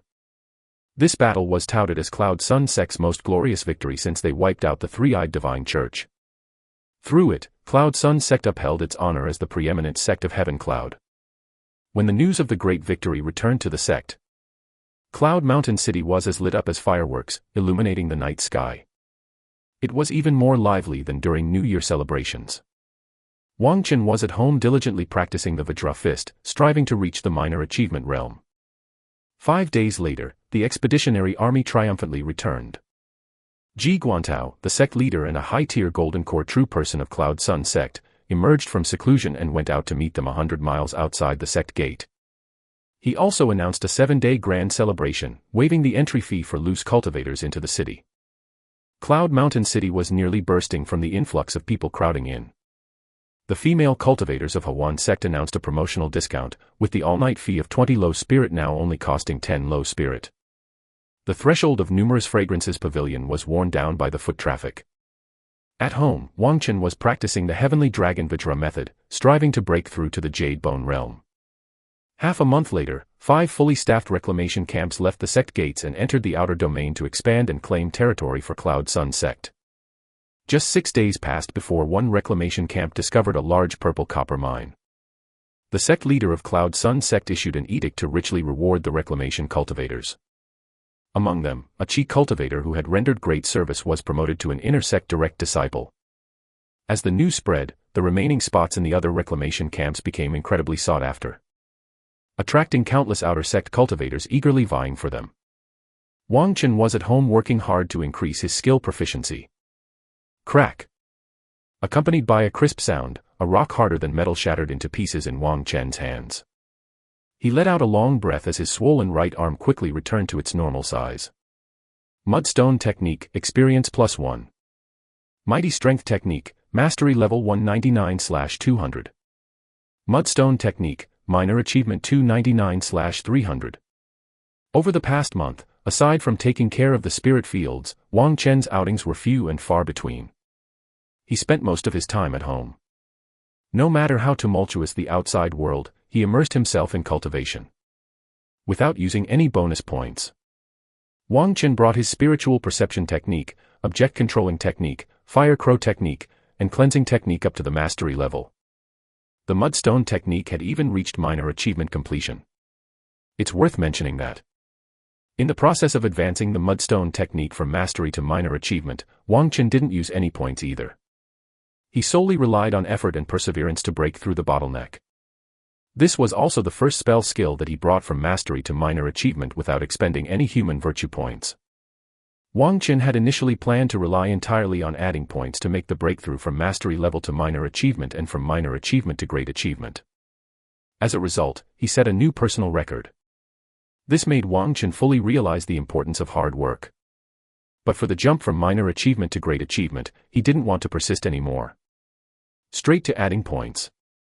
Human virtue, breaking threshold 38. Mudstone technique, great achievement 0/400. Add points again. Human virtue, breaking threshold 37. Mighty strength technique, minor achievement 0/300. Looking at the refreshed data on the immortal cultivation panel, Wang Chen couldn't help but clench his fists. The mighty strength technique came as a byproduct while practicing the mudstone technique. This spell was originally somewhat superfluous and rarely used. But ever since he mastered the Vajra Fist, Wang Chen found that with the boost from the mighty strength technique, the power of Vajra Fist greatly increased. So, he decisively reached the minor achievement level. The elevation of each spell and skill realm undoubtedly greatly enhanced his combat power. This month's efforts were incredibly worthwhile. Squeezing his arms, which had grown a bit more robust, Wang Chen pulled out a blueprint from his storage bag. This was the Doomsday Bunker blueprint he had drawn in his spare time. Now that the mudstone technique had reached great achievement, the original bunker construction plan was immediately put on the agenda. Although Wang Chen rarely left the house during this time, by visiting Old Master Sun, he kept well informed. Currently, the situation at the Cloud Sun sect was like a fire flourishing in oil, with a momentum as strong as midday sun. The neighbors were all talking about victories brought by Golden Core true persons, discussing the 3 Halls Reserve Camp, and the Reclamation Camp. Everyone envied the cultivators who joined those 2 camps. They were jealous of the Chi cultivator who found a large vein of purple copper and skyrocketed to success. They completely forgot about the catastrophes caused by earth rhinoceros beetles and gray eye thieves more than a month ago, as well as the pain brought by the 3 to 5 mu less harvest and the rising grain prices. Quite a few people even mocked those loose cultivators from the outer domain who flocked here to avoid the city entrance fees. Feeling superior for being part of the sect, they couldn't help but be smug. However, Wang Chen did not forget. He didn't indulge in pride, didn't feel fortunate, nor did he lose his vigilance. No delay, he got straight to it. The entrance to the bunker was set up in Wang Chen's bedroom. He first moved the bed away, then pried up the blue bricks laid on the ground. As an escape and survival route, the entrance to the bunker was crucial. It had to be sufficiently hidden and convenient. Wang Chen planned to make a flip board linked with the bed board through a mechanism. When resting or sleeping, if he sensed danger, he could immediately trigger the control lever at the head of the bed, and his whole body would roll directly into the tunnel, escaping as quickly as possible. This design was inspired by Louis Cha's martial arts masterpiece, The Deer in the Cauldron. Of course, Wang Chen wouldn't be hiding an Empress Dowager underneath. After all the floor tiles were pried up, he took out the excavation tools custom-made in town and began to dig down. At this time, the mighty strength technique, which Wang Chen had advanced to the minor achievement realm, came into play. With the boost from this spell, he swung his hoe as fast as a miniature excavator. The excavated earth was first collected by Wang Chen into his now empty storage bag. Once the storage bag was full, he would take it outside and pile it up against the wall. Wang Chen planned to reinforce and raise all 4 walls of the courtyard after the bunker was completed. Although relying on walls might not stop demons and evil wraiths, even if they could only serve a minuscule purpose, to buy him a moment to react, it would be entirely worth it. After dumping the earth, he returned to the bedroom to continue digging. After digging to an average depth of 3 feet, Wang Chen would use the Great Achievement level mudstone technique to reinforce the walls of the tunnel. 1 day, 2 days, 3 days. Wang Chen was like a tiny mole, perseveringly digging day after day within his little domain. The first update is here, asking for your support with recommendation tickets, thank you. Chapter 52, Mist Bloody Night. Inside the secret chamber, spiritual light shimmered. The dull yellow glow silently penetrated the walls, and the ash-gray earth instantly seemed to endure the scorch of thousands of degrees, shrinking and solidifying into something incredibly hard. Wang Chen, who had just cast the mudstone technique, withdrew his palm. The great achievement-level mudstone technique could penetrate a 2-foot-thick layer of earth, solidifying the stone to be harder than refined iron. This was precisely why Wang Chen had focused on advancing this spell to the great achievement level before he began excavating the bunker. What he was planning was not merely an underground shelter for refuge. The bunker had to be capable of withstanding attacks from spells like the earth-shattering technique, as well as resisting the invasion and corrosion of the earth's energy. Lower-tier mudstone techniques simply couldn't meet the design specifications. Looking around, Wang Chen felt quite satisfied with the newly completed underground safe room. The area of the secret chamber was about 20 square meters, more than enough for both cultivation and rest. It was located 30 meters below the surface, currently in a bare and unfinished state. Only a single luminous stone lamp hung on the wall providing illumination. The luminous stone lamp is one of the most commonly used light fixtures in the world of immortal cultivation, with the white glowing stone set at the head of the lamp being sourced from the same place as the defense area's daylight column. As long as it soaked up a few hours of sunlight during the day, it could provide a whole night's worth of light. In the past, the original owner was so poor that he could not afford the environmentally friendly and pollution-free luminous stone lamp. Source: novelfold.com, updated on Omicron New Omicron.0. He used the cheapest oil lamp. Oil lamps might be fine for rooms on the ground, but in an underground chamber, they were nothing but a source of discomfort. Wang Chen had previously gone to Cloud Mountain City to purchase a batch of luminous stone lamps. He had installed them in both the tunnel and the secret chamber. Now, his Doomsday Bunker project was only 1/3 complete. He still had to dig new compartments, escape tunnels, ventilating pipes, set up traps and mechanisms, and implement measures for fireproofing, waterproofing, smoke, and poison protection, among others. Wang Chen had even designed a trap called the Dragon Cutting Stone. Actually, digging tunnels and chambers were not difficult, the trouble lay in the construction of the various defense and life support facilities. Wang Chen's main issue was the lack of experience. Otherwise, the construction progress would definitely be much faster. Despite this, the underground chamber still gave him a full sense of security.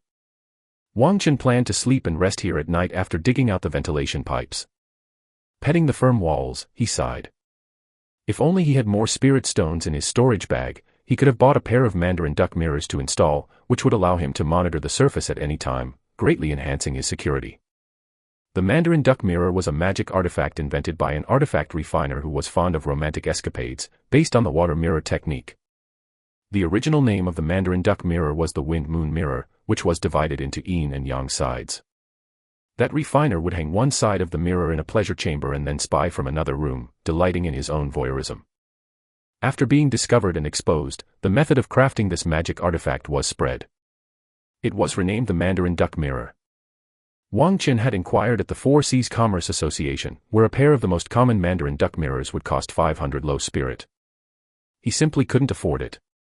Shaking his head, Wang Chen crawled out of the secret chamber along the tunnel, emerging back onto the surface.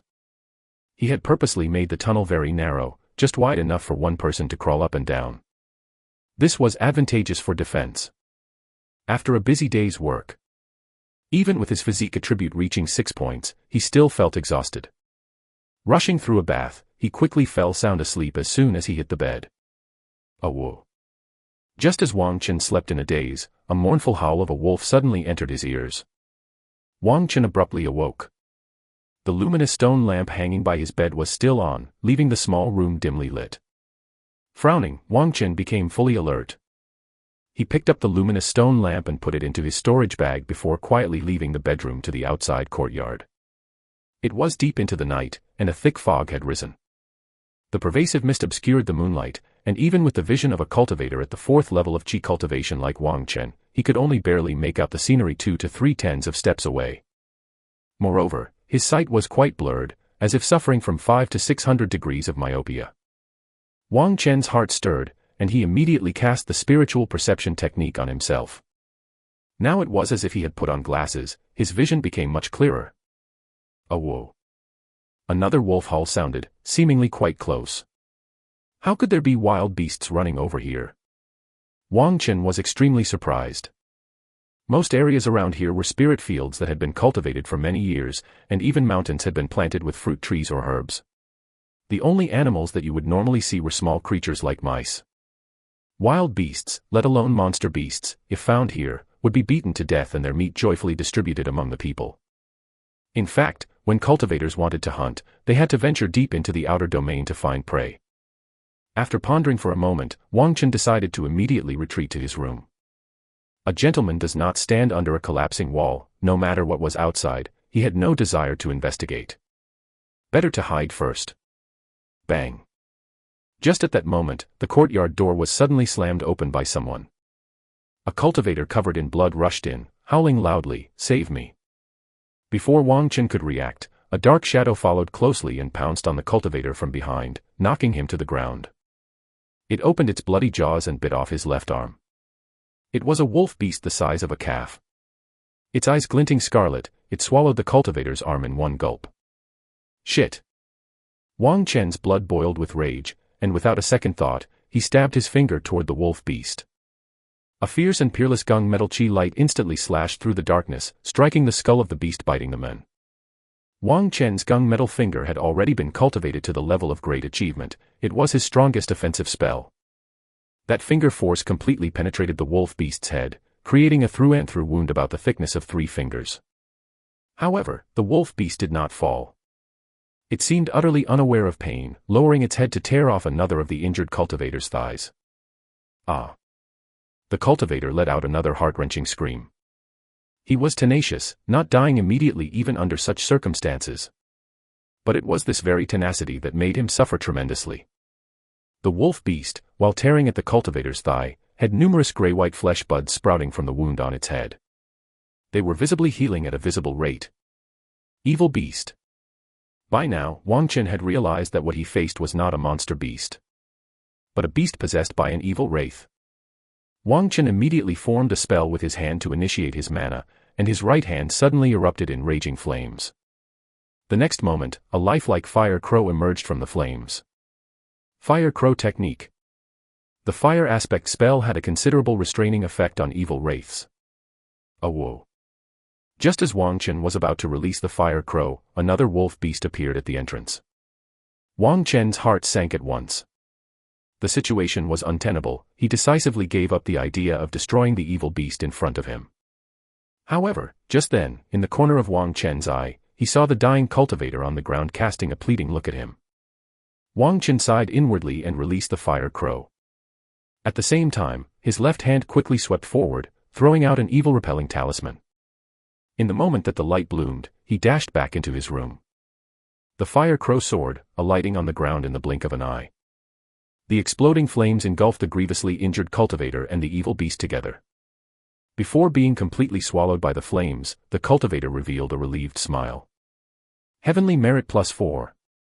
The second update is here. Continue to ask for recommendation tickets. Chapter 53, Bizarre Card. Heavenly Merit +4.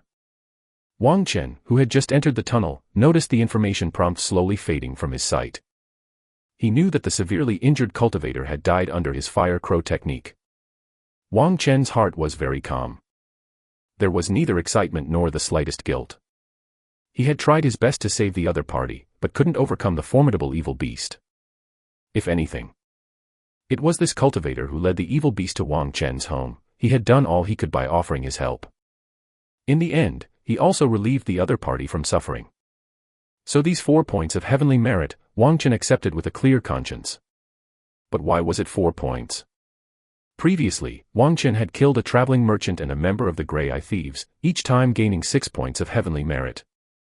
Wang Chen didn't have the time to ponder this question. Source, novelful.com, updated on 0 new Omicron. Because he heard violent noises coming from the room above.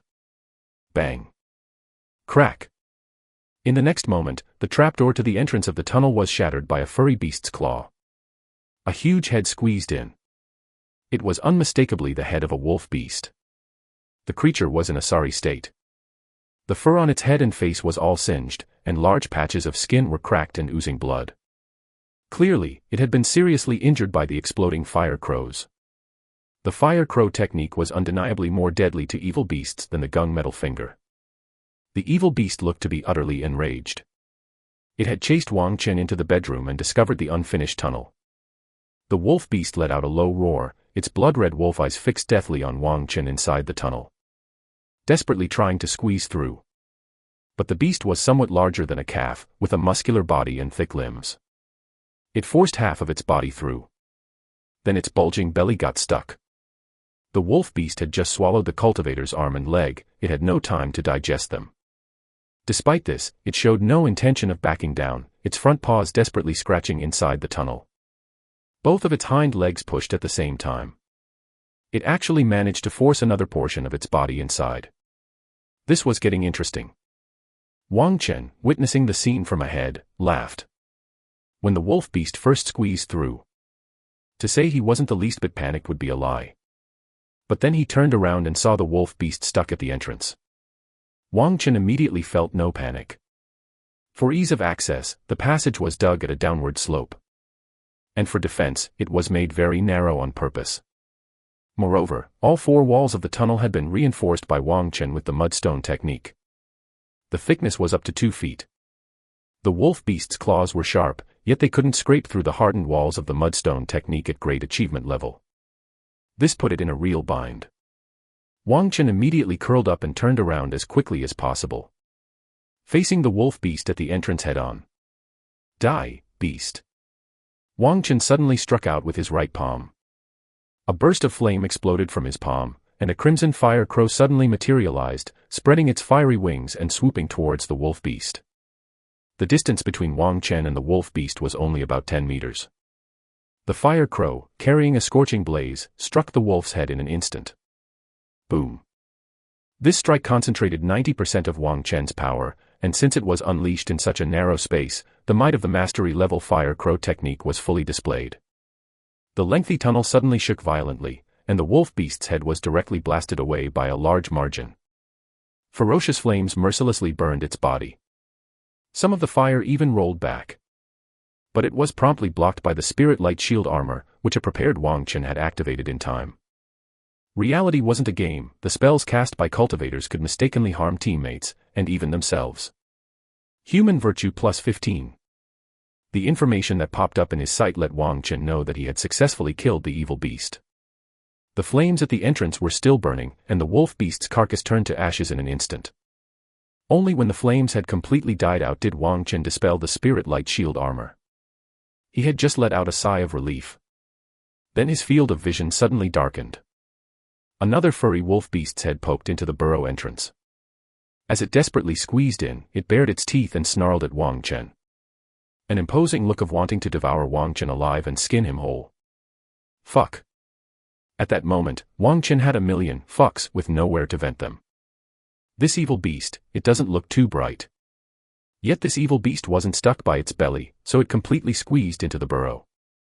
And it was moving toward Wang Chen's position. Due to its limbs being utterly incapable of extending. It crawled and kicked forward, looking exactly like a giant hairy caterpillar stuck in a bamboo tube. But before it could get close to Wang Chen, it was met by a fire crow condensed with formidable power that smacked right into its face. Boom. The burrow shook once again. Human virtue plus 15. Although the fire crow technique was a long-range attack spell, the closer the target, the stronger its lethality.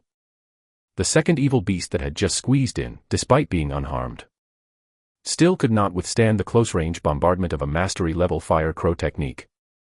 And it contributed another 15 points to Wang Chen's human virtue. Its death was incredibly suffocating. And when its carcass turned to ash, Wang Chen astonishingly found a gleaming pearl half buried in the pile of ashes. A Yin-Chi pearl. Wow, fuck me. If not for being in a narrow burrow, Wang Chen would have definitely jumped 3 feet high. This evil beast gave up its wolf head, contributed human virtue, and even included a valuable Yin-Chi pearl as a bonus. He hastily climbed a few steps upwards and pulled the pearl out from the ashes. It was indeed a Yin-Chi pearl. Though it had been scorched by flames, the pearl was still intact. Cool to the touch. In the past, Wang Chen had killed a scarecrow possessed by an evil wraith and obtained a Yin-Chi pearl. Later, through the Four Seas Commerce Association, he sold it for 680 low spirits. That sum of spirit stones greatly alleviated Wang Chen's financial strain, enabling him to comfortably bunker down at home and diligently practice his cultivation. Now, to come across another one. Isn't this drop rate a bit too high? Wang Chen remembered reading in the treatise on evil wraith that only a minority of evil wraiths carried chi pearls internally. As the saying goes, rarity brings value. If chi pearls were easy to find, they surely wouldn't fetch such a high price. Fortune often rests upon disaster. Wang Chen felt his luck tonight was extraordinary. In his heart, an audacious idea immediately sprang up. Such evil beasts clearly lacked intelligence, possessing brutish strength but not a cunning mind. If there were more of the same creatures outside. Licking his lips, Wang Chen summoned the immortal cultivation panel. Points allocation. Points allocation. He added 1 point each to his physique and divine soul. Physique, 7. Divine soul, 3 plus 9. Since it was the first time he added points to these two attributes, he only spent 2 heavenly merit points. And the reason he chose to increase physique and divine soul attributes right now, aside from the heavenly merit being newly obtained, was mainly to farm human virtue with an even stronger and better state.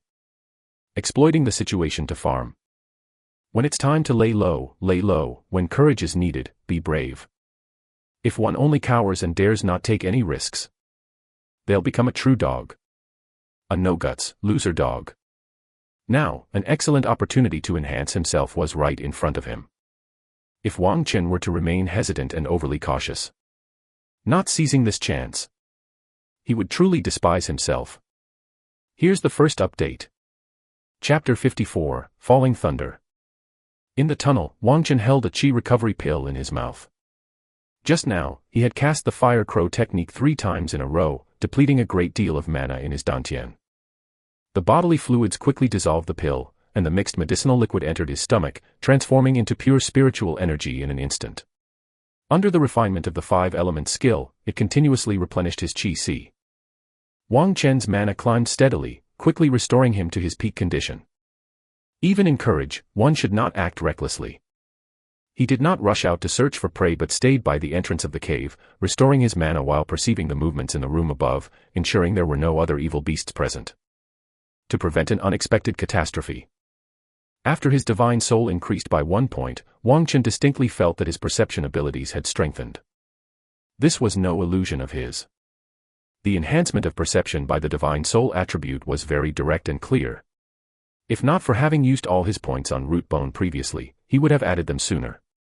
Inside the bedroom, there was quietness, and Wang Chen made no discoveries.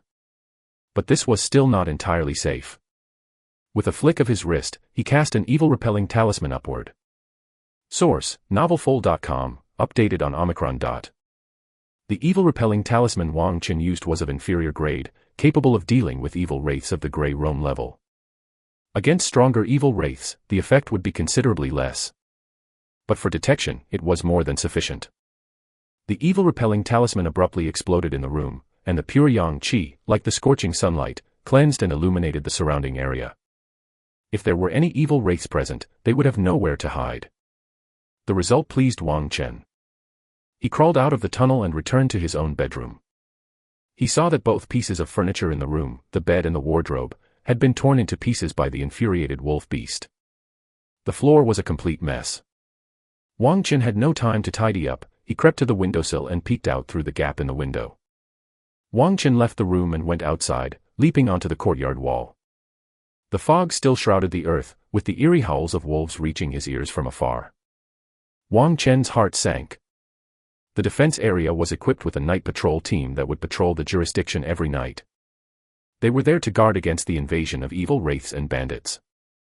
Yet, the appearance of the evil beast had come without the slightest warning, as if Cloud Sun Sec's outermost defense system had failed. Such a situation was extremely unusual. Moreover, the fog around him gave Wang Chen a bad feeling. It didn't seem natural but rather like something created by a certain existence to cover the movements of the evil beasts. Wang Chen couldn't be sure his judgment was correct. But he certainly wouldn't leave his home and venture into the fog to look for evil beasts. That would be pure suicide. Suddenly, an unusual noise not far away caught Wang Chen's attention. He saw two wolf beasts leap out from the fog. Wang Chen's heart chilled. Because the direction from which the wolf beasts had appeared was precisely Old Sun's home. With such a grave incident, one couldn't know if the newly married spiritual plant farmer could survive the ordeal. But at this moment, Wang Chen had no time to worry about others. He immediately crouched down and formed a spell with his hands. Go.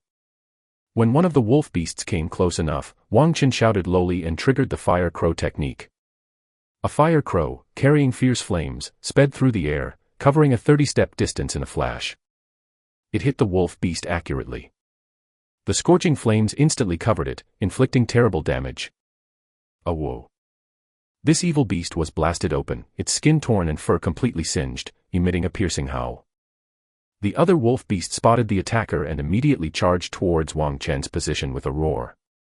It was incredibly fast, closing in on the courtyard wall in a breath's time. It leapt high into the air with great force.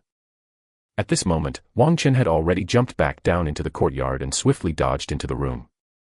The wolf beast followed closely, not giving him a moment to breathe.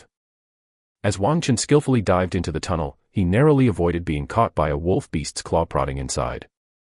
However, a miss is as good as a mile, and such a slight delay decided the fates of both sides. Just like its kin with insufficient intelligence, the wolf beast also attempted to burrow into the tunnel to chase after Wang Chen. Boom. Human virtue plus 15. A moment later, a second wolf beast followed. Boom. Human virtue plus 15. In just the time it takes to drink half a cup of tea, two evil beasts had fallen into the same trap, adding another 30 points of human virtue to Wang Chen's score. His human virtue point surged to 97. Only 3 points away from 100. Wang Chen had already mastered 10 spells, and 2 more were awaiting his grasp. Moreover, all the spells he wielded were leveled up to proficiency and beyond. He had an almost insatiable need for human virtue points to use for breaking threshold. 97 points of human virtue was indeed an unprecedented wealth. But when it really came down to it, it wasn't much at all. After clearing the wolf beast's ashes from the tunnel, Wang Chen set out once more to hunt for monsters. He had tasted the sweet fruits of monster trapping and found it almost addictive. Regrettably, these two evil beasts did not drop any chi pearls, or it would have been perfect. Rumble. Just as Wang Chen returned to the top of the wall, the sky suddenly resounded with the crack of thunder. He couldn't help but look up. The heavens above were roiling with dark clouds, with purple serpents of lightning weaving through them, as though they were about to tear the whole night sky asunder. And the surrounding mist was dispersing at an astonishing rate. Wang Chen soon saw beams of light shooting up into the sky. Those were signals from defense areas calling for warning and aid. Such a scene was not unfamiliar to Wang Chen. But he had been seeing it a bit too often lately. Crack! Suddenly, a bolt of lightning struck the ground, illuminating a tall figure with its flash. Wang Chen's breath caught. Because he was too far away, he couldn't accurately gauge the figure's height. But taking the nearby houses as a reference, the figure was at least 70 feet tall. Equivalent to a 7-story building. It was a giant monster the likes of which Wang Chen had never seen before, its huge body as big as a hill, with gray-white skin and a bald head, its palms reaching the ground. The lightning that had descended from the heavens struck the giant beast squarely, making it bellow in anger. Roar. Wang Chen's head almost exploded. He couldn't imagine what it would be like if he were right next to the giant beast. His eardrums buzzed. Without any hesitation, Wang Chen escaped back to his room at full speed. He dived into the tunnel and hid in a secret chamber 30 meters deep. Even so, Wang Chen could still sense the disturbance coming from the ground above. Myriads of thunderbolts were crashing down, casting turmoil like the stirring of the wind and the shaking of mountains. It was as if the apocalypse had arrived. Even within the shelter, he felt as though he was on a small boat in the ocean, at risk of capsizing at any moment. Undoubtedly, a fierce battle had erupted outside between powerful cultivators and invaders. Wang Chen had no idea how many superiors, or even true persons, the Cloud Sun sect had dispatched. He felt his own insignificance once again. But Wang Chen was not panicked or trembling. Just his desire to become powerful. Never had it burned so fiercely. The second update is here, please vote for recommendation. Chapter 55, Mandarin Duck Mirror. The The thunderous roar of thunder rumbled throughout the night. It was as if some powerful being was venting its fury in embarrassment. Hiding in the underground chamber, Wang Qin didn't sleep all night, remaining vigilant. Only when the outside world was quiet, did he carefully crawl out of the tunnel. Dawn had broken. The room inside and out was a total mess, and the four evil beasts had wrecked Wang Chen's den beyond recognition. Cleaning up would take quite a bit of effort. But the first thing Wang Chen dealt with was the body of the cultivator in the yard. The cultivator had been burnt to a crisp, barely recognizable as human. His storage bag was completely destroyed. Wang Chen had a vague recollection of him, probably a neighbor he had seen once, but couldn't name. He cast another fire crow technique, turning the charred body to ash. Ashes to ashes, dust to dust, may the departed soul return to the earth. Source: novelful.com, updated on Omicron New 0.Omicron. As Wang Chen chanted the rebirth mantra, a breeze suddenly blew, lifting the ashes from the ground and whirling them into the sky. After completing the rites, he left the courtyard and headed straight for Old Sun's house. Old Sun's house was a mere 200 steps away from Wang Chen's. He was his closest neighbor. Even though the old man often took advantage of his seniority and liked to nick small advantages, Wang Chen still hoped nothing bad happened to him. Last night, he had seen two wolf beasts running over from Old Sun's place. He had a feeling that it didn't bode well. If Old Sun and his family of 3 were destined not to escape the calamity, then Wang Chen would have to perform the rites for them too. After running over, Wang Chen found the gate to Old Sun's courtyard had been destroyed. The door to the main house inside was also on the ground, covered with signs of trampling. Old Sun! Wang Chen shouted, then barged into the bedroom. But he found nothing. No bloodstains, no bodies, not even a trace of struggle. Just as he was baffled, accompanied by the rumbling sound of sliding friction, the ground near the corner of the wall suddenly concaved downwards, revealing a dark entrance. Doggy! A head with graying hair poked out. I'm right here. What the heck? Wang Chen was dumbfounded. He saw Old Sun swiftly climbing out of the tunnel. Then he pulled out a woman, as well as a half-grown child. The family of 3 was all safe and sound. Wang Chen was impressed. Your grandpa is still your grandpa. He worried for nothing. Wang Chen couldn't help asking, Old Sun, did you dig a tunnel in your house? Heh heh. With a big grin on his face, Old Sun said proudly, it's been more than a decade, learned it from the old man's house. Wang Chen was at a loss for words. Actually, it made sense when he thought about it. Old Sun had lived here for decades, regardless of his character, his life experience and wisdom couldn't be bad. Secretly making contingency plans and creating a hidden refuge was only natural. Since everyone in the family was safe and sound, Wang Chen could rest easy. He prepared to say goodbye and leave. However, just as he exited the bedroom, he suddenly noticed a mirror hanging on the east wall of Old Sun's main hall. The mirror was oval-shaped, merely half a foot high, with a very common and ordinary design bordered by white bronze and silver. But it was hung so high that the average person could hardly reach it on tiptoes. A suspicion suddenly arose in Wang Chen's mind. If he wasn't mistaken, that mirror should be the Mandarin duck mirror. The Mandarin duck mirror was divided into yin and yang sides, the yang mirror hung outside and the yin mirror within, used for peering at the scenery outside. Wang Chen had seen such a magic artifact in the Four Seas Commerce Association. The problem was that he had inquired about it, and the cheapest Mandarin duck mirror cost 500 low spirit. How could Old Sun afford it? Although the number of spirit fields contracted by Old Sun was 3 times that of Wang Chen, as an experienced former bachelor spiritual plant farmer, he surely earned more spirit stones each year than the original owner. But the old man liked to frequent brothels, often flaunting himself at the numerous fragrances pavilion. How could those spirit stones withstand such squandering? Furthermore, the Mandarin duck mirror had very limited use for cultivators, with neither the ability to attack nor defend. Even if Old Sun had come across an unexpected windfall, it wouldn't make sense for him to splurge on this kind of magic artifact according to reason. However, despite his doubts, Wang Chen maintained an undisturbed demeanor on the surface. He went back to his home. The disaster had passed, but the trouble was just beginning. All the doors and windows in his home were destroyed, and the bed in the bedroom had turned into pieces. All this needed to be repurchased. Then Wang Chen discovered that the rooster and hens in the chicken coop were lying flat. These 5 chickens, 1 rooster and 4 hens, he had raised for nearly 2 months, having invested all the ground chaff into them. He had been expecting to eat fresh eggs from his own home in just another 10 days or so. But now they were all dead.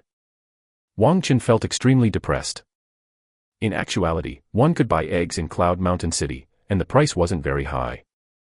However, his reason for raising chickens wasn't solely to get rid of the chaff, but mainly to make his home livelier. To keep his cultivation career from being too lonely and dreary. With resignation, Wang Chen shook his head and performed the fire crow technique to send the chickens on their way. The 5 chickens died miserably. He had no idea what misfortune they had experienced last night. Though it was a pity, Wang Chen had no intention of eating the dead chicken meat. Should there be any issues after eating, the loss would outweigh the gain. After cleaning up his home inside and out, Wang Chen headed straight for Cloud Mountain City. Not waiting to find a carriage by the roadside, he decided to walk there. Along the way, the sights he saw were startling. Many thatched houses had collapsed into ruins along the route, and many spirit fields bore the signs of being trampled or struck by lightning. A large amount of spiritual rice that was in its growth phase was thus destroyed. The losses were extremely heavy. In addition, Wang Chen occasionally heard crying coming from who knows where. Even during the bright daylight, as he ran, a chill arose in his heart. As he approached Cloud Mountain City, there were more and more pedestrians on the Chi path. Everyone was in a hurry, their faces bearing an expression of shock and unease. Quite a few cultivators were running towards the city with their families. Even a jam occurred at the city gate, and only under the stern barking of the patrol guards was order barely maintained. The atmosphere in the city was also very tense. The shops were all open. However, the attendants mostly didn't seem to be in the mood to do business. Wang Chen saw quite a few people whispering at street corners and alleyways, quietly discussing the events of the previous night. All kinds of rumors and gossip.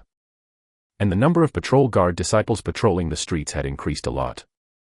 They were fully armed, their serious expressions and tense posture provoked much speculation. Wang Chen hurried to the Four Seas Commerce Association. The atmosphere inside the Four Seas Commerce Association was still relatively normal, the number of customers was not very high. He easily met with shopkeeper Jean.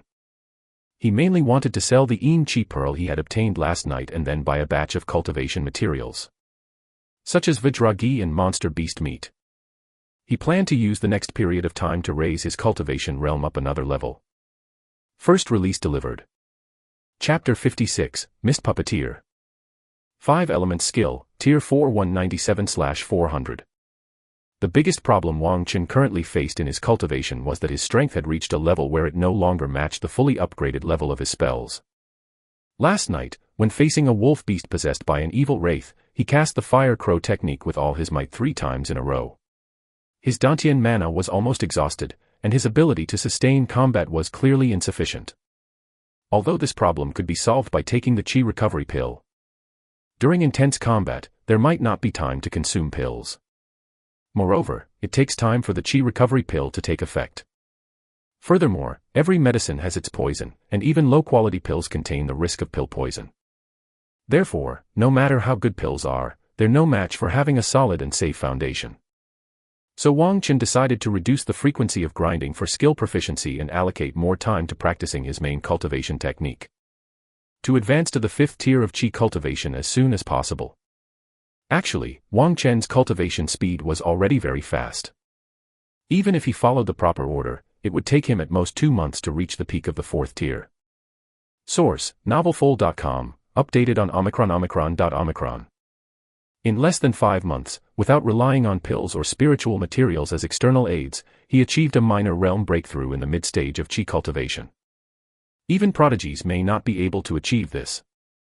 However, a persistent sense of crisis, deep in his heart, made Wang Chen want to speed up even more. He had also cultivated the Heavenly Dragon Vajra method to the peak of the 1st tier. Wang Chen wanted to try to make the first breakthrough in this body refinement technique without spending any heavenly merit. If that didn't work, then he would use points to assist him. And to cultivate the Heavenly Dragon Vajra method, Vajragi was an indispensable auxiliary material. Must buy. This Yin Chi pearl's capacity and purity are not very high, said shopkeeper Jean after appraising the Yin Chi pearl that Wang Chen had brought out. I can offer a maximum of 420 fragmented spirit stones. The value of a yin chi pearl is determined by the size of the pearl, the amount of yin chi it contains, and its purity. The quality of the yin chi pearl Wang Chen obtained last night was clearly not as good as the one from before. After some thought, Wang Chen said, I want to exchange it all for Vajragi, so give me a discount. Shopkeeper Jean forced a smile. Vajragi has been selling well lately. The supply from Heavenly Dragon Temple is a bit tight, and the price has gone up to 12 spirit stones per bottle. Although he said no bargaining, after some haggling, Wang Chen finally exchanged his yin chi pearl for 38 bottles of Vajragi. After completing the transaction, Wang Chen was ready to dust off his hands and leave.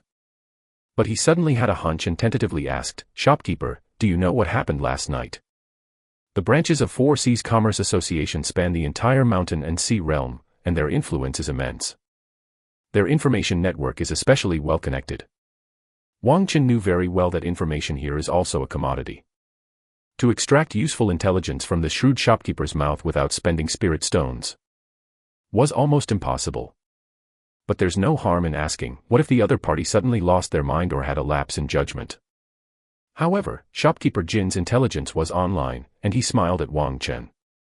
Not able to get any advantage, Wang Chen shrugged his shoulders. Time to leave. Just as Wang Chen was about to get up, shopkeeper Jin raised his hand to stop him. He held up a short, stubby finger and said, 1 for 1. You tell me how you got your yin chi pearl, and I'll tell you what happened last night. Deal. Wang Chen immediately replied, my yin chi pearl dropped when I burst an evil beast. His yin chi pearl had come from an upright and legitimate source, neither stolen goods nor contraband, nothing to hide. Revealing the source in exchange for information was not a problem at all. To prove he wasn't just talking big, Wang Chen also described what the evil beast looked like. Indeed, it is so.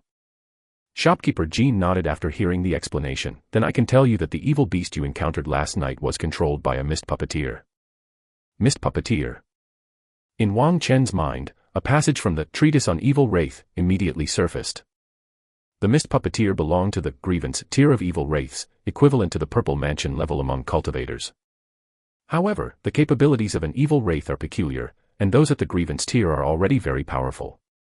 Some grievance-level evil wraiths are so formidable that even a purple mansion superior would have to retreat 3 feet and dare not confront them directly. Mist puppeteers specialize in concealment and puppet control. They can manipulate hundreds of evil beast puppets within their self-created mist zone, hunting cultivators. A mist puppeteer starts at the gray resentment tier, with the strongest reaching the black resentment tier. Last night, the one that infiltrated the outer sect area was likely a white resentment-level mist puppeteer. Shopkeeper Jean said with a meaningful tone, you're very lucky you didn't encounter a giant puppet beast, otherwise. Although shopkeeper Jean trailed off, Wang Chen completely understood his implication. He immediately recalled the giant creature that had been struck by lightning. Is that mist puppeteer related to the Grey Eye Thieves? A white resentment-level mist puppeteer wouldn't just inexplicably barge into the heavily guarded gate of a sect for no reason.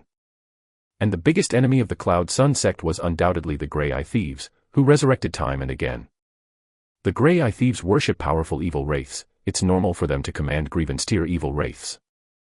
To be honest, Cloud Sun sect's designation of the remnants of the Three-Eyed Divine Church as Grey Eye Thieves easily leads one to underestimate these troublesome evil cultivators, assuming they are just bandits and bullies.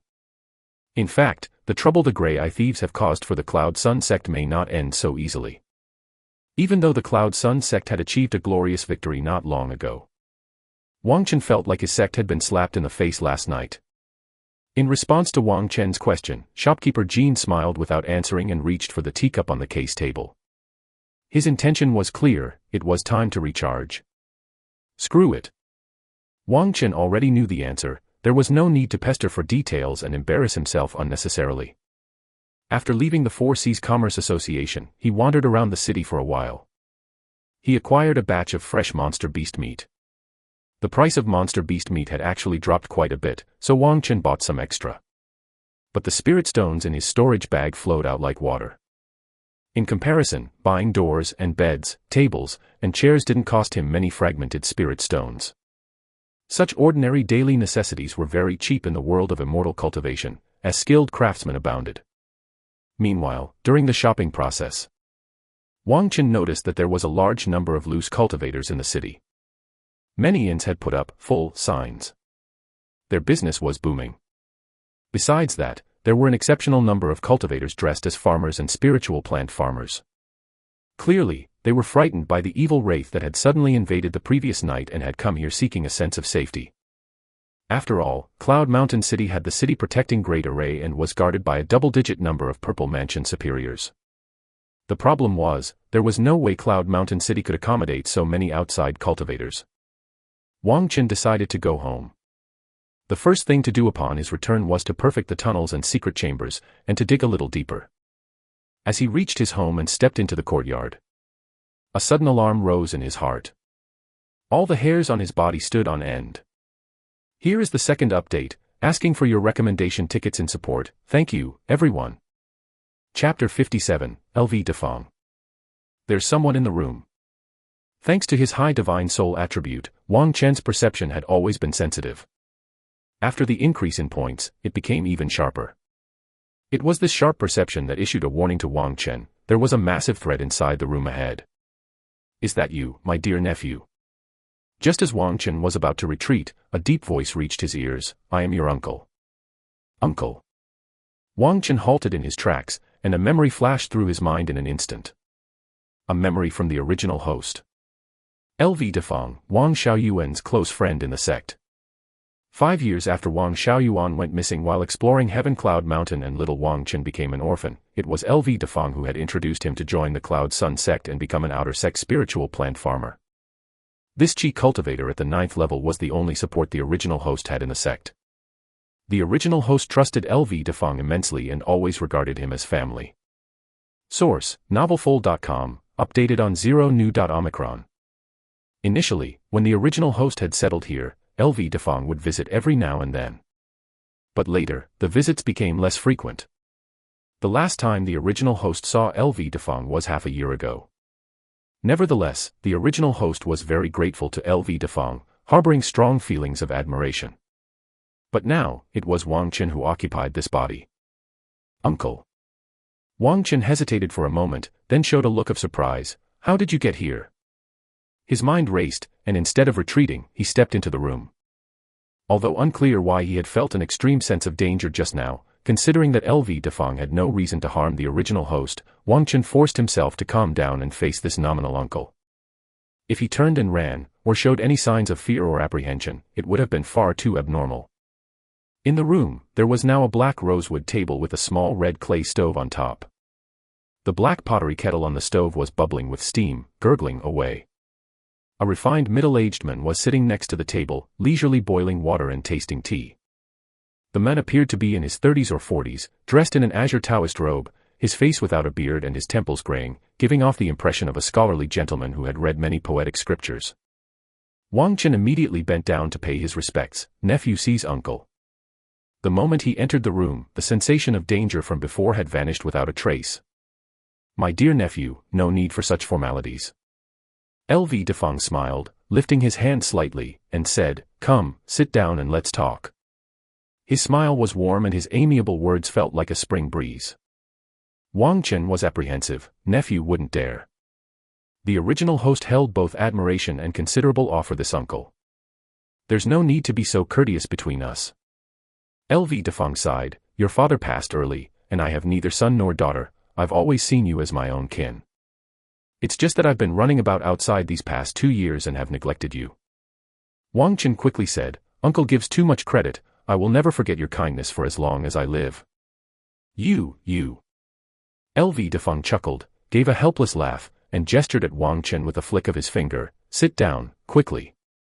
Wang Chen reluctantly took a seat on another chair, looking as if he were sitting on pins and needles. LV Defang glanced at Wang Chen, a sharp glint passing through his eyes. Not bad, the 4th level of Qi cultivation. He paused, then continued, I've just returned to the sect. Hearing of the evil wraith's invasion last night, I was worried you might have been in trouble. Seeing that you're safe and sound eases my mind. Wang Chen swallowed nervously. Thank you for your concern, uncle. No need to be so formal. LV Defang picked up the pottery kettle and poured a cup of tea for Wang Chen, saying, I truly lack the time to take care of you. I still have to report to Merit Affairs Hall soon and must leave for a task. You'll have to look after yourself. He produced a paper crane from his sleeve and handed it to Wang Chen. Keep this crane message. If you encounter any difficult situation, just send it out. Even if I'm not within the sect, someone will receive it. I dare not speak of major matters, but for minor ones, I do have some influence in the outer sect, he said. Wang Chen took it with both hands, sincerely anxious. Thank you, uncle. LV Defang was not boasting. 5 years ago, he was already a 9th layer Qi cultivator, and it's estimated that by now, he has reached complete Qi cultivation. He could prepare to break through to the Purple Mansion. Although this threshold stops 99% of Qi cultivators at great perfection. But with LV Defang's current age, who dares say he won't have the chance to become a Purple Mansion superior? For some small matters, definitely, there are those willing to give LV Defang some face. Speaking of which, the original host had farmed the spirit fields outside for 5 years. Always safe and without incident.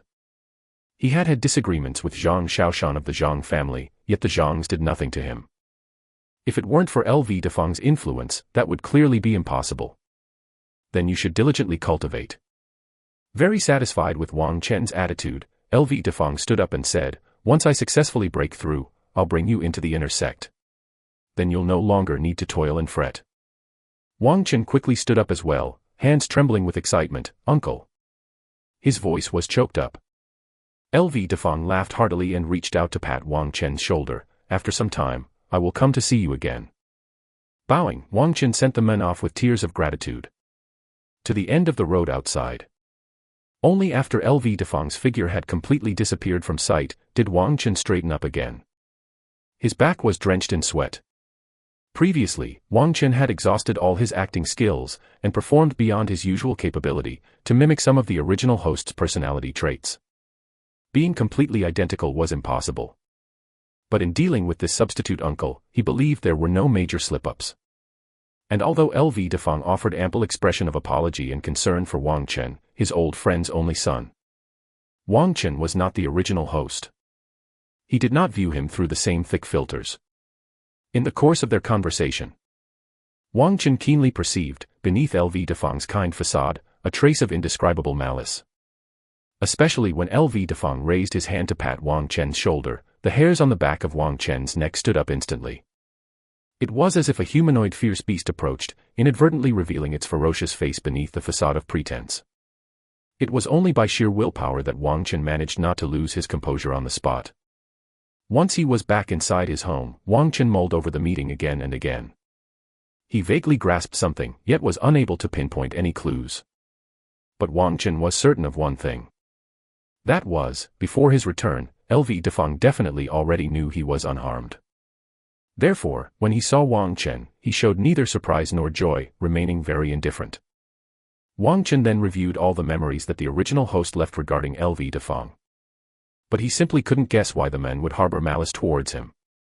If LV Defang and Wang Xiaoyuan were merely superficial brothers, with grievances and feuds unknown to others, it would have been very simple for him to target the original host. He wouldn't even have to do it himself. He wouldn't have waited until now to develop evil intentions. A destitute Wang Chen offered nothing of interest to a 9th layer Qi cultivator. Wang Chen thought and thought, until his head ached. But he could not come up with a reason. The first update is here. Chapter 58, Jade Bone. Wang Chen poured a bit of the golden medicinal oil into the palm of his hand and rubbed his palms together repeatedly. When the liquid was heated up and began to emit its medicinal properties, he then spread it evenly over his body. He continued this process until an entire bottle of Vajra ghee had been used up, making sure not even the spaces between his toes were missed. At this moment, Wang Chen's muscles were tensed, and his skin glowed with a brassy sheen. Under the illumination of the white glowing lamp, his figure seemed as if it was cast from golden bronze. It exuded an imposing presence, unyielding and indestructible. The rich potency of the medicine silently penetrated his skin and flesh, seeping into his bones. It brought Wang Chen a tingling sensation of itchiness and soreness. But Wang Chen, who had already applied dozens of bottles of Vajra ghee, completely ignored the abnormalities arising in his body. If he had felt nothing, that would have been a bad sign. This was his third attempt to break through the bottleneck of the first tier of the Heavenly Dragon Vajra method. A few days earlier, Wang Chen had already pushed this body refinement cultivation technique to the pinnacle of the copper skin stage. Source: novelful.com, updated on new Omicron. If he wanted, he could upgrade directly by spending 1 point of heavenly merit. However, well acquainted with the rules of adding points through merit, Wang Chen prioritized breaking through with his own effort as his first choice. Adding points was the last resort. He took a deep breath, and the chi blood within his body boiled over in an instant. All at once, Wang Chen felt as though he had plunged into a smelting furnace, with the maximally stimulated medicinal power repeatedly washing over his meridians, coursing through every inch of his bones, purifying impurities and facilitating the renewal of blood and marrow. All 207 bones changed color, joint by joint. Crack! With a crisp sound from the crown of his head, all the muscles and bones in Wang Chen's body vibrated simultaneously. 36,000 pores spewed out dark red threads of blood, forming a mist that enveloped him. Heavenly Dragon Vajra Method, Experience +1. Heavenly Dragon Vajra Method, Tier 20 out of 200. Threshold breakthrough accomplished. With the power of this bottle of Vajra ghee, Wang Chen ascended to the second tier of the body refinement cultivation technique in one fell swoop. He officially stepped into the Jade Bone stage. Physique +1. 1 point was added to his physique attribute, reaching a total of 8 points. Wang Chen clenched his fist, feeling an unprecedented strength in his body. The pure physical power had surged remarkably. But what was truly formidable was the defense. Cultivators at the Jade Bone stage experience an all-around enhancement in physical constitution, granting high resistance to spells, blades, unarmed combat, toxins, and even evil power. Now, Wang Chen's bones would still yield relics even after death. It wouldn't be an overstatement to say he had undergone a complete transformation. Of course, his relics wouldn't possess the mana of the Buddhist sect. Taking a long exhale, Wang Chen felt a weight lifted off his shoulders, and his entire being felt light as if he could float. The sensation of gaining greater power with the rays in realms was truly delightful. Humming a tune, Wang Chen first went to the kitchen to take a cold shower. To wash off the bloodstains from his body. Only after cleaning himself up did he realize that his skin had become much whiter, approaching the complexion he had before reaching copper skin. Gurgle. No sooner had he changed his clothes than Wang Chen's stomach rumbled like thunder. Practicing the Heavenly Dragon Vajra method involved repeatedly stimulating chi blood, and although supported by the power of Vajra ghee, it still greatly drained his body, necessitating a considerable intake of nutrients. He stepped outside into the courtyard. With a sweep of his gaze, he reached out with a grasping motion. A blood-crowned rooster, pecking at chaff a few steps away, was suddenly seized by the throat as if grabbed by fate, and flew into Wang Chen's hand. The several plump hens nearby scattered in fright, then nonchalantly returned and resumed pecking at their feet as if nothing had happened. Wang Chen, holding the struggling rooster in his grasp, returned to the kitchen. With a flick of his knife, he dispatched it. This rooster along with 5 other hens had just been acquired 2 days ago from a neighboring villager. After the loss caused by the mist puppeteer disaster, he had to start over with raising chickens. Wang Chen had an epiphany. His previous brain must have been kicked by a donkey.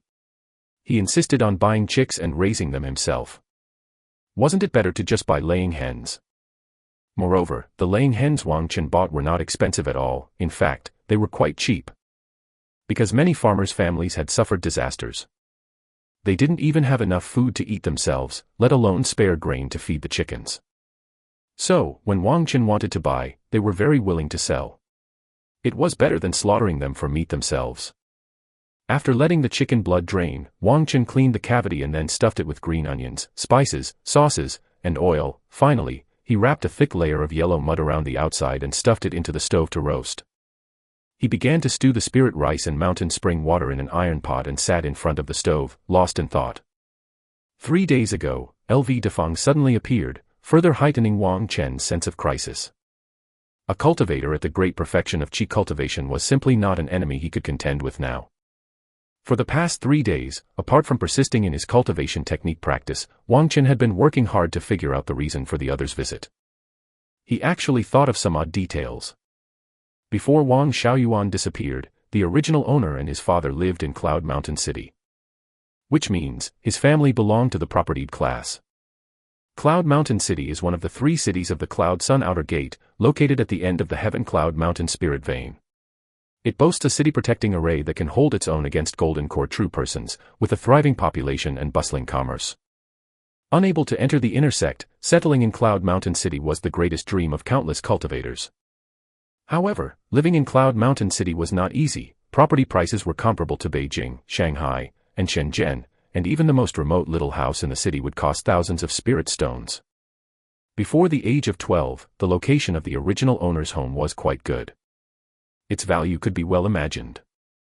LV Defang inducted him into the sect but never mentioned this house when he took him to settle outside the city. The original owner was naive, completely organized by his uncle. Moreover, Wang Xiaoyuan was martial-oriented and extremely strong, often going out on missions to earn spirit stones. Otherwise, he wouldn't have been able to afford a house in the city. Logically speaking, a cultivator at the 8th tier of Qi cultivation and adept in battle would not possibly leave without setting aside an inheritance for his family. After becoming a spiritual plant farmer, LV Defang gave the original owner an old storage bag with a pitifully small capacity. Inside were only about 100 pounds of spirit rice and a few fragmented spirit stones. LV Defang did have an explanation for this, though. He said that some things left by Wang Xiaoyuan were used by him to make arrangements that allowed the original owner to be successfully admitted into the sect. He himself had also made considerable contributions. The original owner believed it and was extremely grateful. Now, Wang Chen thought about it, and the original owner might have been thoroughly cheated by this cheap uncle. That house in the city was most likely also in the hands of the other party. But here's the problem. If Wang Xiaoyuan's inheritance had indeed all been seized by LV Defang, then Wang Chen had nothing of value on him. Why then did the other party still have malicious intentions? Could it be that he was afraid that upon growing up, he would find out the truth and try to take back the inheritance? Would a cultivator at the great perfection stage of Qi cultivation aspiring to breakthrough mansion have such a narrow-mindedness and pettiness? Wang Chen shook his head. He knew that thinking too much at the moment was pointless. The most important thing was to improve his own strength. As long as he became strong, he would fear no demons or ghosts. Now that he had broken through to the 2nd tier of the heavenly dragon Vajra method, the next step was to focus on reaching the 5th tier of Qi cultivation. As for LV Defang, his motives were not clear at the moment, and he did not seem to be in a hurry to make a move against him. All Wang Chen could do was to prepare in advance. If something did happen, at least he would not be caught off guard. But just one thing after another. To struggle to survive. It's truly difficult. Here's the second update. I ask for your recommendation tickets and support. Thank you, everyone. Chapter 59, Purple Mansion's Teachings. The bell for 5 a.m. had just rung when Wang Chen woke up from his slumber. The moment he opened his eyes, he saw the familiar dark gray rocky ceiling above him. After the disaster caused by the mist puppeteer, Wang Chen had refurbished his dwelling and bought new furniture. Then, he slept in the underground secret chamber every night. Although it was somewhat inconvenient going up and down, it was a peaceful sleep. Leaving the secret chamber, Wang Chen climbed back up the long tunnel to his bedroom above ground. Washing up, cooking, feeding the chickens, having breakfast, morning exercises. The routine day of a hard-working cultivator began once again. But after completing his practice of the 5-element skill, Wang Chen did not go to weed the spirit fields as usual. Instead, he stopped a dragon-scale horse cart passing by at the crossroads. He arrived at the Dharma Transmission Hall outside Cloud Mountain City before 9 a.m. Source, novelfold.com, updated on Omicron New Omicron.0. Today was a day for attending lectures. As an outer sect disciple of the Cloud Sun sect, Wang Chen had the privilege to participate in a Dharma assembly at the Dharma Transmission Hall for free once a month. To listen to the teachings of the sect elders. This was one of the essential channels through which cultivators at the bottom of society could acquire knowledge of cultivation. The original occupant of his body had never missed a session in 5 years despite the weather, and Wang Chen naturally followed suit. To his surprise, the Dharma Transmission Hall today was exceptionally lively, and the venue, which could hold tens of thousands of people, was almost out of space. It was an uproar, filled with loud and noisy voices. Wang Chen, who arrived just in time, quickly found a vacant spot in a corner and took his seat on the cloud brocade cushion he brought out. "Excuse me, senior brother," he said politely. Out of curiosity, Wang Chen asked the cultivator sitting beside him, "Why are there so many people here today?" Normally, there are 9 Dharma Transmission elders at the outer sect Dharma Transmission Hall, who take turns to impart teachings to the disciples. Then, based on their progress in cultivation, disciples can choose to listen to the teachings of a Dharma Transmission elder. As everyone is allowed to attend a Dharma assembly only once a month, They have different schedules. So it's rare to see such a crowd gathered all at once. The cultivator looked surprised. You don't know. Today Superior Chang Chun has come to impart the teachings to us. Purple Mansion Superior? This was indeed a rare occasion. The Dharma transmission elders of the outer sect Dharma transmission hall were usually cultivators of the 9th level of Qi cultivation or at the Great Perfection stage. They did not have much longer to live and had no chance of achieving a breakthrough mansion. However, their experience in cultivation was rich enough to guide most of the outer sect disciples with ease. Whereas Purple Mansion superiors typically instructed those in the inner sect and the true disciples. Now, having a superior come to the outer sect to give a lecture was like a professor from a top-tier university visiting a second-tier college to teach students. An utter overkill. That so many people had shown up was no surprise. Wang Qin had no prior knowledge of this event. Had he known, he would have come earlier to secure a better spot. As they spoke, even more cultivators streamed in, filling the Dharma assembly venue to the brim, leaving little room to even stand. Thud. The bell of fixed sun rang, signaling the arrival of 9 a.m. A cultivator dressed in purple robes and wearing a tall crown floated onto the stage for imparting the Dharma. A divine sense infused with an authoritative air swept across the entire venue in an instant. The whole place fell silent immediately, as everyone held their breath. At that moment, two lovely maids brought in items such as the cloud brocade cushion, the purple sandalwood stand, the calming incense burner, the red clay tea stove. They obliviously lit incense and prepared tea, tending to the crowned cultivator as he took his seat. Sitting on the cushion, the crowned cultivator picked up a small silver mallet and struck a bronze bell on the purple sandalwood stand. Ding!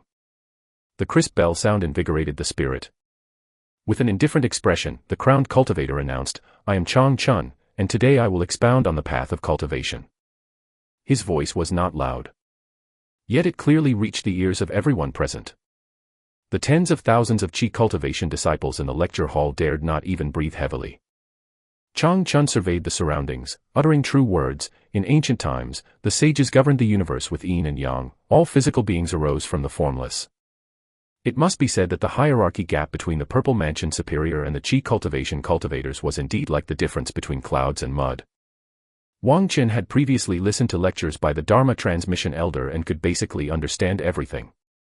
But the moment this Purple Mansion superior began speaking, he immediately felt lost in a fog. Despite hearing each word clearly, their combination made him feel as if his IQ had dropped by 100. His comprehension just couldn't keep up. However, the chance to hear the Purple Mansion superior lecture was too rare, so he stubbornly memorized everything with great effort, planning to reflect on it slowly after returning. Because he was so fully absorbed. At this moment, Wang Qin didn't notice that the other cultivators around him were actually in a similar state.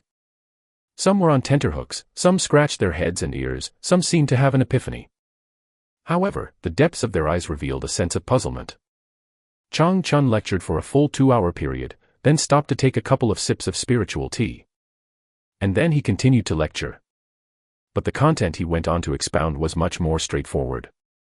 Including Wang Qin, the Qi cultivation cultivators gradually began to catch a glimpse of the principles, and the previously somewhat oppressive atmosphere in the hall started to become lively and joyous, with many people showing excited expressions.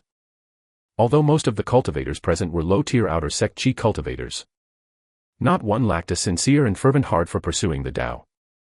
Despite inferior root bones, despite slow comprehension, they all yearned for carefree immortality. They were willing to endure hardships and even lay down their lives for this. Clang! The bronze bell rang again, jolting the cultivators who were listening intently out of their trance. Only then did everyone realize that the Purple Mansion superior on the lecture platform had already left at some unknown point. They couldn't help but look at each other in dismay. Today's lecture ends here. At this moment, the head of the Dharma transmission hall announced loudly, the superior graciously allows disciples to seek individual guidance, limited to just 100 spots, first come first served. The entire place erupted into an uproar. There were tens of thousands of cultivators present, but there were only 100 spots for personal guidance from the superior. A classic case of too many monks and not enough porridge. Everyone immediately swarmed forward, surrounding the head of the Dharma transmission hall, scrambling for these precious spots. If it weren't for the Dharma transmission hall disciples maintaining order, the scene might have descended into chaos. Many cultivators waved their storage bags, each face flushed with excitement. Yet obtaining Chang Chun's personal guidance was not the key. What mattered most was the opportunity for face-to-face interaction with a Purple Mansion superior. If this led the superior to view any of them favorably, that could mean ascending to the heavens in a single step, a change in destiny. Everyone knew the hope was slim, yet for that 1 in a 10,000 chance, they were willing to try. Amidst the frenzied atmosphere, Wang Chen quietly moved away from the boiling crowd. He had been gradually entering a wonderful state just now. Being abruptly interrupted when he was about to grasp enlightenment was undeniably distressing. However, Wang Chen had no interest in those 100 spots. Besides being short on funds, Wang Chen had no desire to be a small fish lured by sweet bait. Or a piece of chive. The superior was wise, his cultivation level profound, his strategic prowess admirable. He simply wished to be a small cultivator living quietly. Chapter 60, Rice Balls. The law must not be transmitted lightly. Not to mention the Purple Mansion superior, even a Dharma transmission elder of high-tier Qi cultivation charges no small fee for individual guidance. When those 4 characters are broken apart, what fills them is nothing but white, shiny spirit stones. Wang Chen estimated the cost for a face-to-face communication slot with Chang Chun. At least 100 low spirit. It sounded like a lot. But he believed that among the tens of thousands of cultivators present, many could afford to bring out that many spirit stones. This was called targeted filtering, precision harvesting. Wang Chen touched his kidney and took a big step out of the Dharma transmission hall. It was just past 11 a.m., mealtime. Wang Chen found a street-side tea house, spent 10 fragmented spirit stones for a pot of high fragmented cloud mist spirit tea, then chose a window seat on the 2nd floor to sit down and took out the rice balls he had made in the morning to satisfy his hunger. Of course, Cloud Mountain City was home to plenty of restaurants. Yet even the cheapest meal set in these various establishments cost 1 spirit stone. Source, novelfull.com, updated on N0New0.Omicron. And it wasn't even filling. So before coming, Wang Chen had prepared his lunch. The small tea house was more economical, where ordering a pot of tea allowed one to sit for a couple of hours. If business was slow and there were many empty seats, the servers wouldn't come to chase customers away even after that time had passed. Most importantly, one could hear gossip and news inside the tea house. So every time Wang Chen came to the city for business or shopping, he would sit here. He filled his stomach and listened to the news. To ensure that he wasn't too isolated from the world. He had just swallowed 2 rice balls when he suddenly heard someone shouting on the street below, at 13 p.m. at the East Gate, the punishment hall will execute 17 sin cultivators, hurry if you want to see. The entire tea house stirred with excitement. Many people hurried to the windows, craning their necks to look out. The street buzzed with movement, a few people hurried to spread the news in front, followed by many onlookers of all ages eager for the spectacle. Seeing such a scene, the tea house patrons lost interest in bragging and chatting. They paid their bills and left. Wang Chen finished the rice balls he brought, drinking the pot of spiritual tea to the last drop. Only then did he leave the tea house. Following the crowded throng, he exited the East Gate. There was still some time before 13 p.m., yet the area around the Sin's execution platform outside the East Gate was already surrounded by a crowd of onlookers. The Cloud Sun sect was strict with its rules, and the heaviest punishment was to be beheaded on the Sin's execution platform as a public warning. Among those beheaded were cultivators who had committed crimes within the sect's territory or offended the majesty of the Cloud Sun sect as loose cultivators. The crowd eager to watch the beheading swelled, the scene as bustling as if at a large market, with small vendors flocking to the excitement, adults shouting for children and creating a commotion, everyone appearing excited. However, next to the Sin's execution platform was a group of people with faces etched in sorrow and pain, some crying pathetically. Thump. The bell of 13 p.m. arrived as expected. A fully armed contingent of punishment hall disciples escorted over a dozen Sin cultivators onto the Sin's execution platform. These Sin cultivators had all their mana sealed and their senses blocked, like spineless dead dogs being manipulated by the punishment hall disciples to kneel in a line on the platform. The atmosphere at the scene immediately reached a climax. As soon as the 17 Sin cultivators were all kneeling in a row, a punishment hall elder with a date-red face appeared and shouted, "Sect laws are ironclad and must not be violated. Beheading as a public warning, to deter others by example." His voice boomed like thunder, instantly suppressing all the other sounds around. This punishment hall elder unfolded a scroll of paper and started reading from the text, "Sin cultivator Xiaopinghai, a disciple of the Three Halls Reserve Camp of the Outer Sect, spreading rumors and slander to besmirch the sect, causing harmful influence. The punishment is beheading. Sin cultivator Liang Ada, a battle cultivator of the 7th Reclamation Camp, deserted during battle and violently resisted arrest. The punishment is beheading. Sin cultivator Teng Bao, a battle cultivator of the 9th Reclamation Camp, attacked an upper cultivator without cause, inflicting serious injury. The punishment is beheading. Sin cultivator Xin Dan, a spiritual plant farmer from E6 defense area, privately worshipped an evil wraith. With each crime he recited, and each sin cultivator's sentence announced, many of the onlookers looked around, bewildered. Gone were their earlier excitement and agitation. Because none of these sin cultivators were loose cultivators. All of them were outer sect cultivators.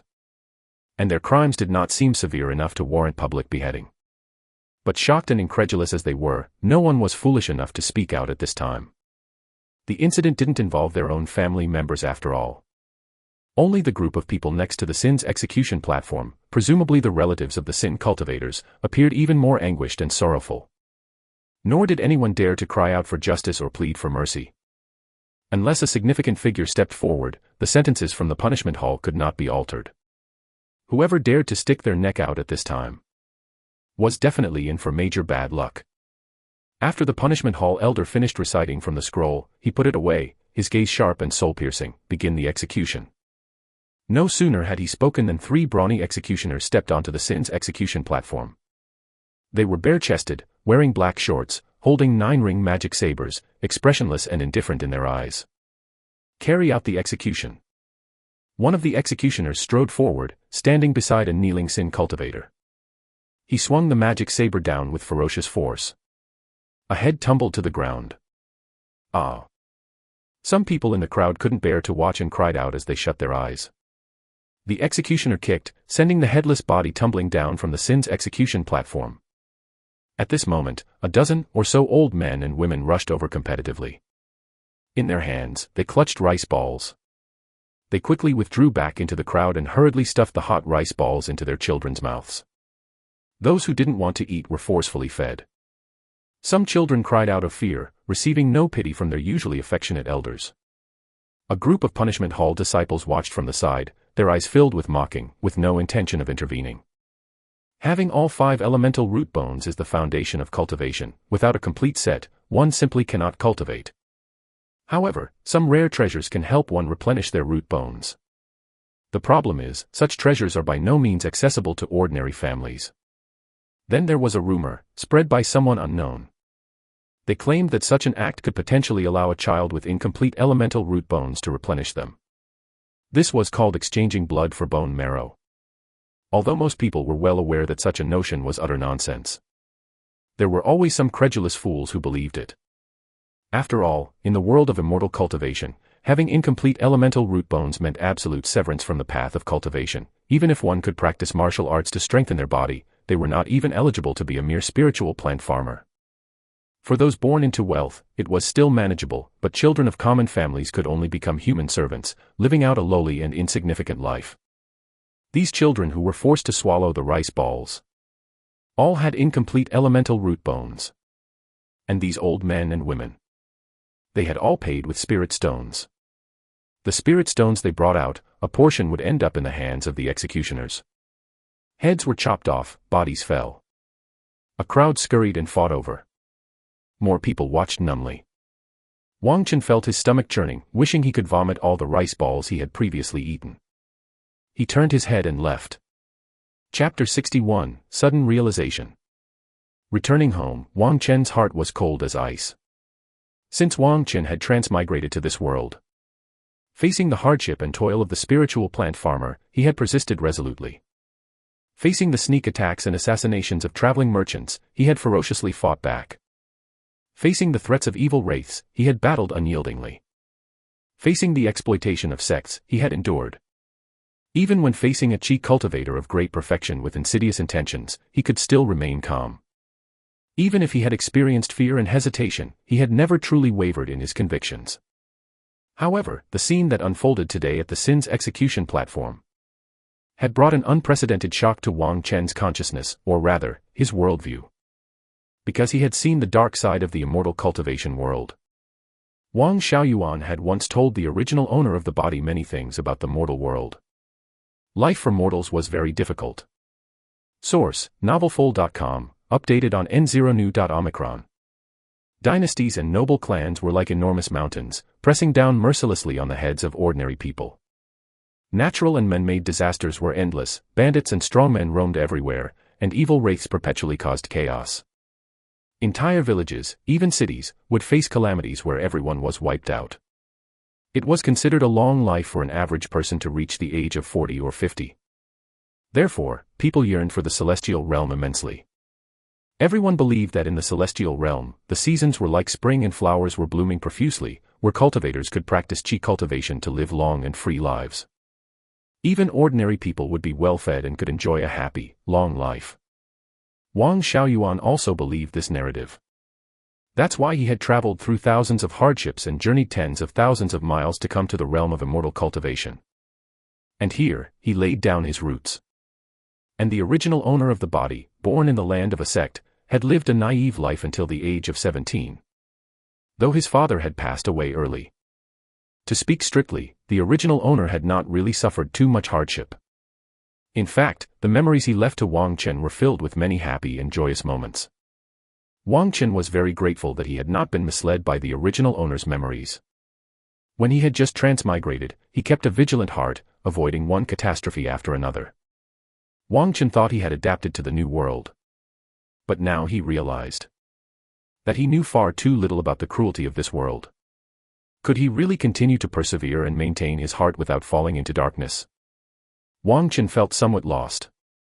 He had no desire to cultivate or to busy himself in the spirit fields. His mood had never been so low before. Brother Chen. He didn't know how much time had passed when a crisp voice outside woke Wang Chen from his reverie. Are you home?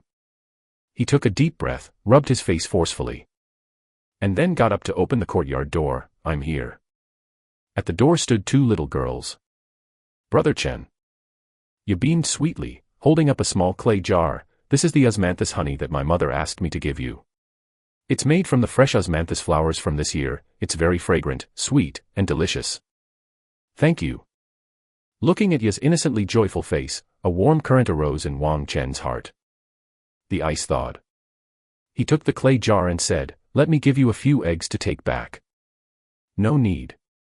But Ya, tugging on her friend, quickly turned and ran. We're heading back now. They ran off swiftly. Wang Chen chuckled to himself, feeling it improper to chase after them, so he just shook his head and closed the courtyard door. Back in his room, he placed the clay jar on the small table and found his mood had improved significantly. He was no longer as despondent and confused as before. After a moment's thought, Wang Chen unsealed the jar, and a rich fragrance of osmanthus immediately assailed his nostrils. He couldn't help but dip his finger into the jar to scoop up a little of the sticky osmanthus honey to taste. The next moment, Wang Chen was stunned. This flavor. The sweetness struck directly into the heart and spleen, unfamiliar yet familiar. Wang Chen's hometown also had a large osmanthus tree. Every year, when the flowers bloomed in abundance in August, his mother would spread a plastic sheet under the tree. She would gently tap the branches with a bamboo pole. The fallen osmanthus flowers were washed, dried, and lightly salted for quick pickling, then layered with sugar in a large glass jar for storage. This osmanthus sugar, like old wine, only grew more fragrant with time if stored properly. Be it for making desserts or brewing tea. It was excellent. And this osmanthus honey reminded Wang Chen of his hometown, his mother, and his family. He shouldn't be lost or disheartened. He didn't just want to survive. He wanted to become strong. Strong enough that one day he could rely on his own power to return to his original world. Even if there was only a 1 in a billion chance. He wouldn't give up. In that instant, the dust and gloom that shrouded Wang Chen's heart were swept away. His will had never been as firm and pure as it was at that moment. It was as if he had broken through endless darkness and saw the path ahead bathed in sunlight. Comprehension +1. Divine Soul +1. The two messages that suddenly appeared in his vision made Wang Chen shake his head in disbelief. In just that moment of enlightenment, he had gained 2 attribute points, one of which was the very precious comprehension. Wang Chen originally had only 2 points of comprehension. He later added 1 point with heavenly merit. Now it was at 4 points. Matching his root bone attribute. Root bone and comprehension are innate attributes that largely determine a cultivator's potential limit. And they are extremely difficult to change. Wang Chen also managed to increase his root bone and comprehension through the immortal cultivation panel. He hadn't expected that, apart from heavenly merit, sudden enlightenment could also increase comprehension. And divine soul as well. This was undoubtedly an important discovery. However, Wang Chen believed that compared to the elevation of his spiritual level, these 2 additional attribute points weren't as important. He dug out another large chunk of osmanthus honey and stuffed it into his mouth. Sweetness exploding with happiness. Wang Chen felt he really ought to thank Lady Chen. Without this jar of osmanthus honey that she had yet deliver, he might have taken a long time to get out of his mental predicament. Let alone achieve such a significant improvement in his state of mind. Of course, Wang Chen wouldn't just run off to express his gratitude to Lady Chen now. Although gifting was a normal part of neighborly interaction, the widow was also very careful to keep a proper distance to avoid idle gossip. His sudden visit would only cause her unnecessary trouble. It was enough to remember to repay the kindness at the appropriate time. Hoisting his hoe, Wang Chen left his house. He went out to the spirit fields and began weeding around the rice plants. The autumn rice was growing rapidly, it was almost as tall as half a person now, and it wasn't far from heading and filling with grain. Therefore, the weeds in the field had to be thoroughly cleared, so they wouldn't take too much nourishment away from the spiritual rice. Perhaps it was because his divine soul attribute had reached the height of 3 plus 10 points, or maybe because his mind was very clear at that moment. As he weeded, Wang Chen distinctly felt the joy and delight coming from the surrounding spiritual rice. Wang Chen had felt similar sensations before, but never as sharply and clearly as now, as if he had become a part of the spiritual rice, and had earned their recognition and support. Swing after swing, Wang Chen hoed as if he were flying, clearing the stubborn weeds with unstoppable force. He felt that he was now a qualified spiritual plant farmer. And his journey on the path of immortality was just beginning. Chapter 62, Wishing You Happiness. What is cultivation? Initially, Wang Chen thought that cultivation was sitting in a quiet room, moving mana to complete the great circulation. Little by little, enhancing his cultivation realm. However, after listening to a Dharma talk by the Purple Mansion Superior, he gained a new understanding. Cultivation, in fact, could be unconventional. It could be integrated into daily life. Thus, Wang Chen began to try practicing his cultivation techniques while farming, weeding, planting vegetables, feeding chickens, and cooking. His biggest problem at the moment was that his strength and realm were not high. A mere chi cultivation 4th tier, among the 100,000 cultivators of the outer sect of the Cloud Sun sect, was not even worth mentioning. Although the immortal cultivation panel endowed Wang Chen with the ability to rapidly enhance his cultivation level, he still wanted to get faster. And his primary cultivation technique, the 5-element skill, afforded him such a possibility. The greatest flaw of the 5-element skill was its mediocrity. It balanced the 5 elements without any outstanding aspect. Source, novelful.com, updated on Omicron New. Therefore, the majority of cultivators would choose another cultivation technique that was a better fit for their main element after reaching the middle stage of chi cultivation. However, for Wang Chen, whose 5 elemental affinities tended toward balance, the 5-element skill was very appropriate. The key was that this cultivation technique was extremely stable and harmonious, making the practice as steady as an old dog. There was almost no possibility of cultivation deviation. Therefore, Wang Chen was not afraid of encountering any issues and worked hard to change his original cultivation habits. At the beginning, it was difficult for him to enter the state of practicing the cultivation techniques while doing other things. It was awkward and uncomfortable, with frequent mistakes. If not for the unique nature of the 5-element skill and his achievements in body refinement, Wang Chen's meridians would have likely been damaged. But Wang Chen persisted. In his previous life, Wang Chen was seen as gentle, optimistic, and proactive in the eyes of others. Few people knew he had a very stubborn side. For instance, when he wanted to resign from a state-owned enterprise because he was unhappy, everyone advised him not to give up his secure job. But Wang Chen insisted on his choice. And he never regretted it. Today was the same. He had a goal to strive for and would not easily give up unless it was a dead end. Time and again, over and over, day by day. Gradually, Wang Chen found a bit of a knack. He was able to maintain uninterrupted operation of his cultivation technique while performing daily tasks. To complete the great circulation. Under the autumn sky, within the spirit fields, Wang Chen swung his hoe, accurately digging up a weed hidden among the spiritual rice without harming a single grain. The next moment, his gaze swept over and he suddenly reached out with his right hand to grasp at nothing. A grasshopper perched on a rice stalk was caught into his hand in an instant.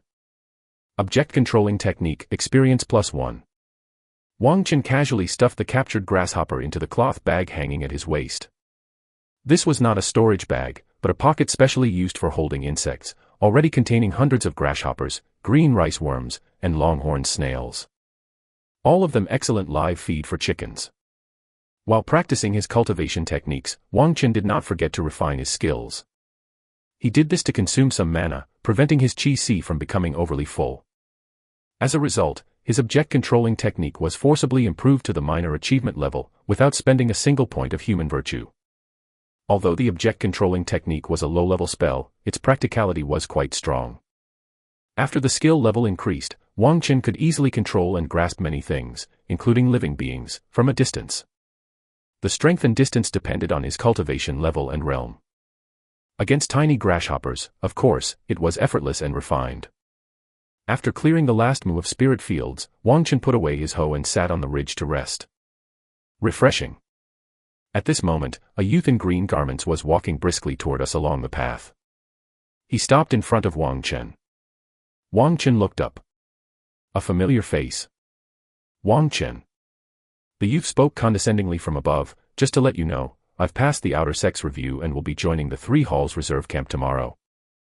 Wang Chen twisted his lips, congratulations. He really couldn't think of anything worth showing off. In Wang Chen's eyes, the so-called 3 Halls Reserve Camp was just like the reclamation camp. Pure cannon fodder camp. Moreover, Wang Chen suspected that the previous reclamation camps that had been pioneering in the outer domain probably suffered heavy losses. But the news had been tightly sealed by the higher-ups, so there was no way to confirm whether his guess was accurate. So no matter how generous the treatment of the 2 camps was, Wang Chen wouldn't consider joining. And the self-proclaimed righteous youth before him was none other than Zhang Xiaoshan from the Zhang family, who had had a dispute with the original owner of the body. Zhang Xiaoshan snorted, not only am I going to be a disciple of the 3rd Hall, but I'm also going to slay the Grey Eye Thieves, accumulate merits, and get promoted to the inner sect. Then you and I will be people of different worlds. Wang Chen was speechless. The most sensational news within 1,000 miles over the past month was undoubtedly the Cloud Sun sect issuing the bandit arrest warrant. Whether sect disciples or loose cultivators from the outer domain, they could all gain merits by slaying the Grey Eye Thieves.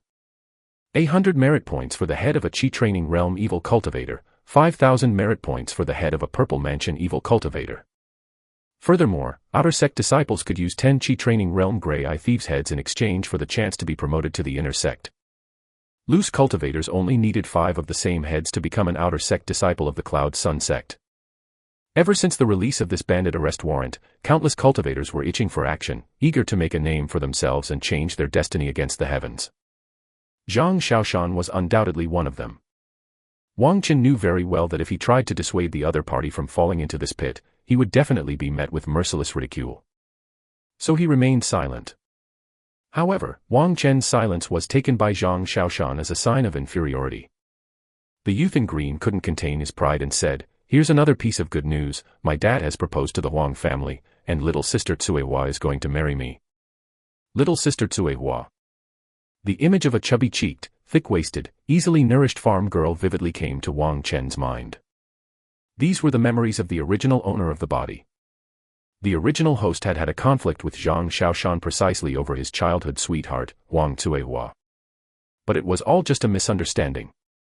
The original owner had no feelings for Huang Tsuehua whatsoever. On the contrary, it was Huang Tsuehua who had a bit of a crush on the original owner. This caused Zhang Xiaoshan to be eaten up with jealousy. With that in mind, Wang Chen immediately jumped up and patted Zhang Xiaoshan's shoulder hard. "I wish you happiness." His blessing was sincere and heartfelt. It was audibly forceful. Caught off guard, Zhang Xiaoshan was almost knocked to the ground by Wang Chen's slap. He staggered back 2 steps, his face turning crimson. "I just wanted to tell you, from now on, keep your hands off Sister Tsuehua." Remembering the appearance and figure of Wang Cuihua, Wang Chen couldn't help shivering. Rest assured, I definitely won't. Zhang Xiaoshan, thinking Wang Chen had admitted defeat, snorted with pride again. Lastly, I'll have you know, I have reached the 4th tier of qi cultivation. After declaring this, he held his head high, striding away with the posture of a victor. The 4th tier of qi cultivation, amazing indeed. 5 elements skill, tier 4 399/400. Heavenly merit, change fate 2. Chapter 63, when the water flows, a channel is formed. The carriage shimmered and headed east. Shi Lulu. The coachman at the front suddenly pulled back on the reins with force, and the 2 dragon scale horses sprinting on the qi path were abruptly restrained, their nostrils and mouths distorted in pain as they let out agonized neighs in unison. The speed of the carriage dropped sharply, and the dozen or so passengers in the open carriage, caught off guard, nearly fell out. Luckily, they were all qi cultivators, who instantly reacted and grasped tightly onto the frame of the carriage. Thus, they were spared the embarrassment of an ugly scene. They couldn't help but curse loudly, damn it all. The coachman, showered in curses, dared not retort and hurriedly steered the carriage to the side of the road. The ground began to tremble. A big cloud of mist rolled in from ahead, with high-yoked carriages intermittently visible, the momentum roaring as loudly as dragons emerging from the sea. Seeing this scene, the passengers who had cursed the coachman all shut their mouths. They had wronged the men. In the space of just a moment, the speeding convoy whizzed by, creating howling gusts of wind. Source, novelful.com, updated on Omicron new Omicron. Wang Chen, sitting at the rear of the carriage, looked back. The carriages that had just passed numbered more than a dozen, each pulled by 4 green-eyed dragon-scaled horses. Green-eyed dragon-scaled horses were monster beasts bred by beast-taming masters, running as fast as lightning, generating clouds and smoke with their hooves. They were the supercars of mounts. Naturally, the price of such beasts was astonishing. Ordinary cultivators couldn't afford to buy one, let alone raise one even if given for free. And the coachmen driving these luxurious carriages were all young people in glamorous attire. They were riding fast and loose with the reins, heedless of how their actions might harm innocent passers-by. Wang Chen knew these guys were second-generation cultivators from Cloud Mountain City. Each of them had an extraordinary background and powerful connections. Their high-speed racing on the qi path was simply for fun or for gambling stakes. Since most of these second-generation cultivators could involve one or even several Purple Mansion superiors. The unfortunate pedestrians who got killed or crippled by them could only hope for some spirit stones as compensation at most. People were angry but dared not speak out. Clearly, the coachman had hit the brakes in an emergency to avoid an accident. Otherwise, if they had been struck head-on by several carriages each drawn by 4 green-eyed dragon-scaled horses, the passengers would have been dead or, at the very least, severely injured. Not until the second-generation cultivators' convoy was out of sight did Wang Chen's carriage continue on its way. After arriving in Cloud Mountain City, Wang Chen headed straight for the cultivation site to the north of the city. He managed to rent an intermediate-tier cave mansion for qi cultivation with ease. Just like last time, he took out 30 low spirits to rent the place for 2 days. Then he began his closed-door cultivation to level up. Just yesterday afternoon, Wang Chen had raised the proficiency level of his 5-element skill to 399/400 on the 4th tier. Achieving this more than a month ahead of his initial schedule. The reason why he improved so rapidly was primarily due to his own daily cultivation method that he had come to understand. Moreover, last night, he sensed the opportunity for a breakthrough. Despite having great confidence, Wang Chen chose not to break through at home. His experience from the last advancement proved that ascending within a cultivation-friendly cave mansion abundant with spiritual energy was quite beneficial for solidifying one's foundation. And this time, advancing from the 4th to the 5th tier, Wang Chen again did not choose to use any points. The heavenly merit points that he had allocated to root bone and comprehension were not in vain. After these 2 innate attributes had doubled, Wang Chen's abilities in cultivation had significantly improved. He was no longer the academic underachiever he once was. Bear in mind, root bone and comprehension determine the limits of cultivation. The original owner's limit could at most reach the 4th or 5th tier of qi cultivation. After the point allocation, Wang Chen felt confident that breaking through to the higher tiers of qi cultivation wouldn't pose a significant obstacle. In such a situation, how could he possibly rely on heavenly merit to achieve this advancement? And indeed, Wang Chen's decision proved to be very correct. It took him merely half a day to effortlessly achieve another breakthrough in his cultivation level. The entire process was smooth and uneventful. In fact, consolidating his new realm took even more time. Waking from the deepest state of meditation and reopening his eyes, Wang Chen felt invigorated throughout his body. His mana in the dantian had increased by at least 30%, and its circulation within his body had become lighter and more agile. Exhaling a breath of inner refinement impurities, Wang Chen couldn't help but reveal a slight smile. Qi cultivation 5th tier. In just a few months' time, Wang Chen advanced from the primary tier to the intermediate tier, and now he had risen yet another level. This pace of progression, even for the talented disciples of the inner sect, was far exceeded. Of course, this excludes cultivators who ingest spirit pills like snacks. His rental time for the cave mansion hadn't ended yet, and Wang Chen definitely didn't want to waste it. He began to comprehend the stealth breath technique. Ever since Wang Chen exchanged for this spell, he had never practiced it. But now that he had ascended to the Qi cultivation 5th tier, it was necessary to disguise his strength and realm. Otherwise, if others knew that someone of his dim-witted talent suddenly made such rapid progress in cultivation, the consequences would indeed be unpredictable. Wang Chen certainly hadn't forgotten the threat brought upon him by his chief uncle, LV Defang. The principle of the stealth breath technique was quite simple.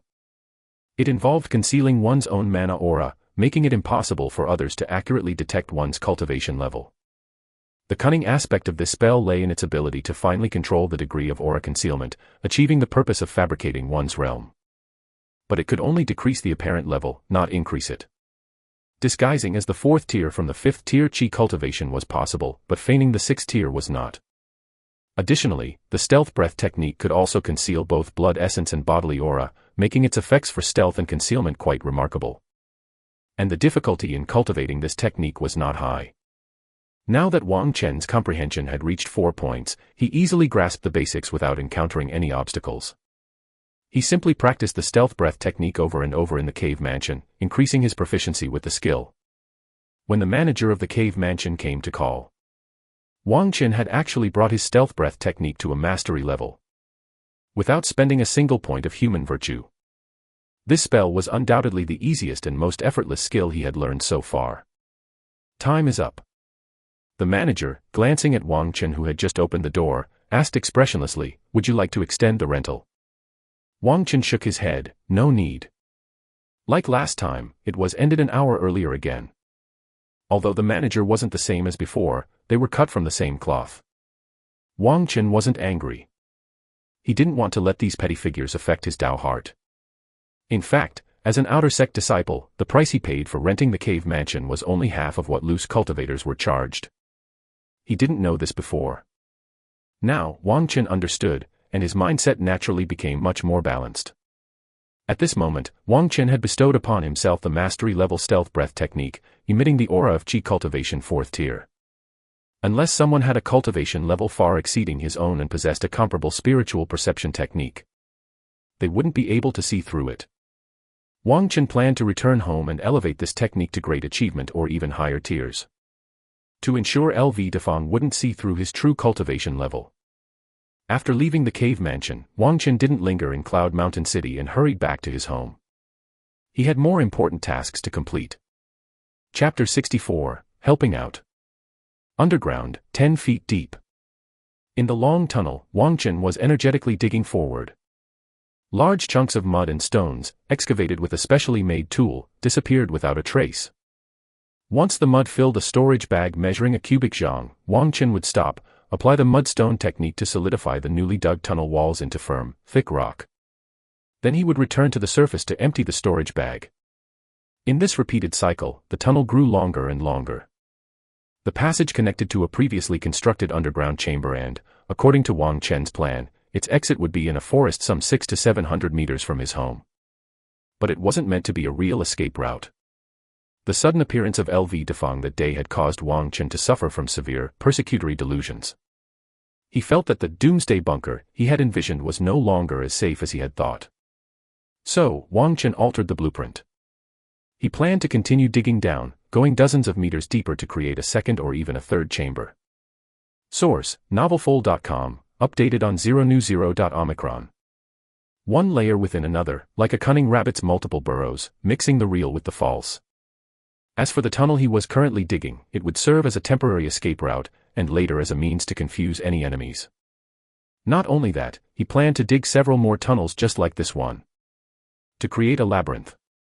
In this way, should he ever encounter an unstoppable danger, and if enemies pursued him underground, his present efforts would become his capital for future self-rescue. He deemed it wholly worthwhile to invest time and energy for this. Crack! Suddenly, the pickaxe struck something hard. Wang Qin scraped away the soil and discovered what seemed like a large rock buried in front of him, blocking his path. Immediately, he swung his palm out with a petrify to mud to forcefully dig through it. Changing direction was out of the question, for even the hardest rock could not withstand the might of the great achievement-level mudstone technique. Under the influence of his mana, the originally solid rock instantly became crumbly, and Wang Qin easily dug through it. However, to his surprise, his next strike hit an empty space. Dirt crumbled away to reveal a pitch-black tunnel. Huh! Wang Qin was momentarily stunned. He quickly grabbed a luminous stone lamp and shone it around, discovering that this tunnel was both long and narrow. Its walls were clearly solidified using the mudstone technique. Holy shit! Wang Qin slapped his forehead hard. If he wasn't mistaken, this tunnel must have been dug by his neighbor Old Sunday. The exit was probably in the woods over there. Could this be any more coincidental? Wang Qin was speechless. How could they have stumbled upon each other like this? The odds were almost like winning the lottery. While feeling a mix of amusement and disbelief, he also felt a bit guilty, as if he had accidentally discovered someone else's big secret. After pondering for a while, Wang Qin backed out of the tunnel. He took some soil from the storage bag to refill the passage, then solidified it back into rock. Retreating about 10 meters, Wang Qin continued to dig downward, passing underneath Old Sun's tunnel. The forest area was large, after all, so having several exits was no problem. Dig. Dig. Dig. He was like a diligent mole, continuing his excavation in the underground darkness. Time passed day by day like this. As the cold fronts from the north began to affect the Heaven Cloud mountain range and the weather grew colder, Wang Qin's subterranean construction project finally came to a temporary halt. The foundational work of the redesigned Doomsday Bunker was complete. There were still many details that needed filling in, but Wang Qin was quite satisfied with his own work. He hoped that this would allow him to spend the winter safely and peacefully. As the rice planted in early autumn was nearing maturity, he devoted some of his time back to the spirit fields. Lately, Wang Qin had no extra income, and spirit stones were not known to last. The winter rice harvest was still very important. One day, as Wang Qin was working in the fields, a horse-drawn carriage came down the path.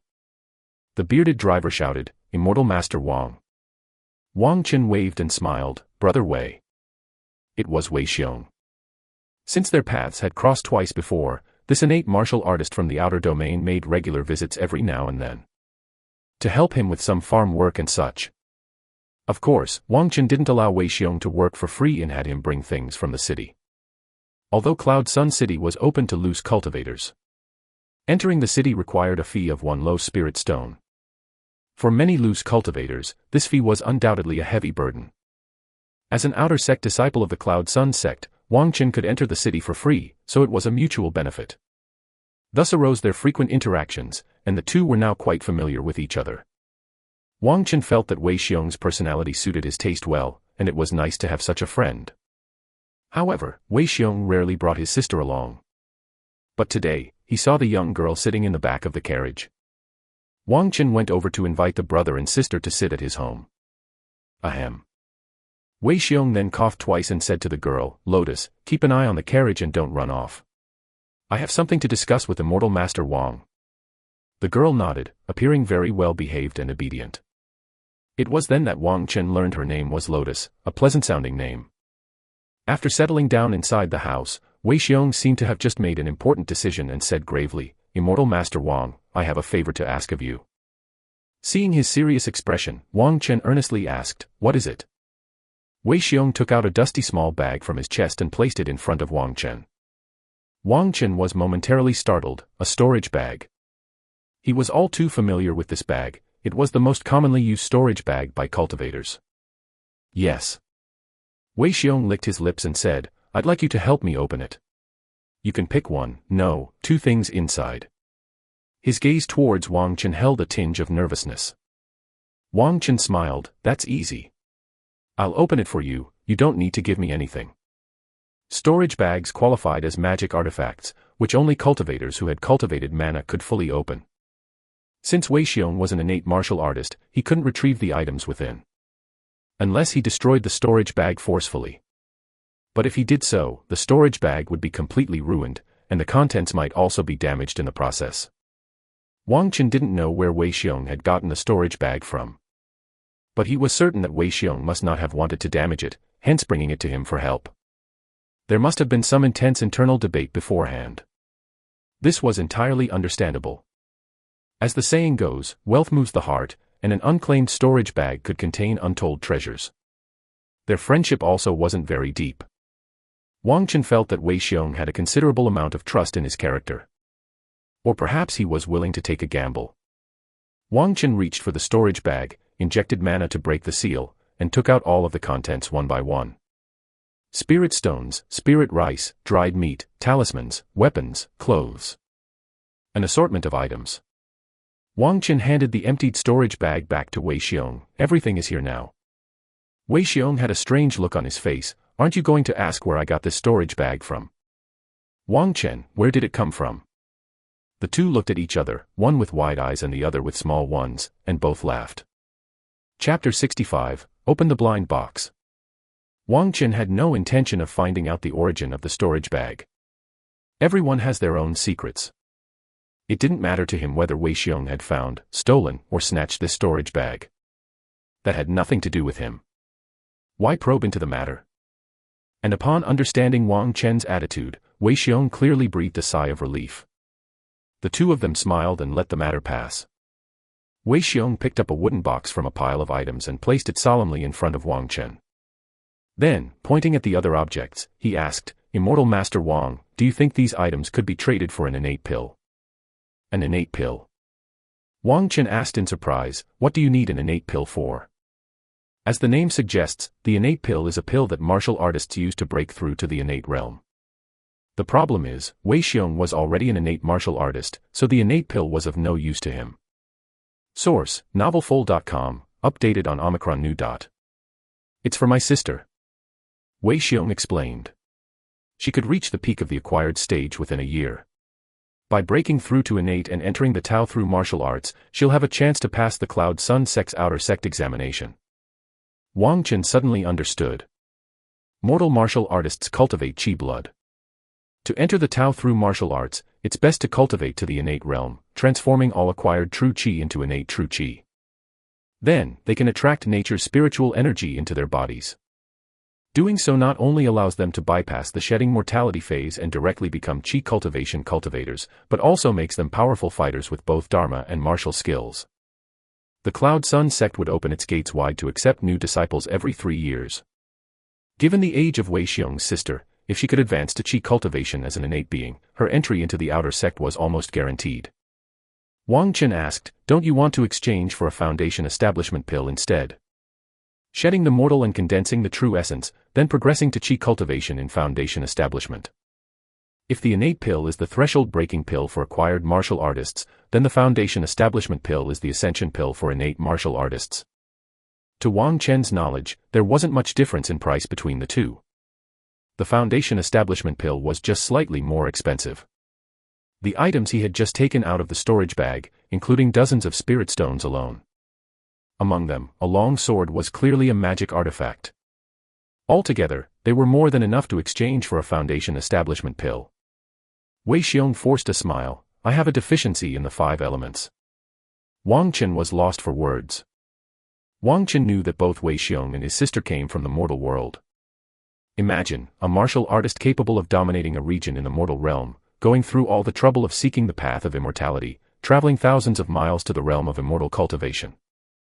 Only to find that due to a deficiency in the 5 elements, he was unable to cultivate. What frustration and agony that must be.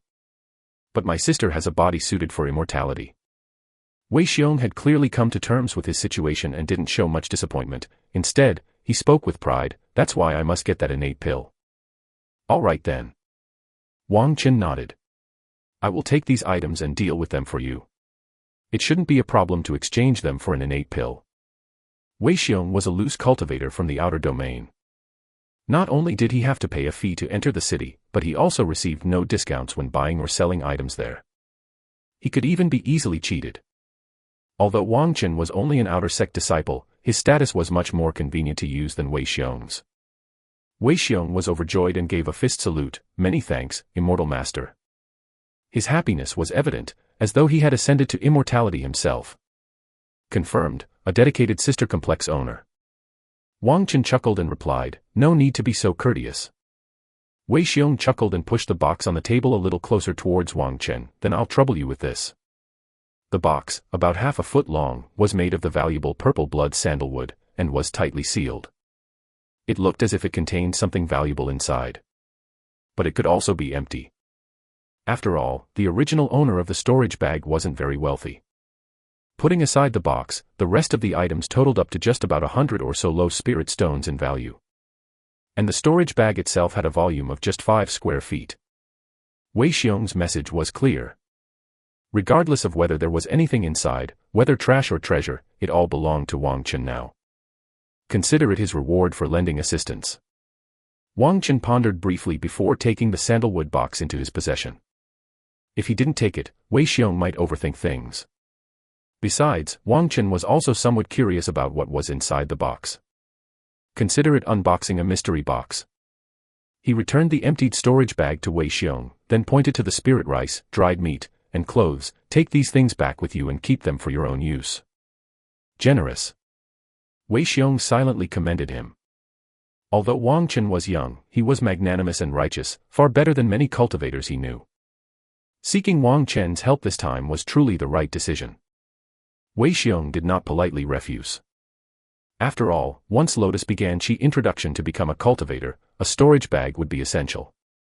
These spirit rice and dried meat would also help the siblings get through the upcoming winter. He packed up all the miscellaneous items and then took his leave. As Wang Chen saw Wei Xiong out, he told him, "Come by tomorrow afternoon to get the pills."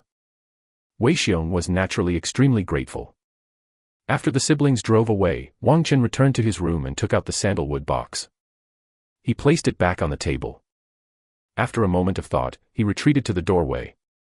He first cast the spirit light shield armor on himself, then activated the object controlling technique to remotely open the wooden box on the table. As the saying goes, caution is the parent of safety. Not knowing whether the box contained immortal pills or poison, it was definitely right to be cautious. Click. The lid of the box was opened. There were no traps, and what was inside the box was actually a rusty, thick needle. Wang Chen wrapped his hand with mana and picked it up for a closer look. The needle was about 3 inches long, round and thick in the middle with sharp ends, and had a dull, dark brown color. There were no signs of mana or spiritual energy fluctuations. It looked like a very ordinary thick needle. Such a thing, if dropped on the street, might not even be worth bending down to pick up. Yet it was solemnly kept in an expensive purple blood sandalwood box. A thought occurred to Wang Chen, and he immediately summoned the immortal cultivation panel. His gaze fell on the equipment slot. Rui Golden Needle. It actually showed up. The simple 4 characters almost made Wang Chen jump for joy. Unlike cultivation techniques, the immortal cultivation panel was very picky about equipment.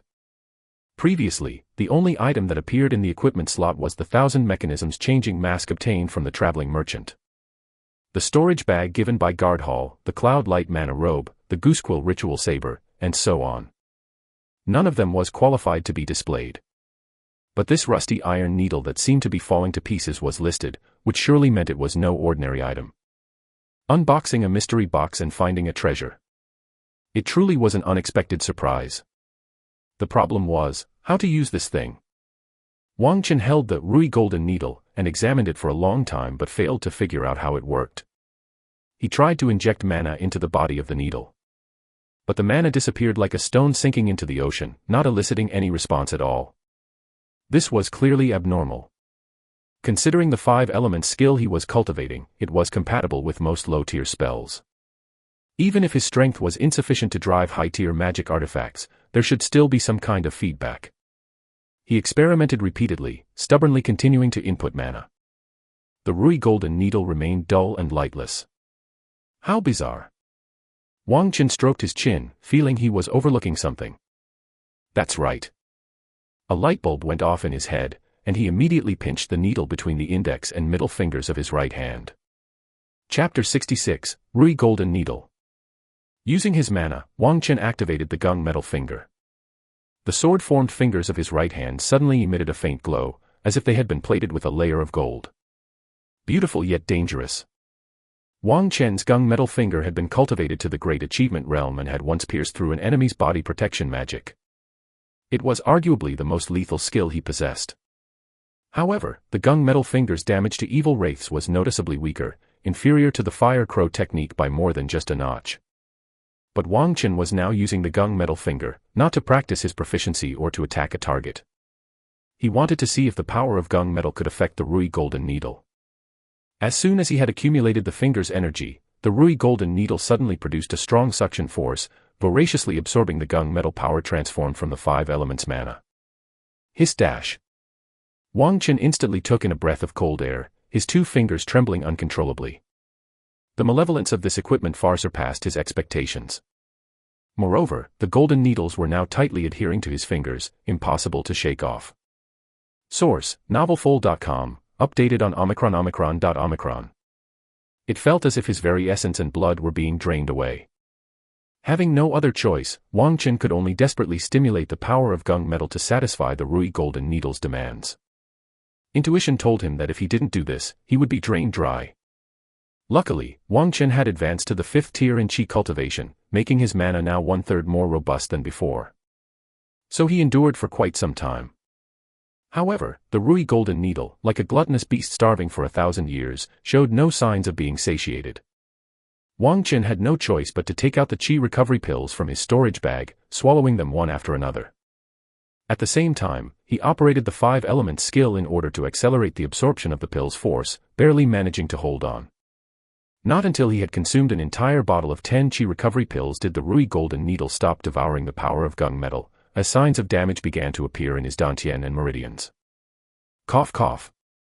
By then, Wang Qin's face was pale as paper, his eyes lifeless and cold sweat streaming down. He appeared completely drained. In truth, that wasn't far from reality, as his dantian was now empty, devoid of any mana. Meanwhile, the Rui golden needle, still clamped between his fingers, had completely shed its surface rust, revealing a pure gold texture and radiance, its inner charm exuding flowing lights. It was as if an ugly duckling had turned into a swan, a stunning beauty lifting her veil, bursting forth with an incomparably brilliant light. Yet Wang Qin had no time to admire the transformed beauty of this equipment. His attention was wholly absorbed by a string of information forcibly imprinted into his sea of consciousness. This message came from the Rui golden needle. A set of tricks for controlling the needle, the divided spirit implanting thought technique. Nevertheless, the current Wang Qin simply didn't have the energy or the focus to learn and master this controlling Dharma technique. He put the Rui golden needle, which had nearly taken his life, into his storage bag and then began to cultivate his qi and restore his spirit to harmonize the dantian, for fear of damaging his Taoist foundation. Despite all this, Wang Qin was still overwhelmed with joy inside. A Dharma technique included. This Rui golden needle was definitely not an ordinary magic artifact. No common magic artifact could possibly be this powerful. If, perchance, it were a second-tier spiritual artifact, it would truly mean he had stumbled upon an incredible bargain. The original owner of the Rui golden needle might have known it was a treasure but, lacking the knack to activate it, could only store it in the purple blood sandalwood box as a collectible. Now Wang Qin had incidentally gained the benefit. It took him an entire night to resolve the side effects from consuming a large number of qi recovery pills and to restore his essence, qi, and spirit to their normal state. The next morning, Wang Qin went to Cloud Mountain City. A man's word is his bond. Having promised to bring back an innate pill for Brother Wei in the afternoon, he was determined to fulfill that promise.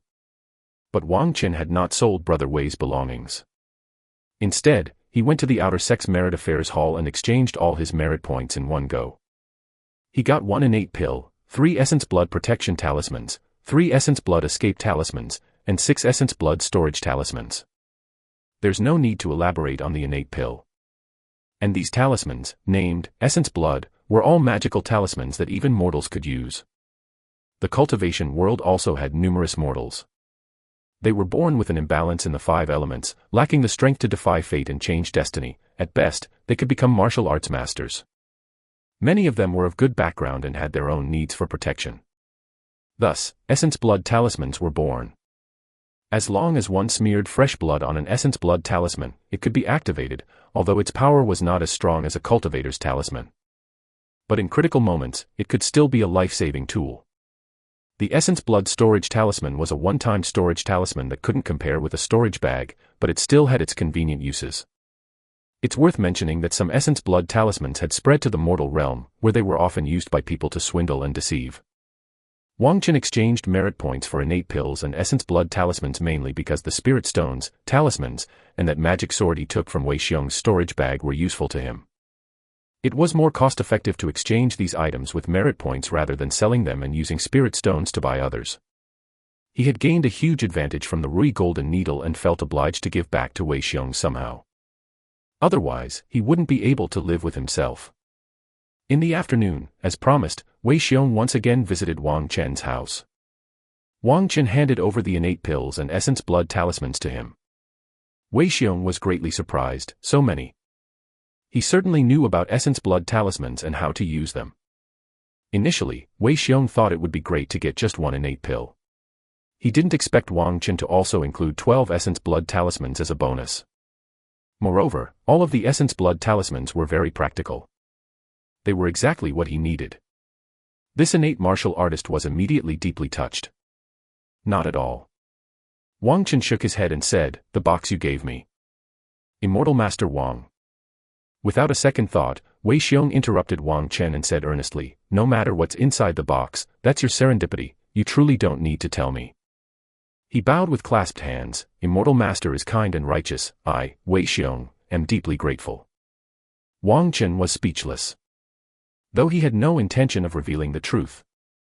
But with the other party putting it that way, what else could he say? "Brother Wei, if you encounter any difficulties in the future, you can come to me again, and I will try my best to help you." Having gained this opportunity, he also gave Wei Xiong a promise of assistance. Wang Chen now felt completely free of any guilt. After seeing off Wei Xiong, he couldn't help but take out the Rui Golden Needle again. This magic artifact had transformed into a dark golden hue and was no longer as dazzling as when it was first activated. It suited Wang Chen's preference for keeping a low profile perfectly. He clamped the Rui Golden Needle between his fingers again and injected a thread of gung metal energy into it. The Rui Golden Needle immediately came to life. The equipment seemed to have a life of its own, nimbly circling around Wang Chen's index finger. It transformed into a simple, dark gold ring. Placed on his finger. With a thought from Wang Chen, he suddenly thrust his sword finger forward. A fierce gung metal chi shot out, enveloped around a fine and sharp golden needle. It instantly pierced through the solid wall in front of him. The next moment, the Rui Golden Needle, which had flown out of the house, returned like lightning. It circled around his right index finger once more and solidified back into a ring. Wang Chen laughed heartily. His joy was unspeakable. Chapter 67, Grandmaster. In the following days, Wang Chen was completely engrossed in his newly acquired toy. Just like a big boy who had just gotten a video game console. He couldn't have been happier. The Rui Golden Needle was a very interesting magic artifact. As long as gung metal power was infused to activate it, it could change into different shapes according to Wang Chen's will. For example, it could stretch into a long thread of gold. Finer than a strand of hair, yet incredibly tough. Through control, this golden thread could be used to bind targets, or even allow him to cosplay as Spider-Man. Suspending himself upside down from the ceiling beam. Wang Chen even fashioned a fishing line with a hook out of the Rui Golden Needle. And the hook had barbs. As for turning it into simple little toys like an ear scoop, that was even more within his whims. Source, novelfull.com, updated on new0.omicron. But these were just the fun aspects of the Rui Golden Needle. With a substantial infusion of gung metal power, it could easily pierce through iron and stone, possessing fearsome killing power. Moreover, after mastering the divided spirit implanting thought that came with the Rui Golden Needle, Wang Chen could also remotely control this magic artifact with the help of the object-controlling technique. The divided spirit implanting thought first involved refining the magic artifact with the power of the divine soul, then separating a bit of one's own divine soul consciousness and entrusting it within the golden needle to achieve finger-like control. Although the divided spirit implanting thought wasn't a skill, the immortal cultivation panel couldn't display it. But this Dharma technique was undoubtedly very exquisite and clever. Wang Chen spent a full 3 days on the refining process and a great deal of mental effort on entrusting his consciousness. After the successful implantation, his control over the Rui golden needle soared. The farthest remote control distance surpassed 100 meters. Since the Rui golden needle could be activated silently and rapidly like lightning, it was best used for sneak attacks to stab in the back. This gave Wang Chen another ace up his sleeve after the fire crow technique. Of course, play is play, but Wang Chen didn't think he was all that because he had the Rui golden needle. In the world of immortal cultivation, he was still a trivial shrimp, and if he thought he could be arrogant just because he had a powerful magic artifact, he would definitely die a miserable death. So the doomsday bunker still needed further perfection. Wang Chen's digging work had already been mostly completed. But in the process of perfecting it, his persecution paranoia flared up again. Or rather, his intuition told him it wasn't perfect yet. So he decided to dig another new escape tunnel. This tunnel was projected to be over 10 miles long, with an exit on the shaded side of a hillside, very well concealed. The reason for all this effort and painstaking work was mainly because Wang Chen considered that the exits of the 2 tunnels he had previously dug weren't very far away. If they were to be searched and sealed off by a large number of enemies, the likelihood of exposure was quite high. Since he had already come this far, Wang Chen wasn't short on effort. Perhaps he was being a bit too cautious. However, compared to his own life, no amount of preparation was too much. The new tunnel connected to a 3rd secret chamber, nearly 30 zhang in depth, and was already in the rocky belt. But under Wang Chen's great achievement-level mudstone technique, the hard rock instantly became soft as mud. What limited the speed of excavation was, in fact, the capacity of the storage bag. Mudstone technique, experience +1. Mudstone technique, great achievement 399/400. The experience value for the Great Achievement level Mudstone technique had maxed out. In the dimly lit tunnel, Wang Chen stopped digging and took out a gourd to drink some mountain spring water. Then, time to add points. Without any hesitation. Because he was very clear that relying on his 4 points of comprehension, there was no way he could break through the bottleneck of his skill's Great Achievement, and only by spending human virtue points was the sole method of breaking threshold. And his Mudstone technique had progressed from novice to proficient, and then to minor achievement, all directly leveled up. Without adding points even once. Therefore, advancing again now counts as a 2nd addition of points, requiring only 10 points of human virtue. This is also the most important reason for Wang Chen's current point addition. Otherwise, there wouldn't be enough points for a 3rd addition. Mudstone technique, Grandmaster 0/500. Human virtue, breaking threshold 87. Grandmaster level Mudstone technique. All of a sudden, Wang Chen's head buzzed, and countless pieces of information surged into his sea of consciousness. It nearly caused his consciousness to crash. However, Wang Chen felt as though he heard something shatter. It was extremely clear. When his mind cleared up slightly, he was astonished to find the magic seal spell that was once entwined with the Mudstone technique in his sea of consciousness had vanished without a trace. The free Dharma technique radiated spiritual light, illuminating the sea of consciousness like stars. Wang Chen was a bit stunned. This situation was completely unexpected. Wang Chen had obtained his Mudstone technique by exchanging it at the scripture pavilion. Like the other spells he had learned, the spirit light law seed he received also came with a magic seal spell. The magic seal spell represents the foremost oath of, the law must not be transmitted lightly, under the heavenly law. The instant he activated the cultivation technique Jade Slip, he made this ancient oath for himself, unable to teach this spell to others or create cultivation technique Jade Slips. Wang Chen wasn't concerned about this. Without the restriction of the magic seal spell, any cultivation technique could become widespread and devalued, turning into common goods. This is clearly a means of control by the sect and other upper strata forces over lower-level cultivators. But he could never have imagined that after his Mudstone technique advanced to the Grandmaster level, the magic seal spell would be automatically broken. Wang Chen had a feeling that he might have stumbled upon a monumental secret. Does that mean, as long as he masters the skill of creating jade slips, he could replicate the mudstone technique and then sell it to other cultivators?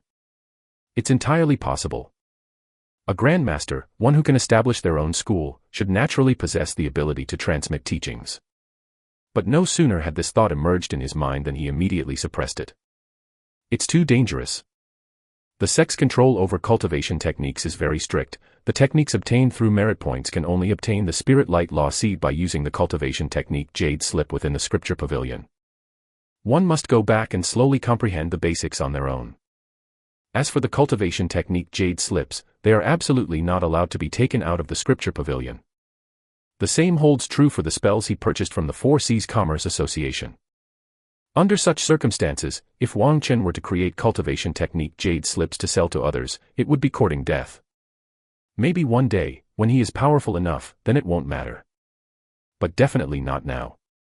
Despite some regret, Wang Chen doesn't dwell on it. You eat as per your capabilities, snatching others' rice bowls will get you killed. As the thought crossed his mind, Wang Chen suddenly swung his palm forward.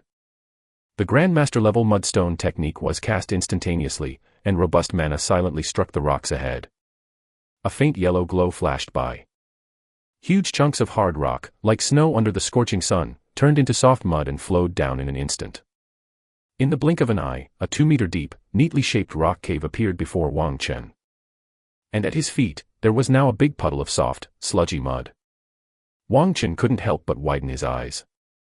The Grandmaster level mudstone technique was so powerful. Chapter 68, Asking for Help Again. The north wind howled as it swept over the top of the hillside. It brought with it the chill of winter. A tiger-striped lizard crawled out from a pile of rubble, looking around vigilantly. At the same time, it extended its long tongue, sensing the breaths coming from its surroundings. It wanted to store enough nutrients in its cave for hibernation before the first snowfall. But the insects had nearly vanished recently, greatly increasing the difficulty of foraging. Crack! Suddenly, a muffled thud startled the tiger-striped lizard, causing it to instinctively retract back into the rubble. After a moment, feeling no danger, it cautiously poked its head out again. It saw a large patch of grass nearby being torn apart. A person emerged from underground. It was a 3-inch-long golden needle. Source, novelfold.com, updated on omicron. The golden needle then pierced through a nearby rock, tracing a long arc of light through the air. And finally, it hovered beside Wang Chen. Wang Chen, who had just burrowed out of the ground, whistled softly. The golden needle immediately flew to his right hand, coiling around his index finger to become a ring. Done. Wang Chen touched the ring and couldn't help feeling immensely satisfied. After nearly 2 months of construction work and multiple expansions and renovations, the Doomsday Fortress was now officially complete. From now on, there would be a significant guarantee of safety, and he could sleep soundly at night. The location he was currently at was the exit of the last and longest escape tunnel. It had just been opened. This exit was meticulously selected by Wang Chen and had been measured repeatedly to ensure it was on course without deviation. The exit's location was very well hidden, with hillside forests all around and no spirit fields or farmers' homes in sight. There were also no wild beasts or living creatures nearby. Thus, other than some children who occasionally came to play or pick wild vegetables, the place was almost never visited by anyone. Wang Chen reinforced the tunnel exit and then skillfully camouflaged it. He made sure there were no issues before leaving. But he didn't immediately head home. Instead, he headed west along the hillside, crossing over the hill in front. He didn't stop until he reached the place where the sect border met the outer domain. Large expanses of hills lay ahead, with continuous mountain ranges in the distance. The vicinity was desolate and uninhabited, a scene of desolation. Wang Chen observed the surrounding environment closely and began to practice the Shadowless Divine Traverse. The Shadowless Divine Traverse was a movement technique, or more precisely, a spell for escaping danger. Wang Chen had spent 350 merit points to exchange for it. According to the Dharma Transmission Elder from the Scripture Pavilion, this technique could be used all the way up to complete Qi cultivation without issue. It was a mid to high tier spell for Qi cultivation. Correspondingly, its difficulty for entry was also quite high. Wang Chen, with his doubled comprehension of 4 points, took a whole half-month just to get the basics. However, his own and the surrounding environment limited his ability to practice his skills proficiency. That was why he came here today. Drawing a deep breath, pure mana surged from his dantian, instantly flowing into his legs. The next moment, Wang Chen's figure shot forward like an arrow released from its bow. He vanished in the blink of an eye into the dense jungle. At this time, the sky was overcast with clouds, and soon small snowflakes began to fall. As the first snow of winter started brewing, thousands of spiritual plant farmers from the outer sect of the Cloud Sun faction hurried to harvest the just-ripened spiritual rice. Many households had suffered disasters in the summer, resulting in a shortfall of their own grain after paying the sect's land rent. Luckily, the Cloud Sun sect dispatched Golden Core true-persons and flying warships to exterminate the Grey-Eye Thieves, allowing everyone to have a secure autumn and ensuring the yield of the winter-harvested rice. As moo after moo of the high-yielding spiritual rice was harvested, smiles appeared on many faces. The cloud of gloom that had hung over everyone's heads had at last been completely dispelled. Everyone was looking forward to a new year where they would not have to worry about food or warmth.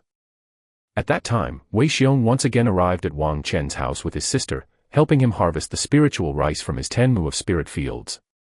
This time, Wei Xiong insisted on helping for free. So Wang Chen slaughtered 2 chickens and, along with eggs, monster beast meat, and the vegetables he had grown, put together a table of food. It wasn't very lavish, but it was a sincere lunch invitation for the 2 siblings.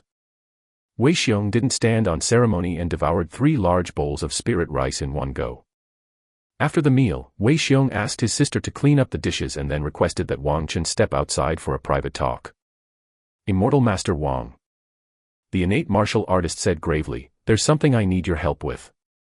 This was the second time Wang Chen had heard him say the same thing. He nodded and said, "Speak." Wei Xiong clenched his teeth. "I would like Lotus to stay at your home for a few days, is that possible?" Wang Chen was taken aback. What happened? Wang Chen was very aware of just how much this man with the twisted beard loved his own sister. He had even been guarded against him in the past. Now to suggest that his sister should stay at Wang Chen's home was like willingly sending a lamb into the tiger's den. Not that Wang Chen was a tiger or harbored those kinds of thoughts towards Lotus. But Wei Xiong's request was evidently not ordinary. Black Rock Stronghold has met with disaster. Wei Xiong's expression was bitter. Lotus and I were fortunate to escape calamity. As it turned out, just 3 days ago, a mysterious flame wand suddenly attacked the stronghold where the siblings had settled, resulting in the complete Qi cultivation stronghold leader meeting his death on the spot, with hundreds of cultivators either dead or injured. As a result, most of the stronghold was destroyed. It was a tragedy. Wei Xiong and his sister were quite lucky, as they happened to not be inside the stronghold at the time of the incident. But with their home destroyed, the two had no choice but to find another place for shelter. Wei Xiong planned to check out other strongholds first, and after finding a suitable place to settle, he would then bring Lotus over. So he wanted to ask Wang Chen to provide temporary sanctuary and take care of Lotus for a few days. No problem. Understanding the situation, Wang Chen agreed without hesitation. Still, he found it odd. Why was your stronghold attacked by the mysterious flame wand? The mysterious flame wand belonged to the spirit monster race, equivalent to the purple mansion superior among cultivators. A spirit monster possessing comprehension has a considerable level of intelligence. They usually have their own territories as well. Without a special reason, it's unlikely for one to attack a settlement of cultivators for no reason. It said someone stole a mysterious flame wand egg. Wei Xiong was extremely annoyed, and they brought it into our stronghold. Wang Chen suddenly understood. That's truly courting death. For most of the monster race, their offspring are their vital weak spots, striking which they would fight to the death. Immortal Master, please be assured. Wei Xiong gave a salute. I will find a place as soon as possible to take Lotus there, and not cause you any more trouble. According to the Cloud Sun sect's rules, loose cultivators holding a path token may enter and leave the sect's grounds but cannot settle down. Wang Chen taking Lotus in for a short time was fine, but if it was discovered and reported, then he would definitely be in trouble. Wei Xiong knew this rule, and wouldn't want to involve Wang Chen unnecessarily unless he had no other choice. Wang Chen said with a smile, "It's no trouble at all. If it were in the past, it would definitely have been a bit of a hassle. Now, with the newly completed underground safety bunker, it's not just a matter of housing a girl. Even starting a harem would be no problem." Chapter 69, Wei Lian. Wei Xiong left. After helping Wang Chen harvest all the spiritual rice, he resolutely drove the carriage away. Wang Qin had a hunch. This innately magnanimous innate martial artist was probably not just looking for a new place to stay, it was more complicated than that. The sky was gradually darkening, and the atmosphere in the room felt a bit unusual. Before leaving, Wei Xiong had said something to his sister. Now, the young girl sat in Wang Chen's house, silent and hardly daring to look him in the eye. Her demeanor was evasive and flustered. Honestly, having become accustomed to living alone, Wang Chen also found it somewhat awkward. He and Wei Lian, Wei Xiong's sister, had met a few times before. They weren't complete strangers. But they really hadn't spoken much. Now that Wei Xiong had taken off, leaving him in a room alone with the young lady, how they were to get along in the coming days posed a problem. Fortunately, having lived 2 lifetimes with several girlfriends in his past life, Wang Chen did have some experience. Source: novelfold.com, updated on N0newomicron.omicron. Seeing Wei Lian's embarrassed look, he thought for a moment, then stood up and said, "Lotus, you must be hungry by now, right? I'll go and cook." Wei Lian panicked at once. "Immortal Master, please let me, I'll do it." Now that she was depending on someone else, and since Wang Chen was a cultivator, how could she in good conscience let him do the heavy lifting? Wang Chen asked, "Do you know how to cook?" He had only asked casually, thinking it was not bad if she wanted to find something to do. At least that way, they could avoid the stiff and awkward silence. But as soon as Wang Chen's words fell, Wei Lian's pretty face blushed instantly. Goodness! Wang Chen immediately realized that this girl obviously didn't know how to cook. He couldn't help but silently criticize. Just how indulgent was Wei Xiong usually toward his sister? Living as a loose cultivator in the outer domain, and he hadn't even taught her some basic life skills. In fact, Wang Chen didn't know. Wei Lian had also tried hard to learn how to cook. But she was absolutely terrible at it, even dogs would snub what she made. Thus, she had wasted quite a lot of ingredients. So when she lived with Wei Xiong, it was he who took care of the cooking. He dared not let her touch the pots and pans again. But aside from cooking, Wei Lian was very diligent and capable in other areas. She wasn't the kind of lady whose hands had never been stained by spring water. Cooking was just her Achilles heel. No worries. Wang Chen said with a smile, "I'll do it." Wang Chen went off to the kitchen to get busy, leaving Wei Lian covering her flushed face. She felt unbearably awkward. Actually, not knowing how to cook wasn't the real reason for Wei Lian's embarrassment. Wei Xiong had whispered a few words to her before leaving. In Wei Xiong's view, Wang Chen was a kind-hearted and trustworthy cultivator. Despite his young age, he handled matters exceptionally well. This was the deciding factor for his resolute decision to entrust Wei Lian to Wang Chen's care. However, you can know a person's face but not their heart. He couldn't guarantee that once he was gone, Wang Chen would not suddenly harbor malicious thoughts. After all, his sister was so beautiful and charming. Wei Xiong told Wei Lian that if Wang Chen really couldn't control himself and made a move on her, then she should just submit. Absolutely do not resist. Remembering her brother's words, Wei Lian really wanted to run away instantly. But she knew that Wei Xiong was setting out to do something significant, and since she couldn't offer any help, she shouldn't hold him back. After much thought, Wei Lian made a determined decision. She resolutely went to the kitchen. Meanwhile, Wang Chen, who was busy chopping vegetables in the kitchen, had no idea that the girl had just gone through a fierce inner conflict. When Wei Lian came in saying she wanted to help, he assigned her to take care of watching the stove. He did chores like adding wood and fetching water. At the same time, they chatted. By the time they finished cooking a meal, the two had become quite familiar with each other, and the initial awkwardness was gone. Through their conversation, Wang Chen learned Wei Lian was the same age as himself, only she was born a few months later. 3 years ago, Wei Lian had followed Wei Xiong into the world of immortal cultivation and had been living in Black Rock Stronghold ever since. As for other details, Wei Lian didn't elaborate, and Wang Chen didn't pry.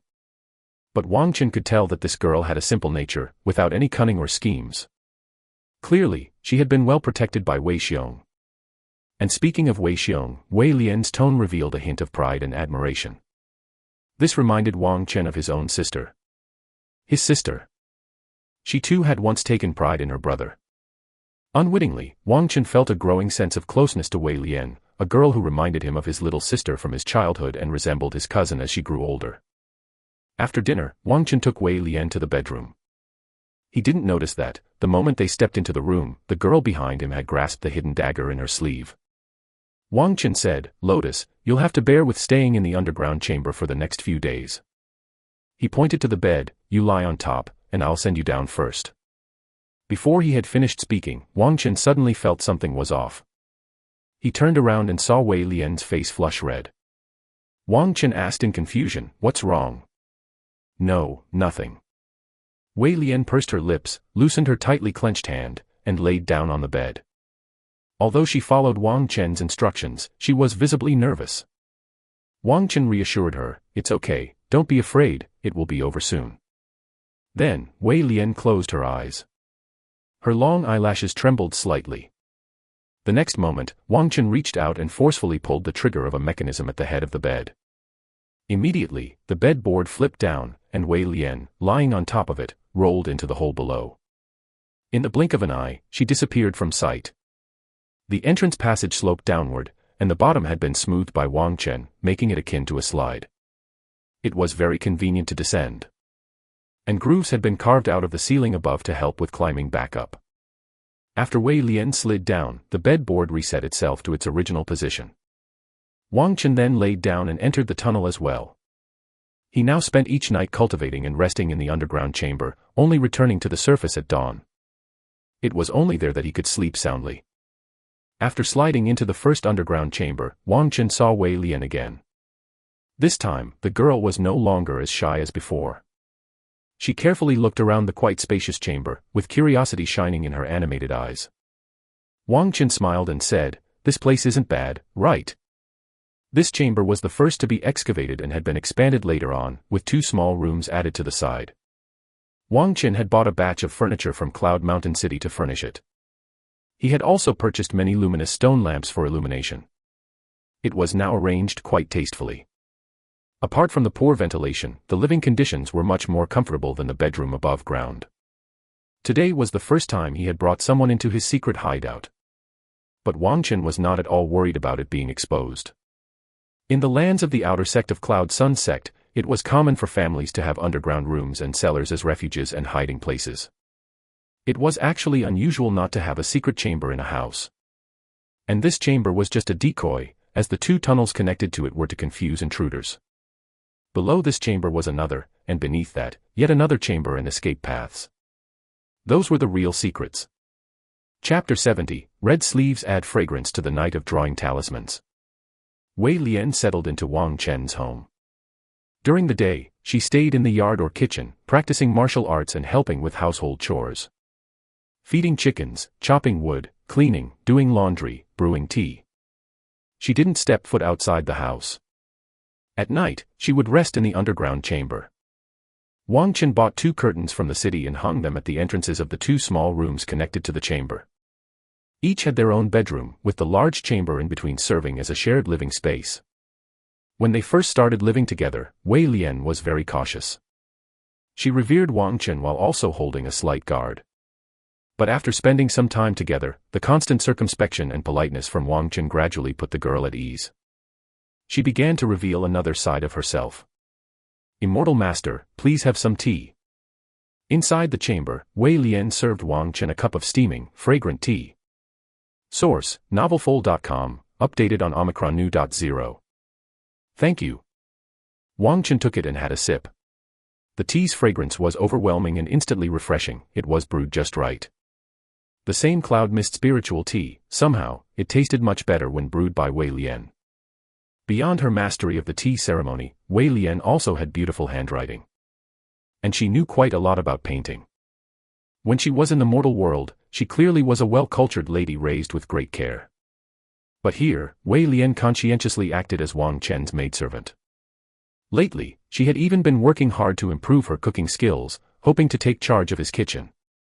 Honestly speaking, since Wei Lian's arrival, despite some inconveniences, Wang Chen felt his quality of life had greatly improved. The days of cultivation were no longer as monotonous and boring as before. After finishing the spiritual tea, Wang Chen felt refreshed and clear-headed. He immediately picked up the talisman pen, dipped it in the talisman ink, and the strokes on the talisman paper flowed like a dragon. A 3-character talisman script was completed in one go. Over the past few months, while persistently practicing his cultivation technique, improving his skill proficiency, and excavating the underground fortress, Wang Chen also took every possible opportunity to study talismans. He had plans to take up a side job as a talisman maker. For this reason, he purchased the complete set of tools for learning, including basic talismanic script deciphering, and strived to step through the gates of talisman crafting. Wang Chen's main purpose in becoming a talisman maker wasn't to make money. The barrier to entry for making talismans was low, and the initial investment costs were incomparable to pill concoction and artifact refining. Moreover, talismans were high-demand consumables, making it the first side job choice for many low-tier cultivators. However, while it was easy to start with talismans, mastering the craft was extremely difficult. Moreover, due to the influx of a large number of cultivators, the field was incredibly competitive, resulting in a generally low price for low-tier talismans sold on the market. Without some unique skills or excellent craftsmanship, it was nearly impossible to earn a few spirit stones by crafting talismans. Even if one had exceptional skills, if not attached to a certain power, one shouldn't expect to take over another's business within the doors of the sect.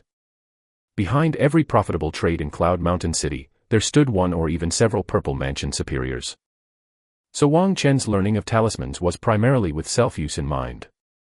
To save costs and enhance combat power. Basic talismanic script deciphering recorded a total of 237 talismans, covering most of the primary tier magical talismans. If he could master just 1/10 of them, it would greatly enrich his combat methods. For instance, the attack magical talismans such as Meteor Fire, Wind Blade, Ice Arrow, Earth Spike, Falling Thunder. A primary tier Chi cultivation stage cultivator holding a magical talisman and causing a middle tier cultivator to roll around in pain was quite ordinary. Compared to the expensive magic artifacts worth several hundred or even thousands of spirit stones, talismans were undoubtedly the best choice for low-tier cultivators to increase their combat power. In Wang Chen's plan, if he encountered an unbeatable adversary like a high-tier cultivator or demon evil wraith, and couldn't match their power, he would bombard them with talismans, using saturation attacks to overcome the strong with the weak. Or to seize the chance to escape. This tactic undoubtedly required a large number of talismans, and it was too costly to purchase them with spirit stones. Wang Chen had the immortal cultivation panel in his possession.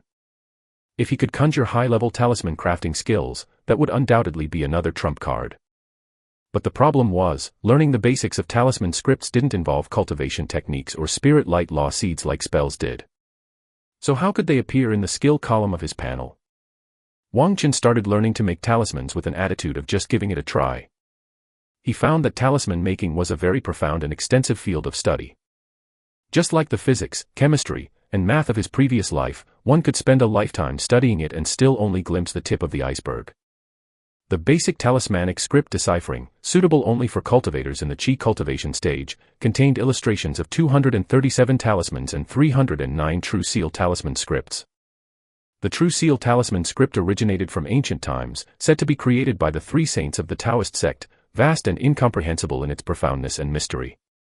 All talismans, whether they were magical talismans, spirit talismans, treasure talismans, or even the most true talismans of the Tao, were drawn with the True Seal talisman script. The 309 True Seals within basic talismanic script deciphering were just a part of the scripts. Different True Seal scripts combined to form different talismans, ranging from as few as 3 to 5 to as many as dozens. They interconnected with one another, and a single incorrect stroke could waste the entire talisman. At the beginning, Wang Chen dared not simply copy the scripts directly.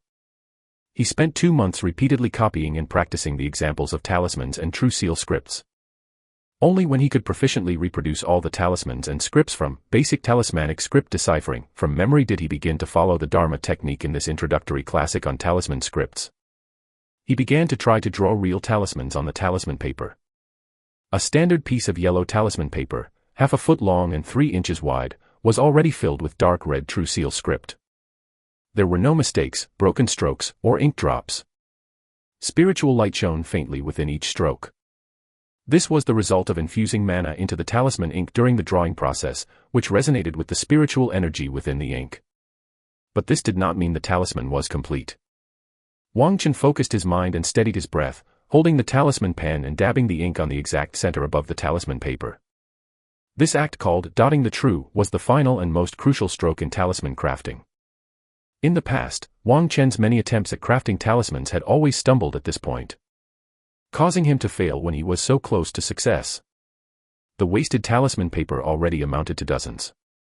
But Wang Chen was not discouraged. Failure didn't matter, what was important was gaining valuable experience. He believed that with his current comprehension, mastering the basics was not an issue. This time, when dotting the true, Wang Chen was especially confident. As soon as the tip of the pen touched down, the talisman ink spread instantly on the paper, and the 3-character true seal scripts beneath suddenly lit up. Spiritual light burst forth. Junior talisman making experience +1. The sudden appearance of the message in his field of view left Wang Chen stunned. Had he succeeded? Ah! Before he could pull up the immortal cultivation panel to check, a soft exclamation suddenly came from beside him. Wang Chen turned his head and saw Wei Lian standing next to his desk, holding a fire starter that had just lit a stick of sandalwood incense. Her small mouth slightly open, her eyes filled with surprise and curiosity. Wang Chen laughed heartily, his heart swelling with joy. If he wasn't mistaken, there should now be one more item in the skills section of his panel. A new world had opened its gates to him.